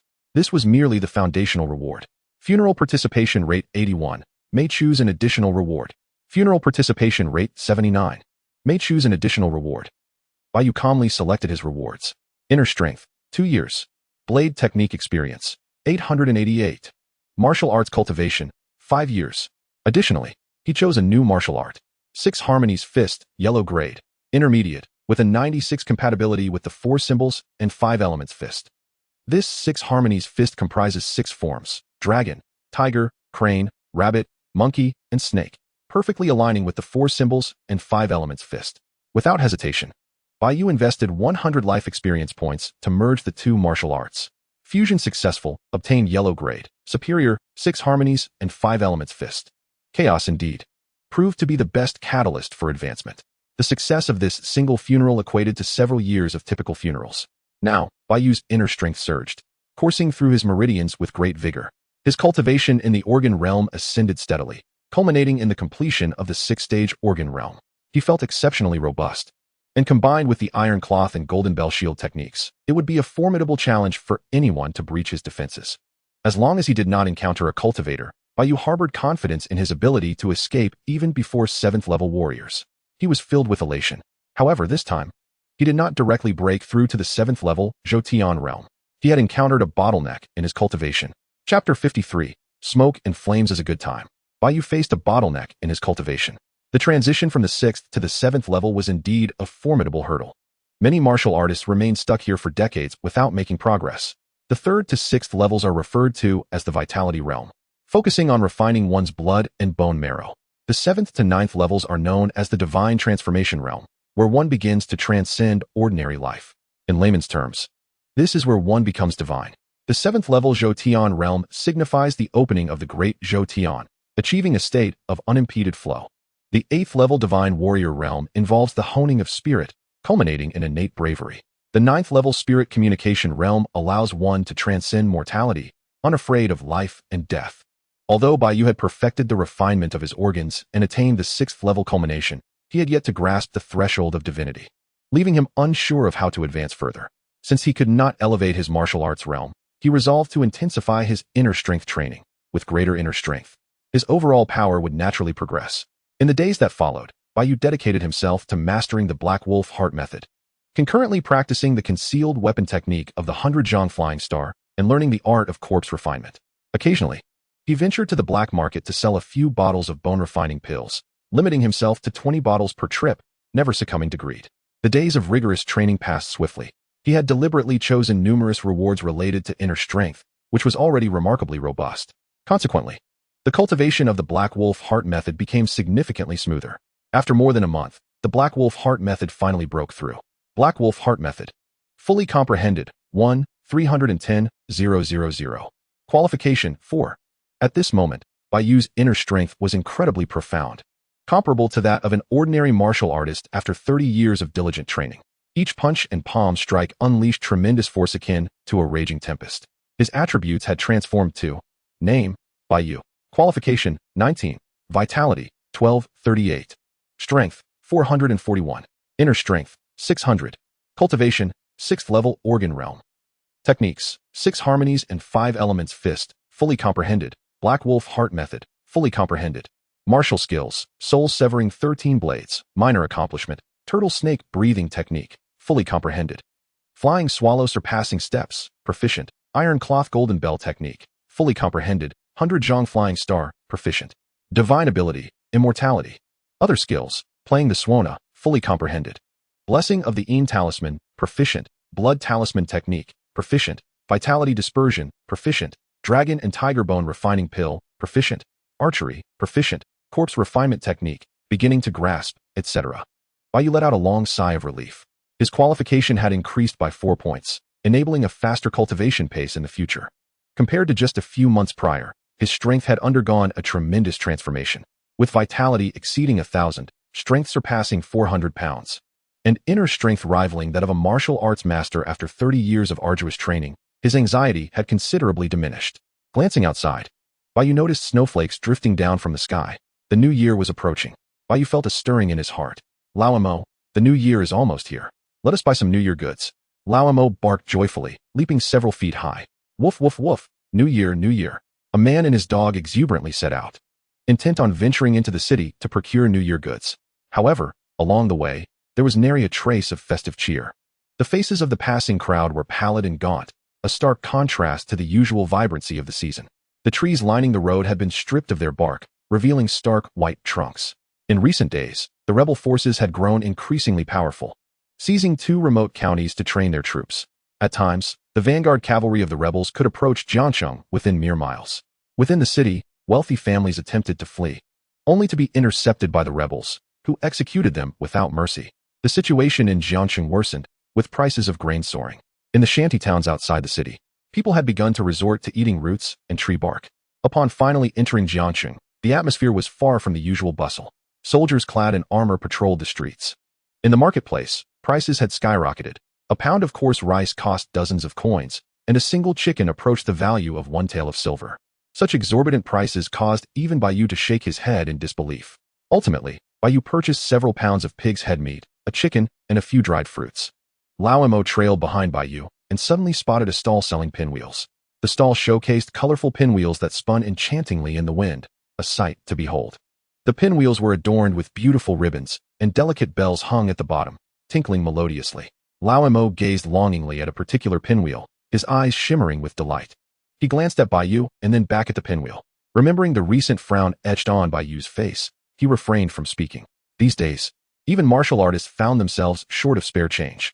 Reluctantly, Lao Mo followed Bai Yu, occasionally glancing back at the pinwheels. After completing his shopping, Bai Yu's spirits lifted somewhat.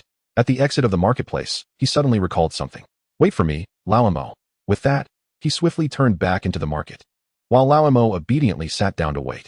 Before long, Bai Yu returned, an air of mystery surrounding him. Lao Mo, can you guess what I bought? Woof woof, firecrackers. Incorrect, guess again. Woof, woof woof, couplets. No, it's a pinwheel. Isn't it beautiful? Bai Yu produced a colorful paper pinwheel from behind him, complete with lovely streamers and exquisite bells. Lao Mo's eyes sparkled, akin to fireworks illuminating the night sky. It leaped onto Bai Yu, its fluffy head nuzzling against him incessantly. Bai Yu chuckled as he tied the pinwheel to Lao Mo's tail, prompting Lao Mo to excitedly trot about. The pinwheel whirled, the bells chimed crisply, accompanied by Lao Mo's joyous barks. Bai Yu chased after Lao Mo, a smile gracing his face.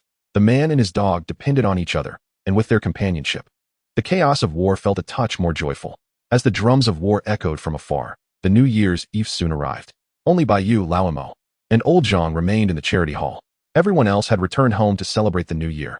Even Uncle Gio had paired up with widow's son who sold roasted chicken. Old Zhang, much like Bai Yu, had no family and was solitary. Bai Yu busied himself throughout the day, cheerfully stating, Uncle Zhang, let us celebrate the new year together. He laid out a large plate of dumplings, a bowl of chicken soup, and a hot pot. Old Zhang chuckled, wonderful, wonderful. It's New Year's. I can't let you treat me for free. How about some 20-year-old daughter red? You've never had it, right?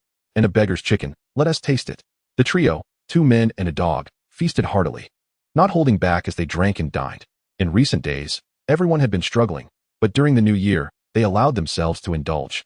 After a few rounds of drinks, old Zhang poured a cup for himself and jovially remarked, It's been ages since I've celebrated the new year with joy. Little you, seeing you reminds me of my granddaughter, who should be about your age. Next year, I'll return to my hometown and betroth her to you. Bai Yu, attempting a sip of the daughter red, coughed sharply, skeptical of old Zhang's claims about a granddaughter. Uncle Zhang, your granddaughter isn't needed. Just lend me your wine gourd for a while.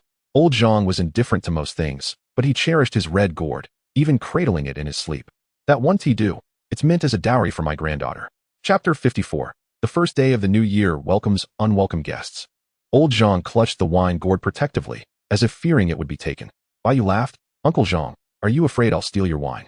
Concocting a granddaughter as an excuse? Old Zhang, now somewhat tipsy, retorted, Nonsense. I truly have a granddaughter. In my youth, I was quite the rogue, abandoning family and wandering aimlessly. Eventually, I achieved nothing and dared not return home, only able to gaze from afar. I've come to terms with it now.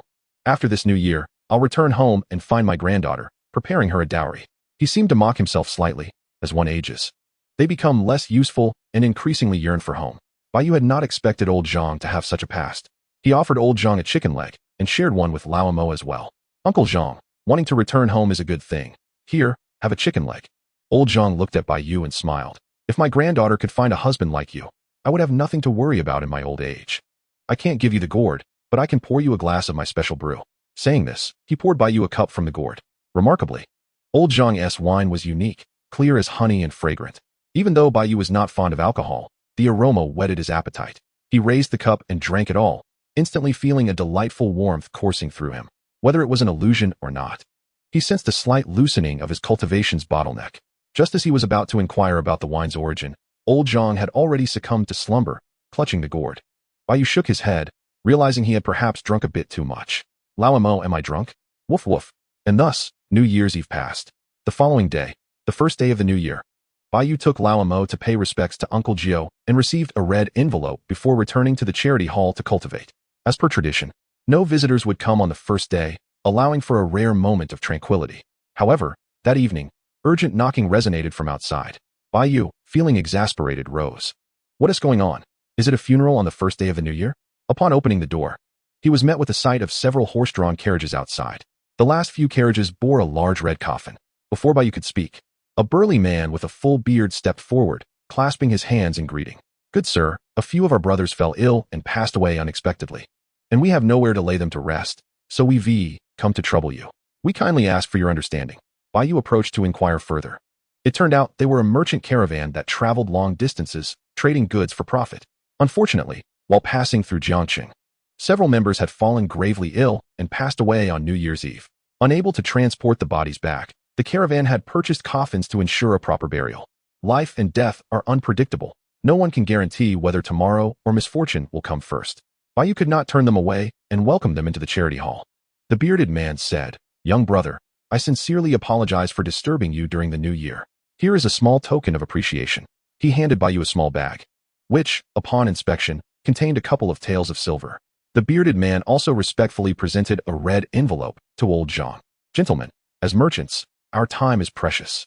Every day we delay means a loss. We kindly request your assistance in arranging for our brother's burial as soon as possible. Recognizing their politeness, Bai Yu and old Zhang felt compelled to comply. Bai Yu remarked, Rest assured, tomorrow I shall escort them to their final resting place. The man with the bushy beard repeatedly expressed his gratitude, promising substantial rewards thereafter. Bai Yu directed the members of the caravan to carry the coffin into the inner courtyard. He then picked up a suona and played a mournful tune. However, Bai Yu was astonished to find that there was, in fact, no deceased individual in the coffin. A sense of foreboding gripped his heart. Something was amiss. It was far too peculiar.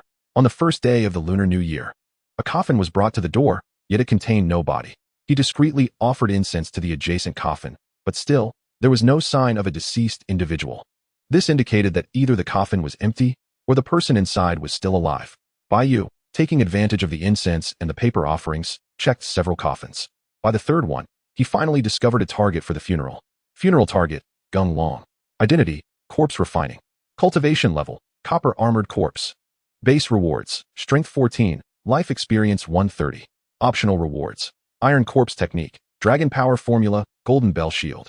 Funeral participation, 3. To his astonishment, it was a copper armored corpse. Moreover, the rewards were identical to the techniques practiced by Mang Zi. It was evident that they were crafted using the same method to create malevolent corpses. These individuals were certainly in cahoots with Jin Long Shangren. The fourth and fifth coffins also contained copper armored corpses, 3 copper armored corpses, and a group of formidable martial artists. Bai Yu could not help but draw a sharp breath. This group undoubtedly had ulterior motives.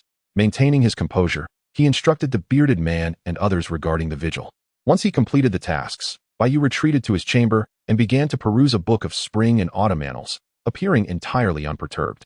As he feigned nonchalance, he subtly tapped his foot, pressing down on Lao Mo's paw. Before long, unnoticed by anyone, a black dog quietly slipped out through a hole in the wall. After Lao Mo had been gone for about half an hour, Bai Yu discreetly rose and knocked on Lao Zhang's door. At that moment, Lao Zhang was polishing a wine gourd, its bright red surface gleaming. Xiao Yu, what brings you here? Bai Yu replied, Uncle Zhang. Have we forgotten to pay our respects to the Earth God? In previous years, we would visit the large rock on the back mountain to pray for peace throughout the year.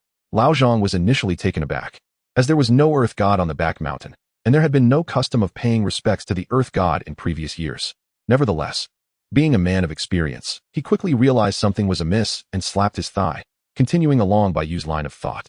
Well, in previous years, this matter was handled by Taoist Lin Jiao. Since he is absent this year, I truly forgot. Let us quickly prepare some offerings and head to the back mountain. If we anger the Earth God, It could spell trouble. Bai Yu picked up a basket and said, "The offerings are ready. Let us hurry. If we delay, we might not see the path clearly." As they spoke, the two men exited through the back door and made their way to the back mountains potter's field. Bai Yu led the way, with Lao Zhang following behind. After walking for about 2 to 3 miles, Lao Zhang, noticing the desolate surroundings, could not help but inquire. "Xiao Yu, what is troubling you today? Have you discovered something?" Bai Yu sensed no one was following and replied, "Uncle Zhang, that group of people is suspicious." Lao Zhang asked, puzzled, "What do you mean by suspicious?" "Allow me to answer that for you, for we are not here to conduct a funeral at all." A voice floated in, and they turned to see a figure had appeared not far away, a scarred-faced elder. Bai Yu's heart sank. The scarred man wore a flowing robe, and his eyes glinted with a fierce light. He was evidently a 7th-tier martial artist who had mastered the great circulation. Above 7th tier, one could be considered a high-level martial artist, a formidable figure in any region. Bai Yu gritted his teeth and positioned himself in front of Lao Zhang. "Uncle Zhang, I will hold him off. You must escape." He believed himself to be sufficiently strong to put up a fight against a 7th-tier martial artist. If he could not win, at least he should be able to flee. Lao Zhang's presence only hindered Bai Yu's movements. The scarred elder sneered, "Such boldness. A mere 3rd-tier martial artist dares to say he will stop me." Just as he was about to strike, another figure shot in from the side. It was a gaunt, eagle-nosed man in middle age. The scarred elder was taken aback. "Xiao brother, what brings you here?" The eagle-nosed man replied, "The esteemed one was concerned and sent me to assist you, ensuring that nothing goes awry." The scarred elder dismissed him, saying, "The esteemed one is too cautious. 2 mere servants from a funeral home are nothing to worry about." The eagle-nosed man responded, "The esteemed one is only looking out for the grand scheme. Brotherly, and I should quickly eliminate these 2 and return to report." Both men turned their attention to Bai Yu, who felt as if he were being targeted by 2 venomous snakes, involuntarily causing the hair on his neck to stand on end. With one 7th-tier martial artist, he might have a chance to contend. With 2 7th-tier martial artists, he had no opportunity whatsoever. Escaping would be a challenge. However, Bai Yu was not one to resign himself to fate. Taking a deep breath, he prepared to take action. At that moment, Lao Zhang let out a long sigh. "Alas, it seems my old bones are destined to perish here today. Xiao Yu, you must flee. I will deal with these 2. With that, his energy surged, his clothes suddenly tearing as he revealed his lean, sinewy frame. Yet, upon closer inspection, his emaciated body was covered in intricate tattoos. Lao Zhang bore the likeness of 9 dragons, each with a distinct expression. Bai Yu was taken aback. This seemingly inconspicuous old man was actually a deeply concealed master. On the opposite side, a gasp of astonishment erupted from the eagle-nosed man, who exclaimed, "9 Dragon's Blade, Repaying? Were you not poisoned to death by our 5 poisoned sex predecessor?" Lao Zhang laughed heartily. "Indeed, I was struck by the venomous snake claw after being cursed. But I am fortunate. I managed to suppress it with my internal strength and the fiery liquor. For years, I have barely survived, fearing to use even a fraction of my internal energy, thinking I would simply die of old age. Alas." He removed the wine gourd from his waist and gulped down a mouthful. "Heaven does not allow me to die peacefully. Perhaps this is the fate of those in the martial world." As his muscles swelled, he transformed from a frail old man into a robust warrior. However, a layer of gray aura began to surface on his face. He tossed the wine gourd to Bai Yu. "Young man, run quickly. Do not be a hindrance here. You saved my life once, and today, I shall repay you. We owe each other nothing. If you have any heart, deliver this wine gourd to my granddaughter." Bai Yu felt a torrent of emotions surge within him and solemnly declared, "Uncle Zhang, let us join forces and defeat them together." Lao Zhang bellowed, "You understand nothing. The poison has already sunk into my dantian. I rely solely on my internal strength to suppress it. If I use my internal energy now, the toxicity will erupt, and there will be no salvation. If you remain here, I will have no chance of survival." Bai Yu fell silent. He was not one to hesitate. He drew a dagger from his side and tossed it to Lao Zhang. "Uncle Zhang, do not worry. I will ensure this wine gourd reaches your granddaughter." Lao Zhang caught the dagger, expertly twirling it in a flourish, and his demeanor shifted dramatically. His murky eyes became sharp and fierce, resembling a peerless blade unsheathed, instilling fear in those who dared to face its edge. "Ah, this is a fine opportunity to wield my blade before my demise. I do not regret it. Alas, I will not witness my granddaughter's wedding. I am sorry, my dear." Lao Zhang suddenly changed his expression and shouted, "Get the hell out of here." Grasping Bai Yu, he hurled him away with great force. In a flash, he concentrated his energy and transmitted a message. "Young man, my granddaughter resides in Sanha Town, Xianxia village. There is a hidden compartment in the gourd. Hand over its contents to her. Do you understand?" With that, old Zhang burst into hearty laughter. brandishing his dagger and charging at the two adversaries, engaging them in fierce combat. Meanwhile, Bai Yu took off in a frantic run. Behind him echoed old Zhang's laughter, the shouts of his foes, and the sounds of their clash. Old Zhang was facing death. A wave of sorrow washed over Bai Yu, yet he dared not pause, leaping several dozen zhang away. At that moment, Bai Yu cursed his low mastery of the Fian Lingshu step, lamenting his insufficient speed in fleeing. The wind howled past his ears as he ran for what felt like an eternity. Just as he thought he was safe and was about to catch his breath, a sudden, fierce sound of slicing air reached him from behind. Turning back, he saw the eagle-nosed man, surnamed Xiao, swiftly closing in with impressive lightness of foot. His speed nearly doubled that of Bai Yu's. If this continued, he would inevitably be caught. He had no choice but to make a desperate stand.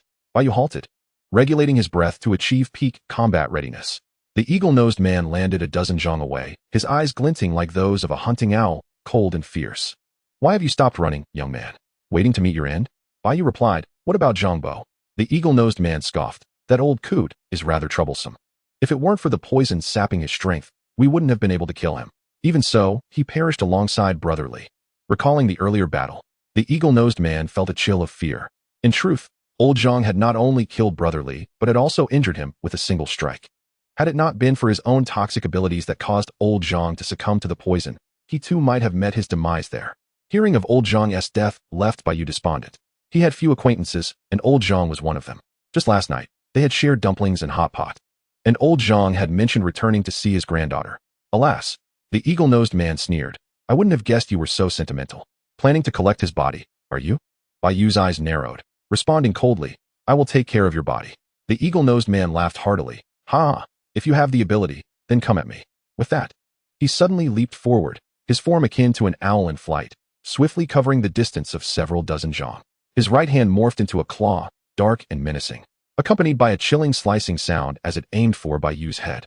Xian-level low-grade martial skill, 5 Poison's Claw.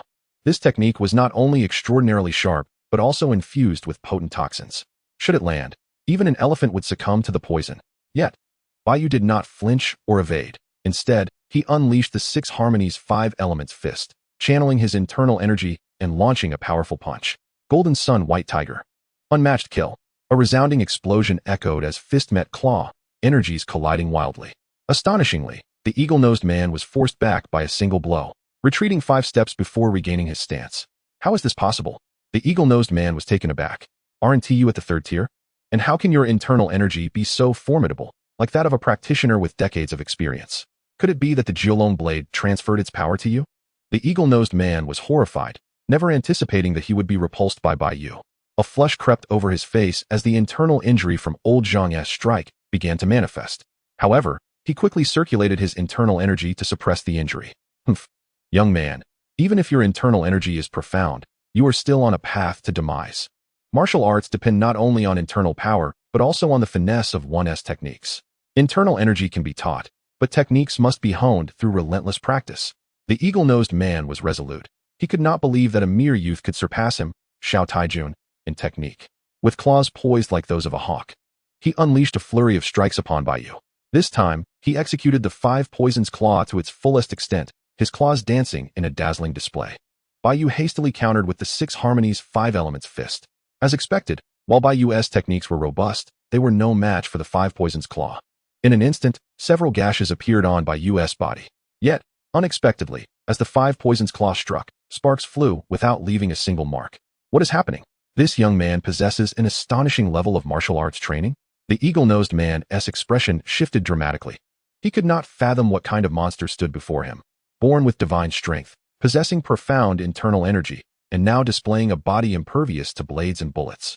At this moment, Bai Yu let out a fierce roar, his fighting style shifting dramatically. He abandoned defense entirely, attacking like a mad tiger, targeting the eagle-nosed man's vital points with every strike. The eagle-nosed man was left with no choice but to continuously defend against Bai Yu's relentless onslaught. Yet, the internal energy surging from Bai Yu's fists and feet sent the eagle-nosed man's blood surging, threatening to erupt the suppressed internal injury. Alarmed, the eagle-nosed man realized that if this continued, he might find himself in dire straits. He retreated swiftly, moving like a serpent, employing the yellow-level superior footwork, shifting serpent. In the blink of an eye, he had distanced himself from Bai Yu by several dozen zhang. As he withdrew, he shouted, "Young man, you have surprised me. While others have hidden their abilities, you have concealed 3 or 4. However, this is where it ends. In the face of absolute strength, all schemes are futile. With that, he produced a centipede from his bosom. The centipede was jet black, the length of a chopstick and as thick as a thumb, its fangs glistening ominously. With this poison, I will fortify my body with 5 poisons internal energy. The eagle-nosed man grasped the centipede and, to Bai Yu's astonishment, began to chew it raw. Immediately, his aura surged, appearing completely unharmed. His claws transformed into a kaleidoscope of colors, emitting wisps of toxic mist. Young man, taste the might of my 5 poisons internal energy. The eagle-nosed man advanced rather than retreating, his claws flying in a whirlwind of shadows. This time, not only did he gain immense strength, allowing him to withstand Bai Yu's formidable internal energy, but with each claw that struck, it left a faint black mark on Bai Yu's skin. After several exchanges, Bai Yu sensed something was amiss. Although his body had reached an impervious state, he was not immune to all poisons. Each time the eagle-nosed man struck, fine tendrils of toxins seeped into his skin. Though it was minimal each time, it accumulated, leaving Bai Yu dizzy. His complexion shifted dramatically as he hurriedly channeled his surging internal energy to suppress the toxins within. Realizing he could not continue the fight, he feigned a palm strike and turned to flee. This time, he executed the xianxiu step to its utmost, soaring through the air like a swift swallow, covering vast distances in an instant. The eagle-nosed man, wary of Bai Yu's desperate counterattack, did not attempt to stop him but followed leisurely behind, laughing, "Young man, if you do not stop to expel the poison, you will surely succumb to it. Yet, should you halt, you will meet your demise. I am eager to see how long your internal energy can sustain you." Bai Yu paid no heed, sprinting forward with urgency. Just then, an unexpected ringing sound echoed from above. A towering figure suddenly appeared before him. As Bai Yu prepared to circumvent it, the figure let out a beastly roar, lunging forward, delivering a palm strike that sent Bai Yu hurtling backward. Observing this, the eagle-nosed man laughed heartily. A copper-armored corpse? The esteemed one must have sent someone to lay an ambush. He cackled, "Young man, you are doomed. I was initially concerned about sustaining injuries, but now I need not worry. Copper-armored corpse, let us eliminate him together." The bronze-armored corpse moved as commanded, letting out a low growl as it lunged toward Bai Yu. The hawk-nosed man also surged toward Bai Yu from the left. With a person and a corpse joining forces, Bai Yu's demise seemed inevitable. At that moment, Bai Yu fell to the ground, gritting his teeth fiercely as he picked up a few small stones and hurled them at the hawk-nosed man. The hidden weapon technique, a 100-foot shooting star. The stones struck decisively, targeting the hawk-nosed man's vital points such as his kidneys and throat. The hawk-nosed man was momentarily taken aback. "You little brat. You can use hidden weapons too? You must be eliminated." Iron sleeve technique. With a flourish of his sleeve, it transformed into something akin to steel, encapsulating all the stones. Just as he was reveling in his triumph, a fist suddenly descended from beside him, crashing into his right rib. His ribcage collapsed, shattering several bones. He was sent flying, a mix of shock and anger overtaking him as he shouted, "Bronze-armored corpse, you've made a grave mistake. He is the enemy. I am one of you." The hawk-nosed man instinctively assumed the bronze-armored corpse was an ally, as he had several bronze-armored corpses within his own ranks. Little did he know, this particular bronze-armored corpse was not part of their faction, but rather a backup left by Bai Yu. Bai Yu sprang up, retrieving a crossbow bolt from the grass behind him. Whoosh, whoosh, whoosh. 3 bolts shot forth, embedding themselves into the hawk-nosed man's body. Bai Yu remarked nonchalantly, "You thought I had only a few tricks up my sleeve? In reality, I have many more. Heavenly burial, eliminate him." The bronze-armored corpse received the command without hesitation, lunging to grasp the hawk-nosed man's legs and ripping him in half. Even in death, the hawk-nosed man could not comprehend where he had gone wrong. Bai Yu added 2 more bolts to the corpse, finally allowing himself a sigh of relief as he sat cross-legged. "Heavenly burial, protect me. Anyone who approaches shall be killed without mercy." Bai Yu dared not linger, activating the Black Wolf Heart technique to expel the poison from his body. After a quarter of an hour, he violently coughed up a mouthful of toxic blood, completely purging the toxins within him. "Heavenly burial, let us depart." Bai Yu was about to set off with the bronze-armored corpse when he noticed a change in the Zongshi Lu. Chapter 57. The 7-tiered martial artist for the burial. The 6-in corpse fiend formation. Burial target, Xiao Taiju. Identity, disciple of the 5-poisoned sect, a distant branch of the Xiao family. Cultivation, 7-tiered Zhou Tian realm. Base reward, internal energy 50, life experience 1024. Optional rewards, 5 poison claw, shape-shifting snake, scorpion sutra, strength 32. 10 years of martial experience. Burial participation, 1. Bai Yu couldn't help but exclaim in surprise. He could actually conduct a burial for this hawk-nosed man. Bai Yu had previously experimented and found that directly burying an enemy did not yield burial rewards. Burying floating corpses by the roadside similarly garnered no rewards, as there was no burial commission.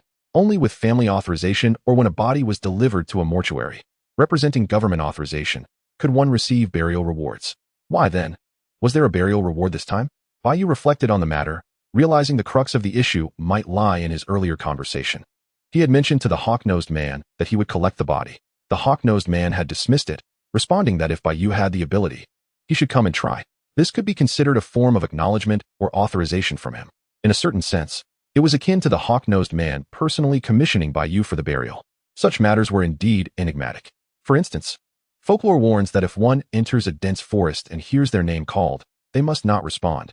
To do so would establish a connection with spirits, leading to the forfeiture of one's life. Perhaps the hawk-nosed man's careless words had unwittingly formed some mysterious contract or authorization. Without further ado, Bai Yu dug a deep pit and buried the hawk-nosed man within. Then, he busied himself with the necessary rites. Burial successful, reward obtained. Internal energy 50, life experience 1024. Burial participation 92, exceeding 90 allows for the selection of 2 additional rewards. Bai Yu was overjoyed, not expecting such fortune, the ability to choose 2 rewards. However, achieving a participation rate above 90 would not be easy. The process of burial involved more than merely digging a hole. It required rituals such as chanting, morning music, offerings, and grave visits, none of which could be omitted. It was nearly impossible for a single individual to attain 100% participation. Bai Yu set aside his worries and examined the burial rewards, first selecting shape-shifting snake. This was a high-grade light skill, and he had witnessed its swift application by the hawk-nosed man. Such agility could often determine life or death. Shape-shifting snake, high-grade yellow tier. Compatibility with flying swallow ethereal step, 51. Indeed, this technique could merge with the flying swallow ethereal step. Bai Yu need not worry about switching techniques requiring immense effort to relearn from scratch. He invested 500 points of life experience to fuse shape-shifting snake with the flying swallow ethereal step. Fusion successful, obtained light skill, ethereal shape-shifting. Ethereal shape-shifting, high-grade yellow tier. Extremely swift, agile movements. Following that, Bai Yu chose 10 years of martial experience. Martial experience differs from life experience. It can only be used to comprehend techniques and understand realms. This represented a lifetime of cultivation experience from a 7-tiered expert, akin to a high-level martial artist imparting their knowledge without reservation. For mid to low-tier martial artists, this was invaluable. Bai Yu felt a surge of vast information flooding his mind, encompassing everything from the techniques of circulating internal energy to methods for breaking through bottlenecks. He sensed a membrane had been breached. His 6-tier bottleneck shattered, and he ascended into the 7-tier Zhou Tian realm. Bai Yu could not help but burst into laughter. Xiao Taijun, you truly are a good person, aiding my breakthrough in cultivation. I thought I would need several years to accomplish this. In gratitude to Xiao Taijun, Bai Yu promptly decided to exhume the body for retribution.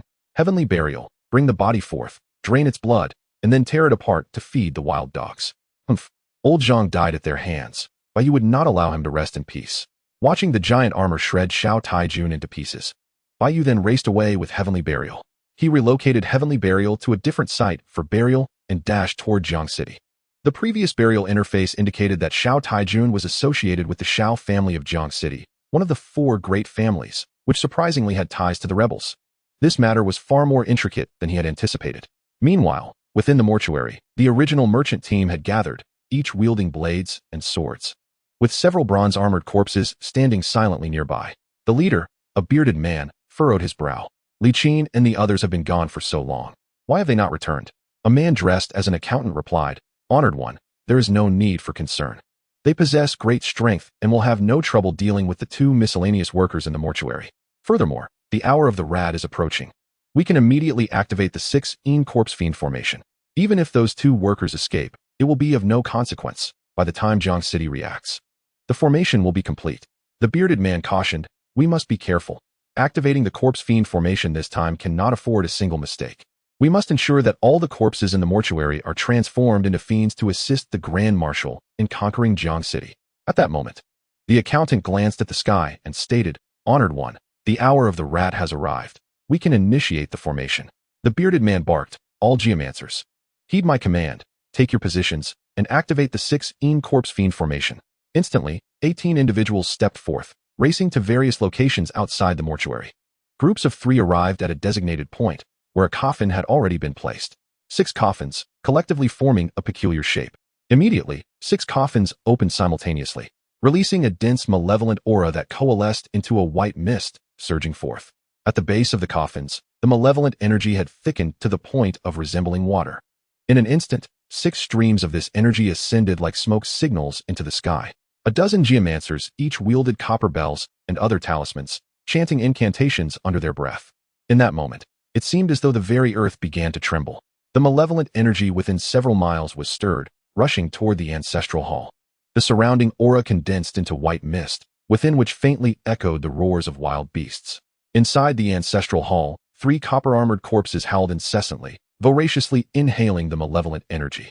Time passed, and suddenly the sound of footsteps emerged from the white mist as the first malevolent corpse stepped forth, standing behind the copper-armored cadavers. Soon followed the second, then the third.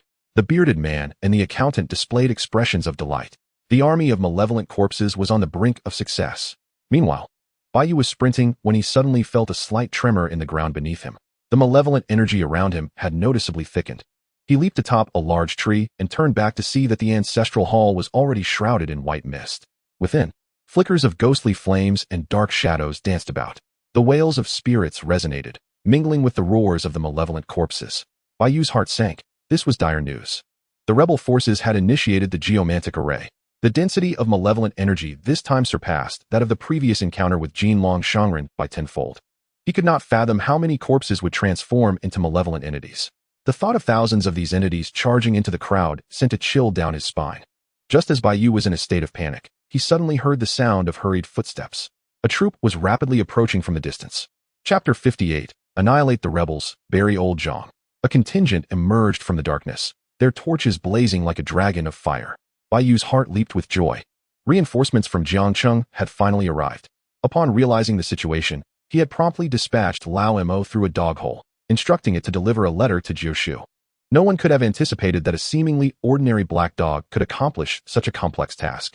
Lao Mo arrived at the doorstep of Sun Guofang, and without hesitation, leapt over the wall to find Jiushu. Jiushu immediately headed to Jiangcheng to report. Renowned as a master of yin and yang in Jiangcheng, Jiushu held some sway with the county magistrate. The magistrate, upon seeing him, was taken aback and swiftly dispatched 3,000 elite soldiers to the scene. Bai Yu finally felt a sense of relief and hurried forward. At that moment, a loud voice from the opposing troop boomed. "Who goes there? Advance and die." As the words were spoken, over a dozen crossbows were aimed at him, the glinting arrowheads raising the hairs on his neck. Bai Yu was startled, shouting, "I am Bai Yu, disciple of Lin Jiu from the ancestral hall. I have just escaped to deliver a warning." Within the troop, Jiushu also called out, "Do not shoot. That is my disciple. He was the one who informed me." Soon, cavalry approached to verify his identity and brought Bai Yu into their ranks. Jiushu quickly moved forward, examining Bai Yu with concern. "Xiao Yu, are you unhurt? How did you escape? What of old Zhang?" Bai Yu's eyes welled with tears. "Jiushu, Uncle Zhang has perished. We used the opportunity to flee, but the bandits caught up." Uncle Zhang was a hidden master. He had concealed himself in the ancestral hall to suppress a peculiar poison. In the end, he fought valiantly, perishing with the enemy. The thought of old Zhang filled Bai Yu with profound sorrow. At that moment, a general on horseback advanced and inquired, "You are the one who escaped from the ancestral hall? What is the situation there?" Bai Yu steadied his emotions and quickly replied, "Earlier, a group of individuals disguised as merchants went to the ancestral hall for the funeral. Just now, I sensed that they had initiated the geomantic array. I estimate that within the next hour or two, thousands of corpses will transform into malevolent entities."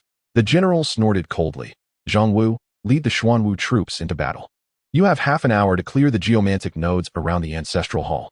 Master Zhitong and Mr. Gong Yang assist Zhang Wu. The rest follow at full speed." A vice-general loudly accepted the orders and galloped away with hundreds of cavalry. Bai Yu and Jiushu followed closely behind the main force, mingling with several geomancers. Bai Yu quietly asked Jiushu, "Jiushu, the rebels are formidable this time. Will we be all right?" Jiushu chuckled, "Do not worry. This time, General Ma Xiong of the Xuanwu army is personally leading the troops. He is a 9th-tier warrior. In addition, there are Vice-General Zhang Wu and skilled individuals from the 4 great families, all high-tier warriors, with 3,000 elite Xuanwu soldiers. Dealing with a mere handful of foes will be a simple task." Indeed, events unfolded as Jiushu had predicted. The 3,000 Xuanwu soldiers advanced, causing the enemy to retreat in disarray. Regardless of the foe, A barrage of crossbow bolts was unleashed first. The overwhelming rain of arrows transformed the untrained enemies into mere targets. Even those who were impervious to blades and spears faced 2 or 3 times as many skilled soldiers in response. They were either captured or cut down by formidable weapons. Be they rebels or malevolent corpses, they were no match for the organized soldiers. Ultimately, the bearded man charged with 3 copper-armored corpses and over 100 malevolent entities. All the malevolent corpses were slain, and the 3 copper-armored corpses were dispatched by the dragon and snake captains and several geomancers. Only the bearded man, relying on his exceptional agility, managed to escape. However, before his departure, he was struck by an arrow from General Ma Xiong, his fate uncertain. At this moment, Bai Yu followed Jiu Shu and the geomancers as they drew talismans and chanted spells to dispel the surrounding malevolent energy. The nearby mass grave required thorough inspection, and any transformed malevolent corpses needed to be subdued and purified. Bai Yu could not help but click his tongue, pondering how the rebels had amassed such a significant amount of malevolent energy. It appeared that previous activity in the black market, where someone was hoarding malevolent talismans, was likely the work of the rebels. Finally, the disturbance caused by the rebels was entirely quelled. Bai Yu also located old Zhang's corpse. His body was charred black, and the dagger in his hand had broken into 2 pieces. One half remained clutched in his hand, while the other was embedded in the chest of a rebel surnamed Li. Bai Yu sighed deeply. The person he had once shared hot pot and songs with was now gone. He sincerely bowed to old Zhang. Rest assured, Uncle Zhang. With this matter concluded, I will ensure that your belongings reach your granddaughter. Jiu Shu also expressed his sentiments. Realizing that old Zhang was none other than the legendary Jiulong Dao, once a 9th-tier warrior. This revelation implied that it was indeed old Zhang who had slain Jin Long Shangren. Bai Yu felt a weight in his heart as he purchased a coffin and selected an auspicious burial site, personally overseeing the arrangements and interring old Zhang. At the moment of burial, Bai Yu solemnly played a funeral dirge. Dew upon the chives, why does it fade so easily? The dew will dry again tomorrow. But when a person dies, when will they return? The sound of the Suona echoed through the verdant mountains, reminiscent of ancient ancestors questioning the vast, green hills. O dewdrops upon the grass, why do you wither so swiftly? When the dew has dried, it will condense again tomorrow, but when a person dies, when will they return? As the melody concluded, Bai Yu gazed at the modest grave, lost in thought. After a long while, he finally saw the information on the burial record. Burial target, Shifeyun. Identity, Jiulong Dao Daxia. Cultivation, 9th-tier Tonling Realm, power diminished. Burial successful, rewards obtained. Vitality 50, life experience 10001. Optional rewards, 3 years of internal energy, Filong Blade Technique, Songhe Wanshou Fist, Jingtide Palm, Disguise Technique, Liang Fire Wine Recipe. Burial participation rate 82, family satisfaction 85. Can additionally select 2 rewards. Old Zhang, perhaps having reached the end of his vitality, had not yielded abundant rewards in terms of vitality and internal energy. However, the life experience was remarkably over 10,000, a testament to his former status as a 9th-tier master. Moreover, Lao Zhangtu surprisingly possesses a family satisfaction rating, and it is quite high. Bai Yu pondered for a moment and arrived at a conclusion. Perhaps it is because Lao Zhangtu's family has already tacitly accepted his death. They are simply satisfied that someone has taken the responsibility to bury him. Bai Yu glanced at the optional rewards. Lao Zhangtu, indeed a once-renowned expert, possessed an impressive array of martial arts, all of high caliber. For instance, the Filong knife technique is classified as a top-tier Xian-level skill, which greatly tempted Bai Yu. However, in the end, he chose not to select any martial arts techniques. Techniques that cannot be integrated require arduous effort and consume a significant amount of life experience, which seemed unworthy of the cost to Bai Yu. Ultimately, he opted for the art of disguise and the brewing method for Liang Fire Wine. Chapter 59, News from the Immortal Sect. Funeral successful, reward received, Qi and Blood 50, life experience 10,001. Lao Zhangtu's life experience was exceedingly rich, amounting to a staggering 10,000 points, sufficient to elevate a martial art to a minor success. Following this, Bai Yu chose the art of disguise and the 2 rewards of Liang Fire Wine. Art of disguise, a technique capable of altering appearance, physique, and even voice, not yet mastered. Liang Fire Wine, a 3rd-tier spiritual wine that invigorates qi and blood, enhances power, and clears meridians. Ingredients, ginseng Hishou Wu, blood of the red python, aconite. The art of disguise, needless to say, is an essential skill for those engaged in nefarious activities. As a master of survival, Bai Yu could not overlook such a crucial technique. Liang Fire Wine, remarkably, is a 3rd-tier spiritual wine. Previously, the Longhu Chui Bone Pill was merely a 2nd-tier elixir. Bai Yu burned additional paper money for Lao Zhang too, bowed deeply, and then turned to leave. On the following day, the prefect was delighted to hear of the annihilation of the rebel forces. Previous military endeavors had been unsuccessful, resulting in low morale in Jiangxing. This hard-won victory prompted the prefect to send envoys to widely publicize the news. Those who participated in the battle were richly rewarded. The specifics of the rewards for General Xuanwu and others remained unclear, but Bai Yu and Jiushu each received a reward of 500 taels of silver. Furthermore, that afternoon, the prefect personally hosted a banquet at Chunfeng Tower, laying out several tables of delicacies to honor Ma Xiong, Zhang Wu, and other meritorious individuals. Bai Yu and Jiushu, having played a crucial role in this victory, were naturally also invited. Inside Chunfeng Tower, the atmosphere was vibrant and lively. Prefect Song Qingru, dignified and scholarly, raised his glass and proclaimed, "Thanks to our emperor's dragon might, we have decisively defeated the rebels. I am here to toast the meritorious." Like all leaders, the prefect enjoyed delivering lengthy speeches, each sentence stretching into an hour. Everyone listened attentively, while Bai Yu secretly eyed the sumptuous dishes on the table, swallowing hard. The spread was indeed a feast of rare delicacies, with bear paws, bird's nest, and abalone, ingredients Bai Yu had never encountered before, cooked to perfection, tantalizing the senses. After a lengthy display of grandiloquent rhetoric, the banquet finally commenced. During the meal, young maidens approached to serve wine, each guest accompanied by a lovely lady. Since the rise of the rebels, the quality of the maidens at Chunfeng Tower had noticeably improved. The attendees exchanged compliments and engaged in lively discussions, creating a vibrant atmosphere.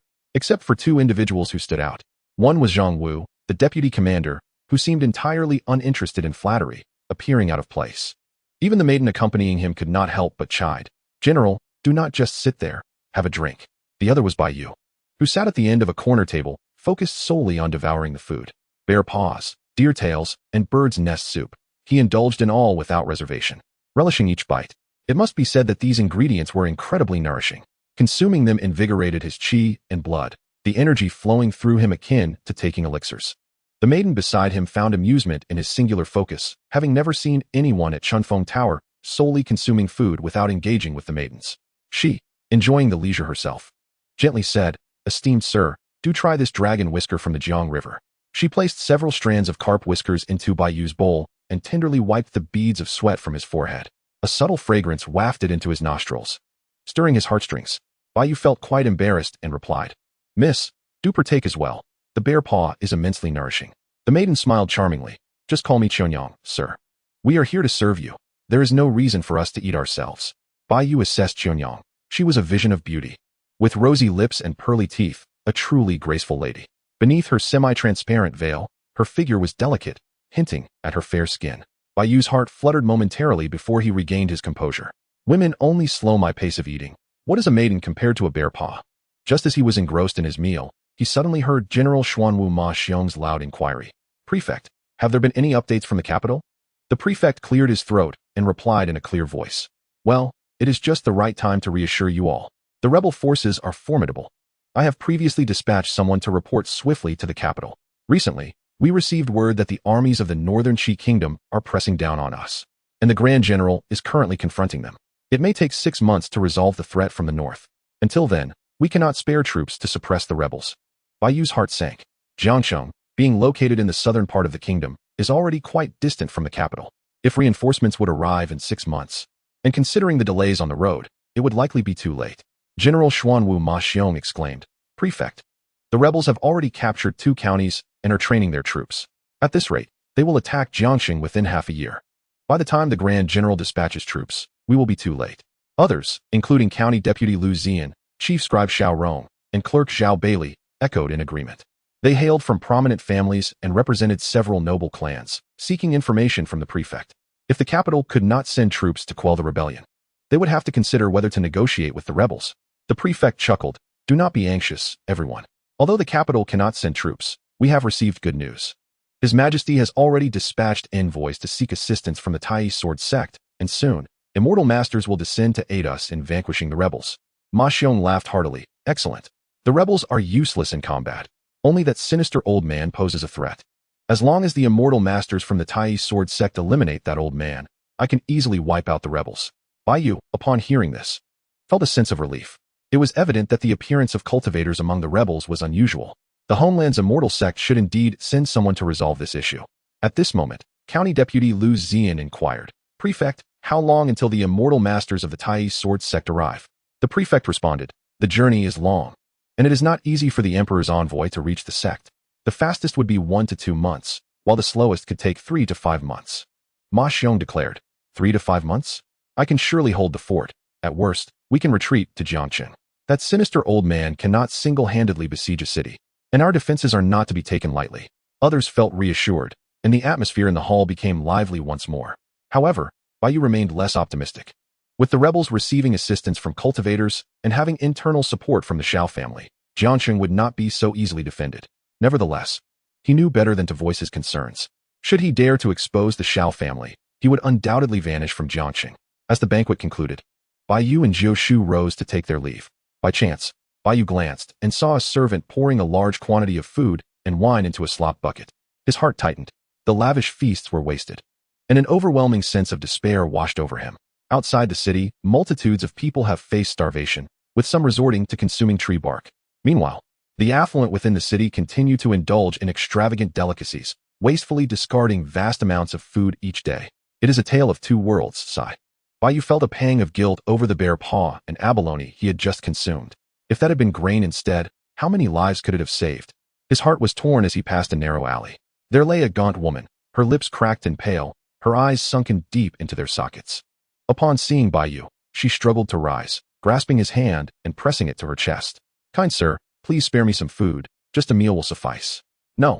Even a single sesame cake will do." A single sesame cake, that is the worth of a woman in her condition nowadays. With a deep sigh, Bai Yu purchased a bag of sesame cakes for her.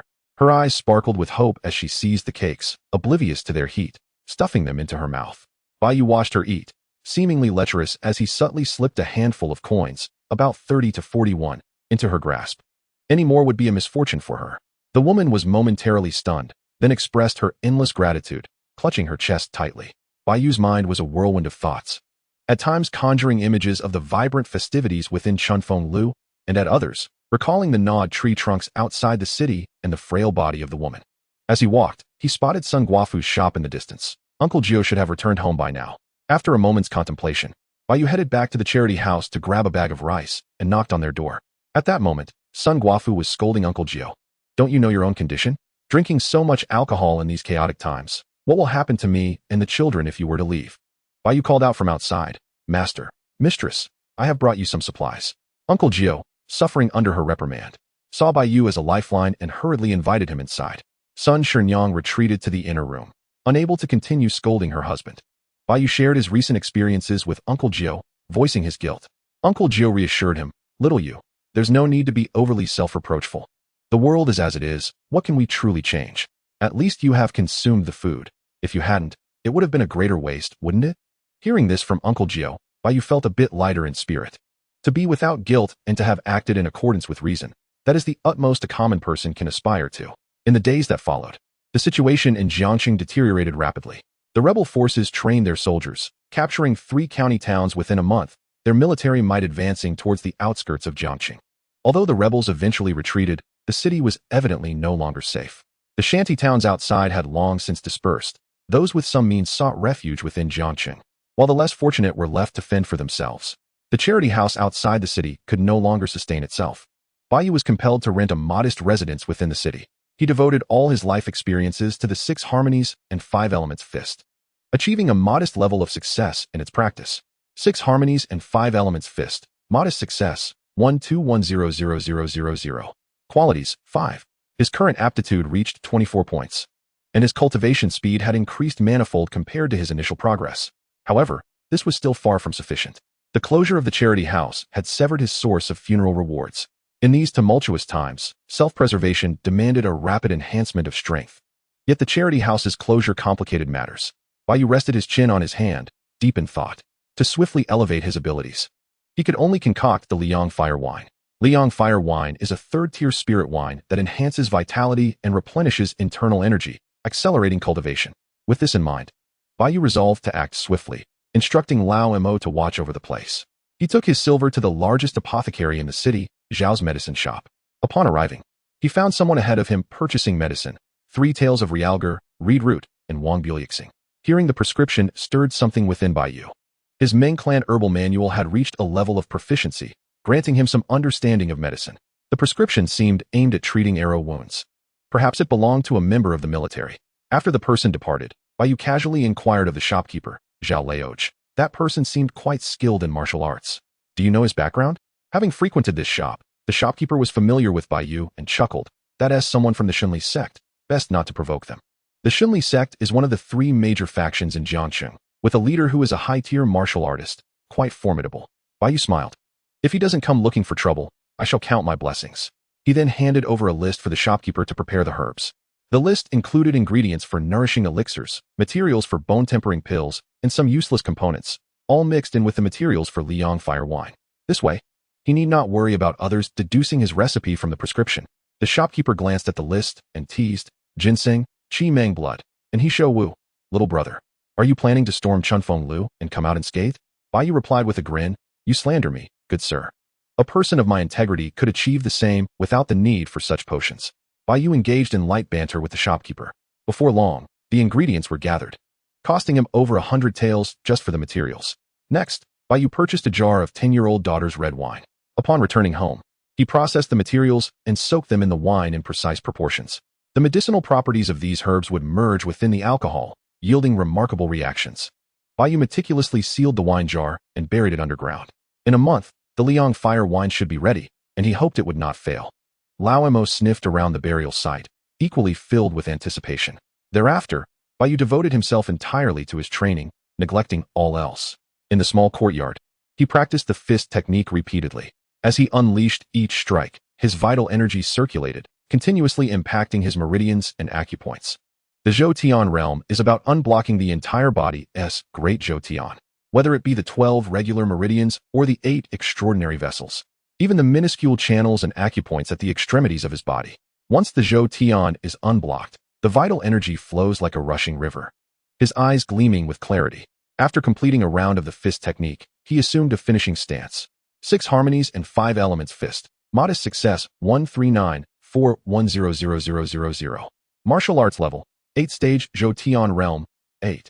Without the funeral rewards, progress in both the fist techniques and his cultivation realm had slowed considerably.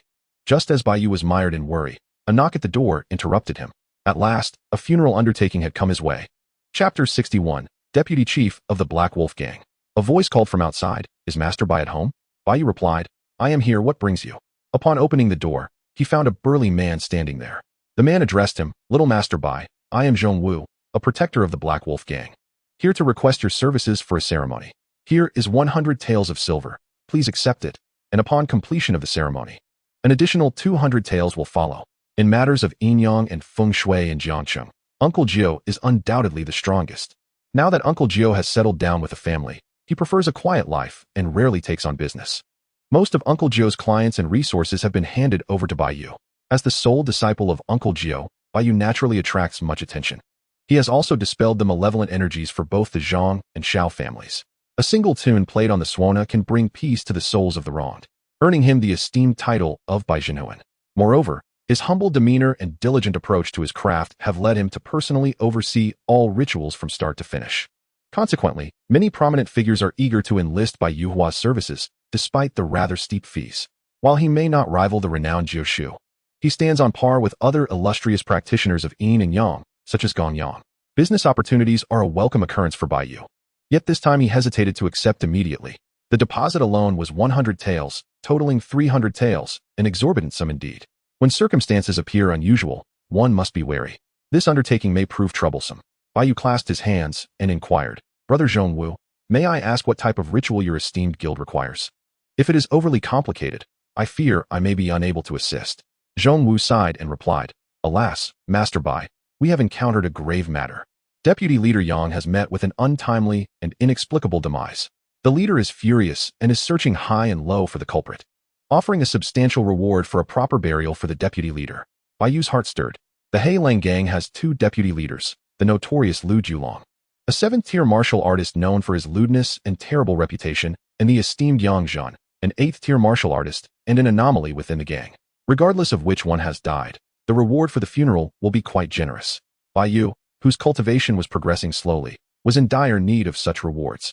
After a moment of contemplation, he decided to attend. At worst, he would exercise caution, avoiding matters that did not concern him. He nodded and said, "If it is for a funeral, I am somewhat confident in my abilities." Zheng Wu quickly responded, "That is excellent news, Master Bai. Please gather your things and follow me." Bai Yu, not one to dally, organized his ritual tools and yellow talismans before following Zheng Wu to the Hei Lang gang's entrance. Upon arrival, he saw a large gathering of gang members. In the center of the hall lay an opulent Nanmu coffin, adorned with a plump and alluring woman weeping over it. Her face a portrait of sorrow, yet still radiating beauty. Surrounding her were the high-ranking members of the Hei Lang gang, all wearing expressions of grief. The death of a deputy leader was indeed a significant event, and nearly all the senior members had assembled. Bai Yu sensed at least 4 high-level martial artists present. Curiosity piqued within him as he wondered who would dare to risk offending the entire Hei Lang gang by killing one of its deputy leaders. Zheng Wu hastened forward and whispered, "Master Bai has arrived." The gang leader, Langya, approached with purposeful strides, grasping Bai Yu's hands tightly, his face etched with sorrow. "Master Bai, you have finally come. With our deputy leader Yang gone, I implore you to ensure he receives a proper burial. All expenses will be covered by me." Soon, another deputy leader, Lu Julong, along with the elders of the gang, crowded around, each earnestly beseeching Bai Yu to select a prime burial site for the late deputy leader, ensuring he departed in grandeur. Lu Julong, filled with righteous indignation, vowed to capture the murderer and exact revenge. Bai Yu nodded repeatedly, assuring them of his utmost dedication to honoring deputy leader Yang. He refrained from further discussion and skillfully directed the musicians present, commencing the ritual. He took up the swana and played a poignant elegy. "Whose land do we gather here? Collecting souls, both noble and base. Ghostly elders urge us onward. Life must not linger in hesitation. Dust returns to dust, earth to earth. The yellow springs offer no return." As the mournful sound of the swana filled the air, it silenced the voices of the hundreds gathered. The notes were sorrowful, casting a veil of grief over all present. Friends of Deputy Leader Yang wept even more bitterly. Whispers arose among the crowd. "Truly, Master Bai's performance is heart-wrenching. In a few years, he may surpass Taoist Linjiu. I am reminded of my late father. I must burn some joss paper for him soon. The wind is fierce, sand is getting in my eyes." As the melody concluded, Bai Yu glanced at the burial record. Burial target, Yang Zhan. Identity, Deputy Leader of the Hei Lang gang. Cultivation, 8th tier Divine Courage Realm. Base reward, Vitality 201, Life Experience 5107. Optional rewards, Tianlang Heart Method, 1st layer, 8 years of Tianlang Inner Strength, Hei Lang Blade Technique, Benlei Fist. Zui Jian Body Technique, Zhenlei Roar. Burial Participation, 2.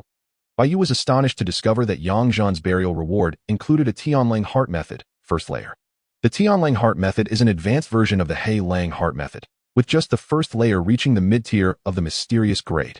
According to the information in the burial record, the complete version of the Tianlang Heart Method is a ground-tier technique. Bai Yu felt a surge of excitement. Though he maintained a composed exterior, he surveyed the surroundings and noticed Lu Julong eyeing the grief-stricken beauty in mourning attire with an unmistakable glimmer of desire in his gaze. It was surprising that Lu Julong, who had previously expressed outrage over Yang Zhan's death, was now fixating on the widow. Bai Yu discreetly averted his gaze. Such matters were of no concern to him. He wished to remain uninvolved in any gang-related disputes and simply focus on the burial. However, trouble sought him out. Around noon, having just completed a melody, Bai Yu was resting in a room when a knock echoed at his door. Upon opening it, he found Lu Julong standing before him. Lu Julong clasped his hands and said, "Master Bai, I have long admired your reputation. Even high-tier martial artists would show deference to a somewhat renowned practitioner like Bai Yu, recognizing that they may one day require his assistance." Bai Yu, devoid of any arrogance, promptly returned the gesture. "I am unworthy of such praise, Deputy Leader Lu. Please, just call me Bai."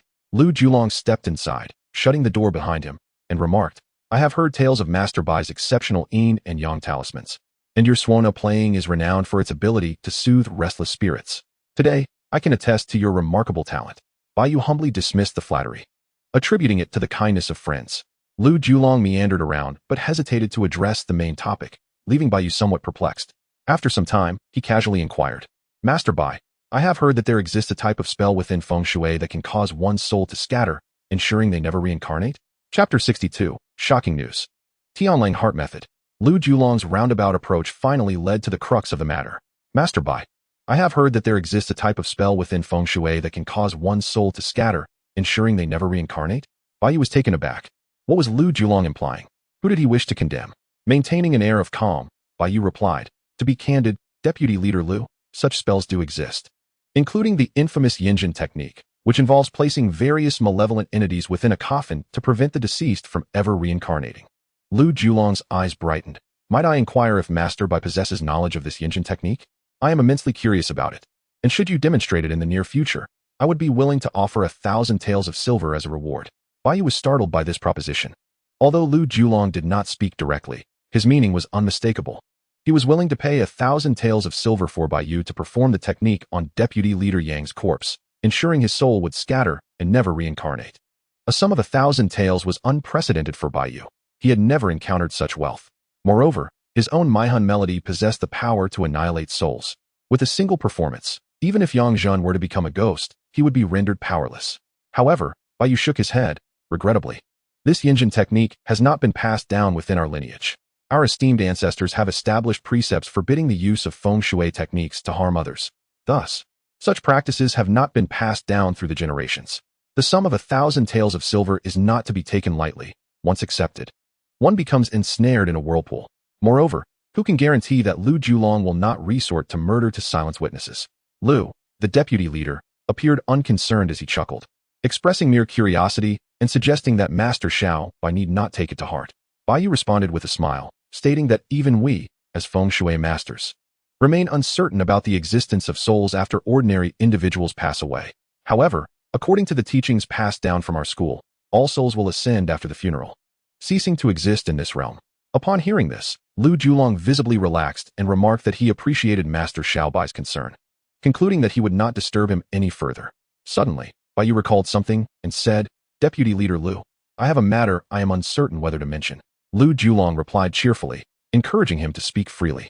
Bai Yu, adopting a serious demeanor, continued, I have observed that your Xianxiang appears dark, and a foreboding aura looms above your head, indicating a potential misfortune associated with the red wand star. You must exercise utmost caution and refrain from depleting your vital essence. Engaging in righteous deeds may lead to a smoother path ahead. Lu Julong, known for his nefarious actions, was nonetheless deeply superstitious, which explained his approach to Bai Yu, seeking assistance in dealing with Deputy Leader Yang.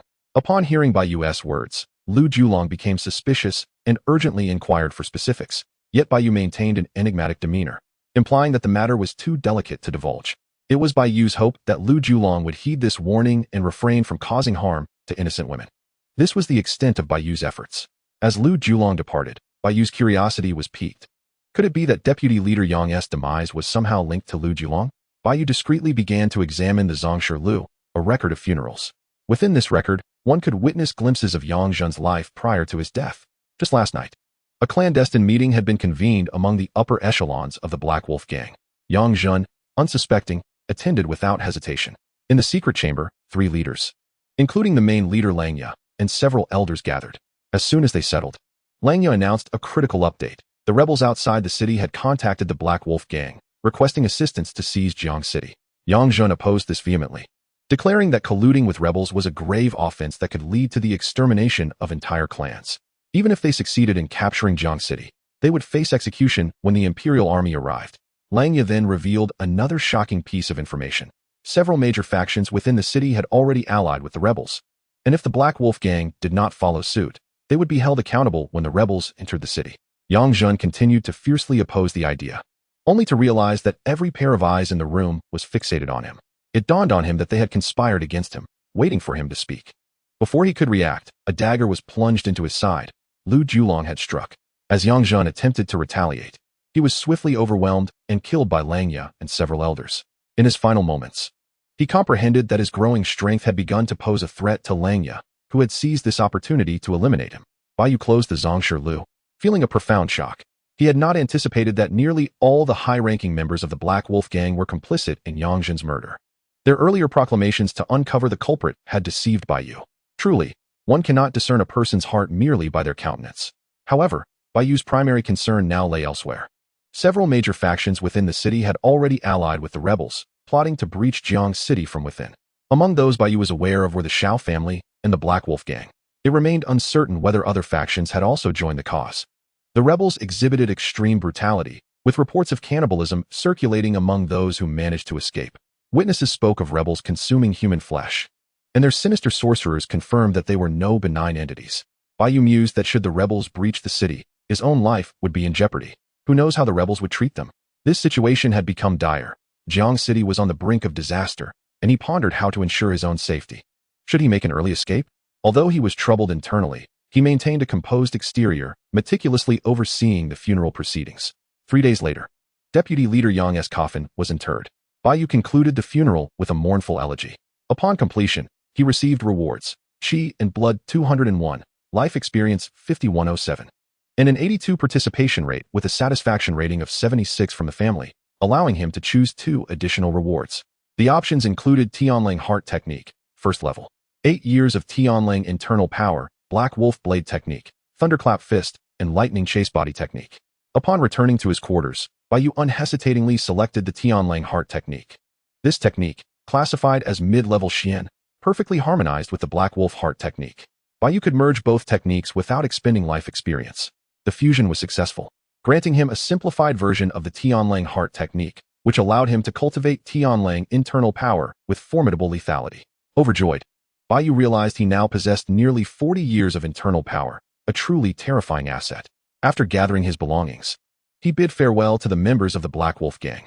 Lang Yu grasped Bai Yu's hand, expressing gratitude for his thoughtful arrangements for the deputy leader's funeral, and presented him with a final payment of 200 taels of silver. Bai Yu accepted the silver and graciously took his leave. By the time he arrived home, night had fallen. Passing through an alley, he noticed a familiar, furtive figure. Bai Yu, carrying a bundle, observed a person stealthily making their way through the shadows, carrying a food box and frequently pausing to glance around. Coincidentally, Bai Yu found himself concealed in the shadows of a wall. He had always preferred to avoid attracting attention and walked along the edge to ensure that, in the event of an unexpected situation, he could confront foes on one side while having the wall as cover. In the darkness, Bai Yu furrowed his brow. Why did that figure seem so familiar? His mind raced, and he quickly recalled the individual as a disciple of the xianxiaaudiobooks who had purchased medicine. Given their secretive demeanor, could they be delivering food? Such caution seemed excessive unless there were hidden motives. The connection between the arrow wound medicine, the food box, and the furtiveness sparked a hypothesis in Bai Yu's mind. With a thought, he activated the Gui Shi Lian Shi Ju to its fullest extent, rendering his presence nearly imperceptible. He shadowed the person, who continued cautiously without noticing Bai Yu's pursuit. After a brief while, the figure halted before a door, glanced around, and, believing themselves unobserved, knocked softly 3 times before entering and closing the door behind them. Bai Yu moved silently, positioning himself at the corner of the wall, holding his breath. He listened intently to the sounds from within. Inside, he heard the door creak open and intermittent dialogue. Though muffled by the wall, he recognized one voice distinctly. It belonged to the bearded man known as the Xuanzhang, who had previously attacked the benevolent establishment. The fact that this individual, who had vanished after evading capture, had sought refuge within Jiang City astounded Bai Yu. The bearded man who managed to break through the encirclement likely received assistance from internal forces within Jiangxing, most probably from the Xiao family. Furthermore, it appears that this individual has now established a connection with the disciples of the SHNLMN. The Xiao family, SHNLMN, and HILNGB have all become accomplices of the rebel forces, placing Jiangxing in a perilous situation. Bai listened attentively, but the distance rendered much of the conversation inaudible, compelling him to stealthily return home under the cover of night. He lit an oil lamp and sank into contemplation. With the rebels outside receiving aid from cultivators and several major factions inside Jiangxing acting as insiders, the city would likely be unable to withstand an assault if the rebels chose to strike, unless the disciples of the TIGNZ could arrive to assist, which was regrettably at least 2 to 3 months away. The information obtained from HILNGB suggested that the rebels would likely launch an attack within a month or 2. Should the rebels breach the city, it would lead to chaos and suffering, placing everyone in dire jeopardy. While fleeing was not impossible, the external chaos filled with rebels posed a significant risk of falling directly into their hands. Not to mention, encountering those sinister cultivators or even a formidable rebel squad would be disastrous. The memory of the 3,000 Su NW troops confronting the rebel warriors remained vivid in his mind. If he were to speak candidly, the city was currently safer than the outside. Otherwise, it would not be the case that everyone was flocking within its walls. Bai's mind raced. Either find a way to prevent the rebels from breaching the city or rapidly enhance his own strength for self-preservation. Alternatively, he could combine both strategies. A bold idea formed in his mind. If executed successfully, it could potentially sow discord among the rebel insiders within the city. ensuring that Jiangchen would remain unscathed for at least 2 to 3 months. Additionally, he himself could reap considerable rewards from this endeavor. If all else fails, he could still escape with LOM. The only issue lay in the inherent risks involved. Bai abruptly slammed his hand on the table, exclaiming, "Let us do it." Both paths carried risks, so it would be wiser to choose the one with lesser danger.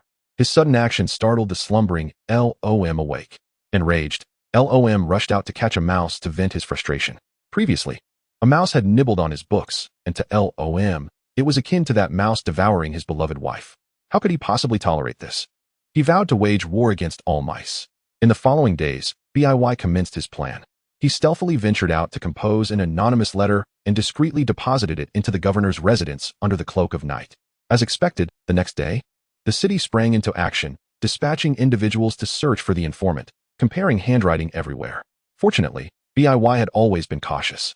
Allowing LOM to pen the denunciation letter, coupled with his concealed cultivation level, no one would suspect him. Bai inwardly sighed, alas. Anonymous reporting proves to be ineffective. I wonder if this letter even reached the governor. Perhaps, even if the governor read it, he would not believe it or dare to act upon it. It seems I must take matters into my own hands. In the subsequent days, he largely remained behind closed doors, only venturing out occasionally to procure an assortment of supplies. These supplies were peculiar and varied, including items like pigskin and hair. Each night, he stealthily departed to lie in wait outside the courtyard of the rebel leader. The rebel leader never showed himself, but a disciple from SHNLMN visited nightly to deliver medicines and food. Bai speculated. Based on the scent of the medicine and the clean bandages the disciple brought, it was evident that the rebel leader was gravely injured. Furthermore, his condition had likely not improved over the past few days and may have even worsened. After lying in wait for half the night, Bai returned home. On the fourth night, he sprang into action. He retrieved the pigskin and hair, quickly transforming his appearance. Half an hour later, he bore a striking resemblance to the SHNLMN disciple. With droopy eyes and thick brows, he even added a few hairy moles to his face, completely altering his handsome visage. Bai had invested a significant amount of life experience to elevate his disguise technique to an advanced level. Over the past few days, he had practiced extensively, nearly achieving the ability to deceive the eyes. After tidying himself up and giving LOM a few instructions, he set out. He traversed the rooftops and soon arrived at a corner where he quietly waited. Approximately 15 minutes later, the SHNLMN disciple, as usual, approached with a food box, sneaking along. Just as he passed beneath Bai, he dropped down from the wall, delivering a swift strike to the back of the disciple's neck, causing him to fall lifelessly. Bai swiftly dragged the body into a dark corner, removed the disciple's clothing, and donned it himself. He inspected the food box, finding a bowl of prepared medicine, a roll of bandages, and some provisions. A barely perceptible smile crept across Bai's face. Moments later, he emerged from the shadows, clutching the food box, moving with the same furtive demeanor as the SHNLMN disciple. Before long, he stood at the entrance of the rebel leader's courtyard. Confronted with an injured 8th-tier powerhouse, Bai felt a twinge of apprehension. He took a deep breath and lightly knocked 3 times on the door. Then, he pushed the door open and entered the courtyard. The entire routine had been rehearsed countless times in his mind, almost identical to the SHNLMN disciples. Upon reaching a room's entrance, Bai lowered his voice and softly called, "Respectable leader." A voice responded from within, "Come in, I'm starving." Bai entered unhurriedly and indeed found the rebel leader with a beard inside. He sat at a table, bare-chested, with bandages wrapped around his chest. Holding a gleaming long knife, he meticulously wiped it down. The knife appeared to be a remarkable weapon, its blade seemingly enveloped in a greenish hue that looked particularly menacing under the lamp's light. Bai instantly recognized that this long knife was undoubtedly a divine weapon. He felt a surge of alarm. I underestimated him. I didn't anticipate that he possessed a divine weapon. In the presence of such a formidable weapon, even my martial arts may not guarantee safety. Bai discreetly placed the contents of the food box on the table. "Respectable leader, this is today's offering." The bearded leader, while polishing his long knife, casually cast a sidelong glance and inquired, "Kid, what happened to your voice?" Bai feigned a hoarse voice. "Respectable leader, I caught a chill last night. My throat is a bit hoarse." He had deliberately spent a day shadowing the SHNLMN disciple to memorize his tone and demeanor. Although he could only manage a 6/10 imitation due to his vocal condition, the hoarseness rendered him nearly indistinguishable. The rebel leader's expression softened as he sheathed his treasured blade beside him. He took the bandages from the table and began to change them himself. Indeed, a gruesome arrow wound marred his chest, a testament to the prowess of General Xiang's arrow that had nearly pierced him through. Fortunately, the life force of a warrior is remarkably resilient, allowing him to endure, and the wound was beginning to heal. Bai, maintaining his composure, placed the food and medicinal soup from the box onto the table. Once the leader finished changing the bandages, he immediately tore off a chicken leg from the platter and prepared to take a bite. Just as the chicken leg was about to enter his mouth, he suddenly halted and said, "Kid, you eat first." Bai hurriedly waved his hand. "This is the leader's meal. How could I dare to eat?" The rebel leader's eyes widened. "If I say you should eat, then eat. Why so much nonsense? Or are you implying that this food is poisoned?" Bai trembled at the implication. The Venerable One is unjustly accused. How could there possibly be poison? The rebel leader fixed his gaze firmly on Bai Yu, muscles bulging and veins protruding. "Then you shall eat it in front of me."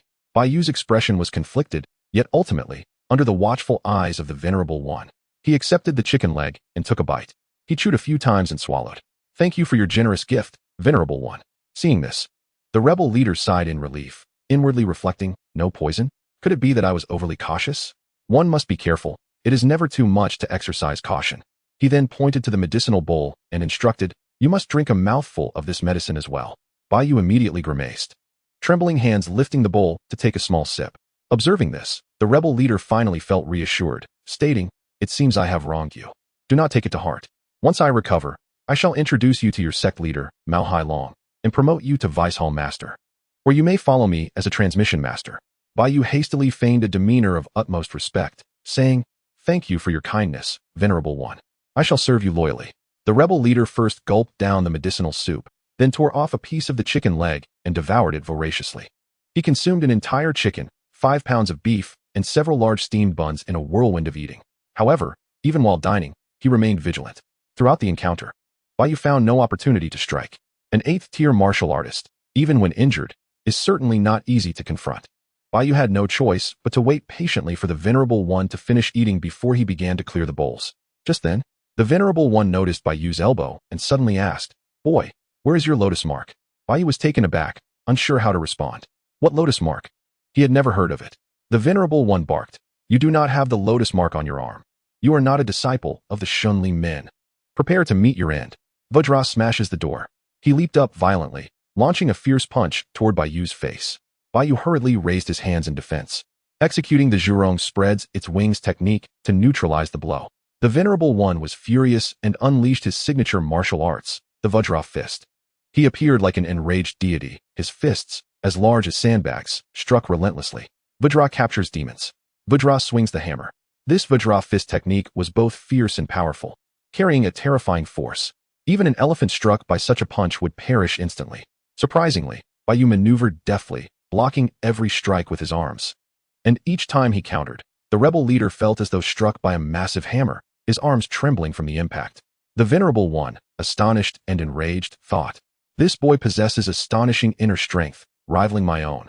Yet, as a mere 7th-tier Zhoutian realm cultivator, where could such strength originate?" A dull pain began to throb in his chest, and the wounds he had just healed began to bleed anew. Gritting his teeth, he resolved, "I must quickly subdue this boy and then swiftly change my location." With this in mind, the Venerable One feigned a punch, then snatched a long knife from the side. With a metallic clang, the knife was drawn, and a flash of azure light filled the room. Arhut slays the dragon. The Venerable One wielded the long knife and struck down fiercely, aiming for Bai Yu's head. Bai Yu swiftly drew a pure steel dagger from his waist to block the blow. As the two blades collided, sparks flew. The Venerable One's long knife sliced through Bai Yu's dagger as effortlessly as cutting tofu. Bai Yu quickly retreated, the shimmering blade narrowly slicing through the fabric of his shirt, causing him to break out in a cold sweat. The Venerable One laughed heartily. "Boy, you were fortunate to dodge one strike. Let us see how you evade the next." 7 stars chased the moon. Whoosh, whoosh, whoosh. He unleashed 7 consecutive strikes, each gleaming with deadly intent, encircling Bai Yu entirely, poised to reduce him to mere chunks of flesh. A smug smile spread across the Venerable One's lips. For this 7 stars chased the moon was a signature technique he had honed over many years, and with the razor-sharp blade, even a 9th-tier martial artist would have to retreat. This boy, even if he could evade, would certainly be left with wounds. Missing limbs and broken bones were inevitable. However, at that moment, the Venerable One suddenly felt his legs weaken, nearly collapsing to the ground. Seizing the opportunity, Bai Yu hurled 2 iron Bodhi seeds, launching them toward the Venerable One's eyes. The Venerable One hastily raised his knife to defend. Clang, clang. Two crisp sounds echoed as the seeds were sliced in half. But just then, Bai Yu threw a third seed. As the Venerable One prepared to block it, he found his strength waning. He watched helplessly as the seed struck his wrist. With a clang, the long knife slipped from his grasp. The Venerable One's eyes widened in disbelief. What is happening? Yet, Bai Yu did not afford him a moment to react. White Tiger pounces on the enemy. His inner strength surged. The accumulated power of 40 years of Tianlang inner force roared forth as he delivered a powerful palm strike. The Venerable One crossed his palms defensively before him, attempting to absorb the blow. With a thunderous crash, he was sent flying like a kite with its string cut, blood spewing from his mouth. Bai Yu picked up the long knife from the ground and struck down, severing the head, which rolled away. An 8th-tier powerhouse, the rebel leader, was dead. Bai Yu gasped for breath, gazing at the headless corpse of the Venerable One.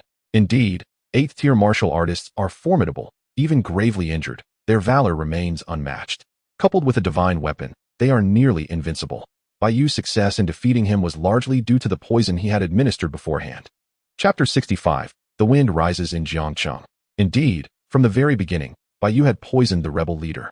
The poison was neither in the food nor in the medicinal soup, but rather on the bandage.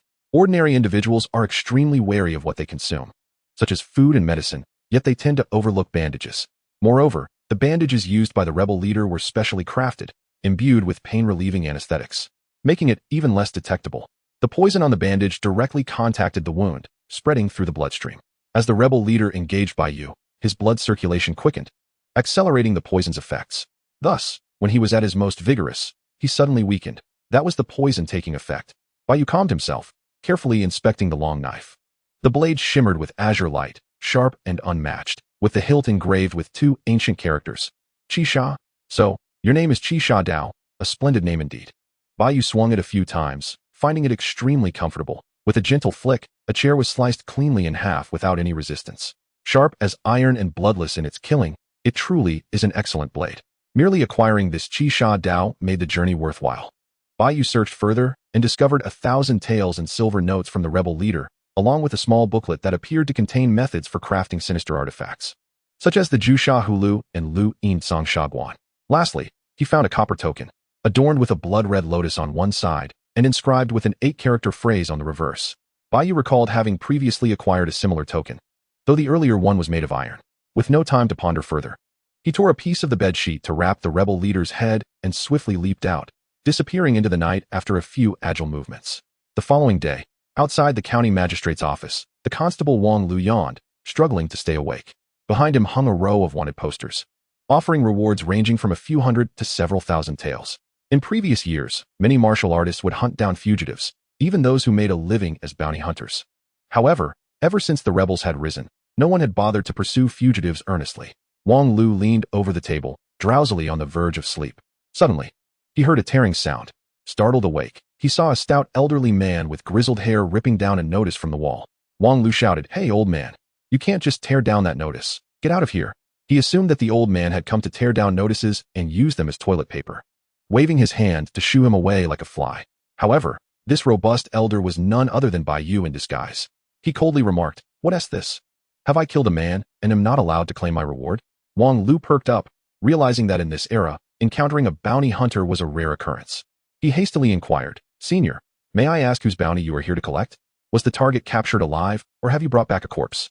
Bai Yu tossed out a package and replied nonchalantly, "One head of the rebel leader. Please verify it quickly. I have another job to attend to." Wang Lu was so astonished that he leaped up from his chair. The rebel leader was among the highest bounties. 5,000 taels for capturing him alive. And even for bringing back a corpse, there would be 3,000 taels. He never expected this old man to have slain the rebel leader. He quickly said, "Senior, please wait. Come inside the yamen for a moment. I will summon Captain Shi to verify." Before long, a captain hurried over. It was one of the dragon snake captains who had previously met Bai Yu, and he was also a 7th-tier martial artist. He clasped his hands towards Bai Yu and swiftly inspected the head. The heads of martial artists are exceedingly difficult to counterfeit. With each advancement in rank, their meridians, bones, and flesh undergo distinct changes. Moments later, Captain Shi confirmed that this head indeed belonged to the escaped rebel leader. He clapped his hands and laughed. It turns out to be this villain. Who would have thought he was slain by a valiant warrior? Truly, the heavens have their way of meting out justice. The sudden appearance of a high-tier martial artist, who had slain an 8th-tier rebel leader, piqued Captain Xi's curiosity. He secretly speculated. Who could this be disguised as in Jiangcheng? Is it in Bai Xian from the Yin family, or Old Yuan from the Tongbi martial arts school? Or perhaps Xuan Manzi from the Shenli sect? It could also be a wandering hero from outside. Captain Xi concealed the rebel head and cautiously inquired. May I ask where the warrior dispatched this rebel? Bai Yu coldly replied. I only concern myself with killing and claiming rewards. I have nothing more to say. Captain Xi was not offended and laughed. I spoke too much. Come, bring silver to this valiant warrior. What would you prefer, silver notes, cash, or gold ingots? Bai Yu stated, I want gold ingots. Carrying 3,000 taels of silver would be too conspicuous. Silver notes have serial numbers, making them easily traceable when exchanged for cash. Gold ingots are not overly heavy and carry no risk when spent. After receiving 300 taels of gold, Bai Yu turned and left, disappearing from the streets in no time. Captain Xi laughed heartily. Come, hang the rebel's head at the city gate to announce to all that this is the fate of those who become rebels. Soon, the news of the rebel leader's death spread like wildfire throughout Jiangcheng. Many factions began to stir, each with their own thoughts. At this time, Bai Yu had returned to his small courtyard. He removed his disguise and gazed into the distance, murmuring to himself, someone is bound to become restless. The show is about to begin. Indeed, in the original residence of the rebel leader, a dozen individuals had gathered. Each one possessed extraordinary strength. Their arms adorned with embroidered lotus flowers, indicating their high status within the Shenli sect. The leader, a middle-aged man dressed as a scholar, appeared refined yet was in fact a major figure in Jiangcheng's underworld, Mao Hailong, the head of the Shenli sect. He spoke in a deep voice. Wang Xuanzhang has indeed met with misfortune. His head has even been severed for a bounty. Who could have done this? If we cannot find the murderer, when the heavenly soldiers enter the city, we will all be in dire straits. An elderly man with a white beard stepped forward to examine the situation and stated, Master, I deduced that Wang Xuanzhang met his end around midnight last night. The direct cause of death was a powerful palm strike that shattered his heart and lungs. Mao Hailong's expression darkened. Wang Xuanzhang was also a level 8 martial artist. To have his heart and lungs shattered indicates the assailant's formidable inner strength. Wu Zuosher, can you discern the technique and martial arts used by the killer? The old man stroked his beard and replied, Master, it was Tianlang inner strength. The crowd gasped in astonishment and buzzed with conversation. Tianlang inner strength. Was that not the signature martial art of the Hailing gang? Only the gang leader and elders could cultivate it. What a rogue. The Hailing gang promised to ally with us and then immediately assassinated the leader. Some among them found the situation suspicious and spoke up. Everyone, let us remain calm. Perhaps it was someone else who killed the leader to frame the Hailing gang? Others immediately countered. Humph, Xuemanzi, what nonsense are you spouting? Inner strength is the hardest to disguise. Even a congenital master cannot mimic external inner strength. Indeed, without the Tianlang heart technique, one cannot disguise it at all. Even if others obtained the Tianlang heart technique, they could not cultivate such profound inner strength in a short time. Mao Hailong listened to the disputes with a furrowed brow. He turned to the white-bearded Wu Zuosher and asked, Old Wu, what is your perspective? Wu Zuosher decisively stated, the assailant is undoubtedly a powerful individual who has cultivated the Tianlang heart technique for decades. Mao Hailong's expression turned cold. In that case, it must be someone from the Hailing gang. Old Wu, write a letter to Langya, demanding the surrender of the murderer. Otherwise, we shall go to war. Chapter 66. Inciting conflict, profiting in silence. After receiving his bounty, Bai Yu found a corner to quickly remove his makeup and disguise, wandering around outside for a while before returning home. Now, the seed had been planted, and it awaited blossoming and bearing fruit. Next, he would focus on setting up a funeral business. He leased a shop in the southern city and transformed it into a funeral parlor. Indeed, he aimed to assemble a professional team. With the charity home having closed, he could not afford to sit idle. He needed to find ways to earn rewards for funerals. This time, in addition to inviting Zhu Tong and Xiao Wang to assist, he also recruited over 30 helpers from outside the city. Their motto was, we provide a complete service for funerals. On the third day, Bai Yu's funeral parlor opened, inviting Uncle Gio and his wife along with nearby neighbors for a ribbon-cutting ceremony and feast. Uncle Gio surveyed the funeral parlor, nodding repeatedly. His apprentice could finally stand on his own, and he felt immensely gratified. However, Sun Sherngyang frowned upon seeing it. She pulled Bai Yu aside and said, Xiao Yu, on a day as joyous as your opening, I shouldn't be critical. However, such a significant matter, why didn't you inform your master and me in advance? I have run a shop for 20 years and have much experience to offer you. Pointing at the shop, she continued, you have over 30 people for a space of just 2 rooms. This setup is too grand. Every day you will have 30 mouths to feed, along with monthly wages. Have you calculated the costs involved? She chattered on, observing Bai Yu's predicament with a sense of frustration. In truth, Bai Yu's shop did not require that many people. 8 or 9 would suffice. Having over 30 individuals merely occupied space. Bai Yu could sense her deep concern and smiled. Your teachings are wise, Xianxiang. However, it's not a problem. Labor costs are currently low, and there is enough food to attract workers. Hiring one more person means one more family has food to eat. In times of chaos, those of us in the funeral business will never go hungry. Earning a little less money while saving a few lives is also a kind deed. Bai Yu had garnered quite a reputation, and his income from funerals for wealthy families was not insignificant. Previously, he had seen the streets filled with starving bodies but had not dared to step forward to assist the victims. All the major factions were waiting for people to become desperate, selling their land, homes, and even children at low prices. If he were to intervene and help during such a time, it would cut off their means of making a living, and he would inevitably attract trouble. Bai Yu had always been troubled by this. Now, through this method of providing work in exchange for aid, he could discreetly offer wages. This was entirely reasonable, and no one could find fault with it. 30 individuals was already his limit. Upon hearing Bai Yu's words, son Xianxiang sighed. You are just like your stubborn master. Just then, Uncle Jiu approached and asked, Wife, what are you two discussing? I find Xiao Yu's funeral parlor to be quite appealing. Perhaps we should consider opening one ourselves. Firstly, we could take on some odd jobs, and secondly, we could provide employment, offering a means of sustenance to others. Sun Guafu wore a knowing expression, as if I had struck a chord with her. She coldly replied, I have warned you. You are not to involve yourself in matters of the deceased. Should you encounter any peculiar occurrences, it would drain your vitality and shorten your lifespan unnecessarily. You are still quite young, yet your hair has already turned white. Is it worth risking your life for such undertakings? Ninth uncle wished to argue further, but upon noticing son Xianxiang's slightly protruding belly, he sighed and refrained from saying more. Son Xianxiang entered the house to chat with the womenfolk. At that moment, ninth uncle pulled Bai Yu aside and said, Xiao Yu, I made a promise to your master that I would no longer take on matters of the deceased. Therefore, if you could recruit a few more people, it would be akin to providing them with a livelihood. As he spoke, he retrieved a 50-tael silver note from his pocket, intending to hand it to Bai Yu. However, Bai Yu did not accept it, chuckling. Uncle, isn't this your personal stash? What would Xianxiang say if she found out? Ninth uncle responded with great conviction, Humph. What is wrong with a man having a little private fortune? Even if she discovers it, as long as she remains silent, all is well. But if she starts nagging and annoys me, I might. At that precise moment, son Xianxiang strolled by, interjecting, might what? Ninth uncle replied earnestly. Might just have to hand over my private stash right here. My dear wife, how did this silver note end up in my pocket? Son Xianxiang let out a cold laugh and tugged at ninth uncle's ear as she walked away. Bai Yu shook his head, realizing that he could not envy ninth uncle's bittersweet life. After the banquet, Bai Yu's funeral parlor officially opened its doors. As friends and neighbors departed, Bai Yu and his companions began to tidy up. At that moment, son Xianxiang stealthily entered, producing a 100-tael silver note from her purse and slipping it to Bai Yu. Xiao Yu, your master is quite stubborn. If he is not allowed to run a parlor, he will surely lose sleep over it. However, given his current health, he cannot take on odd jobs anymore.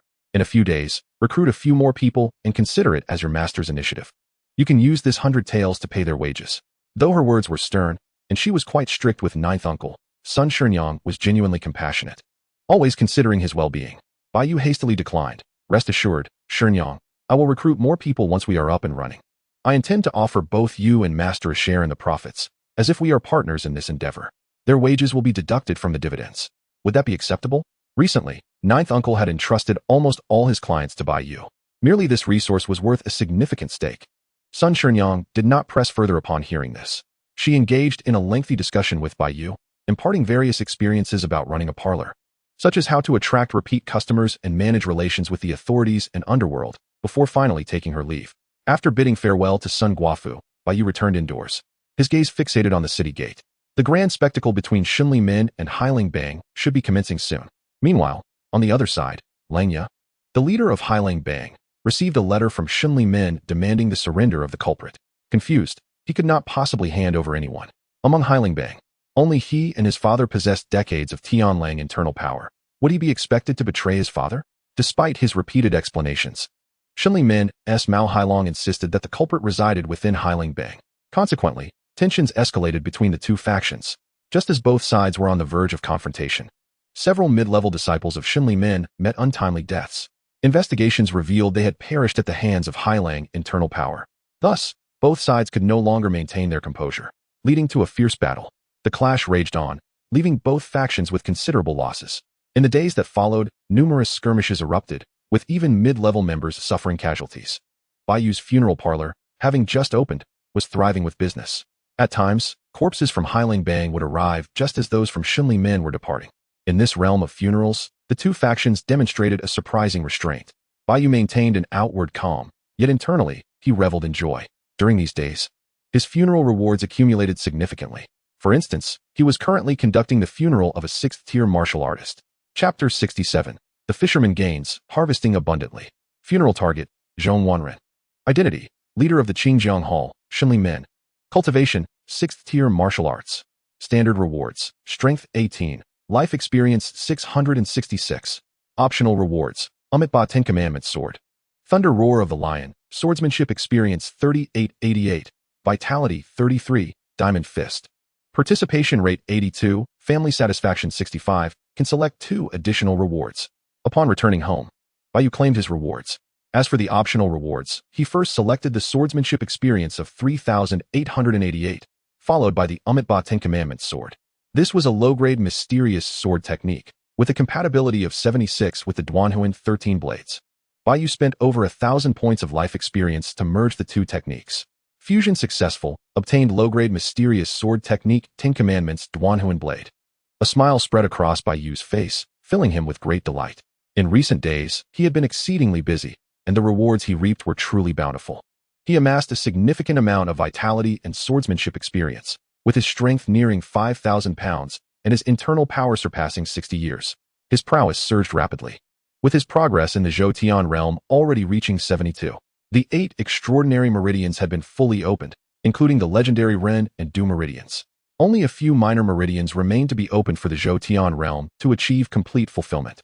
In high spirits, he practiced the 6 harmonies and 5 elements fist in the courtyard. The wind from his punches roared, and the vitality coursed through his meridians, creating a sound reminiscent of rivers washing against the banks. After completing his practice, he exhaled deeply, his eyes shining with brilliance. His gaze sparkled with vitality, and his energy surged like a tide. This was a clear sign of approaching mastery in the 7th-tier Zhoutian realm. In the following days, Bang and Men clashed several more times. With significant casualties on both sides, a desire for a ceasefire began to emerge, and the intensity of the conflicts diminished. Just as a truce seemed imminent, Bai Yu decided to mediate. During one minor conflict, a low-ranking disciple of Men was killed by Hailang internal power. The leader, Mao Hailong, erupted in fury, leaving everyone bewildered. Only a select few knew that the low-ranking disciple was Mao Hailong's illegitimate son. In another incident, a young leader of Bang was beheaded, the technique used being the Ten Commandments sword, commonly employed by Men. Unbeknownst to anyone, this young leader was the lover of Lu Julong, the deputy leader of Bang, colloquially known as Rabbit Master. Additionally, Chen Xianjun, the right envoy of Men, lost his nephew, while the Silver Wolf Guardian of Bang faced similar losses, all falling victim in quick succession. These deeply concealed matters were nearly impossible for outsiders to uncover. Each faction regarded these events as unfortunate accidents, exacting a heavy toll on their adversaries. Previously, only low and mid-level members had perished, and the higher-ups remained unconcerned. Now that prominent figures among the higher-ups had lost relatives, the enmity became irrevocably entrenched.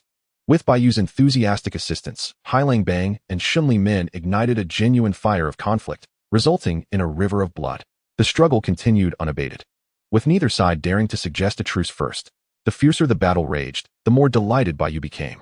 During these days, his funeral parlor flourished, yielding substantial profits.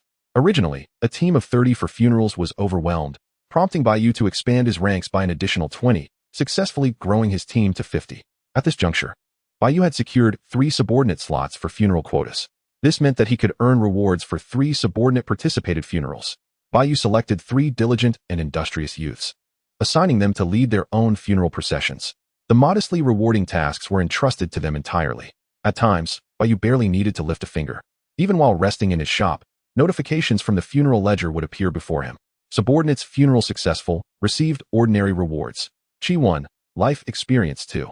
Subordinates funeral successful, received rewards. Strength 2, Life Experience 5. Subordinates funeral successful, Qi 3, Life Experience 6. Each of these 3 subordinates mastered a musical instrument, and Bai Yu assigned them code names: Do Luo, De Gu, and Lian Shisheng. together with Bai Yu himself and Lao Mo. They formed a professional ensemble known as the Bai Lu Funeral Troupe.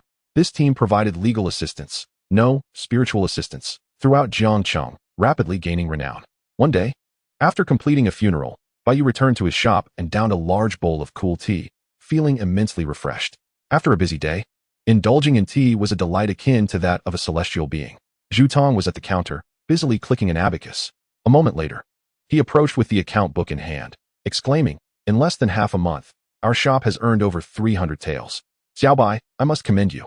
I initially thought hiring so many would lead to trouble, yet who would have thought it would turn out to be immensely profitable?" Previously, Jiangcheng's largest funeral team consisted of just a dozen members, but Bai Yu had recruited 30 individuals, leading Zhu Tong and Xiao Wang to believe he had lost his senses. Surprisingly, the funeral business flourished, and with over 50 members, they barely managed to keep up with demand. Zhu Tong, filled with admiration, sighed, "You truly possess a sharp mind, Xiao Bai, having recruited and trained so many in advance. Our shop is now the most renowned funeral organization in Jiangcheng. The best part is, all our recruits are from the outside, viewing this work as a lifeline, making them exceptionally diligent and reliable. Our funeral shop has the best reputation among all. You have no idea how envious other funeral teams are of us." Bai Yu smiled gently, realizing he had not considered the broader implications. His intent in recruiting from outside was merely to save more people, yet inadvertently, it had become a remarkable success. At that moment, Sun Shenyang entered the shop, pulling along Jiu Shu. "Xiao Yu, you're back. I need to discuss something with you. Your funeral business has reached a certain scale, and should it continue to grow without backing, it may become untenable. I've arranged for your master to set up a gathering tonight with some prominent figures in Jiangcheng for a meal to establish connections." Both Master and Shenyang were more invested in Bai Yu's shop than he was himself. A significant part of his current success stemmed from Jiu Shu's reputation and resources. Bai Yu felt a surge of gratitude and quickly responded, "Thank you, Shenyang. I just bought a box of rouge from Lin Ji's shop. Do let me know if you find it agreeable." While busy, Bai Yu had not forgotten to bring gifts for his master and mistress. Shenyang accepted the rouge with a broad smile, while Jiu Shu received a tiger whip. Shenyang, unreserved, took the rouge and beamed with delight. She grasped Bai Yu's hand, reminding him earnestly, "Xiao Yu, do not forget tonight at Chunfeng Lu. Without influential figures backing us, the larger the business grows, the more perilous it becomes. Many eyes are already coveting our shop." Bai Yu nodded repeatedly, understanding that at this stage of business, both overt and covert threats were unavoidable. "Rest assured, tonight I will treat at Chunfeng Lu Chapter 68, the rebel assault on the city, innate martial artists." As night fell, Chunfeng Lu was ablaze with light, filled with revelry and song. Under Jiu Shu's guidance, Bai Yu hosted a banquet for County Magistrate Lu Zian, head of the 6 Doors Long, and Vice Commander Zhang Wu. Bai Yu and Jiu Shu urged the guests to drink, and the atmosphere was lively. Each individual was accompanied by a beauty. Particularly, Zhang Wu had a lovely companion perched upon his thigh, her bosom resounding like thunder as she declared, "Xiao Bai, fret not. I, Zhang Wu, will support your shop. Should issues arise, just call upon my name." Words exchanged at the table often held little sincerity, yet Bai Yu was keenly aware of this. He lavished compliments upon the three, then casually suggested offering each a 1/10 stake in the funeral business, with annual dividends to be distributed. This was the true purpose of the banquet. Lu Zian and the others exchanged knowing glances, nodding in agreement, and the atmosphere reached its zenith. The county office, 6 Doors, and county guards each received 1/10 of the profits, leaving Bai Yu with 70%. It was a lucrative arrangement. Many sought to present gifts, but lacked the connections. Without Jiu Shu's influence, Bai Yu could have only managed to invite the tiger head of 6 Doors, who was merely a protégé of Long, or perhaps a clerk or jailer from the governor's office, and at best a lieutenant from the county guards. With the 3 powerful figures sharing in the profits, Bai Yu's shop was finally secure, no longer fearing the envy of others. After discussing business, the gathering truly loosened up. Zhang Wu, accompanied by 2 beauties, retreated to another room, where soon the sounds of raucous laughter echoed. The county magistrate and the head of 6 Doors were less flamboyant, but also took their beauties to rest. Bai Yu found himself seated beside the beauty Qianyang, whom he had met previously. She fed him a sip of wine, her breath fragrant against his ear, her hair cascading over his neck, provoking a delightful tickle. She coyly whispered, "Young master, you've captivated me. Why not come rest with me?" Bai Yu slipped her a piece of silver, replying, "Not tonight. I must escort my master home. Wishing you a peaceful night." With a smile, Bai Yu took Jiu Shu home. After they departed, Qianyang watched Bai Yu's retreating figure with intrigue. This Bai Gongzi is indeed interesting. Upon exiting Chunfeng Lu, Bai Yu first escorted Jiu Shu home before returning to his own small courtyard. Once home, He felt a tinge of melancholy, having consumed too much alcohol that night. His head felt heavy. Supporting his chin, he mused, "In order to establish myself in Jiangcheng, I have become a creature of indulgence, learning the art of manipulation. When will I be free to roam unfettered?" Unexpectedly, as an immortal, he too had to engage in drinking and gift-giving, leaving Bai Yu with a sense of frustration. He gazed at the bright moon above and let out a long howl, drawing a long blade to practice. Under the pure moonlight, the blade shimmered, slicing through the wind. The more he wielded the sword, the more discontent filled his heart. The trivialities of human relationships, the petty struggles, the chains of the mundane world, he was trapped within them with no escape. Strength, I need strength. Only by wielding sufficient power could he sever all chains and attain true freedom. If he were an innate master, he could pursue his desires without hindrance. One day, he would command formidable strength, severing all earthly ties. Bai Yu shouted fiercely, channeling his internal energy, and with a single stroke, he cleaved downward. The blade struck a stone pillar, the heavy stone unexpectedly splitting cleanly in two. Bai Yu slowly withdrew his blade, gazing in disbelief at the now bisected stone. He wielded merely an ordinary steel sword, not a legendary weapon like the xianxiaodao. Typically, to sever a stone pillar, the blade would first suffer damage. Yet this time, it had been effortlessly cleaved. 10 precepts of the soul-cutting blade, mastery achieved, 521000000, comprehended the essence of the soul-cutting blade. Bai Yu was filled with astonishment and delight. In recent days, he had amassed a wealth of sword techniques, and with this newfound realization, he had remarkably cultivated his swordsmanship to the pinnacle of mastery. Furthermore, he had grasped the essence of the soul-cutting blade. With the sword in hand, I shall sever the chains of the mundane world. This is the essence of the soul-cutting blade. Beneath the moonlight, Bai Yu stood poised with his blade, laughing heartily. In the days that followed, Bai Yu's funeral business continued to thrive. The Heilang gang and Shun Li men clashed fiercely, leading to rivers of blood. The unusual actions of the two factions drew the attention of the authorities. Even amidst the recent turmoil of war, with the two major factions amassing numerous warriors, such consumption should not occur. Rumors have emerged from an unknown source, suggesting that both factions have allied with the rebel forces outside the city, aiming to surrender and seize the glory of the first strike, which consequently led to internal strife and direct conflict. Additionally, other forces within the city are also covertly aligning themselves, and it won't be long before a coordinated effort to seize Jiangcheng is executed. The rumors are so detailed that they even specify the time of the city's surrender. In a whirlwind of anxiety, the citizens of Jiangcheng are left in a state of panic. The local government and the two factions have dispatched individuals to investigate, yet they have been unable to trace the origin of these rumors. The county magistrate, Song Qingru, has also noted the unusual behavior of the two factions, leading him to believe that there is some truth behind it. To stabilize public sentiment, he has summoned a renowned innate master, the illustrious Feng Yuqing, to emerge from retirement. Feng Yuqing, once a third-rank official in the North Pacification Department and an innate warrior, has been living in seclusion in Jiangcheng after his retirement. An innate warrior, who generates innate true energy within, possesses unmatched power, even capable of contending with cultivators. While innate warriors may not be particularly rare in the capital, in Jiangcheng, they are a formidable presence. In a small village, a first-rank warrior could claim dominion, while a mid-level warrior would reign supreme in a typical county. In the county town, high-level warriors dominate, and innate warriors are akin to titans. Feng Yuqing's reemergence immediately calmed the citizens, and even the rebel sympathizers dared not act out. This was precisely what Bai Yu was pleased to witness. His lowly status prevented him from communicating directly with the county magistrate. Should he report the two factions and the Xiao family directly, he would surely not see the light of the next day. An anonymous tip would prove equally futile. The only path was to instigate internal strife between the two factions, drawing attention from above, and subsequently cultivate a public opinion campaign to truly alert the county magistrate. Time would prove Bai Yu's strategy to be remarkably successful. Approximately a month later, the rebels began their assault on Jiangcheng. Tens of thousands of rebels surged forth like a tide, attempting to breach the city. To their astonishment, not a single insider came to assist them. Left with no choice, the rebels resorted to a forced assault on the city. Even the nefarious cultivator intervened, unleashing a fiery bird that roared like thunder, its flames reaching the heavens, attempting to demolish the city walls. In this critical moment, Feng Yuqing took action. He wielded his blade, unleashing 18 streams of energy that dispersed the fiery bird. While innate warriors may find themselves at a disadvantage against cultivators, they are certainly not devoid of combat prowess.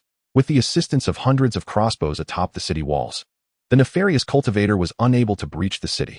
The rebels, thwarted, could only erect ladders and mount a desperate assault on the walls. The two sides engaged in a battle that flowed with blood.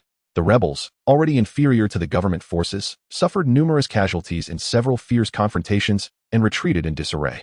The citizens of Jiangcheng erupted in joyous celebration, their spirits lifted.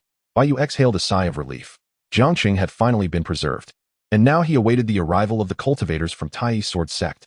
However, he did not anticipate another surprise that would soon befall him. Chapter 69. The Plain Burdens New Graves. With the rebels' retreat, the local government dispatched personnel to collect the bodies. The fallen soldiers and deceased civilians by the roadside required proper burial, lest they incite a plague. Coincidentally, Bai Yu's shop had recently gained significant renown in Jiangcheng, and its scale was the largest. The county magistrate, Lu Zian, recommended Bai Yu to the county governor. The Bai family's establishment, being the largest and most professional, with the best reputation, was entrusted with the task of handling the collection and burial of the deceased. The governor, having some impression of Lin Jiu's disciple, allocated 5,000 taels of silver and fully authorized Bai Yu to manage the burial affairs. Moreover, he appointed Bai Yu as an extrajudicial official of the county magistrate's office, responsible for assembling the burial team, with guaranteed monthly provisions. Essentially, this meant Bai Yu was being granted the opportunity to rebuild the charitable establishment. Bai Yu was overjoyed. Indeed, fortune favors the prepared. He offered Lu Zian a 10% share as a token of gratitude, thus securing this chance. In truth, Bai Yu was not overly concerned with silver or wealth. The critical aspect was the official sanction to form the burial team. Henceforth, he would receive rewards for transporting the deceased, a convenience surpassing that of the charitable establishment. Nevertheless, Bai Yu did not allow himself to become complacent. That very night, he visited County Magistrate Lu Zian, presenting him with 1,000 taels of silver. Lu Zian was no philanthropist. Having assisted Bai Yu in securing work, Bai Yu naturally had to reciprocate. Lu Zian was thoroughly satisfied and praised Bai Yu as a promising talent. Aside from his dealings with Lu Zian, the county governor's office, the general's residence, and the Six Doors organization, only 2,000 taels remained for actual work. Bai Yu swiftly organized the burial team and commenced the funerals. Funeral for 4th rank warrior. County Soldier Lieutenant Zhang Xiong, base reward. Vitality 33, life experience 624. Funeral participation rate 71, family satisfaction rate 52. Additional 2 reward options available. Choose rewards. 2 years of martial arts training, sword technique experience 1024. Funeral for cavalry corporal, base reward. Strength 15, life experience 47. Funeral participation rate 69. Additional 1 reward option available. Choose reward. 1 year of martial arts training. Funeral for rebel leader, base reward. Internal energy 32, life experience 1459. Funeral participation rate 77. Choose reward, flying leaf finger technique. Subordinate Do Luo successfully completed the funeral, rewards obtained. Within just a few days, Bai Yu reaped abundant rewards. Almost at every interval, a notification of rewards would appear. Presently, Bai Yu's internal energy had surged to 80 years, with strength reaching 7,000 pounds. Even 8th rank warriors could not match his profound foundation. Regarding martial arts cultivation, he had thoroughly opened all his meridians. When he circulated his energy, it flowed within him like a river, unimpeded. His eyes gleamed with brilliance, instilling fear in any ordinary person who dared to meet his gaze. Yet, with a mere thought, the sharpness in his eyes could recede, rendering him akin to an untrained commoner. His Zhou realm had reached completion, and he was merely one opportunity away from entering the 8th rank Divine Courage realm. The 8th rank Divine Courage realm embodies the fullness of spirit and energy, with courage arising from within. Bai Yu momentarily could not fathom how this courage is born from within. Additionally, he had acquired a secret technique, the Flying Leaf Finger technique. Flying Leaf Finger technique, yellow grade superior. When refined to a high level, flying petals and plucked leaves can serve as hidden weapons. Compatibility with the technique at 75. Bai Yu invested 300 life experience points and fused the Flying Leaf Finger technique with the 100 Zhang Flying Star. Fusion successful. Obtained yellow grade superior martial technique, Flying Star Plucking Leaves. His current attribute panel transformed into Name, Bai Yu. Talent, 24. Vitality, 2500. Strength, 725. Internal energy, 1658.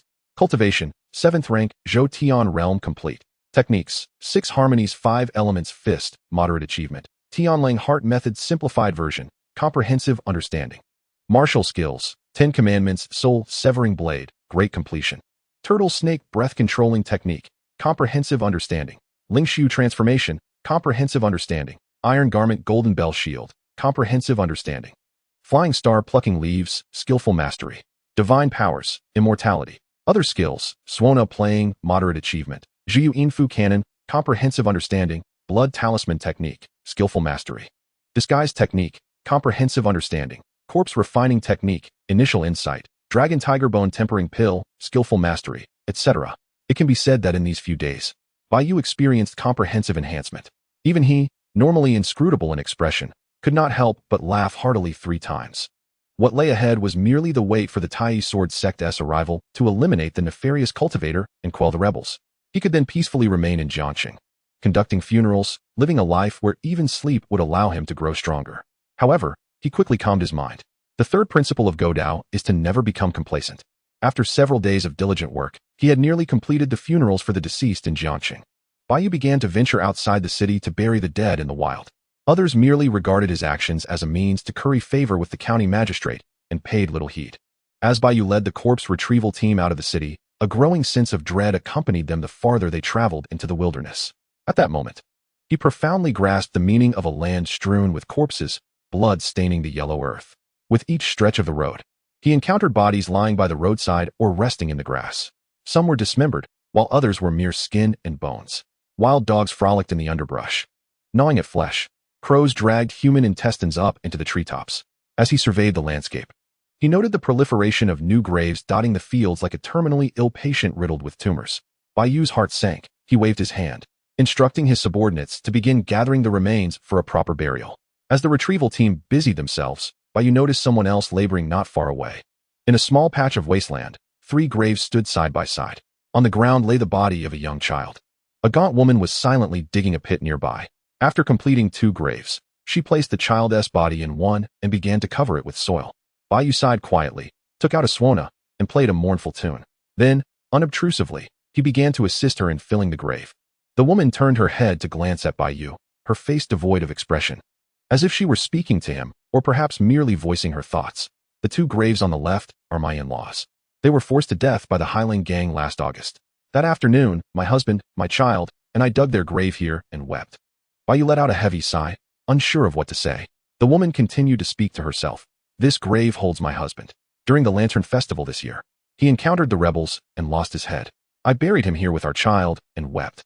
Bai Yu fell silent, wishing to offer words of comfort, but unable to find his voice. This pit contains my child. Do you know how he died? How did he die? He died from gluttony. The rebels came, and my child and I hid in the mountains. When our food ran out, we resorted to eating roots, tree bark, and guanine soil. He overindulged, and that was his end. The woman attempted to cry but only produced hoarse, dry sounds, tears long since dried up. Bai Yu felt as though a lump of cotton had lodged in his chest, constricting his breath. Alas, in these times, the plains are dotted with new graves, half of which are from last year's mourning. Perhaps last year we wept for our loved ones, and this year we ourselves shall be buried. After finishing the grave for her son, the woman, expressionless, laid down in the adjacent pit. Gazing up at the sky, she seemed to find solace. I don't know when I will fall. While I still have some strength, I will dig a pit to lie down. Young man, please cover me with some soil. No, don't trouble yourself. No one will come to tend our graves anymore. When you die this year, someone may weep for you. But when I am gone, who will mourn me? Bai Yu sighed deeply. Sister, I have a funeral parlor in the city, and I am in need of someone to help with washing and cleaning.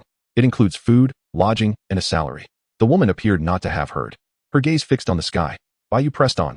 Sister, if you survive, at least during festivals, someone will come to tend to their graves. The woman's eyes flickered, yet she remained silent. Bai Yu sought to awaken her will to live. When peace returns, you could adopt a child, thus preserving your family lineage. In this era, ordinary people held a strong obsession with leaving descendants.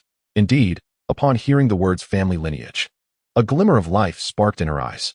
She struggled to climb out of the pit, but, weakened and frail, fell back down repeatedly. Bai Yu stepped forward to help her up. This woman was as thin as a twig. He gave her some dry rations and a water pouch, encouraging her to take her time. Livewell, come back with me, and I will arrange some work for you. That was all he could do, offer assistance within his limited capacity. However, he could only care for one person, not the entire city. The woman, in a dazed state, followed Bai Yu, listless, resembling a specter. They toiled until afternoon, burying countless bodies. As Bai Yu glanced at the sky, he remarked, "It is getting late. Everyone should return early to avoid any dangers."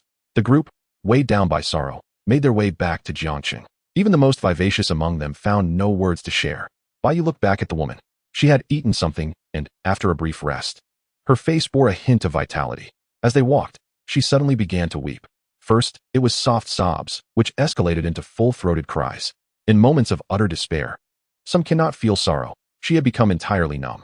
It was only when she glimpsed a flicker of hope that her tears flowed. Bai Yu exhaled in relief. The ability to cry was a good sign, at least indicating she still had breath left in her. Under the sanguine hues of the setting sun, the group traversed the fields in silence. The desolation of the wilderness was profoundly unsettling, and the occasional howl of a wild dog echoed in the distance. Time slipped by unmeasured until, almost in a daze, Jiangcheng appeared before them. Bai Yu immediately sensed something was amiss. The city gates were unusually quiet, devoid of the usual bustle. He focused his gaze and observed the county magistrate and others gathered at the gates, forming two lines as if awaiting someone. Bai Yu felt a chill run down his spine. What was happening? The county magistrate, the county vice magistrate, General Xuanwu, and several prominent families were present. Approaching them recklessly would surely yield no favorable outcome. Bai Yu hastily signaled to his subordinates to halt and intended to lead them to another gate. Yet it was too late. The officials had already spotted Bai Yu and his team. The county magistrate and others said nothing, but one individual was clearly calculating his next move. This person was Infiltrating, the postal supervisor of Jiangcheng. He had a distant cousin who also ran a funeral business. And recently, Bai Yu's parlor had taken business away from him, and Infiltrating had heard complaints from his cousin and was eager to find trouble with Bai Yu. However, Bai Yu had managed to gain the favor of the county vice magistrate Lu Zian and the deputy commander Zhang Wu, which made it difficult for Infiltrating to act openly. The rivalry between the Lu and In families had been long-standing, and Infiltrating had noted Bai Yu in his ledger. Now, by fortune, Bai Yu had stumbled into this predicament, and Infiltrating seized the opportunity to unleash his frustrations. Bellowing, "Who are these people that dare to tread on the path prepared for the immortals? Are you unaware that today the area is to be cleared?" With someone still weeping, he added, "If you anger the immortals, who can bear the consequences?" Bai Yu was taken aback. Had the immortals arrived so soon? How could they possibly know? No one had informed them. He quickly replied, "Honorable sirs, we genuinely did not know the immortals were descending today. We are leaving now." He signaled to his subordinates to turn and depart. And Infiltrating sneered, "Arrest them all." Instantly, a group of fierce constables surrounded them. Lu Zian, the county vice magistrate, intervened. Ignorance does not constitute a crime. They were unaware of the immortals' arrival and thus did not intend any offense. It is said that punishing those who are uneducated is cruelty. Supervisor, let them go. And Infiltrating retorted with a cold laugh. What nonsense is this?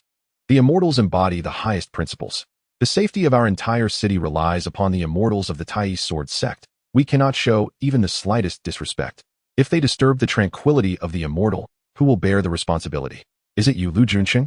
And Infiltrating immediately placed a heavy accusation upon Lu Zian, leaving him with little room to argue. The county magistrate, seemingly pleased to witness the clash between the two prominent families, remained silent. And Infiltrating bellowed, "What are you all waiting for? Quickly apprehend them and throw them into the dungeon." In an instant, numerous constables surrounded them. Bai Yu's anger surged, wishing to draw his sword on the spot, yet upon seeing the formidable Ban Yonu, he regained his composure. That was a crossbow powered by 8 oxen. Even a master of innate strength would struggle to withstand its barrage. Moreover, many high-level martial artists were present.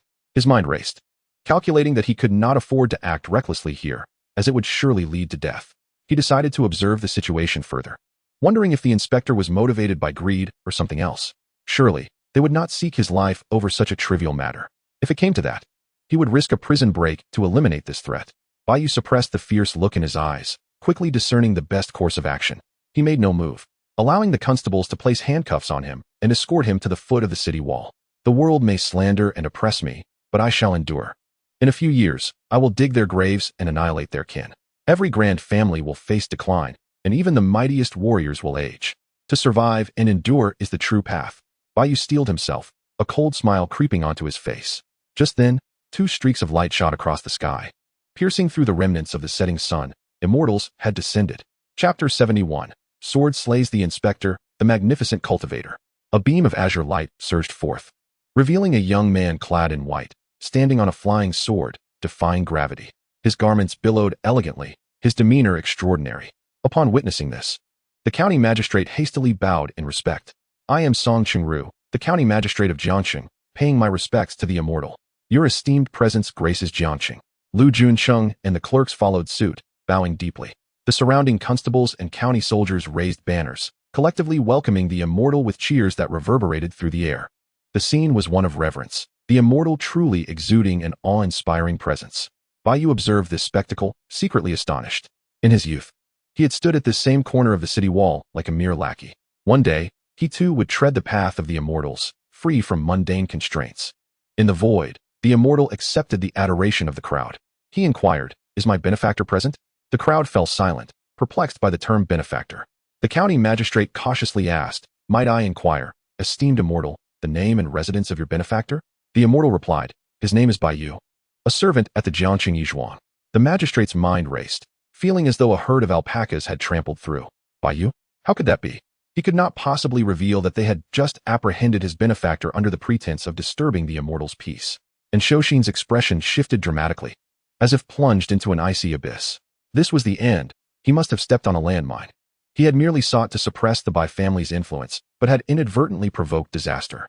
Observing the magistrate's hesitation, the immortal frowned. "Do you recognize him? Where's my benefactor?" The magistrate shot a resentful glare at Xianxia, feeling murderous intent rising within him. How could he answer? Where was his benefactor?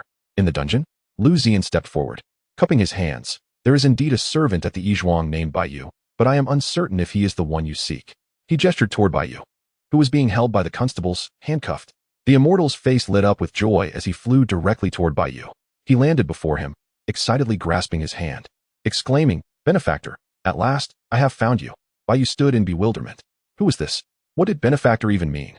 However, given the immortal's status, he dared not show disdain and cautiously replied, "Esteemed immortal, are you certain you have not mistaken me? I do not recall any close acquaintances among the immortals." The immortal insisted, "There can be no mistake. I have long etched your face in my mind. Benefactor, I am Du Jian. That year, you helped me bury my mother and gifted me 20 coins. Do you not remember?" Bai Yu furrowed his brow. He had conducted too many funerals, and during his time at the Yizhuang, he often discreetly returned money. He truly had no clear memory of Du Jian. After a moment, he vaguely recalled someone of that name seeking immortality in the mountains. "Ah, Du Jian is it? Well then, I must first serve my time in prison, and we can discuss this later." Du Jian looked down and indeed saw the handcuffs on Bai Yu's wrists. Enraged, he bellowed, "Who did this?" Just then, the magistrate and others approached, preparing to welcome the immortal into the city. Upon hearing Du Jian's words, the magistrate's heart nearly leapt from his chest, and Xianxia trembled, rooted to the spot. "I was merely joking with Brother Bai," he stammered. The immortal's eyes flashed with killing intent as he casually waved his hand, sending a blue sword flying. The blade sliced through the air, and Xianxia's head rolled away. The headless corpse gushed blood, splattering the magistrate's face. The immortal's gaze swept over the crowd, a fierce aura radiating from him. "I have slain this man. Who dares to object?" The magistrate quickly replied, "The immortal has done well, and Xianxia has long acted with tyranny, oppressing the good people. The arrest of Brother Bai was solely his unilateral decision." Lu Zian subtly commented, "The immortal has acted justly. Who would dare oppose?" Even the infamily would not harbor resentment against the immortal, while seemingly defending Xianxia. His words indirectly informed the immortal that this was a member of the infamily, potentially earning them a note in the immortal's mind. The clerk Xiao Rong and the official Zhao Bailey exaggeratedly exclaimed, "This scoundrel deserved death long ago. The immortal's action is a mercy." With the arrival of the immortal, the heavens had indeed brightened. Bai Yu watched in astonishment. He had known the immortal's status was transcendent, but he had not anticipated such audacity. And Xianxia was a direct descendant of one of Jiangqing's 4 great families and one of the 4 officials beneath the magistrate. Yet the immortal had dispatched him as easily as one would slay a dog, and others cheered in approval. This was the stark difference between the celestial and the mundane. At this moment, the immortal's gaze fell upon the constables beside Bai Yu, a flash of malice in his eyes, preparing to take action. Bai Yu interjected, "This does not concern them. They were merely following orders." The immortal then sheathed his intent to kill, smiling, "As you say, benefactor." The magistrate, drenched in cold sweat, urgently commanded, "What are you waiting for? Quickly release Brother Bai from his shackles." The nearby constables, feeling as though they had narrowly escaped death, hurriedly removed Bai Yu's handcuffs. The immortal grasped Bai Yu's hand, his face alight with excitement. "Benefactor, do you remember the 20 coins you gave me? I spent 18 on my journey, saving the last 2, which I have kept close ever since. Whenever I faced difficulties, I would take them out and look at them." He rolled up his sleeves to reveal that he had strung the 2 coins on a red thread, crafting a bracelet to wear. Bai Yu felt a tremor run through him. While he was grateful that Du Jian had come to his aid, the sentiment felt oddly misplaced. "It's just 2 coins. You need not treat them as tokens of affection." Bai Yu could only manage an awkward smile. The magistrate and others are watching. Perhaps you should converse with them first?" The immortal, not turning back, replied, "Let them wait." He continued to excitedly share his experiences over the years with Bai Yu. It was merely the case that after the passing of his mother, he found himself utterly alone, his meager savings exhausted, and was prepared to succumb to despair. The appearance of Bai Yu infused him with a final glimmer of hope. He knelt at Jiming Mountain for 3 days and nights, ultimately catching the attention of an immortal, and subsequently trained diligently to become an inner disciple at the 5th level of Qi refinement. Upon hearing the news at the mountain gate, he voluntarily sought to accompany his senior sister to confront the malevolent practitioners. However, he could scarcely contain his impatience and chose to abandon his senior sister, hastily making his way ahead. In the end, he rejected the banquet set by the county magistrate and insisted on following Bai Yu home. Bai Yu could only respond with an awkward yet polite smile. To be honest, he had little impression of Du Jian, as their acquaintance had been fleeting. Yet, given the circumstances, it would be impolite to decline. So he brought him home as a guest. Upon arriving at Bai Yu's residence, Du Jian inquired, "Noble benefactor, do you wish to embark upon the path of immortality?" This question stirred Bai Yu's heart. The path of immortality was exalted and transcendent. Who would not yearn for such a destiny? Du Jian solemnly proclaimed, "My benefactor saved my life, an act I shall never forget. If you possess spiritual roots, I shall guide you onto the path of immortality." He then produced a peculiar stone from his bosom, about the size of an egg, shimmering with a kaleidoscope of colors, extraordinarily beautiful. "Noble benefactor, this is the Xianxian stone of our Tai sword sect. Place your hand upon it, so I may discern the nature of your spiritual roots." Bai Yu, intrigued, placed his hand on the stone. Du Jian chanted a spell, yet the Xianxian stone remained silent. Could it be that my benefactor lacks spiritual roots? Doubting the outcome, he took the stone himself. Instantly, a soft azure glow radiated from the stone, illuminating the entire room. Du Jian sighed in disappointment and said, "My benefactor lacks spiritual roots, yet I can ensure your safety and prosperity throughout your life." Bai Yu, undeterred, replied, "Even without spiritual roots, I shall tread the path of immortality. As for worldly wealth and honor, I can achieve that on my own without relying on others." He smiled. "After all, I merely returned you 20 coins. There is no need for such courtesy, Du brother. You have already helped me in my time of need, and we are even now." Du Jian insisted. "This is not merely a matter of 20 coins. You have given me my last shred of hope and saved my life." Bai Yu resigned, invited him to sit, and poured him some tea. Then, he shifted the conversation, saying, "Du brother, please call me Bai Yu or Xiao Bai from now on. By the way, could you enlighten me on what spiritual roots are?" Du Jian accepted the tea, took a sip, and explained, "To embark upon the path of immortality, one must possess spiritual roots to sense the spiritual energy of the universe and draw it into their body.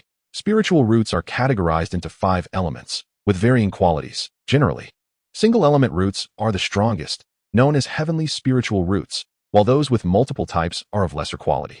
There are also rare spiritual roots, such as thunder, wind, and shadow types. I myself possess a wind-type spiritual root. However, there are exceptions. It is said that in ancient times, there existed the notion of 5-element heavenly spiritual roots, with a complete set being of supreme quality." Bai Yu listened with rapt attention, his admiration for the path of immortality deepening. He thought to himself, even without spiritual roots, perhaps by arranging a burial for a cultivator, I might obtain them. If one burial is not sufficient, then I shall arrange for 100 or 1,000. Bai Yu estimated that while cultivators indeed held overwhelming power over martial artists, they were not invincible. A congenital master should be able to exchange blows with a Qi refinement cultivator. Thus, he believed he could cultivate to the level of a grandmaster or even a martial deity, and he would find a way to arrange for the burial of cultivators. Bai Yu and Du Jian continued their conversation, finding a remarkable affinity for one another. The matters of the immortal realm were fascinatingly novel to Bai Yu, while his experiences with burials captivated Du Jian's interest. As the day waned, Bai Yu lit an oil lamp and asked, "Du brother, do immortals still require food? I am about to prepare a meal. What would you like to eat?" Du Jian gazed at Bai Yu with eager anticipation, resembling a child awaiting nourishment rather than a lofty immortal.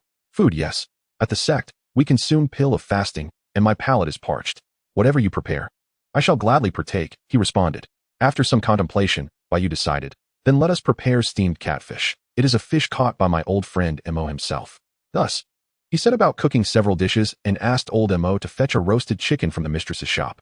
The trio, 2 men and a dog, feasted heartily, relishing the meal. As evening descended, Du Jian, patting his round belly, declared, "Xiao Bai, we have found such a connection in our conversation. Let us share a bed tonight and continue our discussion." Bai Yu's heart jolted, though he knew that in ancient times, It was customary for men to share a bed and sleep with feet touching, as exemplified by the bonds of Lu, Guan, and Zhang. He found himself unprepared for such closeness. He hastily replied, No, I already have a sleeping partner. Du Jian, puzzled, asked, Has Xiaobai taken a wife? I have not seen your spouse. At that moment, old Mo skillfully prepared the bedding and burrowed into the covers. Du Jian expressed his astonishment, remarking that even a dog could exhibit more understanding than some spiritual beasts. Bai Yu refrained from commenting, preparing a guest room for Du Jian. That night, as Bai Yu sat cross-legged in contemplation, the scene of Du Jian slaying the magistrate earlier that day echoed in his mind, leaving a profound impact. The magistrate, and Shouxin, came from a noble lineage and held significant power, commanding respect in Jiangxing. A mere stomp from him could cause the streets to tremble. Yet, such a powerful figure, whom others could only flatter, had been slain by a single sword strike, reduced to the status of a dead dog. For an ordinary person, even a minor official would require extensive flattery. Yet Du Jian had dared to execute him without a second thought, showing no concern for the court or the infamily. This stark contrast illustrated the chasm between the mortal and the immortal realms, revealing the vast disparities brought forth by strength. Suddenly, Bai Yu experienced a moment of clarity. Courage stems from power. Without strength, reckless actions are merely folly. With power, one naturally feels no fear, and courage arises from within. Upon realizing this, Bai Yu's inner energy surged rapidly, even without conscious effort, circulating through his meridians. It was as if he had pierced through a membrane. His eyes sparkled with clarity, and he could even hear the chirping of insects outside with remarkable acuity. With a revitalized spirit, he reached the 8th stage of divine bravery. As martial artists ascend to the 7th stage, they naturally garner respect from many. Their actions go unobstructed, and success breeds confidence, enabling them to grasp the essence of courage that arises from within. However, Bai Yu preferred to remain discreet, only revealing his 3rd stage prowess publicly, thus delaying this understanding slightly. Yet, in the grand scheme of eternity, this delay was inconsequential. With a buoyant heart, Bai Yu embraced old Mo and fell into a deep slumber. Unbeknownst to him, in the following days, Du Jian would forego visiting the magistrate's office, instead opting to follow Bai Yu around. The magistrate and his deputy paid several visits, but Du Jian remained indifferent. One day, Deputy Lu Zian came to seek an audience. To his astonishment, he found the feared immortal, who appeared cold and ruthless outside, now donned in an apron, stirring a pot in the kitchen. Bai Gu, please hand me a plate. The food is about to burn. Lu Zian glanced at Bai Yu and then at Du Jian, immediately drawing erroneous conclusions. He respectfully approached Du Jian to request the immortal's return to the world, subtly hinting that the immortal should not indulge in male affections. Rumors had spread through Jiangxing, suggesting that brotherly loyalty overshadowed the immortal's duties. Bai Yu, overhearing this, felt a wave of exasperation wash over him, thinking, what in the world is this? As White Feather spent more time with Du Jian, he gradually recognized that the seemingly cold individual was, in fact, plagued by social anxiety and preferred to avoid conversations with strangers. Ultimately, the county magistrate returned without achieving his purpose. Upon stepping outside, he muttered to himself, both of them are exceptionally talented. They truly make a perfect pair. White Feather, possessing keen hearing, caught these words and felt an immediate surge of irritation. What perfect pair? Lu Zian is the real nuisance. Can't he think of something more reasonable? He silently resolved that he must find a way to convince Du Jian to move out. Otherwise, it would severely tarnish his own steadfast image. In the following days, White Feather immersed himself entirely in the funerary business. He worked from dawn till dusk, assisting in the collection and burial of remains. The rewards, albeit minimal per body, accumulated significantly due to the sheer volume of remains outside the city. This endeavor provided him with abundant vitality and life experience, resulting in an impressive enhancement of his physical strength. When he exerted himself fully, his vitality surged like a great river, repelling malevolent spirits. The life experience gained was channeled into the Tianlang heart method, advancing it to a commendable level. At present, his aptitude had reached 30 points, greatly accelerating his progress in both swordsmanship and martial arts. With his burgeoning strength, his spirit underwent a continuous metamorphosis, blossoming with courage. The progress in the divine courage realm had also surged to 27. During this period, Du Jian remained secluded in White Feather's courtyard, refraining from visiting the county magistrate's office. Fortunately, with an immortal's presence safeguarding Jiang City, there was no longer any fear of dark practitioners invading, and the county magistrate and others dared not intrude. Du Jian spent his days meditating in White Feather's small courtyard and would prepare meals for White Feather's return in the evenings. White Feather observed that Du Jian seemed rather unaccustomed to social interactions, having spent too long in seclusion. He was taciturn and cold toward others, yet became talkative in White Feather's presence. Perhaps, at the moment he contemplated ending his own life, he had closed the door to the world. White Feather was among his few friends. Unbeknownst to Du Jian, his behavior appeared rather peculiar to others. White Feather felt a growing concern that such circumstances might lead to gossip within Jiang City. He contemplated whether to inform Du Jian that the Xiao family was a mole. However, this was not a trivial matter. The Xiao family was one of the 4 great clans, intricately tied to various other powerful factions through complex marital alliances. Even an immortal could not casually obliterate a clan without substantial evidence. Once such information was disclosed, it would lead to an irreconcilable conflict with the Xiao family. And other factions like the Infamily and Filong martial arts would also target him. The risk of exposing the Zongshi Lu was another grave concern. After much deliberation, he chose to remain silent. That evening, the Liang fire wine had just been successfully brewed. White Feather seized the opportunity to deliver some to Uncle Jiao. Intending to avoid any potential scrutiny, he carried a jar of wine to Uncle Jiao's home. Upon entering, he found Uncle Jiao clad in a traditional coat, standing at the door swatting away mosquitoes. The yard was teeming with them, forcing Uncle Jiao to constantly wave his hands in an attempt to ward them off. Amused, White Feather remarked, "Uncle Jiao, have you had a quarrel with Auntie?"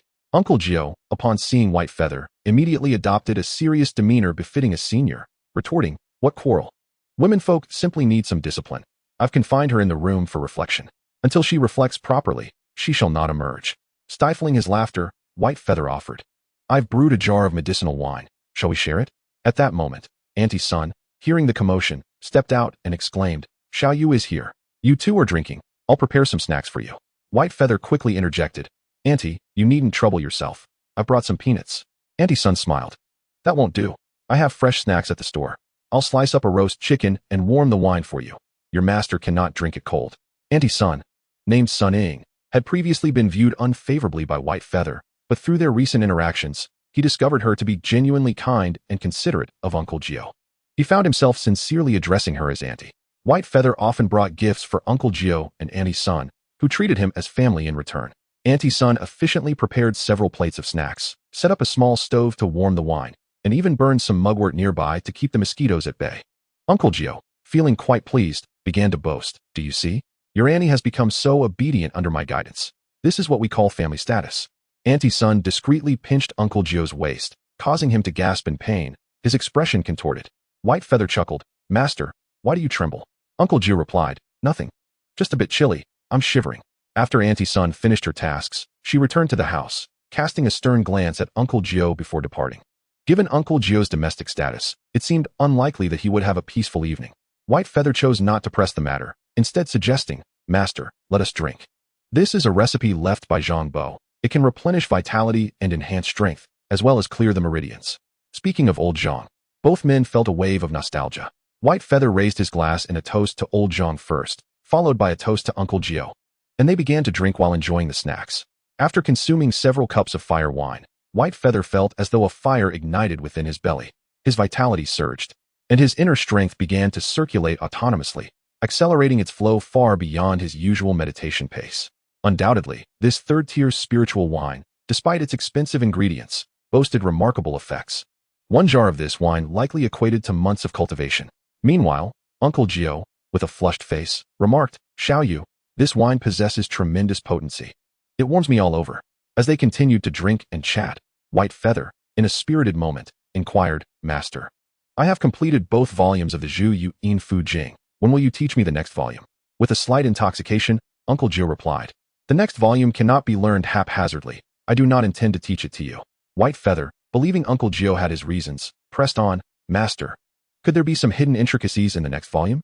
Uncle Jiao served White Feather a piece of chicken breast, stating, "Since ancient times, hunting dogs die in the mountains, and generals perish on the battlefield.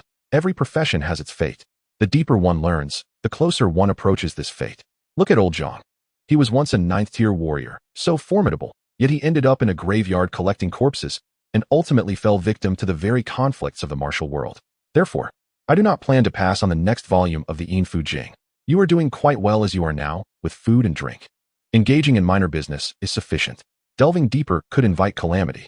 White Feather did not subscribe to notions of fate, believing old Zhang merely encountered misfortune. He chuckled, "Master, what you say makes little sense. What fate could befall us in the study of feng shui? Feng shui is not inherently powerful, and even if there were tribulations, they would be manageable. Uncle Jiu, buoyed by the wine, countered, "Do not underestimate our feng shui practitioners. In ancient times, it was a highly esteemed profession. Our feng shui ultimately connects to the teachings of yin and yang. In ancient times, with abundant spiritual energy, various schools thrived, such as Confucianism, which could quell spirits with its righteous aura, and legalism, which enforced laws with authority." White Feather found himself enlightened by these revelations, realizing he had not anticipated such grandeur in ancient times.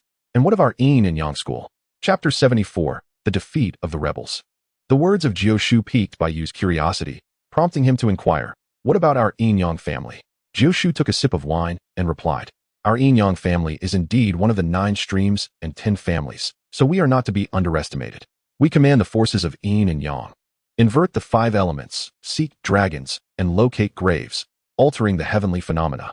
However, Bai Yu displayed a hint of skepticism, chuckling, "Master, are you trying to spin a tale to amuse me? If the yin-yang family is so formidable, then why has it devolved into mere trifles in our time? The art of feng shui has dwindled to little more than minor techniques for dispelling calamities, and I fail to see any semblance of controlling yin and yang or altering heavenly phenomena." Jiu seemed to perceive a challenge, stating, "Do you think I would deceive you, my disciple? Feng shui masters are merely the most rudimentary practitioners of the yin-yang path. Above them are the Di Shi, Zhang Shi, Tianxiang Shi, Sun Long Shi, and Yin-yang Shi, among others.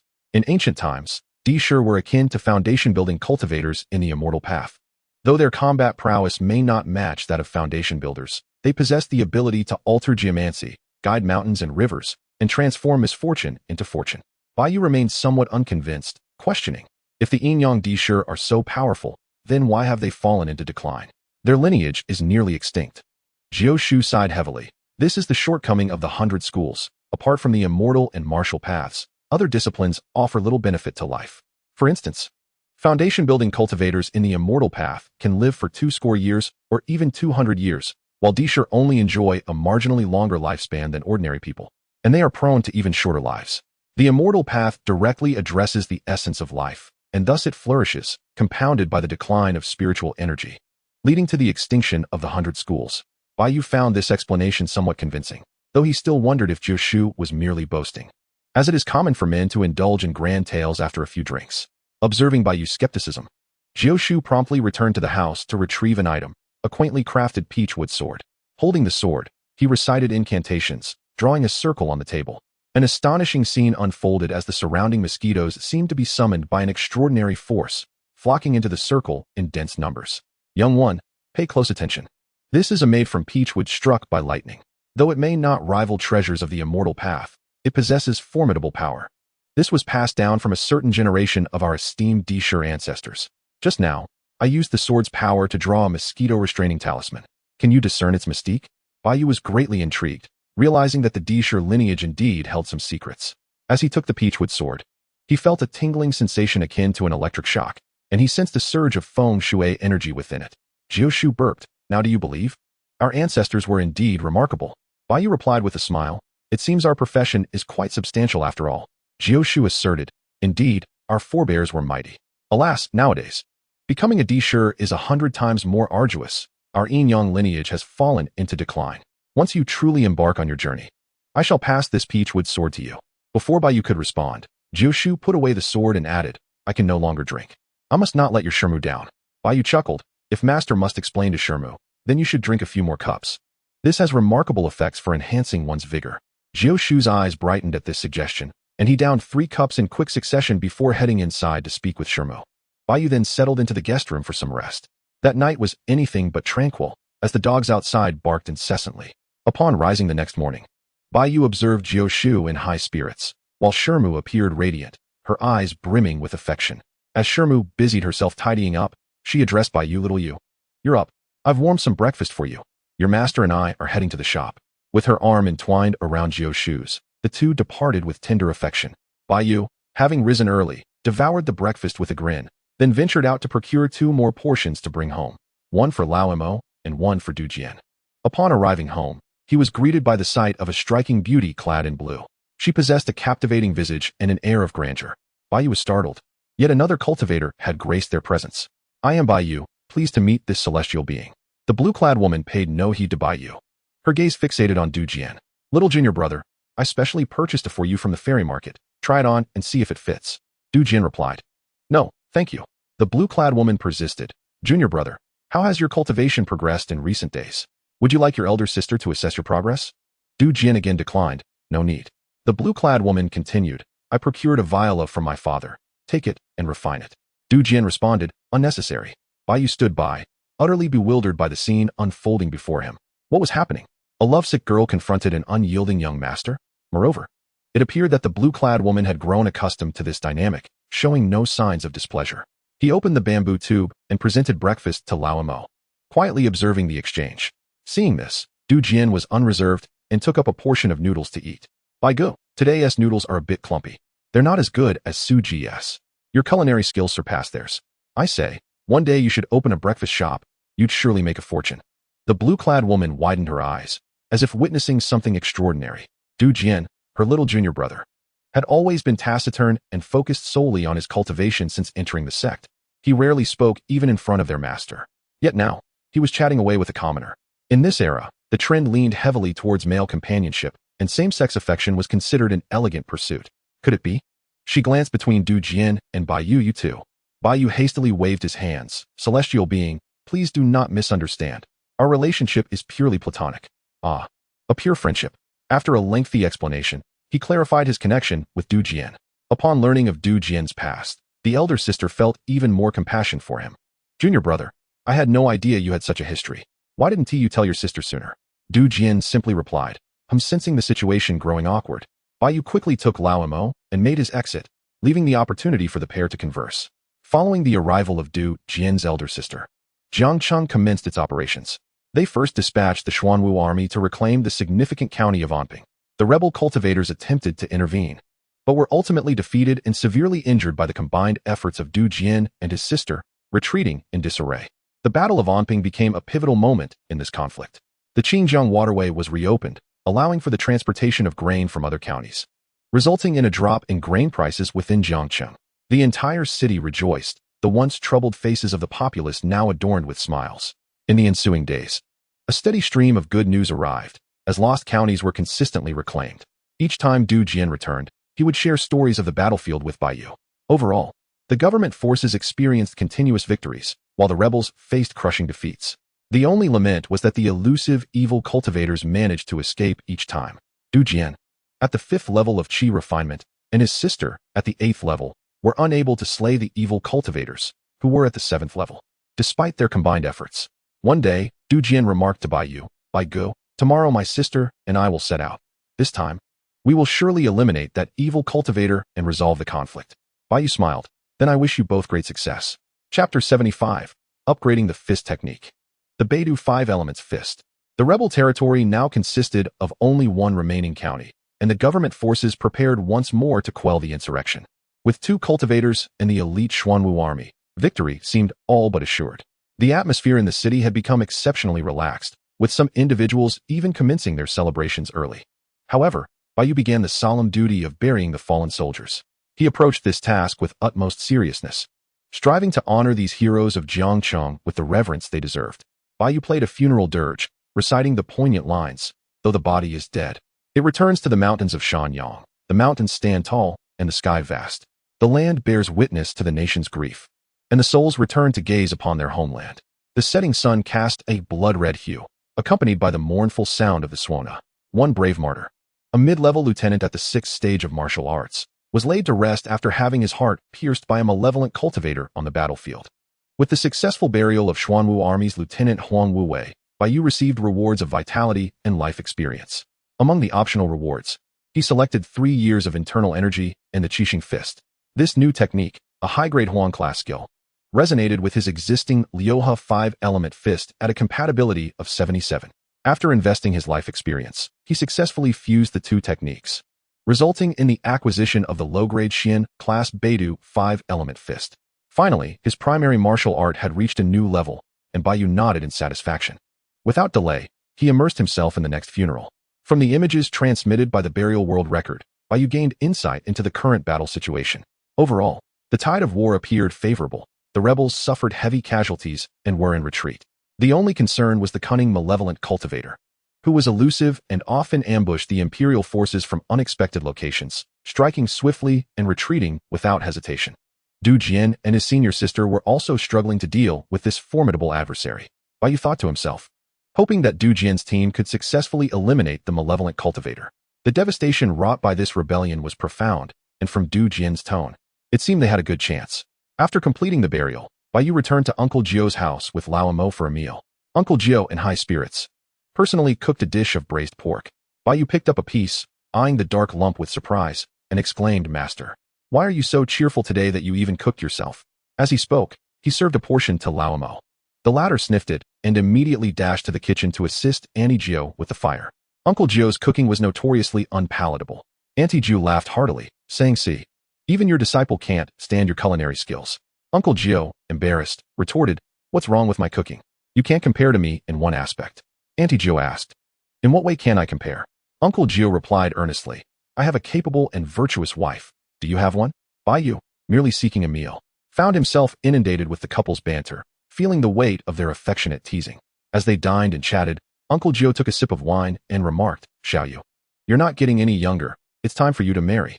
Your auntie and I have picked out a few candidates for you. The girl from Old Wang's family next door is a fine choice, just 28 years old, and they run a restaurant. Would you like to meet her?" It appeared that Uncle Jio had taken on the role of matchmaker, worrying about Bai Yu's future. Bai Yu, being a long liver with many secrets and insufficient strength, felt it was not an appropriate time for marriage. He replied, "Master, I'm not in a hurry. As long as I have Lao Mo with me, I'm content." Uncle Jio stroked his chin. "Are you not moved by these beautiful young ladies? Perhaps you prefer someone more mature, like Sister He from your shop?" Sister He was the woman Bai Yu had saved previously. She had been diligently managing the laundry and cleaning in his shop, taking care of numerous people's garments with unwavering dedication. After some time of recovery, she had regained considerable strength and appeared quite alluring. Uncle Jio shot Bai Yu a knowing glance, stating, "Xiao Yu has good taste. Mature women have a certain flavor. They know warmth and can be caring." Bai Yu felt a wave of embarrassment wash over him, thinking how Uncle Jio had become increasingly indiscreet. "Master, your remarks are becoming ridiculous. I have no intention of pursuing women." Suddenly, Uncle Jio seemed to recall something and exaggeratedly exclaimed, "You don't want to talk about women. You can't possibly be." Bai Yu was speechless, but Auntie Jio, unable to bear it any longer, struck Uncle Jio lightly with her chopsticks. The dinner was painfully awkward for Bai Yu as the couple continued to exchange affectionate remarks, even urging him to consider marriage. Filled with frustration, he focused on his meal, transforming his resentment into appetite, determined to eat his fill. Eventually, Bai Yu and Lao Mo left for home, their stomachs full. That night, as Bai Yu lay in bed gazing at the moonlight streaming through the window, he mused that the imperial forces should have commenced their assault on the rebels' last stronghold by now. Perhaps in a few days, good news would arrive. The tranquility of peaceful days was comforting. Just then, the moon in the sky seemed to be shrouded in a dark mist. Lao Mo leapt up from the bed, shouting towards the window. Outside, a cacophony of screams echoed, mixed with the growls of wild beasts. Bai Yu sensed an inexplicable surge of malice in the air. This was not good. Something was amiss in the city. Bai Yu sprang into action, seizing the Qixia Dao and rushing outside. Upon reaching the courtyard, he heard a loud crash as a figure burst through the gate. Upon closer inspection, it was not merely a person but a monstrous xianxia with tusks. The creature let out a low growl and lunged at Bai Yu, its long claws aimed directly at his heart. Bai Yu grunted, fiercely drawing his blade. A flash of cold light sliced through the air as the Qixia Dao cleaved the xianxia in two with ease. His current prowess, combined with the formidable weapon, rendered the battle against a single xianxia trivial. Even as the creature's body fell, it continued to crawl towards him. Bai Yu raised his hand, sending forth a control talisman that immobilized the xianxia in place. He then produced several yellow talismans to expel the malevolent energy from its body, finally resolving the threat. Outside, the screams intensified. Bai Yu dashed into the street, only to find dozens of xianxia rampaging and pursuing ordinary citizens. Several bodies lay sprawled on the ground, and the panicked crowd was in a state of chaos. Moreover, the commotion indicated that similar disturbances were occurring elsewhere in the city. Bai Yu was taken aback. How could so many xianxia suddenly appear on the streets? Chapter 76, A Catastrophic Change, The Flooding of Jiangcheng. Bai Yu surveyed the scene and saw dozens of xianxia, mostly ordinary ones, with a few iron-armored corpses among them. Given the noise, it seemed there were thousands of xianxia wreaking havoc throughout the city. Bai Yu gasped. This was akin to an army of thousands of martial artists. Even the Xuanwu army of Jiangcheng could not rival such a force. Generally, Ordinary xianxia possessed combat strength equivalent to 1st to 3rd stage martial artists, while iron-armored corpses matched those at the 3rd to 6th stages. Copper-armored corpses could rival 7th to 9th stage martial artists. Naturally, a feng shui master could engage xianxia at a higher level. For instance, a 3rd stage martial artist like Uncle Gio, who practiced feng shui techniques, could handle iron-armored corpses and even had a chance against copper-armored corpses. Bai Yu had no time to ponder further. He sprang into action, charging toward the 2 nearest xianxia.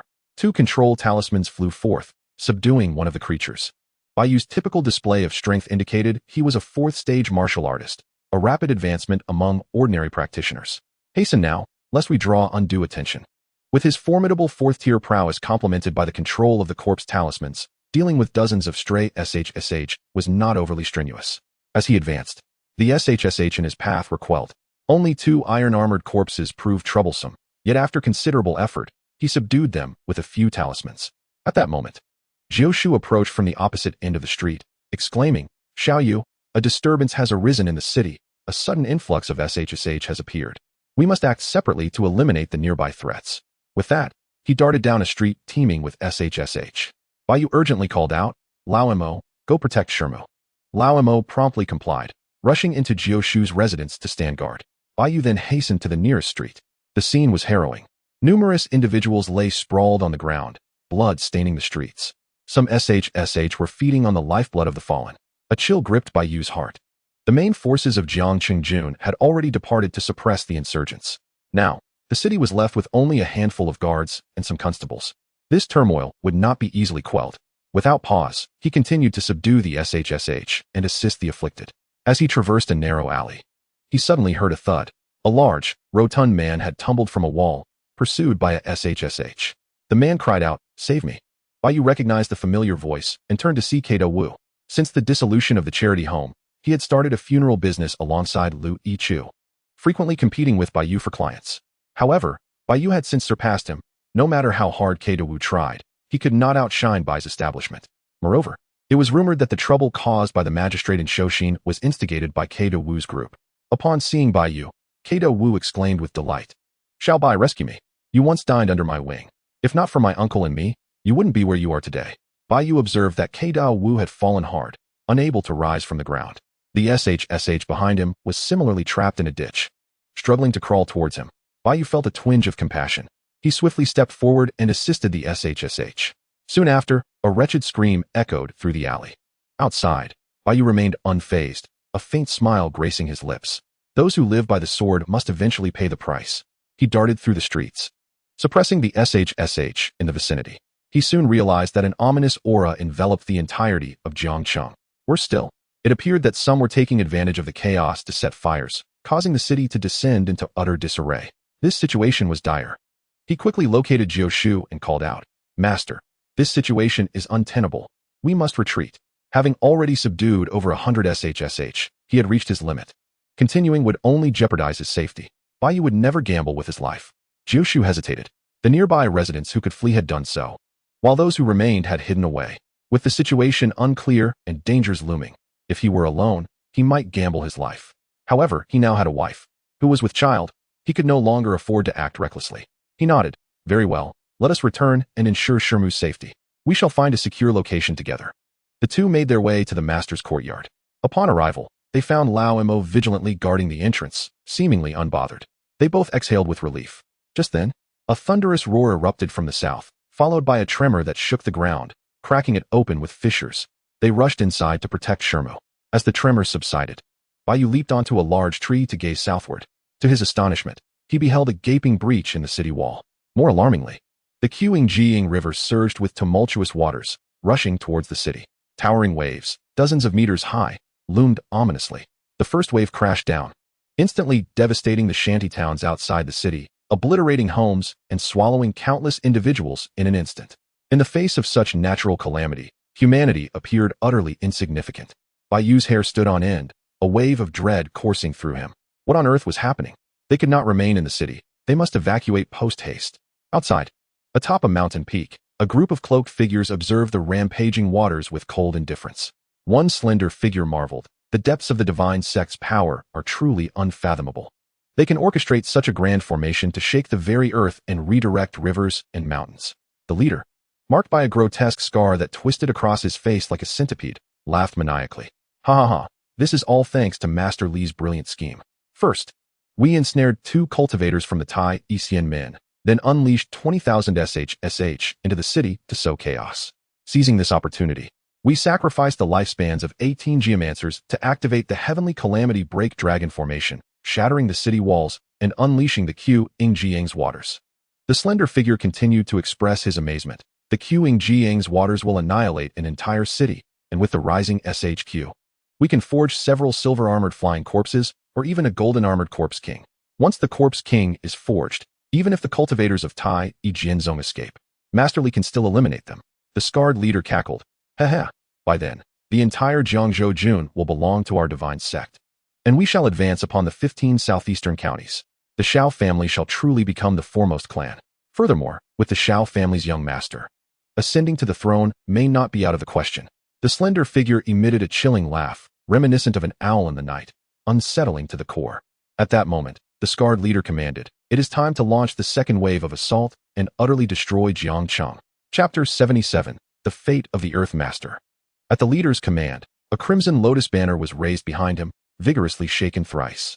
Surrounding the nearby hills, altars were erected, with a colorful array of insurgents gathering beneath them.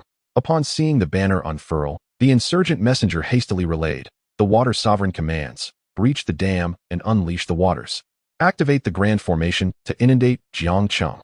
Upstream of the xianxia's, someone breached the dam, releasing the torrent of the river.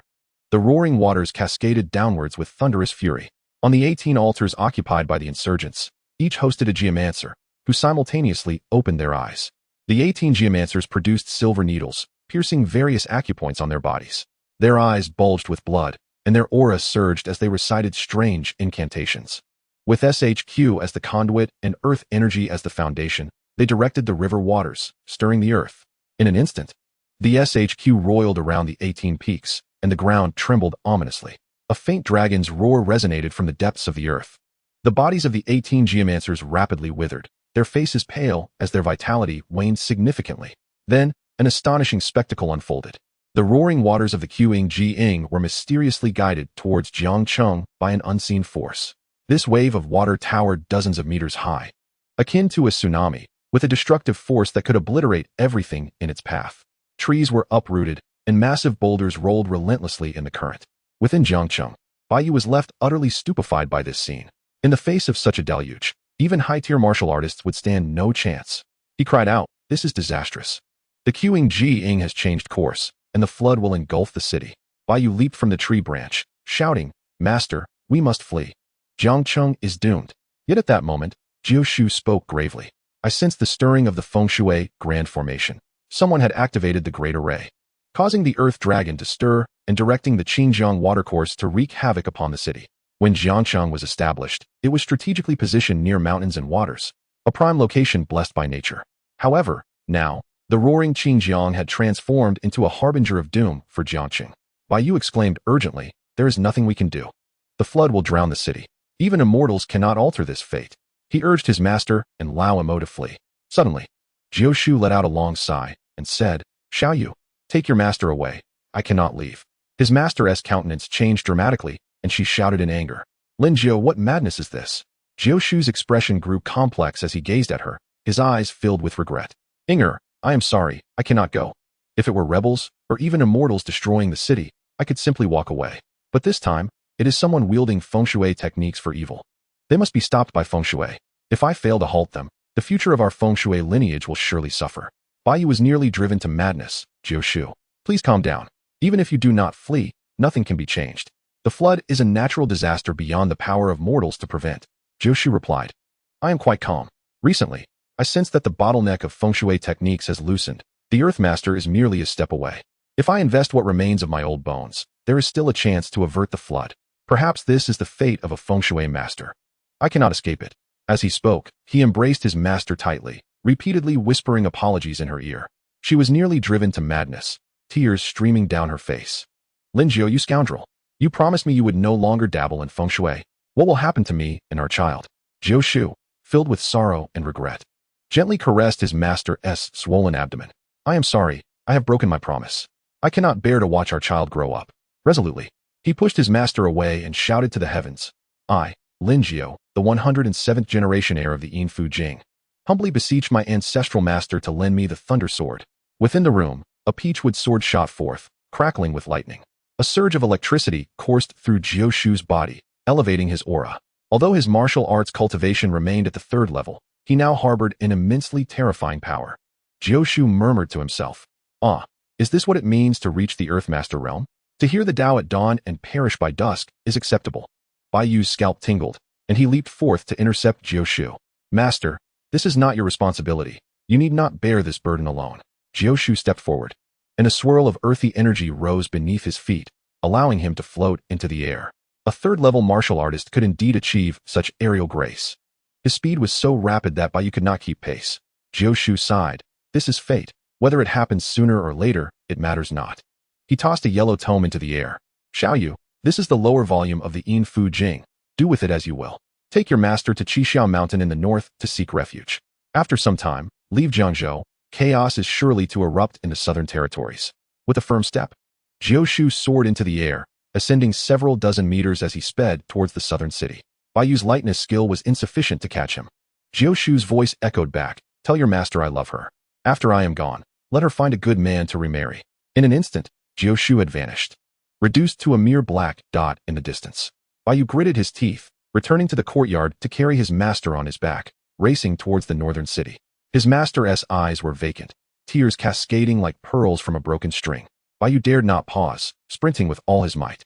Behind them, the roar of the flood drew ever closer, leaving no room for hesitation. Each moment of delay heightened the danger of death. Along the way, many undead creatures obstructed their path, and even rogues sought to take advantage of the chaos. Bai Yu could not afford to linger. He executed his lightness skill, leaping onto rooftops, bounding from one to another. At last, he reached the northern city gate. However, there stood several bronze-armored corpses blocking the exit. Many who attempted to escape had been killed by these undead, their bodies strewn across the ground. Bai Yu frowned and said to Lao Imo, "Let us bypass the bronze-armored corpses and leap over the city wall to escape." Lao Imo responded with a low growl, Wong, do not worry. I will keep up." Bai Yu had no time for hesitation. With a swift dash, he raced across the city wall, landing firmly atop the city tower. To his surprise, Lao Imo also managed to leap onto the tower, having learned quite a bit over the years. Bai Yu turned to his master and said, "Master, hold on tight. We are descending from the city wall." Like a swallow, he leaped from the towering city wall, landing gracefully. As he touched the ground, he channeled his inner strength to create a cushion beneath his feet, ensuring a safe landing. Lao Imo followed suit, rolling several times to dissipate his momentum before stabilizing himself. Bai Yu sighed in relief, having finally exited the city. Now, they only needed to reach Qixiao Mountain to be safe. He resumed his frantic sprint.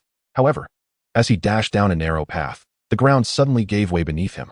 A deep pit had formed, its depths lined with sharpened bamboo stakes, the tips darkened, clearly coated in poison. An ordinary person would fall into the trap and be impaled by the stakes. Although Bai Yu was not afraid, he bore his untrained master on his back. With a sharp cry, he activated his lightness skill to its utmost, deftly springing off 2 bamboo stakes like a swallow skimming water, swiftly escaping the pit. Yet at that moment, several whistling sounds pierced the air. Swoosh, swoosh, swoosh. From the nearby thicket, a number of crossbow bolts shot forth, aimed directly at Bai Yu. He drew his blade, executing the 10 commandments of the Duanhuan blade. In the blink of an eye, he slashed at different angles, deflecting all the bolts aimed at him. Footsteps approached from the forest, revealing a burly man leading a group of subordinates. The dark-skinned giant laughed. "I thought the watermaster was being overly cautious. Yet it seems a fish has indeed slipped through the net. A business opportunity has presented itself, and there's even a woman. Our brothers are in luck." One of his lackeys chimed in, "Wei Gu, that woman appears to be pregnant, perhaps 3 to 5 months along." The dark giant laughed heartily. "What do you know? Pregnant women are the most delightful. Fortune comes to those who understand." The group erupted in laughter, their expressions dark as they eyed Bai Yu, showing no regard for him. Bai Yu's eyes narrowed as recognition dawned upon him. This dark giant was named Wang Wei, a hall master of the Xunli sect, a 7th-level martial artist. Wang Wei's voice boomed like thunder as he shouted at Bai Yu. "You there, hand over the woman on your back, and I may spare your life." Before Bai Yu could respond, his master, hearing this, lamented, "Xiaoyu, let me go and escape. Your master is no longer here. My life holds no meaning." She opened her tightly clenched fist, revealing a crimson pill. It was clear she had long resolved to die. Bai Yu hastily snatched the pill from her, exclaiming, "Master, you mustn't. You carry Jiu Shu's blood within you. Please, for his sake, keep the lineage alive." In this era, the continuation of one's lineage held profound significance. Upon hearing this, his master trembled, pausing her actions. Bai Yu urged, "Master, trust me. Close your eyes and hold on tight. I have a plan." The Shermu obediently closed her eyes, while Bai Yu tightened his grip on the long knife in his hand. At that moment, on the other side, Wang Wei laughed heartily. "Kid, do you really think that as a mere fourth-tier martial artist, you can come here and embarrass yourself? You don't seriously believe you can escape under our noses?" His subordinates echoed his laughter. This kid must have lost his mind to dare to challenge Wei Yi. He won't even need Wei Yi to intervene. Our dozen crossbows will take care of him. They taunted, "I advise you to surrender early. It would be a quick end for you. Otherwise, we will make you understand what true suffering is." The men, armed with crossbows, aimed their glistening bolts at Bai Yu. Without a word, Bai Yu tightened his grip on his long knife and charged forward. The members of Shun Li men laughed derisively and pressed their crossbow triggers. In an instant, dozens of bolts flew towards Bai Yu. With a fierce shout, Bai Yu swung his knife, Mi Tua Chuan Jing. In an instant, the long knife in his hand transformed into a silvery barrier, shielding him from harm. The sound of metal clashing rang out as the bolts were all deflected by his blade. Wang Wei was astonished. "Kid, how do you know the 10 Commandments sword technique of Shun Li men?"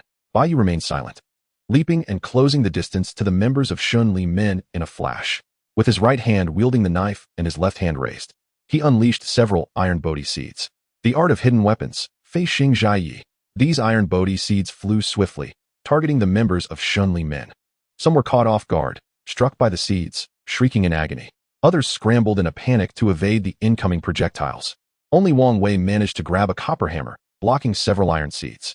Seizing the opportunity, Bai Yu closed in, his long knife glowing ominously. Enraged, Wang Wei shouted, "Jing Guapading."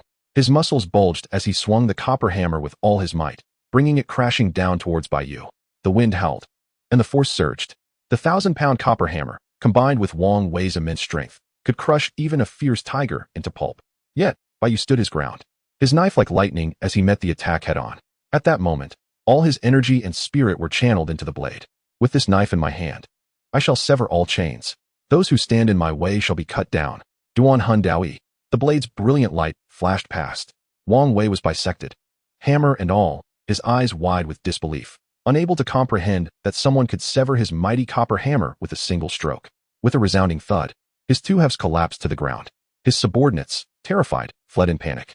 The silver light of the knife flickered as screams echoed through the forest. Bai Yu emerged from the woods, his eyes ablaze with killing intent. He cast several soul-extinguishing talismans to suppress the corpses, then summoned the surrounding malevolent energy with a gathering evil talisman, reducing the bodies to a pile of bones. Finally, he used a cleansing blood talisman to wash away the lingering malice on himself. Lao Mo swiftly erased traces of the battle, disguising the bodies as having been ravaged by wild wolves. This series of actions, practiced countless times, was executed flawlessly, eliminating any future threats. Bai Yu said no more, carrying the Shermu up Qixiao Mountain, finding a hidden cave to take refuge. "Shermu, you may open your eyes now," Bai Yu said as he set her down. She opened her eyes and turned towards the direction of Jiangcheng. In the night, the roar of floodwaters echoed like thunder. Amidst the crashing waves, there were sounds of shouting, wailing, the earth trembling, and a faint dragon's roar. This cacophony gradually subsided by midnight. Bai Yu remained awake all night, gripping his long knife at the cave entrance. Lao Mo kept a watchful eye on the Shermu, fearing for her state of mind.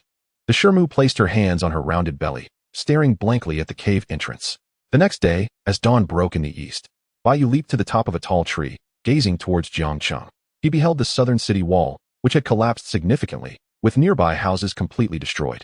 Most astonishingly, outside the southern city, new hills had inexplicably formed. The surging Qinjiang River had altered its course, and the floodwaters began to recede. Bai Yu's heart trembled. Could it be that Jiu Shu truly managed to hold back that overwhelming flood, altering waterways and driving away mountains? Is this the power of a Deshur? Observing the order in the city beginning to restore, he saw many constables and local soldiers searching for survivors. It appeared that this calamity had indeed passed. He wondered how Jiu Shu was faring. Chapter 79, Broken Sword and Tattered Robe. Seeing the turmoil in Jiangcheng subside, Bai Yu carried the Shermu back home. At this time, martial arts Grandmaster Feng Leoi emerged, leading the long snake constables to clear away the malevolent corpses and debris left in the wake of the flood. The order in the city was temporarily restored. Bai Yu, anxious, rushed towards the southern city. Jiushu must be safe. Outside the southern city, the once flat plains had transformed into rolling hills. The floodwaters had receded, and Bai Yu searched tirelessly, but only found a half-broken peachwood sword. He searched frantically, discovering many other corpses, yet none belonged to Jiushu. Feng Yuqing, the old master Feng, passed by with a group of constables and called out, "Kid, stop searching. Your master is gone. I saw it clearly last night." He summoned the earth's energy to forcibly alter the southern city's landscape, blocking the flood. Then he fought with nearby geomancers, breaking their formations, but was ultimately backlashed by the earth's energy. He is no more. He sighed heavily. Lin Jiu was a true man. But good men don't live long. The best geomancer of Jiangcheng perished in the mountains. Bai Yu could not bear to believe that Jiushu had truly vanished without a trace. He commanded his funeral team to search frantically, desperate to overturn every stone. However, they ultimately only found a corner of a tattered yellow robe. A broken sword, a tattered robe, yet Jiushu was nowhere to be found. As Bai Yu returned to the city with these two items, the Shirmu remained silent, holding her belly as tears streamed down her face uncontrollably. Bai Yu, fearing for the Shirmu's well-being, hurriedly had sister Hihua stay close to her. He donned mourning attire and built a grave for Jiushu in a feng shui site outside the city. Before Jiushu's grave, Bai Yu played a mournful tune. Xianxiang Luo, He 11, Luo 11 Ming, Zhao Gung Fu Luo, Ren Si, Yi Chu, He Shigui. At that moment, he truly grasped the depth of this elegy. Life is like morning dew, fleeting and ephemeral. When a person dies, when will they return? The mournful sound of the swana, the desolate grass, and the cold crows echoed across the horizon. As the tune concluded, Bai Yu stood at the grave for a long time, reluctant to depart.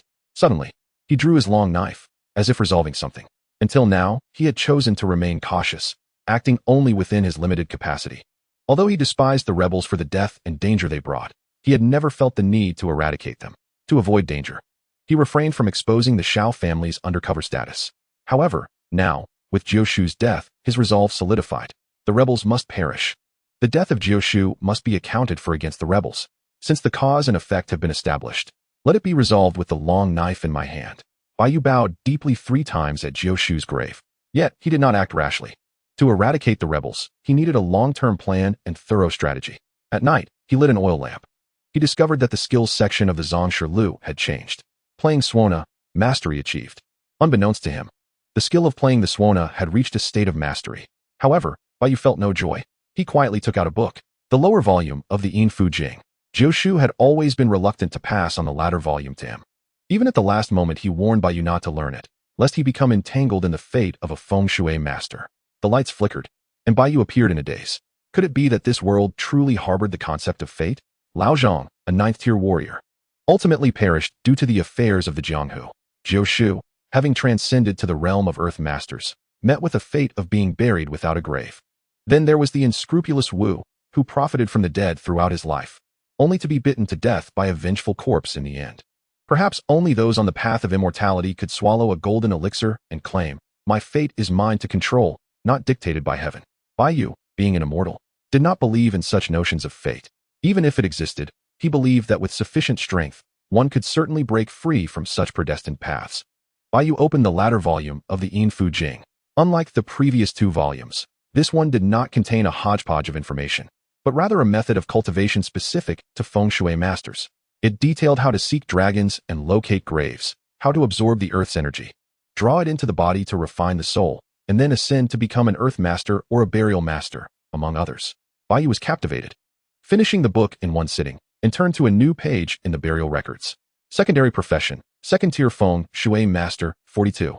Cultivation technique, In Fu Jing, comprehensively integrated. Skills, feng shui technique, comprehensively integrated. Blessing technique, comprehensively integrated. Blood talisman technique, practiced. Corpse refinement technique, initial understanding. Until now, the burial records had only allowed him to turn 1 page. He never expected to open a 2nd page this time. Although he was uncertain of its significance, he sensed that it held deeper mysteries. According to the information above, Bai Yu was now a 2nd-tier feng shui master, studying the Infiltrating. Feng shui masters were divided into 3 tiers, and after the 3rd tier, one could advance to become an earth master. In ancient times, earth masters were comparable to foundational cultivators of the immortal path. Bai Yu mused, if he could successfully advance to become an earth master, the chances of executing his plan for revenge against Jiushu's enemies would increase significantly. It was imperative to eradicate the rebel forces and eliminate the malevolent cultivators. However, he did not rush. Instead, he methodically began the burial rites. After completing the funerary tasks, he stayed close to his Shirmu, wary of her doing anything reckless. He accumulated strength while also gathering silver for the shop. During the burial, he learned more news. After the flood submerged the city, the core members of the Xiao family, Shunli Min, and the Heilang gang vanished without a trace. Some suspected their disappearance was related to the flood that day. The Lushan men captured a few marginal disciples, but gained no useful information. Furthermore, the county governor sent someone to commend Jiushu's widow, presenting her with a plaque to honor Jiushu's selfless sacrifice. A few days later, Du Jian and the Xianwu army returned. According to Du Jian, they had been lured into a valley by the rebel forces, where a feng shui grand formation ensnared them. Upon their return, they learned that there had been an attempt by the rebels to breach the city that night. Du Jian expressed his apologies for Jiushu's fate, repeatedly saying he was sorry. It was his and Shiji's oversight that provided the rebels with an opportunity. The vile evil cultivator, despite being slain several times, always seemed to miraculously revive for some unknown reason. Bai Yu, why don't you beat me up to vent your frustration? Bai Yu clearly distinguished right from wrong and did not blame others for Jiushu's death. The root of all troubles lay with the rebels. They were the true enemy. He did not lash out at his allies, as that was not his style. After several days, Bai Yu made the necessary preparations and entrusted Lao Mo and Du Jian to look after Shirmu. He handed the funeral parlor over to Zhu Tong and Xiao Wang, along with the Dou Luo trio, ensuring they could adequately handle general funerary matters. In Jiushu's small courtyard, Shirmu sat in the chair where Jiushu often rested. Lost in thought, Bai Yu approached her and said, "Shirmu, I must go away for a while, and I have come to bid you farewell." Shirmu paused for a moment and replied, "Your master would never allow you to do this. It is too dangerous." Bai Yu reassured her, "Do not worry, Shirmu. I will not act recklessly. When my little junior brother is born in a few months, I shall bring him a gift." He bowed deeply to Shirmu before entering the house to light a stick of incense before Jiushu's spirit tablet. That night, the darkness was thick as ink, and the wind howled. A figure, bearing a long sword, vanished into the night. Chapter 80, Leader of the Pit Digging Group. Outside Jiangcheng, the rebel forces lost their last county. They burrowed into the Tianmu mountain range, utilizing the vast mountains and the intricate waterways of the marsh to engage in guerrilla warfare against the Xianwu army. Whenever the Xianwu army set out, the rebels would scatter and hide in the woods. Once the main force departed, the rebels would emerge from the mountains to harass and plunder the common folk. The government forces found themselves unable to deal with these tenacious rebels. One day, a small team of rebels was traversing the forest. They had just attacked a village, seizing a considerable amount of grain and poultry, some even carrying a human head at their waist. They were in high spirits, occasionally exchanging jokes. One of the rebels looked up and spotted a mulberry tree, swiftly leaping to its top to pluck and eat the berries. The others called out, "Lu Tu, what is so good about mulberries? They're sour enough to rot your teeth. Be careful climbing so high or the government troops will spot you." Lu Tu, whose real name was Lu Huan, was a squad leader among the rebels. He chuckled, "The Xianwu army has long been dispatched to Funyo Mountain. Master Li Xian's strategies are unmatched, moving the Xianwu army as if they were pieces on a chessboard." He plucked a few mulberries and popped them into his mouth. Although they were sour, he relished them. Just then, a volley of crossbow bolts shot out from the forest. Several rebels fell dead on the ground in an instant. An elite unit of the Xianwu army surged from the woods. Lu Huan was taken aback, and without thinking, he swiftly turned to flee using his lightness skill. Fortunately, he was a fourth-tier warrior with exceptional agility. Due to internal conflicts among the rebels, he had only been promoted to a mere squad leader, leading a 5-man team. He dashed away, evading the bolts with remarkable speed. After the span of an incense stick, he plunged into the thick underbrush, gasping for breath. "Damn it. Lucky for me I'm quick. I'm finally safe." Suddenly, when he looked up, he was startled to see a figure that looked exactly like him. Lu Huan's hair stood on end. Could it be a spirit? Or have I lost my soul, having seen blood on the battlefield? His courage far surpassed that of the average person. He quickly drew his knife, ready to confront whatever creature stood before him. However, the figure was even quicker. With a swift motion, it hurled a stone that shattered Lu Huan's throat. Lu Huan clutched his throat, gasping for air, and succumbed. The figure efficiently retrieved a set of talismans, the Jusha talisman, the Miahun talisman, and the Qingming blood talisman, swiftly handling the corpse. It donned Lu Huan's clothing and wielded his weapons, smiling softly. "From this moment on, I am Lu Huan." His voice even took on a rough quality, nearly indistinguishable from Lu Huan's. This figure was none other than Bai Yu, disguised using transformation techniques. After Jiushu's death, Bai Yu made a decision that defied the principles of survival. He sought to infiltrate the rebel forces and assist Du Jian and others in eliminating the malevolent cultivators, thus thoroughly obliterating this band of rebels. He had tracked a group of rebels in the forest, spending nearly half a month observing them and selecting the optimal target for action. Bai Yu, disguised as Lu Huan, chose a direction and sped away. Not long after, he encountered a bald man lying on the ground, crying out, "Old Lu, come save me." Bai Yu recognized him as Lu Huan's superior, a certain Zhu, who managed 10 men as a fire leader. Bai Yu mimicked Lu Huan's tone. "Brother Zhu, what happened to you?" Zhu, the fire leader, exclaimed, "I got shot in the knee by those bastards from the Xianwu army. Damn it, I can't move." He believed he was doomed and would soon be found by those wretched soldiers, but unexpectedly, he had run into Lu Huan. Bai Yu said little, quickly tending to Zhu's wound before helping him to his feet. Zhu insisted, "We can't stay here. Our men are all gone. Let us head over to join Sima Song nearby." The rebels are now fragmented, each fighting their own battles, creating a chaotic situation. Bai Yu, of course, saw this as an opportunity, and he said, "I will heed Zhu Ji's advice." He accompanied Zhu Huazhang on their journey. Meanwhile, on a nearby peak, Du Jian stood upon his sword, murmuring, "I hope everything goes smoothly for Bai Go." On the other side, Bai Yu, through subtle inquiries, learned that Zhu Huazhang was named Zhu Ziming, a second-tier martial artist. The two twisted and turned until they arrived at the entrance of a valley. Zhu Ziming called out a few times like a cuckoo, and shortly after, several rebel sentinels, alert, questioned them. "Who goes there?" Zhu Ziming replied, "I am Zhu Ziming from Laoi Ridge, and this is my brother Lu Huan. Our stronghold has been discovered by the Xuanwu army, and all our men have perished. We have come to seek refuge with Sima Song." The sentinels parted the way and guided the two into the valley, where an encampment housing around 200 to 300 men was established. The camp's commander, Sima Song Ling, received them without suspecting anything amiss. With the rebels now scattered and causing disturbances, it was common for small groups of them to be dispersed. Hearing that the two had lost all their soldiers, Sima Song even assigned 5 men to Zhu Ziming for him to command. However, Zhu Ziming was demoted to the rank of a squad leader, while Lu Huan, Bai Yu, was merely a common soldier. Bai Yu was indifferent to such titles. Successfully infiltrating the rebel ranks was already a significant achievement. Over the next few days, he lay low in the rebel camp, quickly becoming accustomed to camp life as if he were a seasoned veteran. A few days later, during a mission, Zhu Ziming was suddenly killed in battle. Now, the last connection Lu Huan had was severed, and no one would suspect his origins.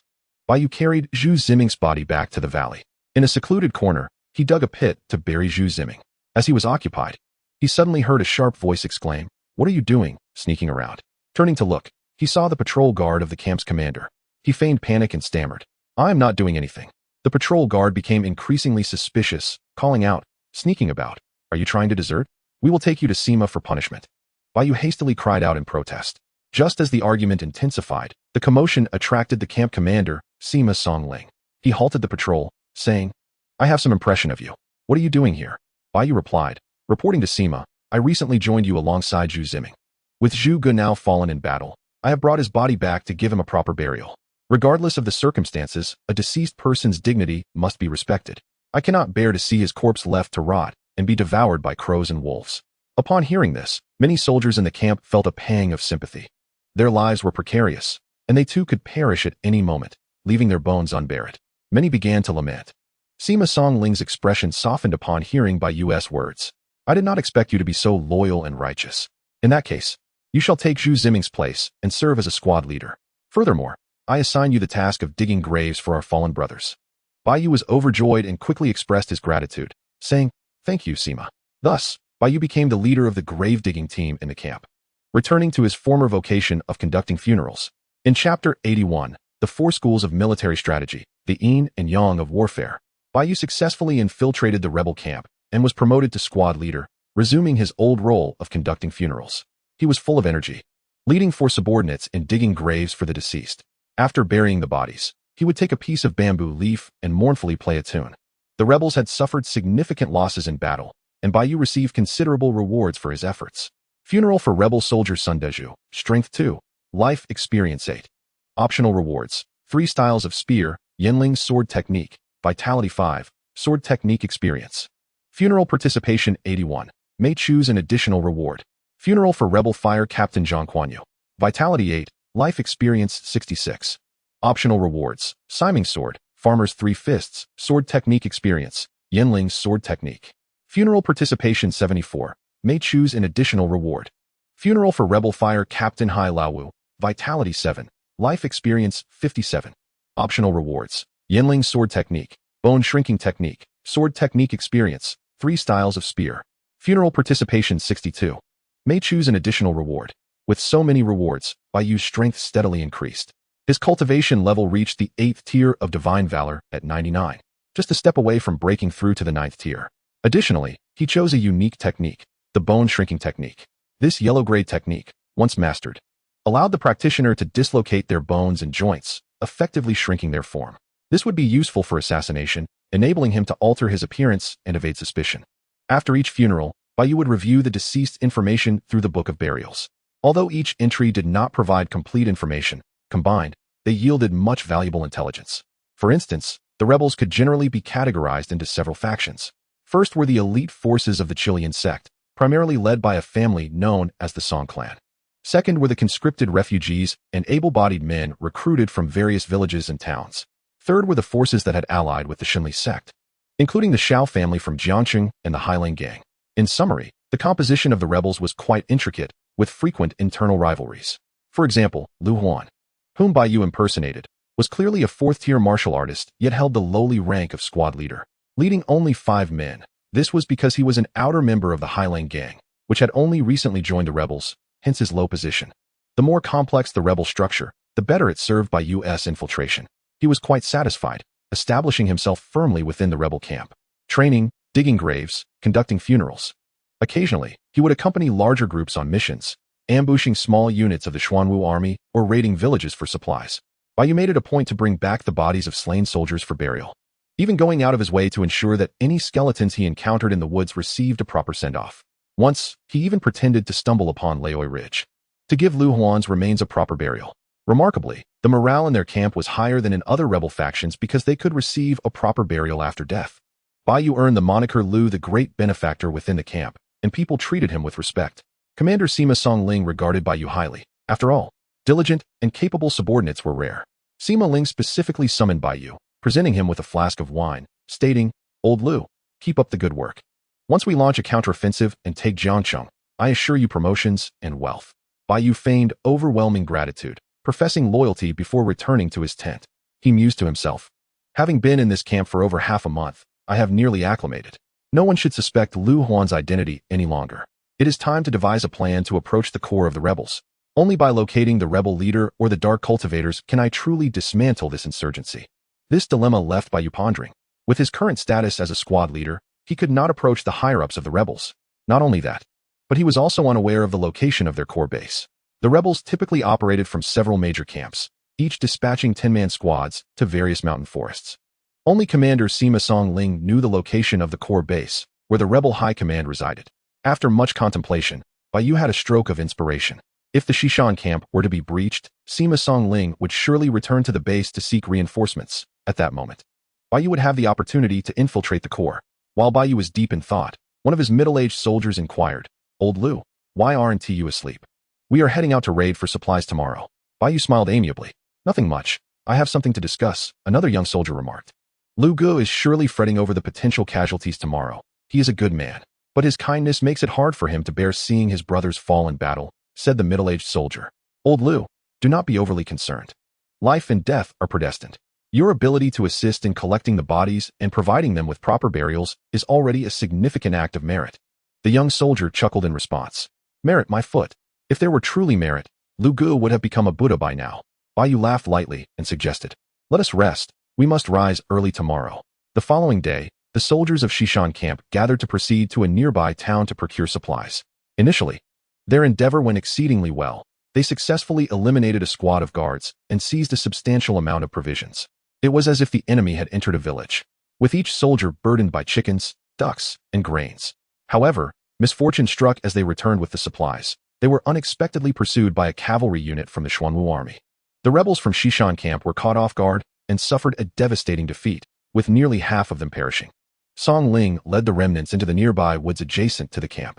What transpired next was astonishing. The Xuanwu cavalry appeared oblivious to their presence, repeatedly searching yet completely disregarding the woods.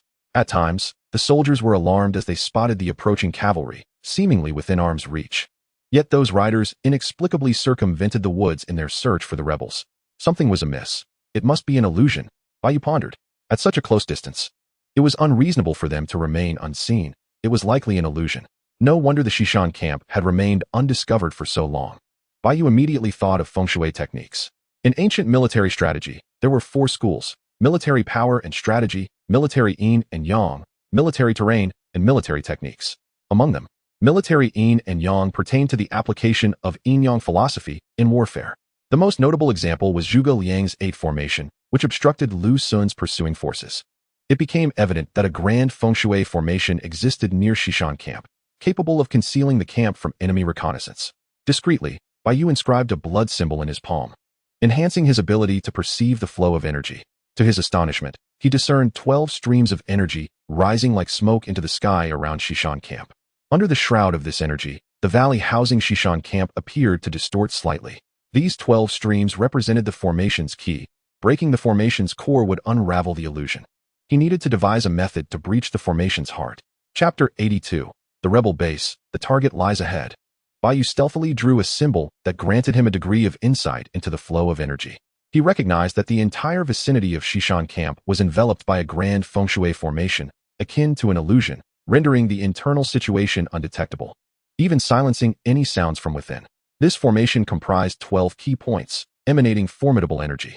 Some were marked by towering trees, others by massive stones, and some were mere hills. Bai Yu swiftly assessed the nearest key point, a large pine tree located merely a few dozen paces behind him. He needed to seize the opportunity to disrupt this key point. Drawing forth his vital essence, he discreetly inscribed a symbol in his palm that could refine the energy flow. Meanwhile, the cavalry outside the woods searched for a while, but found nothing and eventually turned their horses away, gradually retreating. The soldiers in the woods breathed a sigh of relief and began to rise, redirecting their steps towards the camp. Bai Yu, carrying a body, passed by the large pine tree, which served as the key point for the formation. Using the body for concealment, he stealthily touched the pine tree. If someone were to perceive the energy at that moment, they would immediately notice that an energy stream was surging from the top of the tree. The entire feng shui formation began to dissipate rapidly, akin to a deflated balloon. At that moment, someone stumbled and fell, inadvertently aggravating an injury and exclaiming in pain. The others paid little attention, as the formation possessed soundproofing properties, and with the enemy already departed, they were certain they would not be detected. However, the previously distant Xuanwu cavalry suddenly seemed to hear something and turned to look in their direction. The rebels are over there. Attack! The cavalry commander Zhang Wu bellowed. Charging forth, he rode a magnificent steed, swiftly covering over 100 paces in mere breaths, leaping into the woods. With a swift motion, he brandished his long knife, decapitating 2 rebels in midair. The remaining rebels retaliated, thrusting their long spears towards Zhang Wu. He rolled to the ground, sweeping his blade to sever the legs of several rebels. Kill! Zhang Wu shouted, leading his troops directly towards Sima Songling. A chaotic battle ensued. Zhang Wu's cavalry was exceptionally elite. Even dismounted, they fought fiercely. The rebels were reduced to a bloody retreat. On the battlefield, a Xuanwu army lieutenant wielded a heavy sword, striking towards Bai Yu with a fierce gust of wind. Bai Yu hurriedly raised his blade to defend himself. With a resounding clash, he was sent flying like a kite with a severed string. Bai Yu quickly regained his footing and dashed towards the woods, glancing over at Sima Songling's location. Songling was engaged in combat with Zhang Wu, swinging a steel whip amidst his loyal guards. As a 6th-tier martial artist, he was considered a formidable opponent. However, Zhang Wu, a 7th-tier martial artist, wielded his long knife with ferocity, his armor impervious to blades and spears. Zhang Wu single-handedly pressed Songling and his guards into a retreat. With a powerful strike, Zhang Wu deflected Songling's steel whip and shouted, crushing palm. His left palm seemed to swell immensely as he struck towards Songling with tremendous force. Alarmed, Songling hastily attempted to counter. A thunderous explosion ensued as Songling spat blood and was hurled backward, crashing into a pine tree the thickness of a bowl, rendering him combat ineffective. Zhang Wu laughed heartily, preparing to slay Songling. Thankfully, Songling's loyal guards charged forward, risking their lives to entangle Zhang Wu. Bai Yu, witnessing this, felt a surge of joy. An opportunity presents itself. He leaped forward, reaching Songling's side. Sima, I will carry you to safety. Without hesitation, he hoisted Songling onto his back and fled. Zhang Wu, enraged, charged like a frenzied tiger. At that moment, several of Songling's guards bravely rushed forward, shouting, We will hold him back. You must take young Master Ling to safety. Without a moment's delay, Bai Yu activated his agility technique, the agile monkey method, swiftly navigating through the woods. This was a technique he had previously selected, of upper yellow tier, commonly utilized among the rebels, allowing him to evade suspicion. Bai Yu leaped through the trees like a monkey, swiftly escaping the battlefield. As he ran, he urged, Lord Sima, hold on. I will get you back to the camp. Song Ling coughed up blood and replied, no, we cannot return to the camp. The enemy has entered the woods. The concealment formation can no longer shield the camp. Bai Yu feigned anxiety, asking, what shall we do? Should we seek help from another camp? But I do not know the way. Song Ling, weak and lying on Bai Yu's back, instructed, go to Taoyuan Valley, find Grand Marshal and Master Li. Bai Yu's heart leaped with joy. Taoyuan Valley must be the core base of the rebels. He would finally have the chance to approach the higher echelons of the enemy. However, he maintained a facade of composure, following Song Ling's guidance as he swiftly traversed the mountains and forests. After running for over half an hour, Bai Yu finally halted. Panting heavily, I can't go on, Lord Sima, I need to rest. With his apparent strength as a fourth-tier warrior, it would indeed be remarkable if he could run tirelessly for 3 to 5 hours. At this moment, Song Ling had already recovered significantly. He retrieved a medicinal pill from his bosom and said, let us take a break. I owe you much, Lao Lu. The true loyalty of individuals can only be discerned in times of peril. Upon returning to Taoyuan-gu, I shall promote you to Huazhong, overseeing a contingent of soldiers. The military structure of the rebel forces is composed of 5 individuals forming a Wu, 10 forming a Hua, 100 forming a Zhu, and 500 forming a Ring. The corresponding officers are designated as Wuzhong, Huazhong, Zhuzhong, and Ing Sima. The Ing Sima is already a pivotal leader among the rebels. Bai Yu saved Song Ling, naturally, to guide him into the rebel base and, in doing so, gain merit and elevation in rank. The higher the rank, the easier it is to access the core secrets of the rebels. Noticing Bai Yu's silence, Song Ling continued, do not dismiss the importance of your position, Lao Lu. Once I ascend, I will undoubtedly promote you. Bai Yu quickly responded, I thank you, Sima, for your support and am willing to serve you faithfully. Song Ling expressed his satisfaction, encouraging Bai Yu with a few words before adding, your lightness of foot is commendable, if I am not mistaken. It is the Ling Yuan Shen Fa. Bai Yu grinned, you are correct, Sima. I believe that the higher my agility on the battlefield, the greater my chances of survival. And it has indeed proven useful. Song Ling inquired, where did you learn this Ling Yuan Shen Fa? Bai Yu's expression grew somber. I learned it from Zhu Ziming, alas. He is no longer with us. Since Zhu Ziming has passed, any trouble can be attributed to him. The two exchanged much dialogue, with Bai Yu responding fluently, revealing not a hint of flaw. After a while, Bai Yu remarked, Sima, I believe we have rested sufficiently. I must be on my way. Hence, he carried Song Ling and hastened towards the rebel base. Chapter 83, Blood Slaughter Technique. Bai Yu, bearing the Ing Sima Song Ling, navigated through the mountains and forests, pausing several times to rest. Ultimately, they arrived at a vast expanse overgrown with tall reeds. The reeds towered over them, stretching endlessly, their breadth unknown. Song Ling stated, Lao Lu, we have arrived. This is the base of Taoyuan-gu. Bai Yu retorted, I am exhausted to the point of cramping. Sima, do not jest with me. This was clearly a field of reeds, devoid of any signs of human habitation, let alone a hidden army.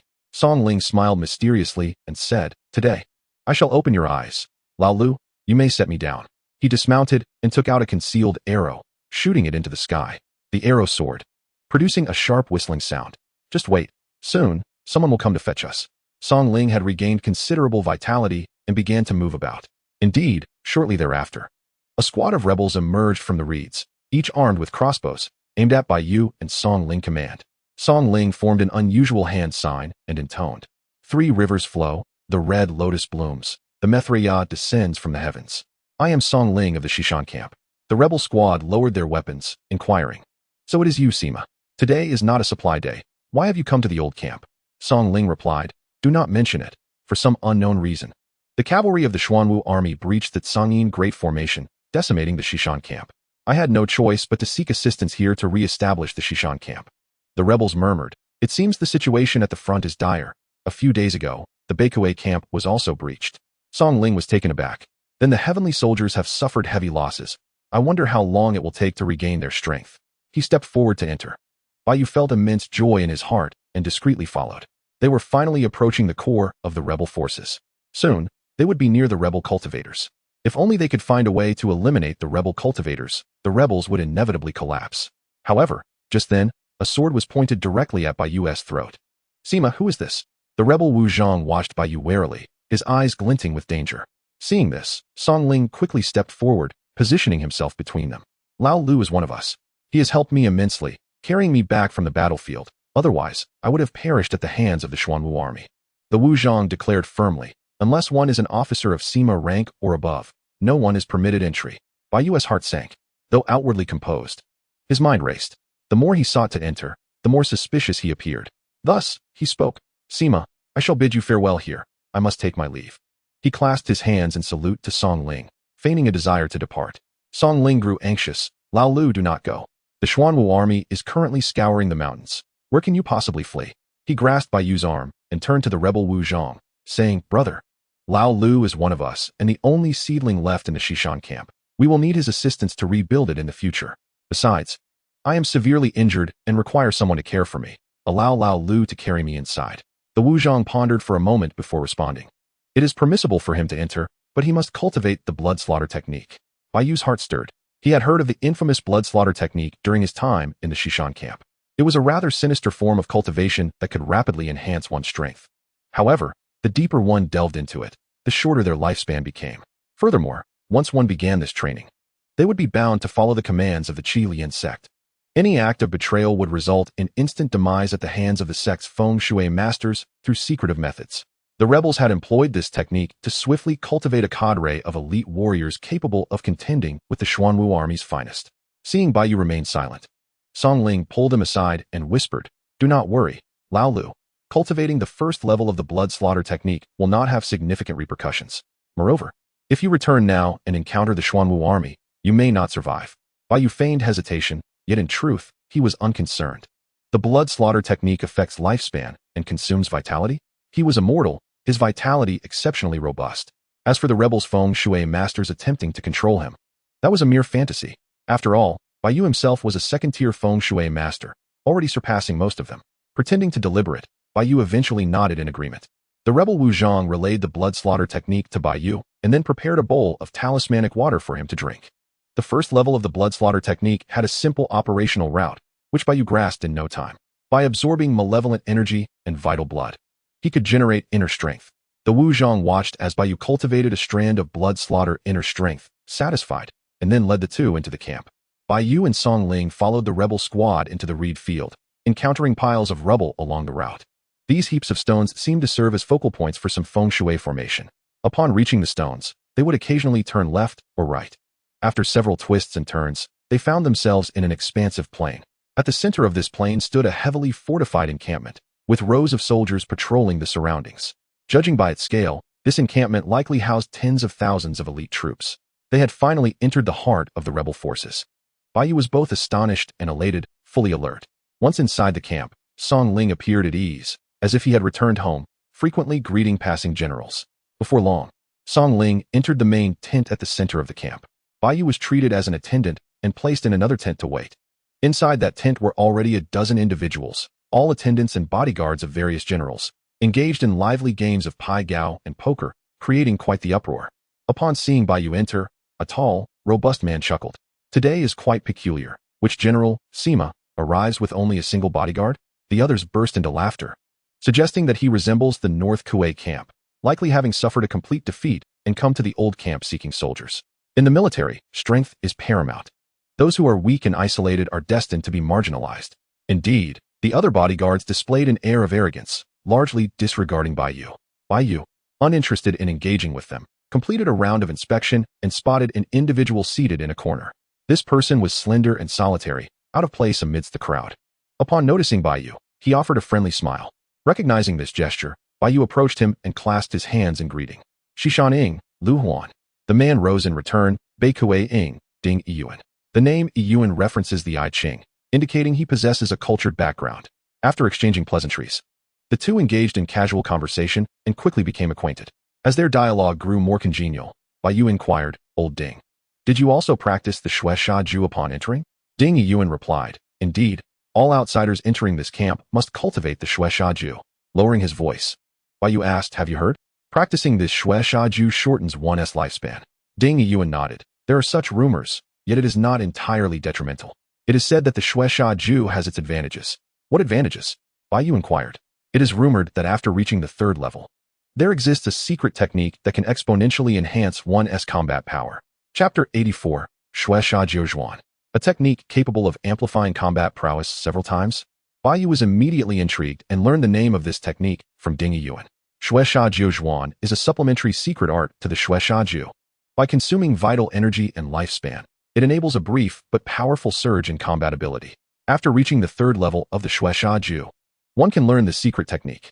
The first transformation enhances strength by 50%, the second doubles it, and the third amplifies it by 15 times, with subsequent transformations yielding even greater increases. Naturally, the expenditure of lifespan and vital energy is considerable. Bai Yu felt a surge of excitement. This technique seemed tailor-made for him. With his ability to attain immortality, he was not concerned about lifespan loss. If he could successfully cultivate xianxiaaudiobooks and unleash several times the combat power in a short burst, it would be a formidable weapon. He resolved to acquire xianxiaaudiobooks at all costs. As he and Ding Yuan continued their idle chatter, they awaited Song Ling. After a while, Song Ling finally emerged. His complexion was rosy, and it appeared he had recovered significantly from his previous injuries. He exclaimed, "Old Lu, the Grand Marshal has made a decision. We are to select soldiers and reorganize the Xishan camp. If I perform well, I might even become the traveling commander or the division commander." The rebel army was indeed instigated by the Qilian sect, with the Song family being the most powerful faction within it. As a direct descendant of the Song family, Song Ling's ability to reorganize the Xishan camp was to be expected. Bai Yu felt reassured. Having successfully infiltrated the rebel camp, he was merely a step away from success. He clasped his hands and congratulated. "Congratulations, Sima Song. I wish you a brilliant future and continued advancement." Song Ling laughed heartily, encouraging Bai Yu with a few words. That evening, Bai Yu settled into a tent. He began to meditate, drawing the Sha Qi into his body, refining the Xue Sha into essence. Following the prescribed route of the xianxiaaudiobooks, Bai Yu practiced repeatedly. He could sense the surrounding malevolent energy being drawn in and then integrated into his body for refinement. His vital essence rapidly depleted, merging with the Sha Qi to transform into Xue Sha internal energy. This Xue Sha internal energy was notably unique, exuding a chilling and violent aura, contrasting sharply with his Tianlang internal energy. After a night of cultivation, the intensity of his Xue Sha internal energy rivaled that of the Tianlang internal energy he had practiced for 10 days. The xianxiaaudiobooks was indeed extraordinary, progressing at a rate tenfold that of ordinary techniques. He had made initial strides in mastering the xianxiaaudiobooks. Xianxiaaudiobooks first layer, proficient, 51,000. Qualification 1. The xianxiaaudiobooks is a high-quality, profound-level technique. However, as he had only reached the first layer, his qualification increase was minimal. Bai Yu felt a surge of anticipation. If he could acquire the complete xianxiaaudiobooks and the xianxiaaudiobooks technique, his strength would undoubtedly advance further. The next day, Song Ling eagerly took Bai Yu to rebuild the Xishan camp. They selected soldiers and reconstituted the ranks. Bai Yu was successfully promoted to vice captain, effectively becoming a mid-level commander within the rebel army. However, he still had a captain above him, named Xianxiafans, originally a master from the Qilian sect, directly placed to command 100 soldiers. Furthermore, Xianxiafans was also a geomancer capable of arranging feng shui formations. Bai Yu remained discreet, fully assisting Song Ling and Xianxiafans in training the troops. After half a month, Song Ling selected exceptionally talented warriors to form a personal guard.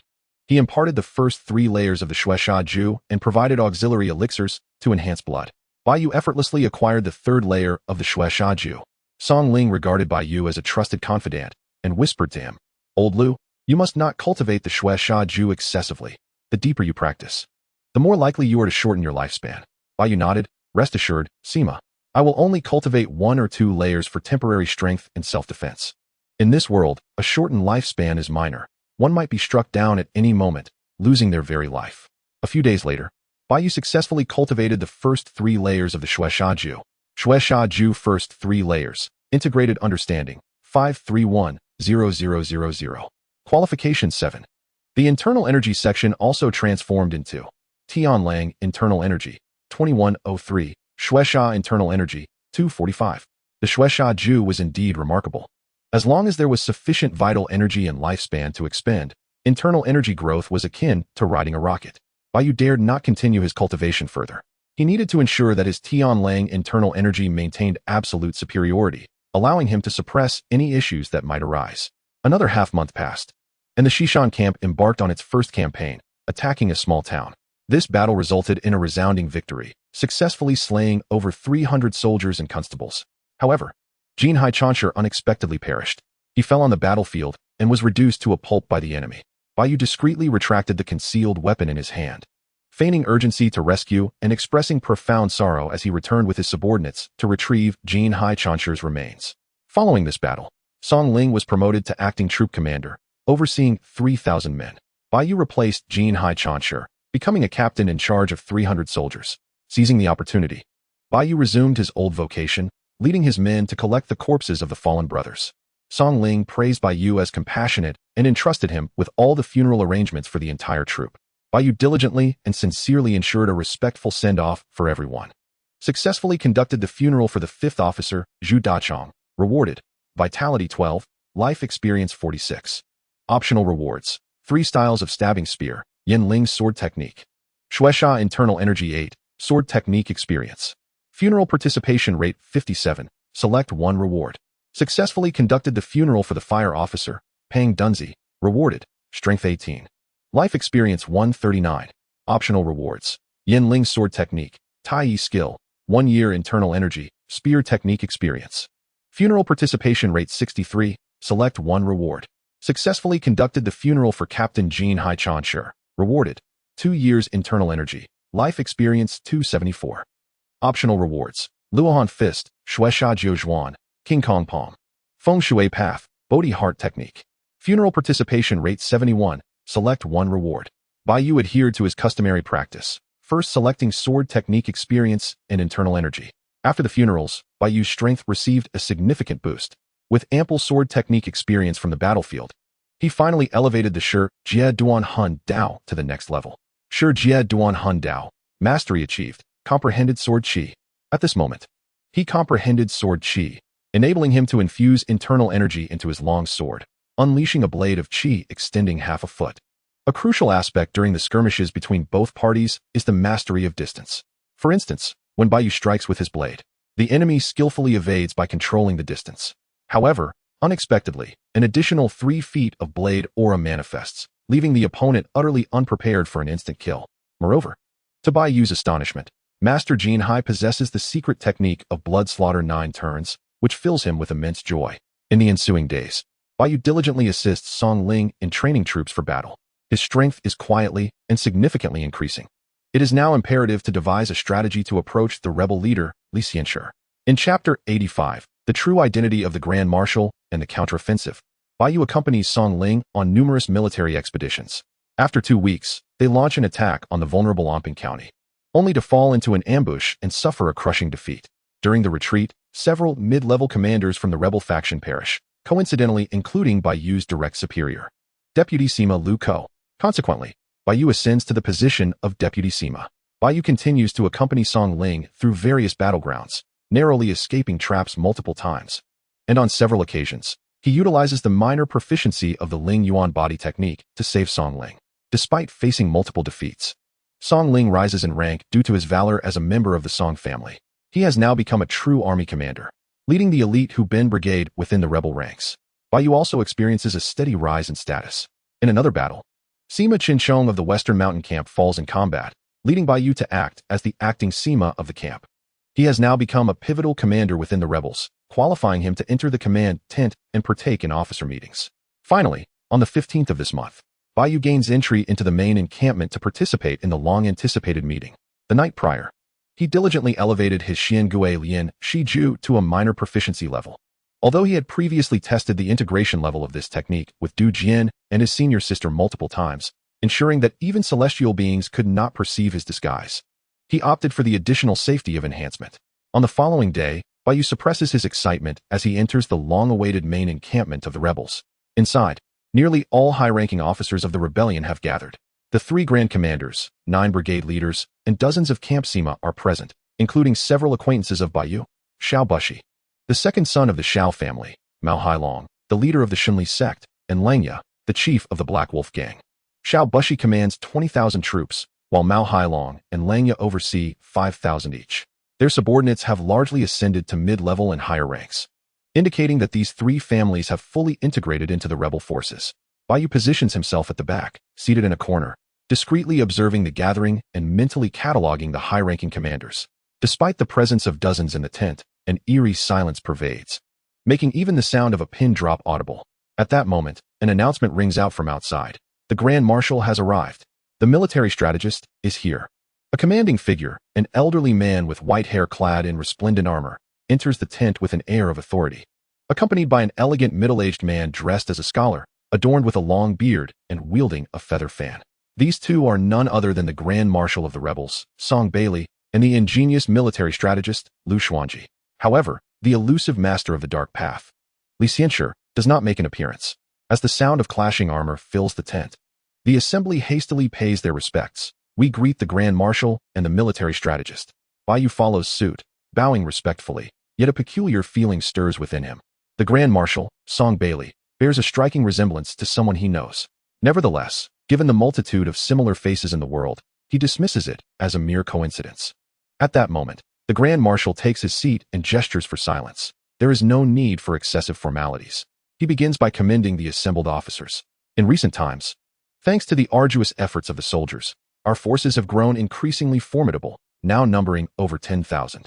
Upon hearing the phrase over 10,000, a flash of realization strikes Bai Yu. The Grand Marshal, Song Bailey, is none other than the cunning old man who sold illicit books in the black market. The time Bai Yu attempted to sell talismans, he was immediately targeted by the Qilian sect. It seems that the old man orchestrated the entire affair. Fortunately, Bai Yu had been clever enough to change his identity upon re-entering the black market, ceasing all transactions involving talismans and energy-regenerating pills. Otherwise, he would surely have fallen victim to the old man's schemes. How deeply the old fox concealed himself, Bai Yu muses in relief.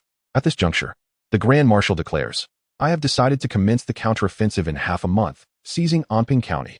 The atmosphere in the tent becomes lively, with officers engaging in fervent discussions.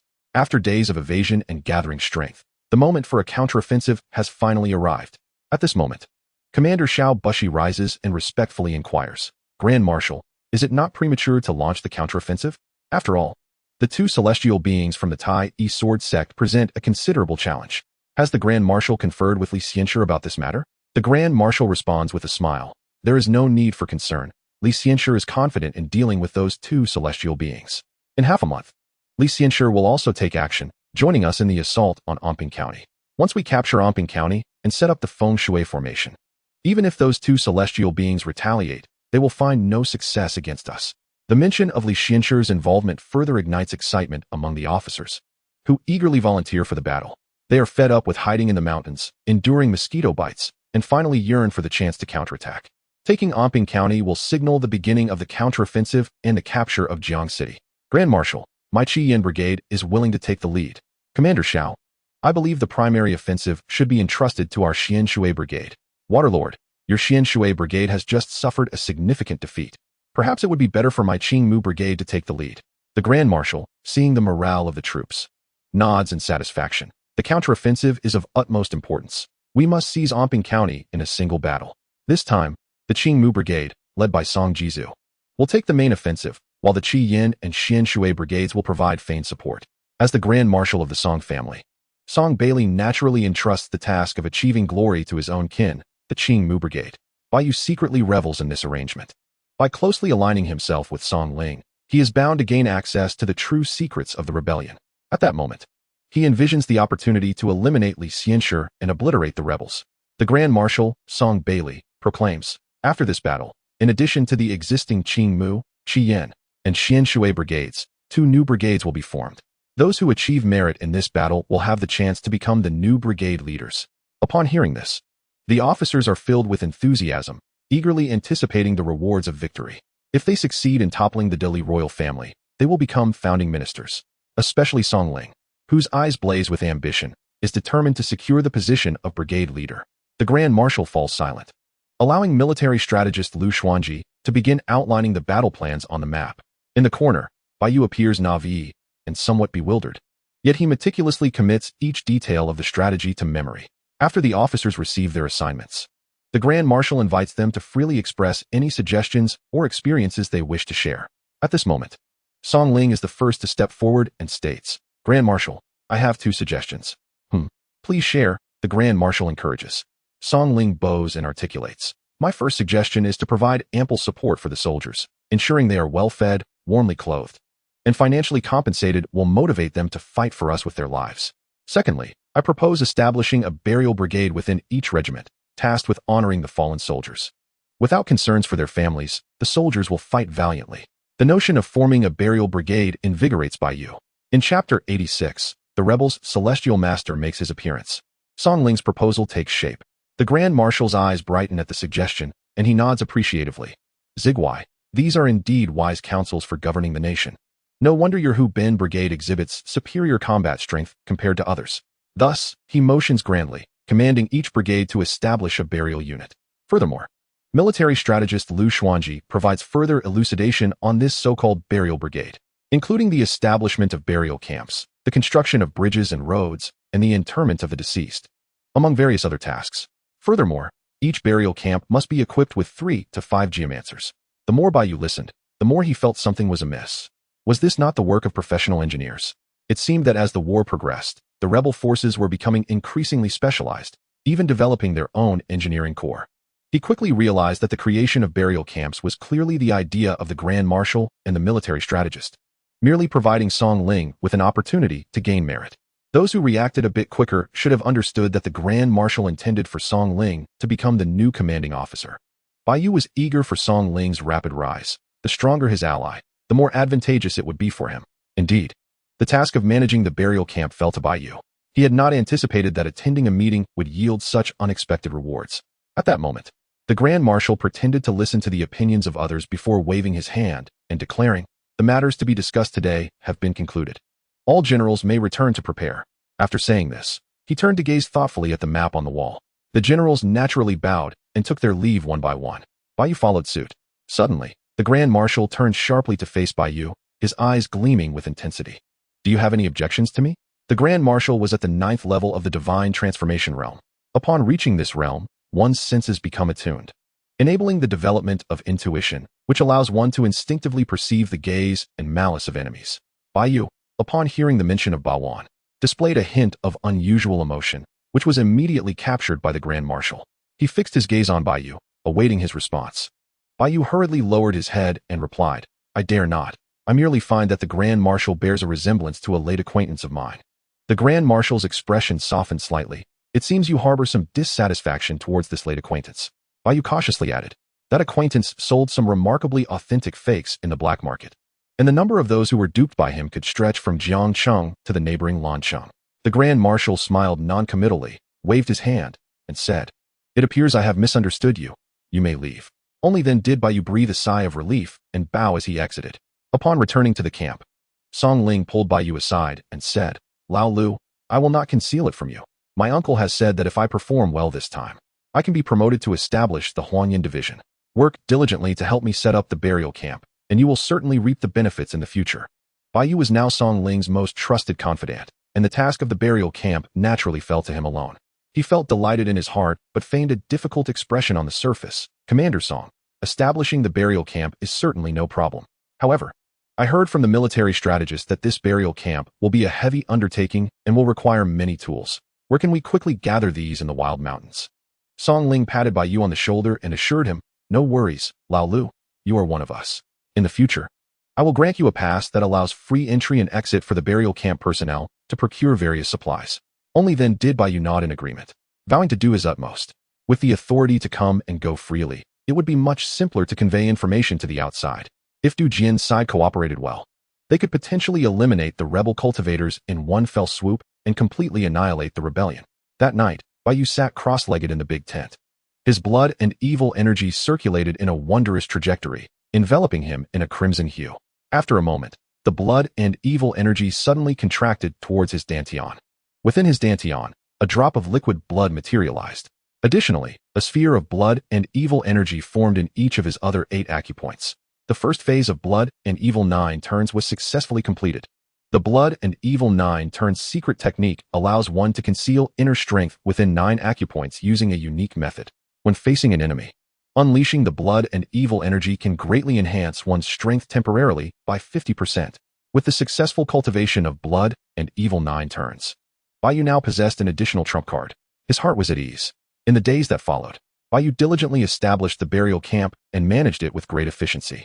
Then, it was a matter of quietly awaiting the impending battle in half a month's time.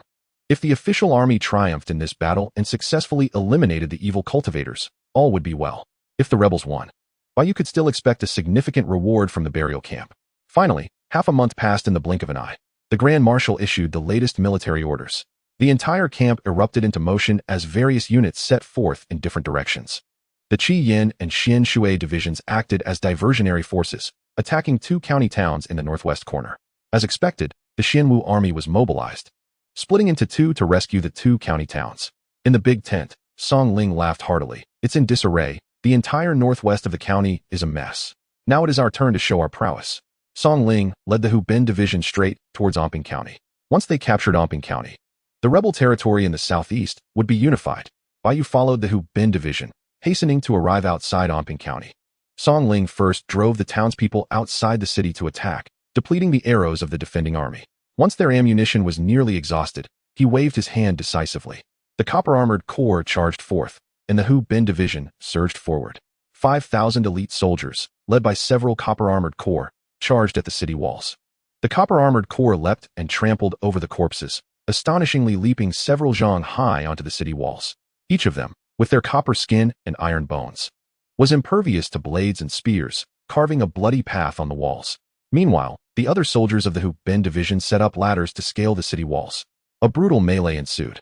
At this moment, Bai Yu reclined in a rocking chair, occasionally indulging in pieces of fruit, reveling in his leisure. After a lifetime of battle, could he not enjoy a moment of respite?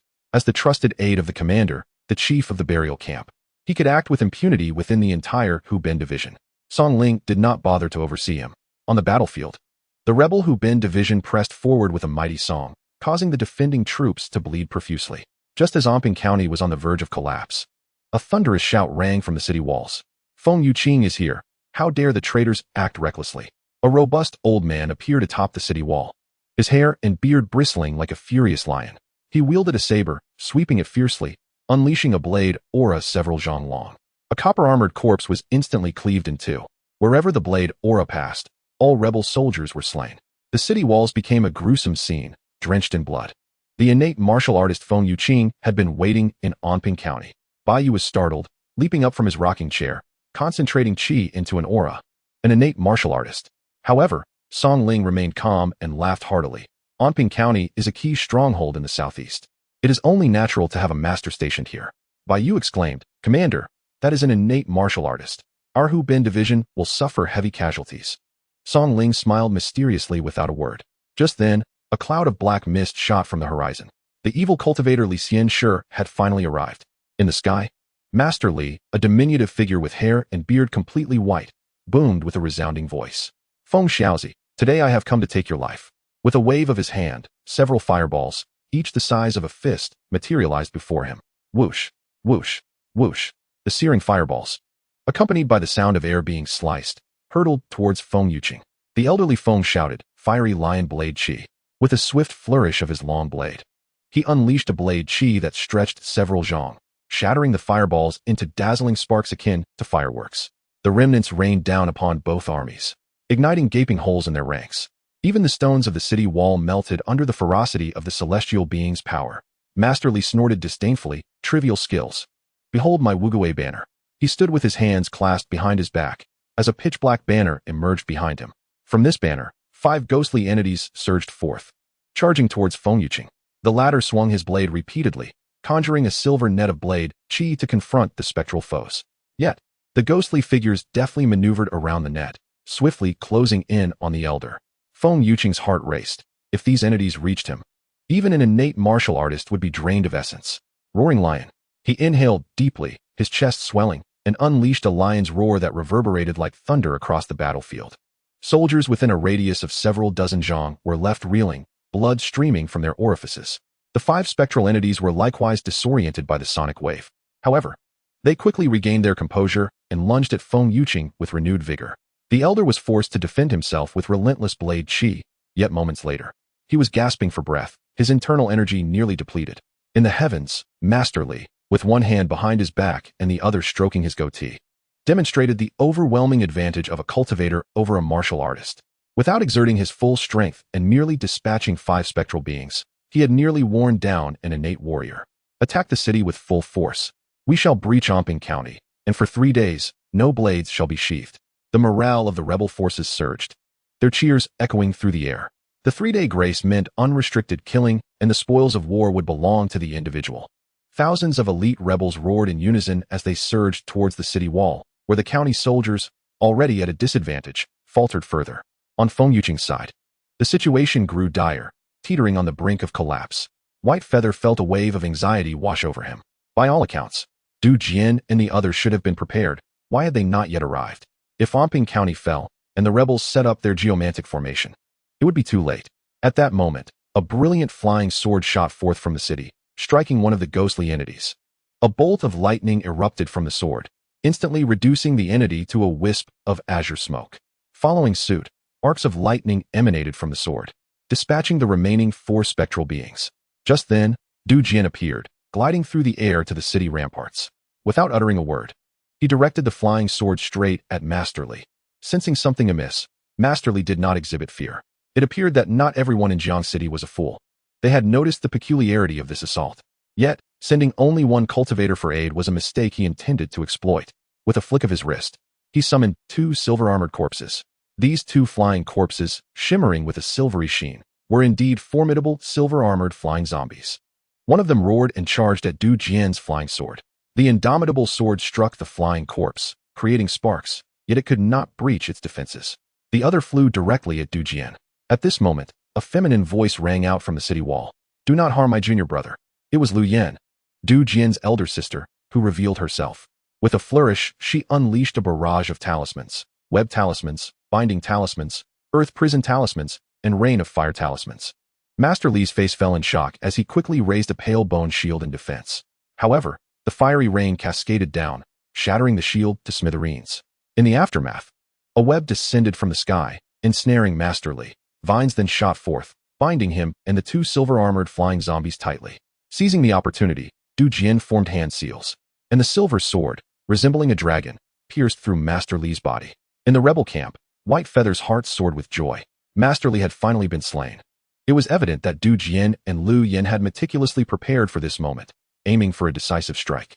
With Master Li's demise, the rebels would struggle to hold their ground.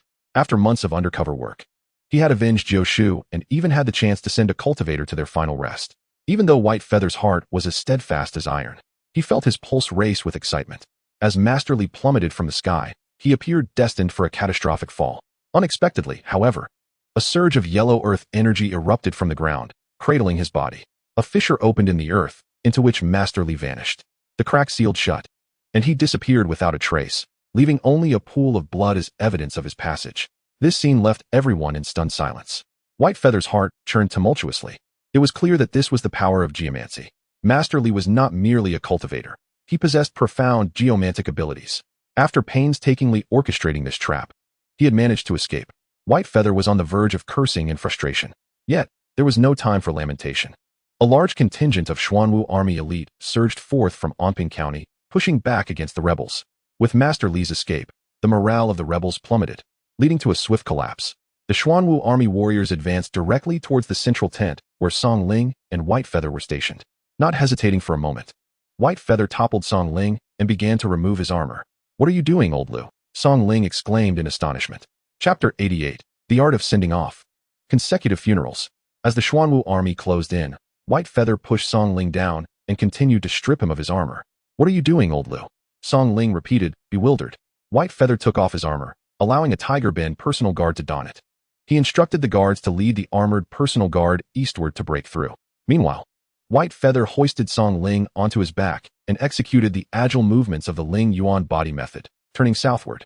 As they ran, he explained to Song Ling, "Commander, we have been compromised. If we do not flee now, it will be too late. The enemy has 2 cultivators and innate warriors. If we lag behind, we will surely perish." At this moment, Song Ling grasped the situation. White Feather's strategy was to have the personal guard wear the commander's armor to divert attention while they escaped amidst the chaos. He smacked his forehead. "You are always so considerate, old Lu. But how are you so adept at this?" White Feather chuckled awkwardly. "Nothing special, just practice. I have plenty of experience in making a hasty retreat. It is wise to consider various escape routes in advance."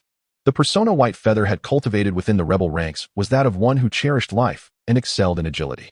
Despite Song Ling's superior cultivation, he could not match White Feather's speed. Allowing White Feather to carry him, Song Ling sighed. In critical moments, it is reassuring to rely on one's own. If it weren't for you, old Lu, I might have perished in battle. White Feather focused on their escape, while the Xuanwu army was solely preoccupied with pursuing the rebel officers, entirely oblivious to the duo's flight. Within a short time, they had covered several li. As they passed through a grove, White Feather noticed a large camphor tree, its girth ample enough to embrace. The earth energy around it surged, exuding an air of mystery. Strangely, the tree appeared to have been pierced by a sword, with a clear passage through both ends, and upon closer inspection, there was a pool of blood at the wound. A thought flickered in White Feather's mind. This situation bears a striking resemblance to a certain form of blessing technique spoken of by Jiu Shu, known as Ji De Shu. This technique allows the harm inflicted upon an individual to be transferred onto another object, thereby evading lethal attacks. It is said that in his youth, Jiu Shu acquainted himself with a feng shui master who practiced Ji De Shu. On one occasion, after the master had indulged in excessive drinking, he demonstrated this technique to an audience. He transferred his consciousness to a palm tree and invited several individuals to strike him with a massive wooden hammer, emerging unscathed. Unfortunately, a child ran beneath the palm tree and relieved himself, inadvertently breaking the spell. The feng shui master suffered a most unfortunate fate. Furthermore, within the realm of the earthly fiend's 72 transformations, there exists a similar divine ability called Ji Zhong, an enhanced variant of Ji De Shu. At that moment, Bai Yu comprehended why Du Jian and Lu Yin had been unable to vanquish the traitorous Immortal Master. It turned out he had consistently evaded fatal strikes through the use of Ji De Shu. To defeat Li Xianxia, it was imperative to first dismantle his Ji De Shu. Bai Yu's mind raced furiously while his feet did not falter as he carried Song Ling into the forest. Now they were considerably safer. Even celestial beings might struggle to locate them. Song Ling slapped his thigh and lamented, "This time we faced utter defeat. Who knows how many from the Hubin Brigade managed to escape? Upon our return, punishment awaits. I had hoped to ascend to the rank of commander through this battle, but now it seems that not being demoted will be a cause for celebration." Bai Yu, gasping for breath, pondered and replied, "Commander, do not be anxious. Let us first seek a secure location to regroup the remaining soldiers on our path back. In my view, our defeat is likely not exclusive to our Hubin Brigade." Song Ling's eyes brightened, finding Bai Yu's reasoning sound. It was akin to being late for school, filled with anxiety, and desperately wishing to see other latecomers. Without hesitation, Bai Yu and his companion began to gather the remaining troops in a safe area. Among the original 5,000 members of the Hubin Brigade, fewer than 2,000 had escaped. However, Bai Yu's funeral unit, having not participated in the siege, managed to emerge with a majority intact.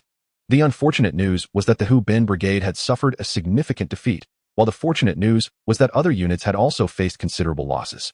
Song Ling, leading the 2,000 survivors, welcomed the scattered soldiers without concern for their original units, focusing on gathering them first.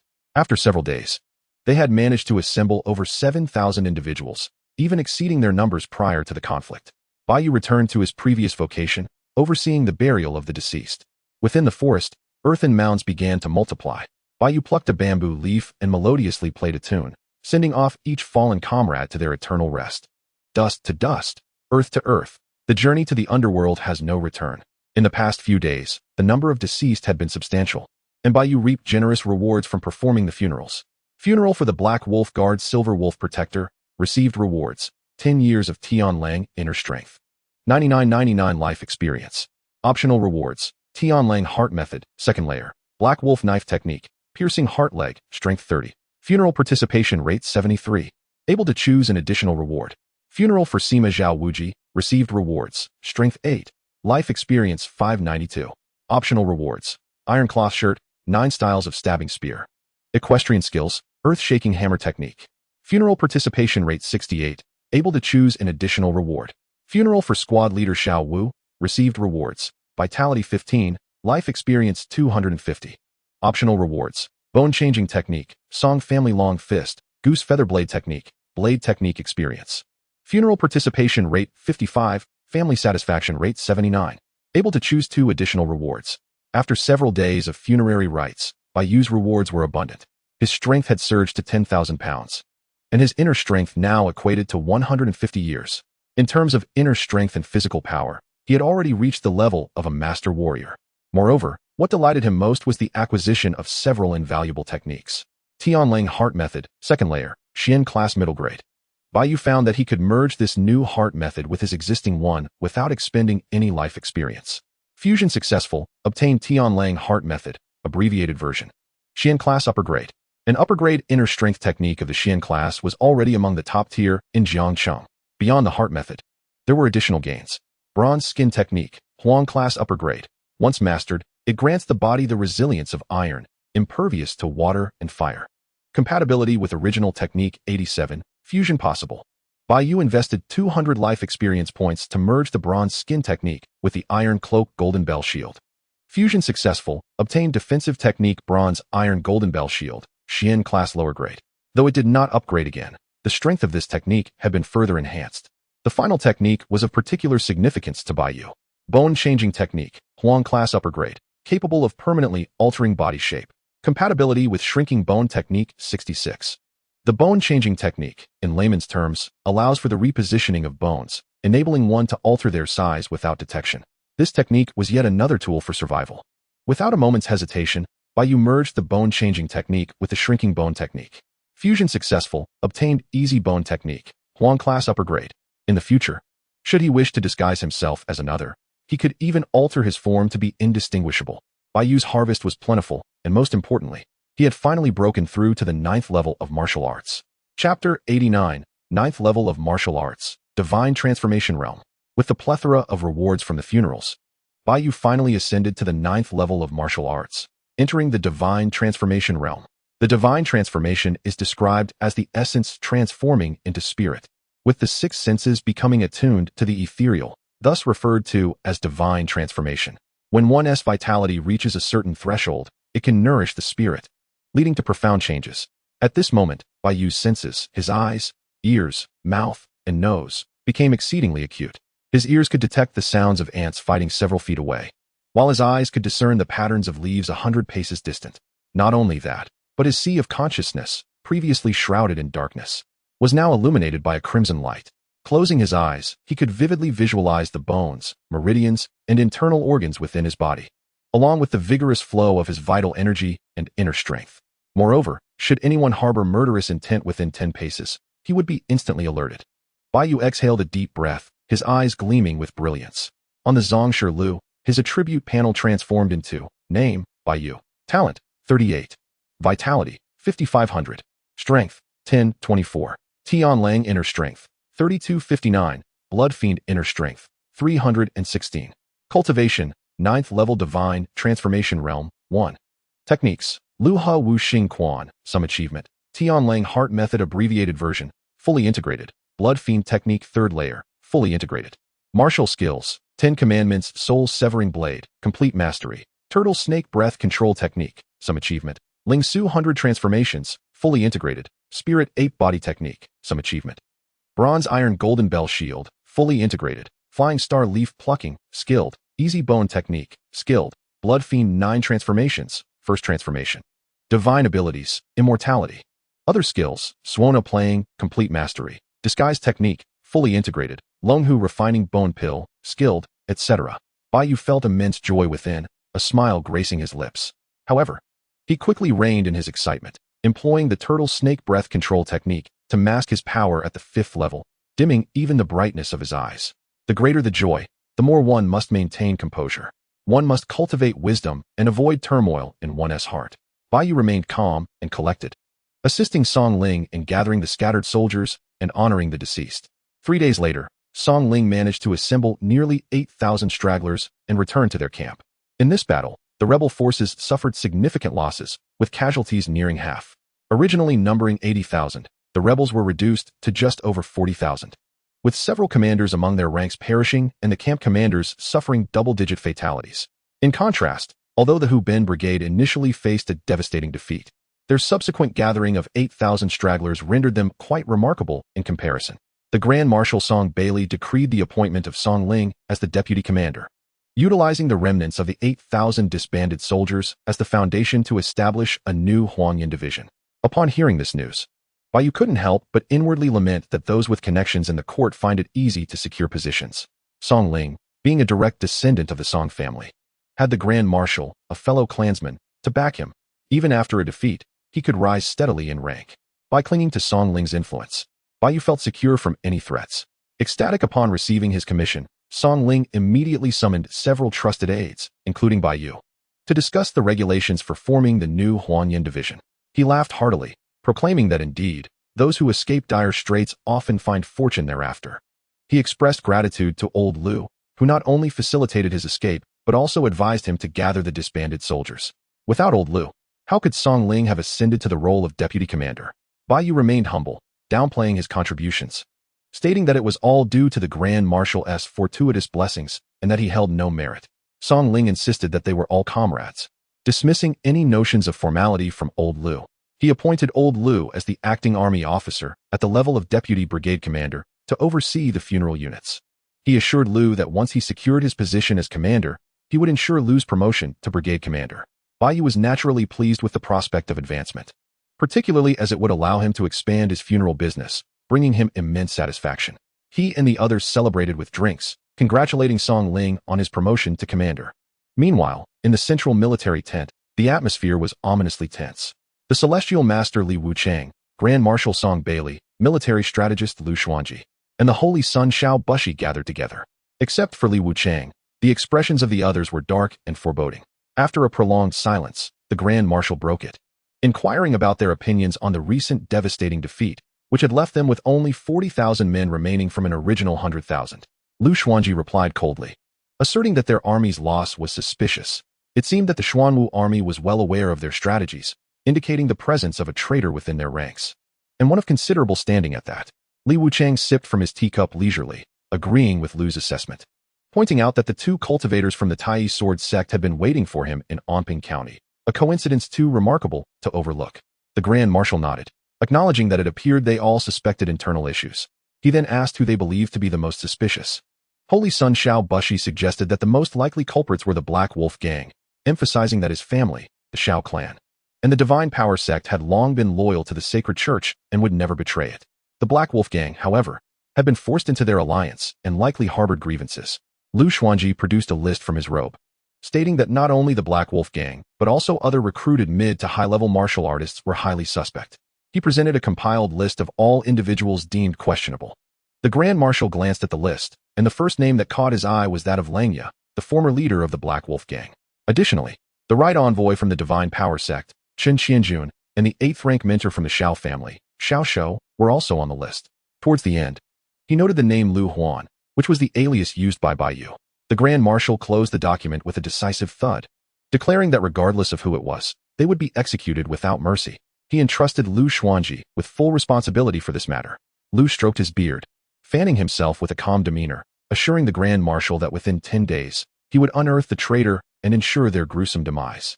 Li Wuchang coolly remarked that he wished to keep the traitor's soul for his own purposes, as his 5-ghost banner was lacking a primary soul material. Lu Xuanji responded with a sinister smile, assuring Li that the soul, once subjected to 1,000 cuts, would be rich in vengeful energy, making it an excellent material for resurrection. Not long after, the lights in the central tent extinguished. The darkened tent loomed ominously in the center of the camp, resembling a ferocious beast poised to devour. The next day, Bai Yu rose early, reconstructing the funeral units and preparing to bury the soldiers who had succumbed to illness. Although the rebel forces had escaped with over 40,000 men, many were injured, and some did not survive. Dust to dust, they journeyed to the underworld without return. Following tradition, Bai Yu personally conducted the funeral for a warrior. Upon the successful completion of the funeral, he received a reward of 1 year of internal energy and 871 life experience points. He was presented with optional rewards, including the techniques Yuanhe Champion Body Technique, Breaking Edge 8 Blades, Flying Dragon Palm, and Swordsmanship Experience. Noticing the peculiar ancient technique that could merge 2 martial arts simultaneously, Bai Yu examined the options and discovered distinct characteristics. The Yuanhe Champion Body Technique, classified as mid-grade yellow rank, had a 53 compatibility with Lingshu Bian, and an 88 compatibility with Lingyuan Body Technique. Though this body technique was only mid-grade yellow rank, its compatibility with 2 techniques piqued Bai Yu's curiosity. He wondered what transformations could arise from simultaneously merging 2 martial arts. Focusing his spiritual energy on the funeral world record, he quickly realized the potential for merging 3 techniques at once, albeit with a 10-fold increase in life experience cost for each additional technique. After some contemplation, he invested 1,000 life experience points. The fusion was successful, resulting in the acquisition of a low-grade mysterious technique, Lingyuan climbing clouds. He inherited the proficiency from all 3 techniques, achieving a novice level of skill. The newly fused Lingyuan climbing clouds was among the finest in the low-grade mysterious category. Bai Yu felt a surge of joy, realizing that this method provided a means to fuse various martial arts, allowing for the selection of 2 techniques from each category as backups. In the event of encountering dual compatibility, he could seamlessly merge them. With a satisfied smile, Bai Yu began to review the life story of the deceased, named Wang Yuan, a third-rank martial artist who had recently wed and shared tender moments with his beloved wife. When the rebels attacked Xianxia County, he joined their ranks in hopes of a better future. Before leaving, he assured his wife, "You can be at ease, my dear. I shall surely make a name for myself and bring you honor among your family." As a third-rank martial artist, Wang Yuan had attained the position of deputy squad leader, harboring hopes that the rebels would capture Jiangxing and overthrow the Li royal family. Unfortunately, he had been struck by an arrow from an 8-bull crossbow, piercing his thigh during the previous battle. Although he was carried back to camp by his subordinates, he could not endure the injuries. Rather than achieving success, he met his demise. Bai Yu couldn't help but sigh, reflecting on the tragic nature of life. The countless new graves scattered across the landscape belonged to unknown fathers, sons, and husbands. Feeling despondent, Bai Yu meandered back to the camp, preparing to rest in his tent. However, as he reached the entrance, an icy sensation prickled the back of his neck, raising the hairs on his skin. He immediately recognized the presence of hostility. Someone nearby was watching him. Having attained the 9th rank of divine transformation, his heightened senses allowed him to detect the gazes and animosity of those around him. The moment someone fixed their eyes upon him, he instinctively felt the pressure. Remaining composed, Bai Yu brushed off the dirt from his clothes and discreetly scanned his surroundings. Everything appeared normal, with no signs of disturbance. Without hesitation, he lifted the curtain and entered the tent. His bed and desk showed no signs of tampering. Maintaining his calm demeanor, Bai Yu retrieved a book titled Famous Courtesans of the 9 Nations to peruse. Since his promotion to the position of xianxia, he could openly collect some artworks. As he perused the art books, feigning deep immersion, a chill coursed through his heart. Someone had tampered with this book. He had deliberately tucked a strand of hair into the 3rd page. If anyone were to sift through his belongings, that hair would surely be dislodged. Who would pay heed to a mere strand of hair? Yet now, that hair was missing. Bai Yu casually glanced at the bedding and indeed found subtle signs of disturbance. Had he not been vigilant, no one would have noticed this detail. Bai Yu couldn't help but feel a surge of relief. Fortunately, he had buried all his valuables deep in the distant woods. Otherwise, he would have been exposed. Whether it was the Qisha Dao or the transmission talisman gifted by Du Jian, anything that could arouse suspicion was far from Bai Yu's vicinity. His mind raced with thoughts. He had become a target, undoubtedly due to the previous defeat that had aroused suspicion among the higher echelons of the military. He swiftly contemplated countermeasures. For now, it seemed the higher-ups were merely suspicious.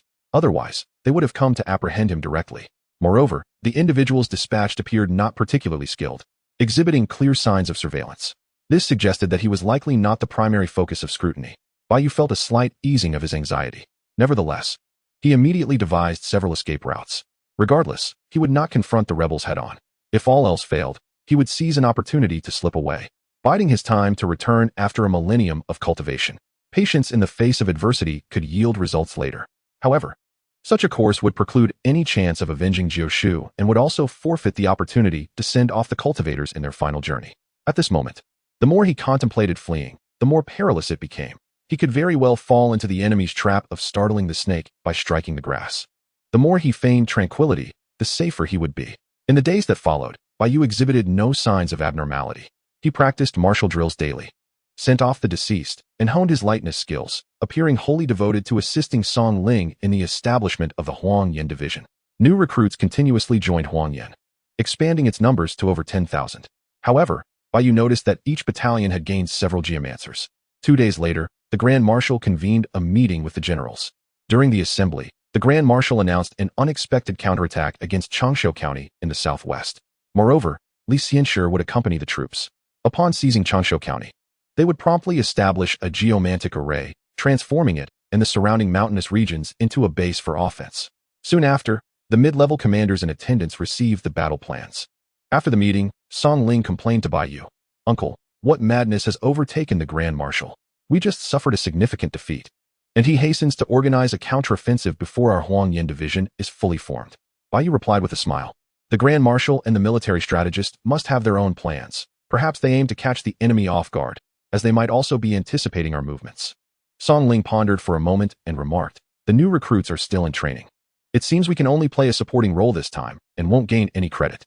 He was eager to achieve great merit to solidify his position as a legitimate commander. Bai Yu cheerfully reassured him, "Do not fret, Commander. With the Grand Marshal leading us, how could we lack in merit?" Song Ling nodded, conceding, "It seems we have no choice but to proceed this way. Lao Lu, you must pay close attention to the funeral battalions." The two continued their discussion as they walked away. Before long, a figure emerged from the shadows, observing them pensively. 2 days later, multiple armies set forth. The entire force marched toward Xianxiao County, preparing for the counterattack. In the dead of night, an unexpected turn of events unfolded. The rebel forces set out for Xianxiao County. Yet unexpectedly, upon reaching a vast plain, the army came to a halt. Numerous geomancers began directing the assembly of a geomantic formation. They constructed high platforms and piled stones, seemingly intent on establishing a long-term encampment. The senior military officials explained that this was to create a defensive stronghold. Even if the offensive faltered, they could retreat to this location and utilize the geomantic array to repel enemy assaults. Bai Yu thought to himself, how peculiar. Geomantic arrays are typically established in areas rich in earth energy. Why choose an open plain exposed to the wind from all sides? Earth energy is a unique form of energy that is generally abundant in places with mountains and water, where it can gather, whether for yin or yang residences. The principles revolve around concealing wind and gathering energy, favoring locations near water sources. Bai Yu sensed that something was amiss. However, he remained silent and commanded his subordinates in the funeral battalion to begin setting up camp and constructing shelters. That night, Bai Yu sat in his tent, studying the map in his hands. If he were to disclose the rebels' deployment, it would undoubtedly lead to another significant defeat for them. However, Bai Yu casually tossed the map aside and crawled into his bedding to sleep. Stability was paramount. He could not allow impulsiveness to cloud his judgment. As the night deepened, while Bai Yu was in a drowsy state, he suddenly heard a cacophony of shouts outside, akin to a mountain crashing or a sea roaring. Bai Yu leapt from his bed, exclaiming, "What is happening? Have we been attacked?" Just then, someone stumbled into the tent from outside. The individual was clad in dark attire, bloodied and pale-faced. "Help me," he gasped. Bai Yu, on high alert, inquired, "Who are you?" The man produced a blood-stained map from his bosom, urging, "Quick, send this map to the Xuanwu army. The rebels intend to establish a geomantic array here. If they succeed, Jiangcheng will be in grave danger." Bai Yu's gaze sharpened. This person must be affiliated with Jiangcheng. A smile crept onto his face. "You've come to the right person. Hand over the map." A fleeting glimmer of joy flickered in the man's eyes. In the shadows outside the tent, another figure appeared, a cold smile gracing his lips. The line had been cast into the river, and now a golden turtle was caught. The fish had taken the bait. Inside the tent, the man struggled to crawl over, ready to hand the map to Bai Yu. However, at that moment, Bai Yu swiftly drew a steel knife from his bedside and ruthlessly struck down. "Damn it! A traitor of the Xuanwu army has delivered himself to me. This is a stroke of fortune." The man was taken aback, leaping back in horror, shouting, "Don't make a move. I am." Bai Yu's blade descended, inflicting a deep gash across the man's chest. Blood gushed forth as he crashed out of the tent. Bai Yu, relentless, pursued with his knife raised high. Just then, a commanding voice rang out from the corner, "Spare him." Yet it was too late. The blade fell, and blood sprayed forth, a severed head rolling to the ground. Holding the head aloft, Bai Yu turned to see it was the military strategist Lu Xuanji. He chuckled. "So it's the strategist. I have just uncovered a spy from the Xuanwu army and have dispatched him." Lu Xuanji's face twitched. The body on the ground was not a spy, but one of his subordinates sent to test the suspicious individuals. Anyone who exhibited even the slightest anomaly would reveal their true identity. Instead, Bai Yu, masquerading as Lu Huan, had unsheathed his sword without a second thought, swiftly executing the individual being tested. Lu Xuanji snorted, "Lu Huan, why did you not heed my command to stop?" Lu Huan grinned innocently. "Strategist, you must understand, in battle, it's either you kill or be killed. Once blood is drawn, how can one halt?" He continued, "No need to say more. I have struck it rich today. A spy from the Xuanwu army has come right to my tent, gifting me with a merit." At that moment, Deputy Commander Song Ling emerged from the tent, inquiring, "Lao Lu, what is going on here?" Bai Yu replied with a hearty laugh, "Commander, I have just stumbled upon a merit. A traitor barged into my tent, attempting to convey some map, only to meet his end by my blade. The strategist here can attest to it, can't you?" Lu Xuanji hesitated, searching for words. At this moment, he could hardly admit publicly that he had dispatched his subordinates to probe Bai Yu, only to have them ruthlessly dispatched by him. He never anticipated that Bai Yu would be so decisive, showing not the slightest hesitation before drawing his blade. Lu Xuanji cast a resentful glance at Bai Yu and remarked, "Indeed, I witnessed Lu Sima slaying enemies." Song Ling, perplexed, chuckled, "Is that so, old Lu? Tomorrow, I shall seek merit for you from uncle." Lu Xuanji snorted coldly and swept away. Bai Yu presented the severed head to Song Ling, seeking commendation. The following day, rumors spread through the military ranks. It was said that a traitor had emerged the previous night, attempting to sabotage the feng shui array, but was uncovered by the strategist. Indeed, in the center of the training ground stood a high platform, upon which a group of people was bound. The area below was crowded with soldiers, engaged in fervent discussion. "Have you heard? The one leading is an undercover agent sent by the Xuanwu army. He conveyed our military intelligence to the outside and was caught red-handed by the strategist." "Yes, I heard from the battalion commander that this undercover agent is the deputy Sima of the Bai Yu camp." "Are all those on the platform undercover agents?" "Not necessarily. Some were merely trying to assist the undercover agent in relaying information last night, while others were indecisive." Bai Yu listened intently, realizing that the man from last night was merely bait, waiting for him to take the hook. It seemed that this military operation was a ruse designed to expose the lurking traitors. Fortunately, he had sensed something amiss beforehand. Had he entertained even a shred of complacency and attempted to relay information outward, he would have undoubtedly revealed his identity and met a dire end. A chill coursed through Bai Yu's heart. Among those bound on the platform, one man in the center was someone he had encountered before. His name was Ding Yuan, and Bai Yu had exchanged a few words with him, unaware that he was an undercover agent of the Xuanwu army. At this moment, the strategist Lu Xuanji ascended the high platform, holding a feather fan, and shouted, "Ding Yuan, as the deputy Sima of the Bai Yu camp, why have you betrayed the heavenly soldiers?"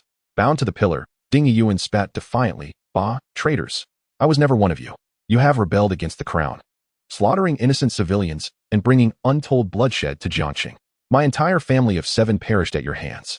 I would gladly feast upon your flesh and drink your blood. Because of you, countless citizens of Jiangxing have perished. You will eventually face retribution." Lu Xuanji found himself momentarily at a loss for words, unsure how to respond. Just then, a voice rang out, "Allow me to answer you, why we have revolted." The crowd turned to see the Grand Marshal Song Bailey approaching, accompanied by a group of loyal soldiers. He addressed one of his men, Zhang Xiaomao. "Tell him why you have joined me in rebellion." Bai Yu raised an eyebrow, noting the peculiar demeanor of the soldier. A heavily armored soldier stepped forward and spoke solemnly. "I was originally a humble peasant from Taohua village, venturing beyond the countryside. I worked as a porter, a peddler, and a boatman, doing any job that paid. After years of toil, I earned some money, married a wife, and bought a few acres of rice fields, planning to return home and bring my mother to live in comfort. However, the son of the village head coveted my wife and harassed us relentlessly, even forcing her to jump into a well when I was away. I held her lifeless body, pleading for justice, but no one came to my aid. Since no one would deliver justice, I took it upon myself.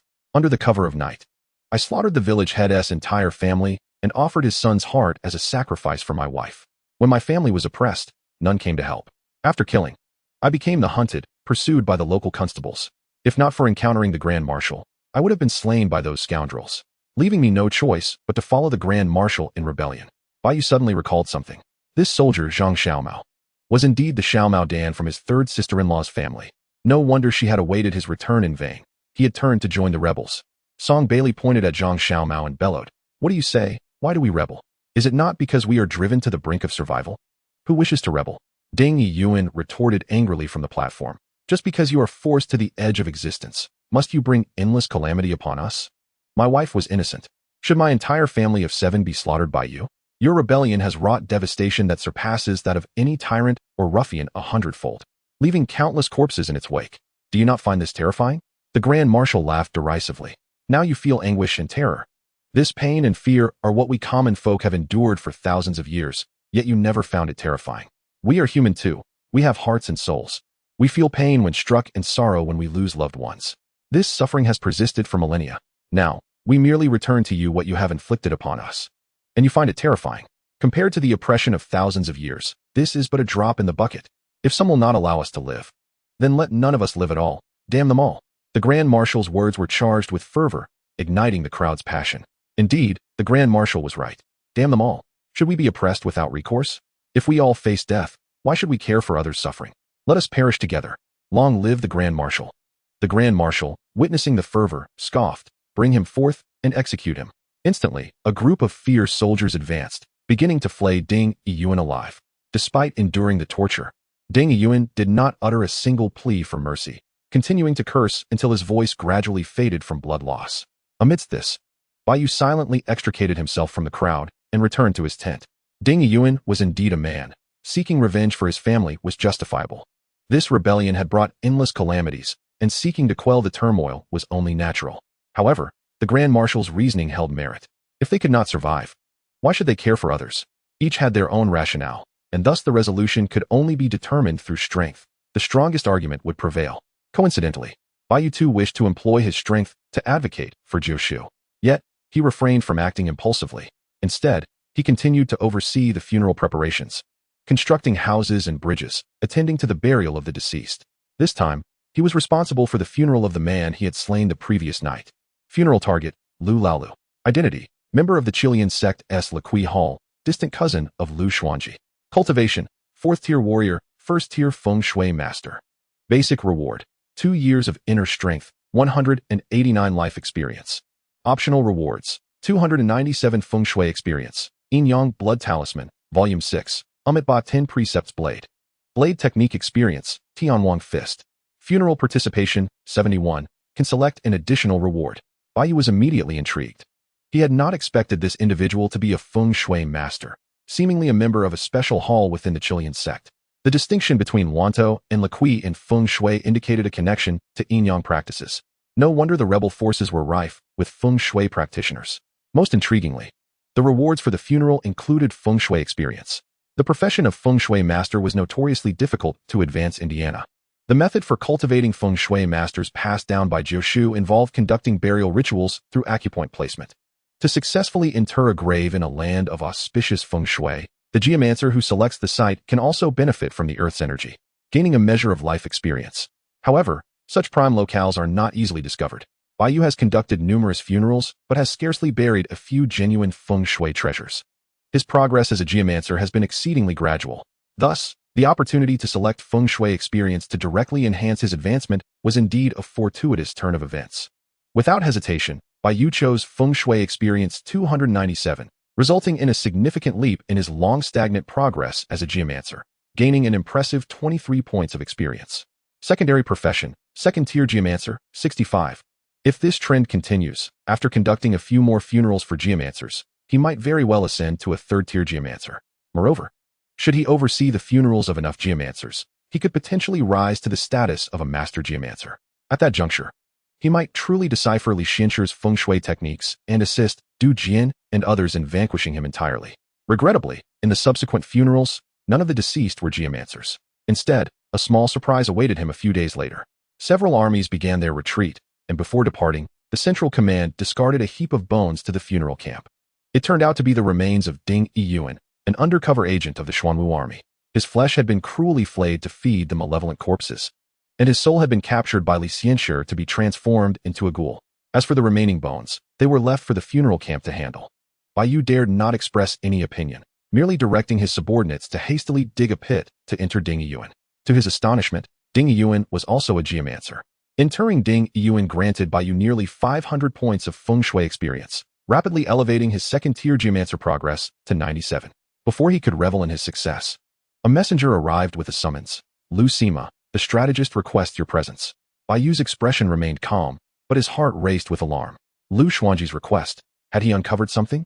Chapter 93. The Risks of Exposure, the Strategist's Interrogation. The strategist Lu Xuanji summons me? Bai Yu's heart skipped a beat. Had his cover been blown? A flurry of thoughts raced through his mind as he reassured himself that there were no missteps. By all accounts, his disguise was not merely seamless but seemed entirely natural, devoid of any flaws. Even if Li Xianxia were to appear, he would find no evidence of wrongdoing. Before his arrival, he had conducted multiple trials with Du Jian and his senior sister. Unless high-level talismans were employed, no cultivator could penetrate his disguise. However, how could a chi refining cultivator possess such advanced talismans? Even if they did, it would be unthinkable to waste them on a mere mortal. This was the confidence that emboldened Bai Yu to infiltrate. He inhaled deeply, steadying his nerves. At this juncture, even if he faced a den of dragons and tigers, he had no choice but to press on. Should he attempt to flee, he would only confirm his guilt, ensuring his demise without a trace. With an impassive facade, he instructed the messenger, lead the way. Before long, He arrived at the entrance of strategist Lu Xuanji's tent. Outside stood a formidable line of armored soldiers, each exuding an aura of power, brandishing gleaming blades, their menacing presence palpable. The mere sight of such a spectacle would send an ordinary person into a panic. Bai Yu paid no heed, striding confidently into the tent. No sooner had he steadied himself than he heard a sharp crack. Lu Xuanji slammed a wooden block upon the table, exclaiming, "Lu Huan, you have quite the audacity." Bai Yu's heart jolted, but he quickly composed himself, feigning alarm as he patted his chest. "Strategist, you have made such a fuss. You nearly frightened me to death." It was then that he noticed the presence of others in the tent. Grand Marshal Song Bailey, Saint Zishao Bushi, and Commander Song Ling, all gathered within. Surrounding them were a row of brawny men, bare-chested and brandishing bloodied sabers, as if they had just emerged from a recent slaughter. All eyes converged upon Bai Yu, the oppressive atmosphere sending shivers down his spine. Bai Yu displayed a modicum of trepidation, bowing repeatedly. "I pay my respects to the Grand Marshal, to the strategist, and to the two commanders." This was the demeanor expected of an ordinary warrior. To remain unfazed in the face of such an assembly would be truly abnormal. Lu Xuanji slammed the table again, barking, "Lu Huan, your deeds have come to light. Confess at once." Bai Yu hastily replied, "Strategist, I am guilty. I confess." Lu Xuanji's eyes sparkled with delight. "Acknowledging your guilt is commendable. Now, confess fully." Bai Yu quickly stated, "Previously, during my superior's promotion, I secretly indulged in a few cups of wine, which, according to military law, is strictly prohibited. Moreover, when preparing for the burial of fallen brothers, I gathered some valuables without much thought and distributed them among my subordinates. Yesterday, while excavating graves, several of our shovels broke." Upon hearing Bai Yu's words, Lu Xuanji was nearly driven to the brink of fury. Drinking, distributing valuables, and failing to report broken tools. What kind of nonsensical matters were these? He slammed the table yet again, bellowing, "Who told you to speak of such things?" Bai Yu shrugged. "Then I truly do not comprehend what the strategist is referring to. Could you perhaps offer a hint?" Lu Xuanji retorted angrily, "Speak. Are you not an undercover agent of the Xuanwu army? Our previous defeat, what connection do you have to it?" Before Bai Yu could respond, Song Ling suddenly rose, declaring, "Impossible. Lu is one of us. How could he possibly be an undercover agent?" Bai Yu added, "Strategist, this is no jest. How can you tarnish an innocent person's reputation without cause?" Lu Xuanji huffed disdainfully. "You dare to argue even as your doom approaches?" He clapped his hands, and from behind the screen emerged a figure, Lu Si, the scar-faced nephew of Lu Huan. Lu Xuanji coldly ordered, "Lu Si, recount your uncle Lu Huan's background and origins." Lu Si knelt hastily, exclaiming, in response to the strategist, "My uncle Lu Huan hails from Qingtian County in Jiangzhou, previously serving as a priest for the Black Wolf Gang, a fourth-tier warrior." Bai Yu nodded repeatedly. "Lu Si speaks truthfully, but there is a minor issue. Our family resides at the junction of Qingtian County and Huanglong County. Thus we are considered individuals from Huanglong County." Bai Yu showed no fear, being well-versed in this information. Even if Lu Si sought to ensnare him by deliberately misstating a detail or two, Bai Yu could swiftly rectify it. He had prepared for this, having previously overseen the burial of the real Lu Huan to acquire a wealth of information about him. Although he could not cover every detail, he had a solid grasp of the overarching facts. Lu Xuanji's expression darkened further. He had not anticipated that Bai Yu would prove so unflappable.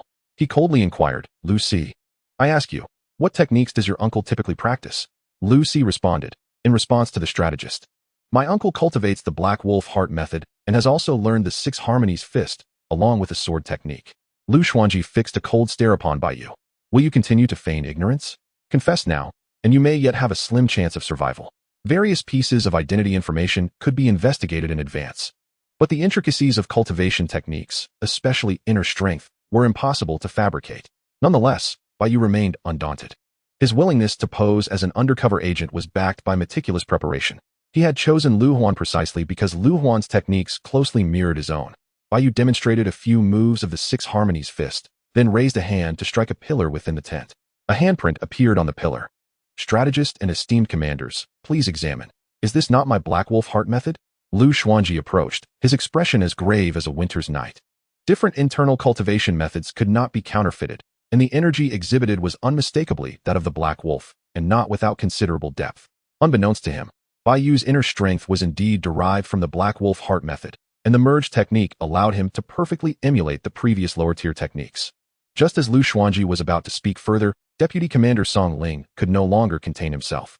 "Military advisor, your suspicion seems excessive. I have previously stated that Lao Lu is one of our own. This strike undoubtedly emanates from over a decade's worth of He Lang internal energy. How could it possibly be fabricated? Lu Xuanji glanced at Song Ling and then at Bai Yu, suddenly breaking into a smile. Lu Sima, do not take offense. I was merely jesting with you. My concern is solely for the safety of our heavenly soldiers, as our previous defeat was devastating, and I felt compelled to exercise caution. Once we capture Jiangcheng, I shall personally pour wine for you to atone. Bai Yu quickly responded, no offense taken. The military advisor's intentions are indeed for the greater good. Now that it has been proven that Lao Lu poses no issue, may I take my leave? Lu Xuanji replied. Of course, Lu Sima, you are free to go. Bai Yu offered a respectful bow to the assembly before turning to exit the tent. Song Ling exchanged a few words with the others before following Bai Yu out. Inside the tent, Lu Xuanji wore a reluctant expression as he retrieved a document.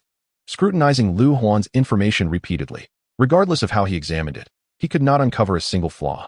Furthermore, Lu Huan's responses were flawless, even exemplary. Yet, this perfection presented the greatest dilemma. Lu Xuanji sighed deeply and addressed the figure hidden behind a screen. Masterly, what is your assessment of Lu Huan? Chapter 94, The Former Imperial Family, Scheming with the Cultivators.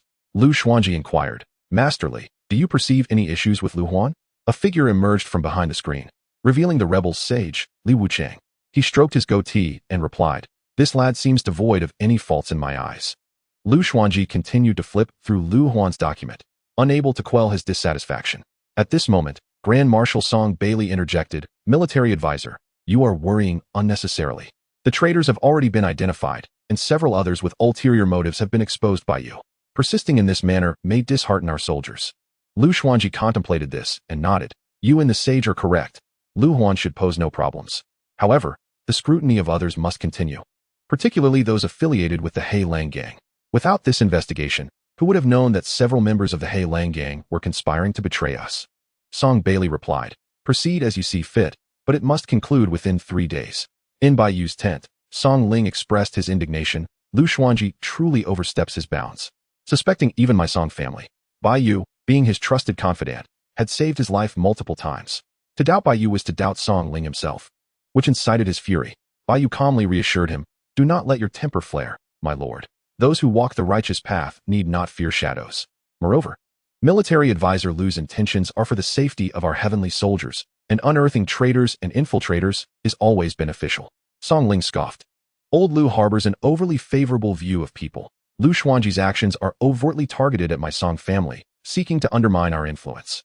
To be candid, my Song family is of the former imperial lineage. Our alliance with the Qi Lian cult was merely a strategic necessity, and we have no common ground with Lu Xuanji or the four esteemed sages. Lu Xuanji and the four sages have persistently endeavored to support Xiao Bushi of the Xiao family to supplant our Song family's power within the military. Bai Yu was taken aback. He had not anticipated that the Song family belonged to the former imperial lineage. It was no wonder that a mere band of rebels could stir such considerable turmoil. Moreover, the rapid growth of the rebels was astonishing. In less than 2 years, they had transformed from a band of marauders into a formidable military force. Curiously, he asked, my lord, I have a query that eludes my understanding. Would you kindly enlighten me? Song Ling poured himself a cup of water and waved his hand dismissively. Ask away, old Lu. He had come to regard Bai Yu as his absolute confidant, no longer feeling the need to conceal matters from him. Given Bai Yu's established loyalty to the Song family, he had no fear of betrayal. Bai Yu inquired, since the Song family is of the former imperial lineage, why do both the Grand Marshal and the 2 military advisors allow Xiao Bushi to assert his dominance? Among the rebels, the Song family commands 2 of the 4 divisions, with the other 2 also bearing the Song family's influence. Logically, the holy son Xiao Bushi, alongside the military advisor and the 4 esteemed sages, should not outweigh the Song family. Song Ling sighed heavily. Alas, this is a lengthy tale. When my Song family fell from grace, we exchanged imperial treasures and texts for collaboration with the Qi Lian cult, which provided us with a chance to restore ourselves. The Qi Lian cult utilized our imperial texts on military strategies and geomancy to cultivate numerous geomancers, the majority of whom hail from Lu Xuanji's Xuanji camp. To defeat the Xuanwu army, we had no choice but to rely on the strength of the Xuanji camp. Now, we are mutually dependent. Bai Yu suddenly grasped the situation. An idea struck him, one that would yield multiple benefits. My lord, I wonder if the Song family retains any original texts on military strategies and geomancy? Song Ling replied. After years of evasion and turmoil, only a portion of those original texts remain. Bai Yu smiled. That is sufficient. Why do we not cultivate our own geomancers? Song Ling's eyes lit up. Our own geomancers? Old Lu, elaborate. Bai Yu continued. Within our Huangyan division, there are likely a few who moonlight as geomancers. We could employ them as instructors. Coupled with the numerous geomantic texts the Song family possesses, it may not be impossible to nurture our own geomantic camp. The more Song Ling listened, the more intrigued he became. Previously, the geomancers had been under Lu Xuanji's control, forcing the Song family to begrudgingly cooperate. However, the situation had changed. The Huangyan division was rapidly expanding, recruiting many from various regions of Jiangzhou County, likely including several geomancers. Furthermore, as the Huangyan division was newly established, it was entirely composed of the Song family's own forces, making the covert cultivation of geomancers significantly more feasible.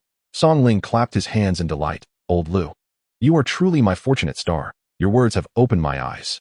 However, cultivating a geomantic camp may require at least a couple of high-level geomancers as instructors. Bai Yu smiled mysteriously. Do we not already have a high-level geomancer at our disposal in the camp? Song Ling asked. Who? Master Li. Song Ling smacked his thigh. How could I have overlooked this? Master Li is indeed a high-level geomancer, and he has minimal ties to Lu Xuanji. However, it may not be realistic to expect Master Li to guide our geomantic camp daily. Bai Yu chuckled. That is inconsequential.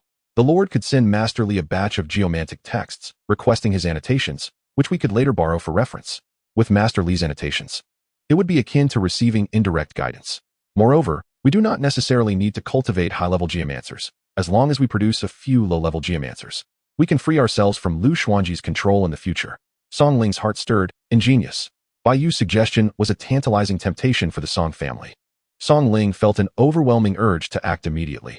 Bai Yu, filled with joy, envisioned the establishment of a genuine geomantic camp, which would allow him legitimate access to geomancy. Most importantly, he would be able to acquire items imbued with Master Li's essence. Previously, he had racked his brain for a way to decipher Master Li's geomantic techniques, but had only devised a solution that required Master Li's personal belongings, which he had been unable to obtain. By leveraging Song Ling's resources, he could achieve multiple objectives. Once he secured the annotated texts from Master Li, he could ultimately have the opportunity to eradicate him and bury a celestial being. Song Ling, with his remarkable decisiveness, swiftly obtained the Grand Marshal's tacit approval to covertly establish the geomantic camp. Naturally, he entrusted this task to his most trusted confidant, Lu Huan. Moreover, Lu Huan's funeral camp was ideally suited for transformation into a geomantic camp. Song Ling first recruited 3 amateur geomancers to serve as instructors and then provided a batch of geomantic texts. Among the several booklets, Bai Yu found the titles of the first and second volumes of the Yin Yang blood symbol scriptures particularly familiar. 3 geomancers commenced their teachings using these esoteric texts, and Bai Yu naturally took the opportunity to attend their lessons, augmenting his skill set with newfound geomantic techniques. His professional panel now reflected an enhancement in his geomancy expertise. Blood Symbol Scriptures, Volumes 1, 2, and 6 Comprehensive Understanding, 32110000. Burial Scriptures, Initial Understanding, 2100. 8 Methods of Military Encampment, Novice Level, 510. Most importantly, he acquired books annotated by Master Li, which provided invaluable insights. Now, he merely awaited an opportune moment to conduct the burial for a cultivator. In Chapter 95, the advancement in geomantic arts heralded the commencement of a decisive battle. Bai Yu assisted Song Ling in secretly establishing a geomantic camp, thriving in his new environment. The teachings of geomancy had diverged significantly over countless millennia, and the concepts presented by the geomancers bore little resemblance to those imparted by Jiu. Nevertheless, Bai Yu immersed himself in the study of these ancient texts, seizing an opportunity that was not often presented. His thirst for knowledge regarding Yin Yang geomancy was insatiable. To facilitate operations, Song Ling appointed a new role, the funeral marshal. At the rank of, unsurprisingly, Bai Yu assumed this position, overseeing all funeral camps.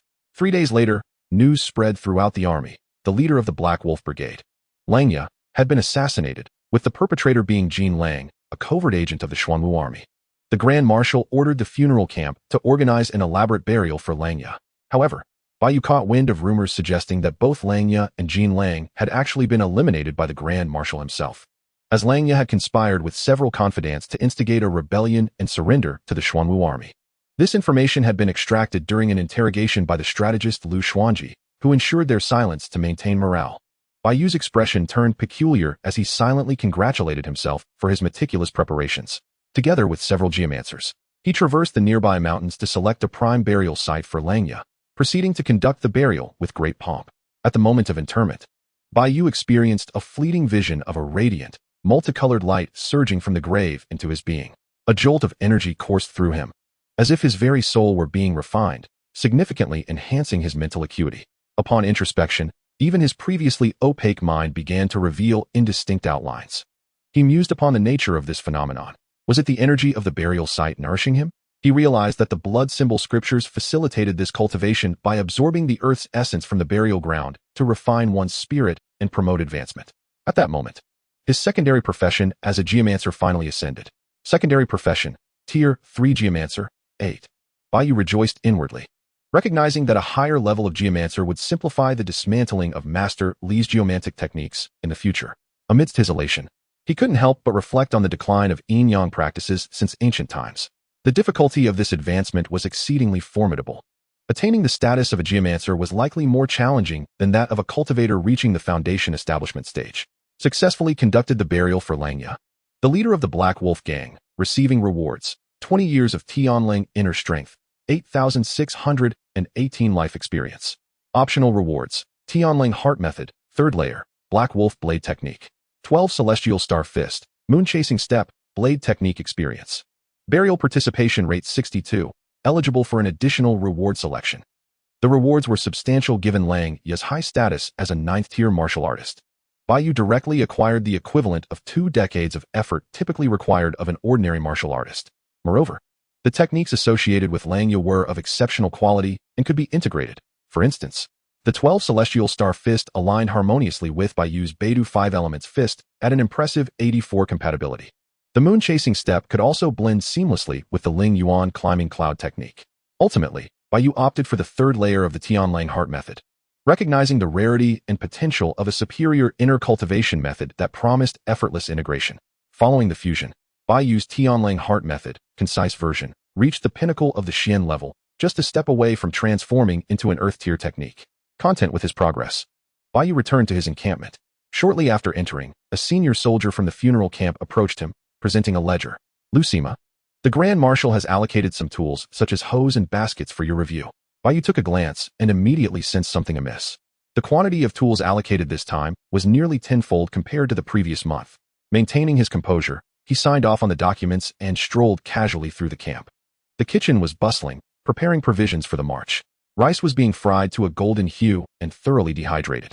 Half was ground into powder while the other half was packed into cloth bags, serving as emergency rations. Bai Yu's heart stirred with realization. It appeared that a large-scale deployment was indeed imminent. The previous mobilization had been a mere ruse, lacking sufficient supplies and weaponry. This time, however, it could very well be the decisive confrontation, potentially allowing them to eliminate Master Li in one fell swoop. After leisurely wandering for a while and exchanging pleasantries with acquaintances, Bai Yu discreetly returned to his tent. He sat cross-legged on his bed and began to cultivate. As he did so, his vital energy surged, enveloping him in a crimson glow, while the sound of flowing energy echoed through his meridians. The malevolent aura intertwined with his vital essence, forming a highly concentrated drop of blood essence that settled within his central dantian. Abruptly, he opened his eyes, a glint of brilliance illuminating them. The second transformation of the blood, Evil 9, turns was a success. This advancement bolstered his chances of victory. Simultaneously, within the central military tent, the Grand Marshal, the strategist, Master Li, and the Holy Son of Qilian, the 4 pivotal figures of the rebel faction, were all present. The Grand Marshal inquired, "Strategist, how is the preparation of the blood pool for refining the silver armor flying corpse progressing?" Strategist Lu Xuanji replied with a smile, "Rest assured, Grand Marshal, the blood pool has been adequately prepared, and the bodies of Xianxia and several high-ranking members of the Black Wolf Gang have been exhumed. With the geomantic blood pool combined with Master Li's corpse refining technique, there is a substantial chance of successfully creating several silver armor flying corpses." The Grand Marshal nodded in agreement, stating, "Once the silver armor flying corpses are successfully refined, we shall immediately deploy to seize Jiang City. Time is of the essence. The elder from the Tai Sword sect has conveyed that if we do not achieve success soon, the Celestial sect will dispatch even stronger disciples." The Holy Son, Xiao Bushi, wore a grave expression as he remarked, "Grand Marshal, can we not request that elder to grant us additional time?" The Grand Marshal shook his head.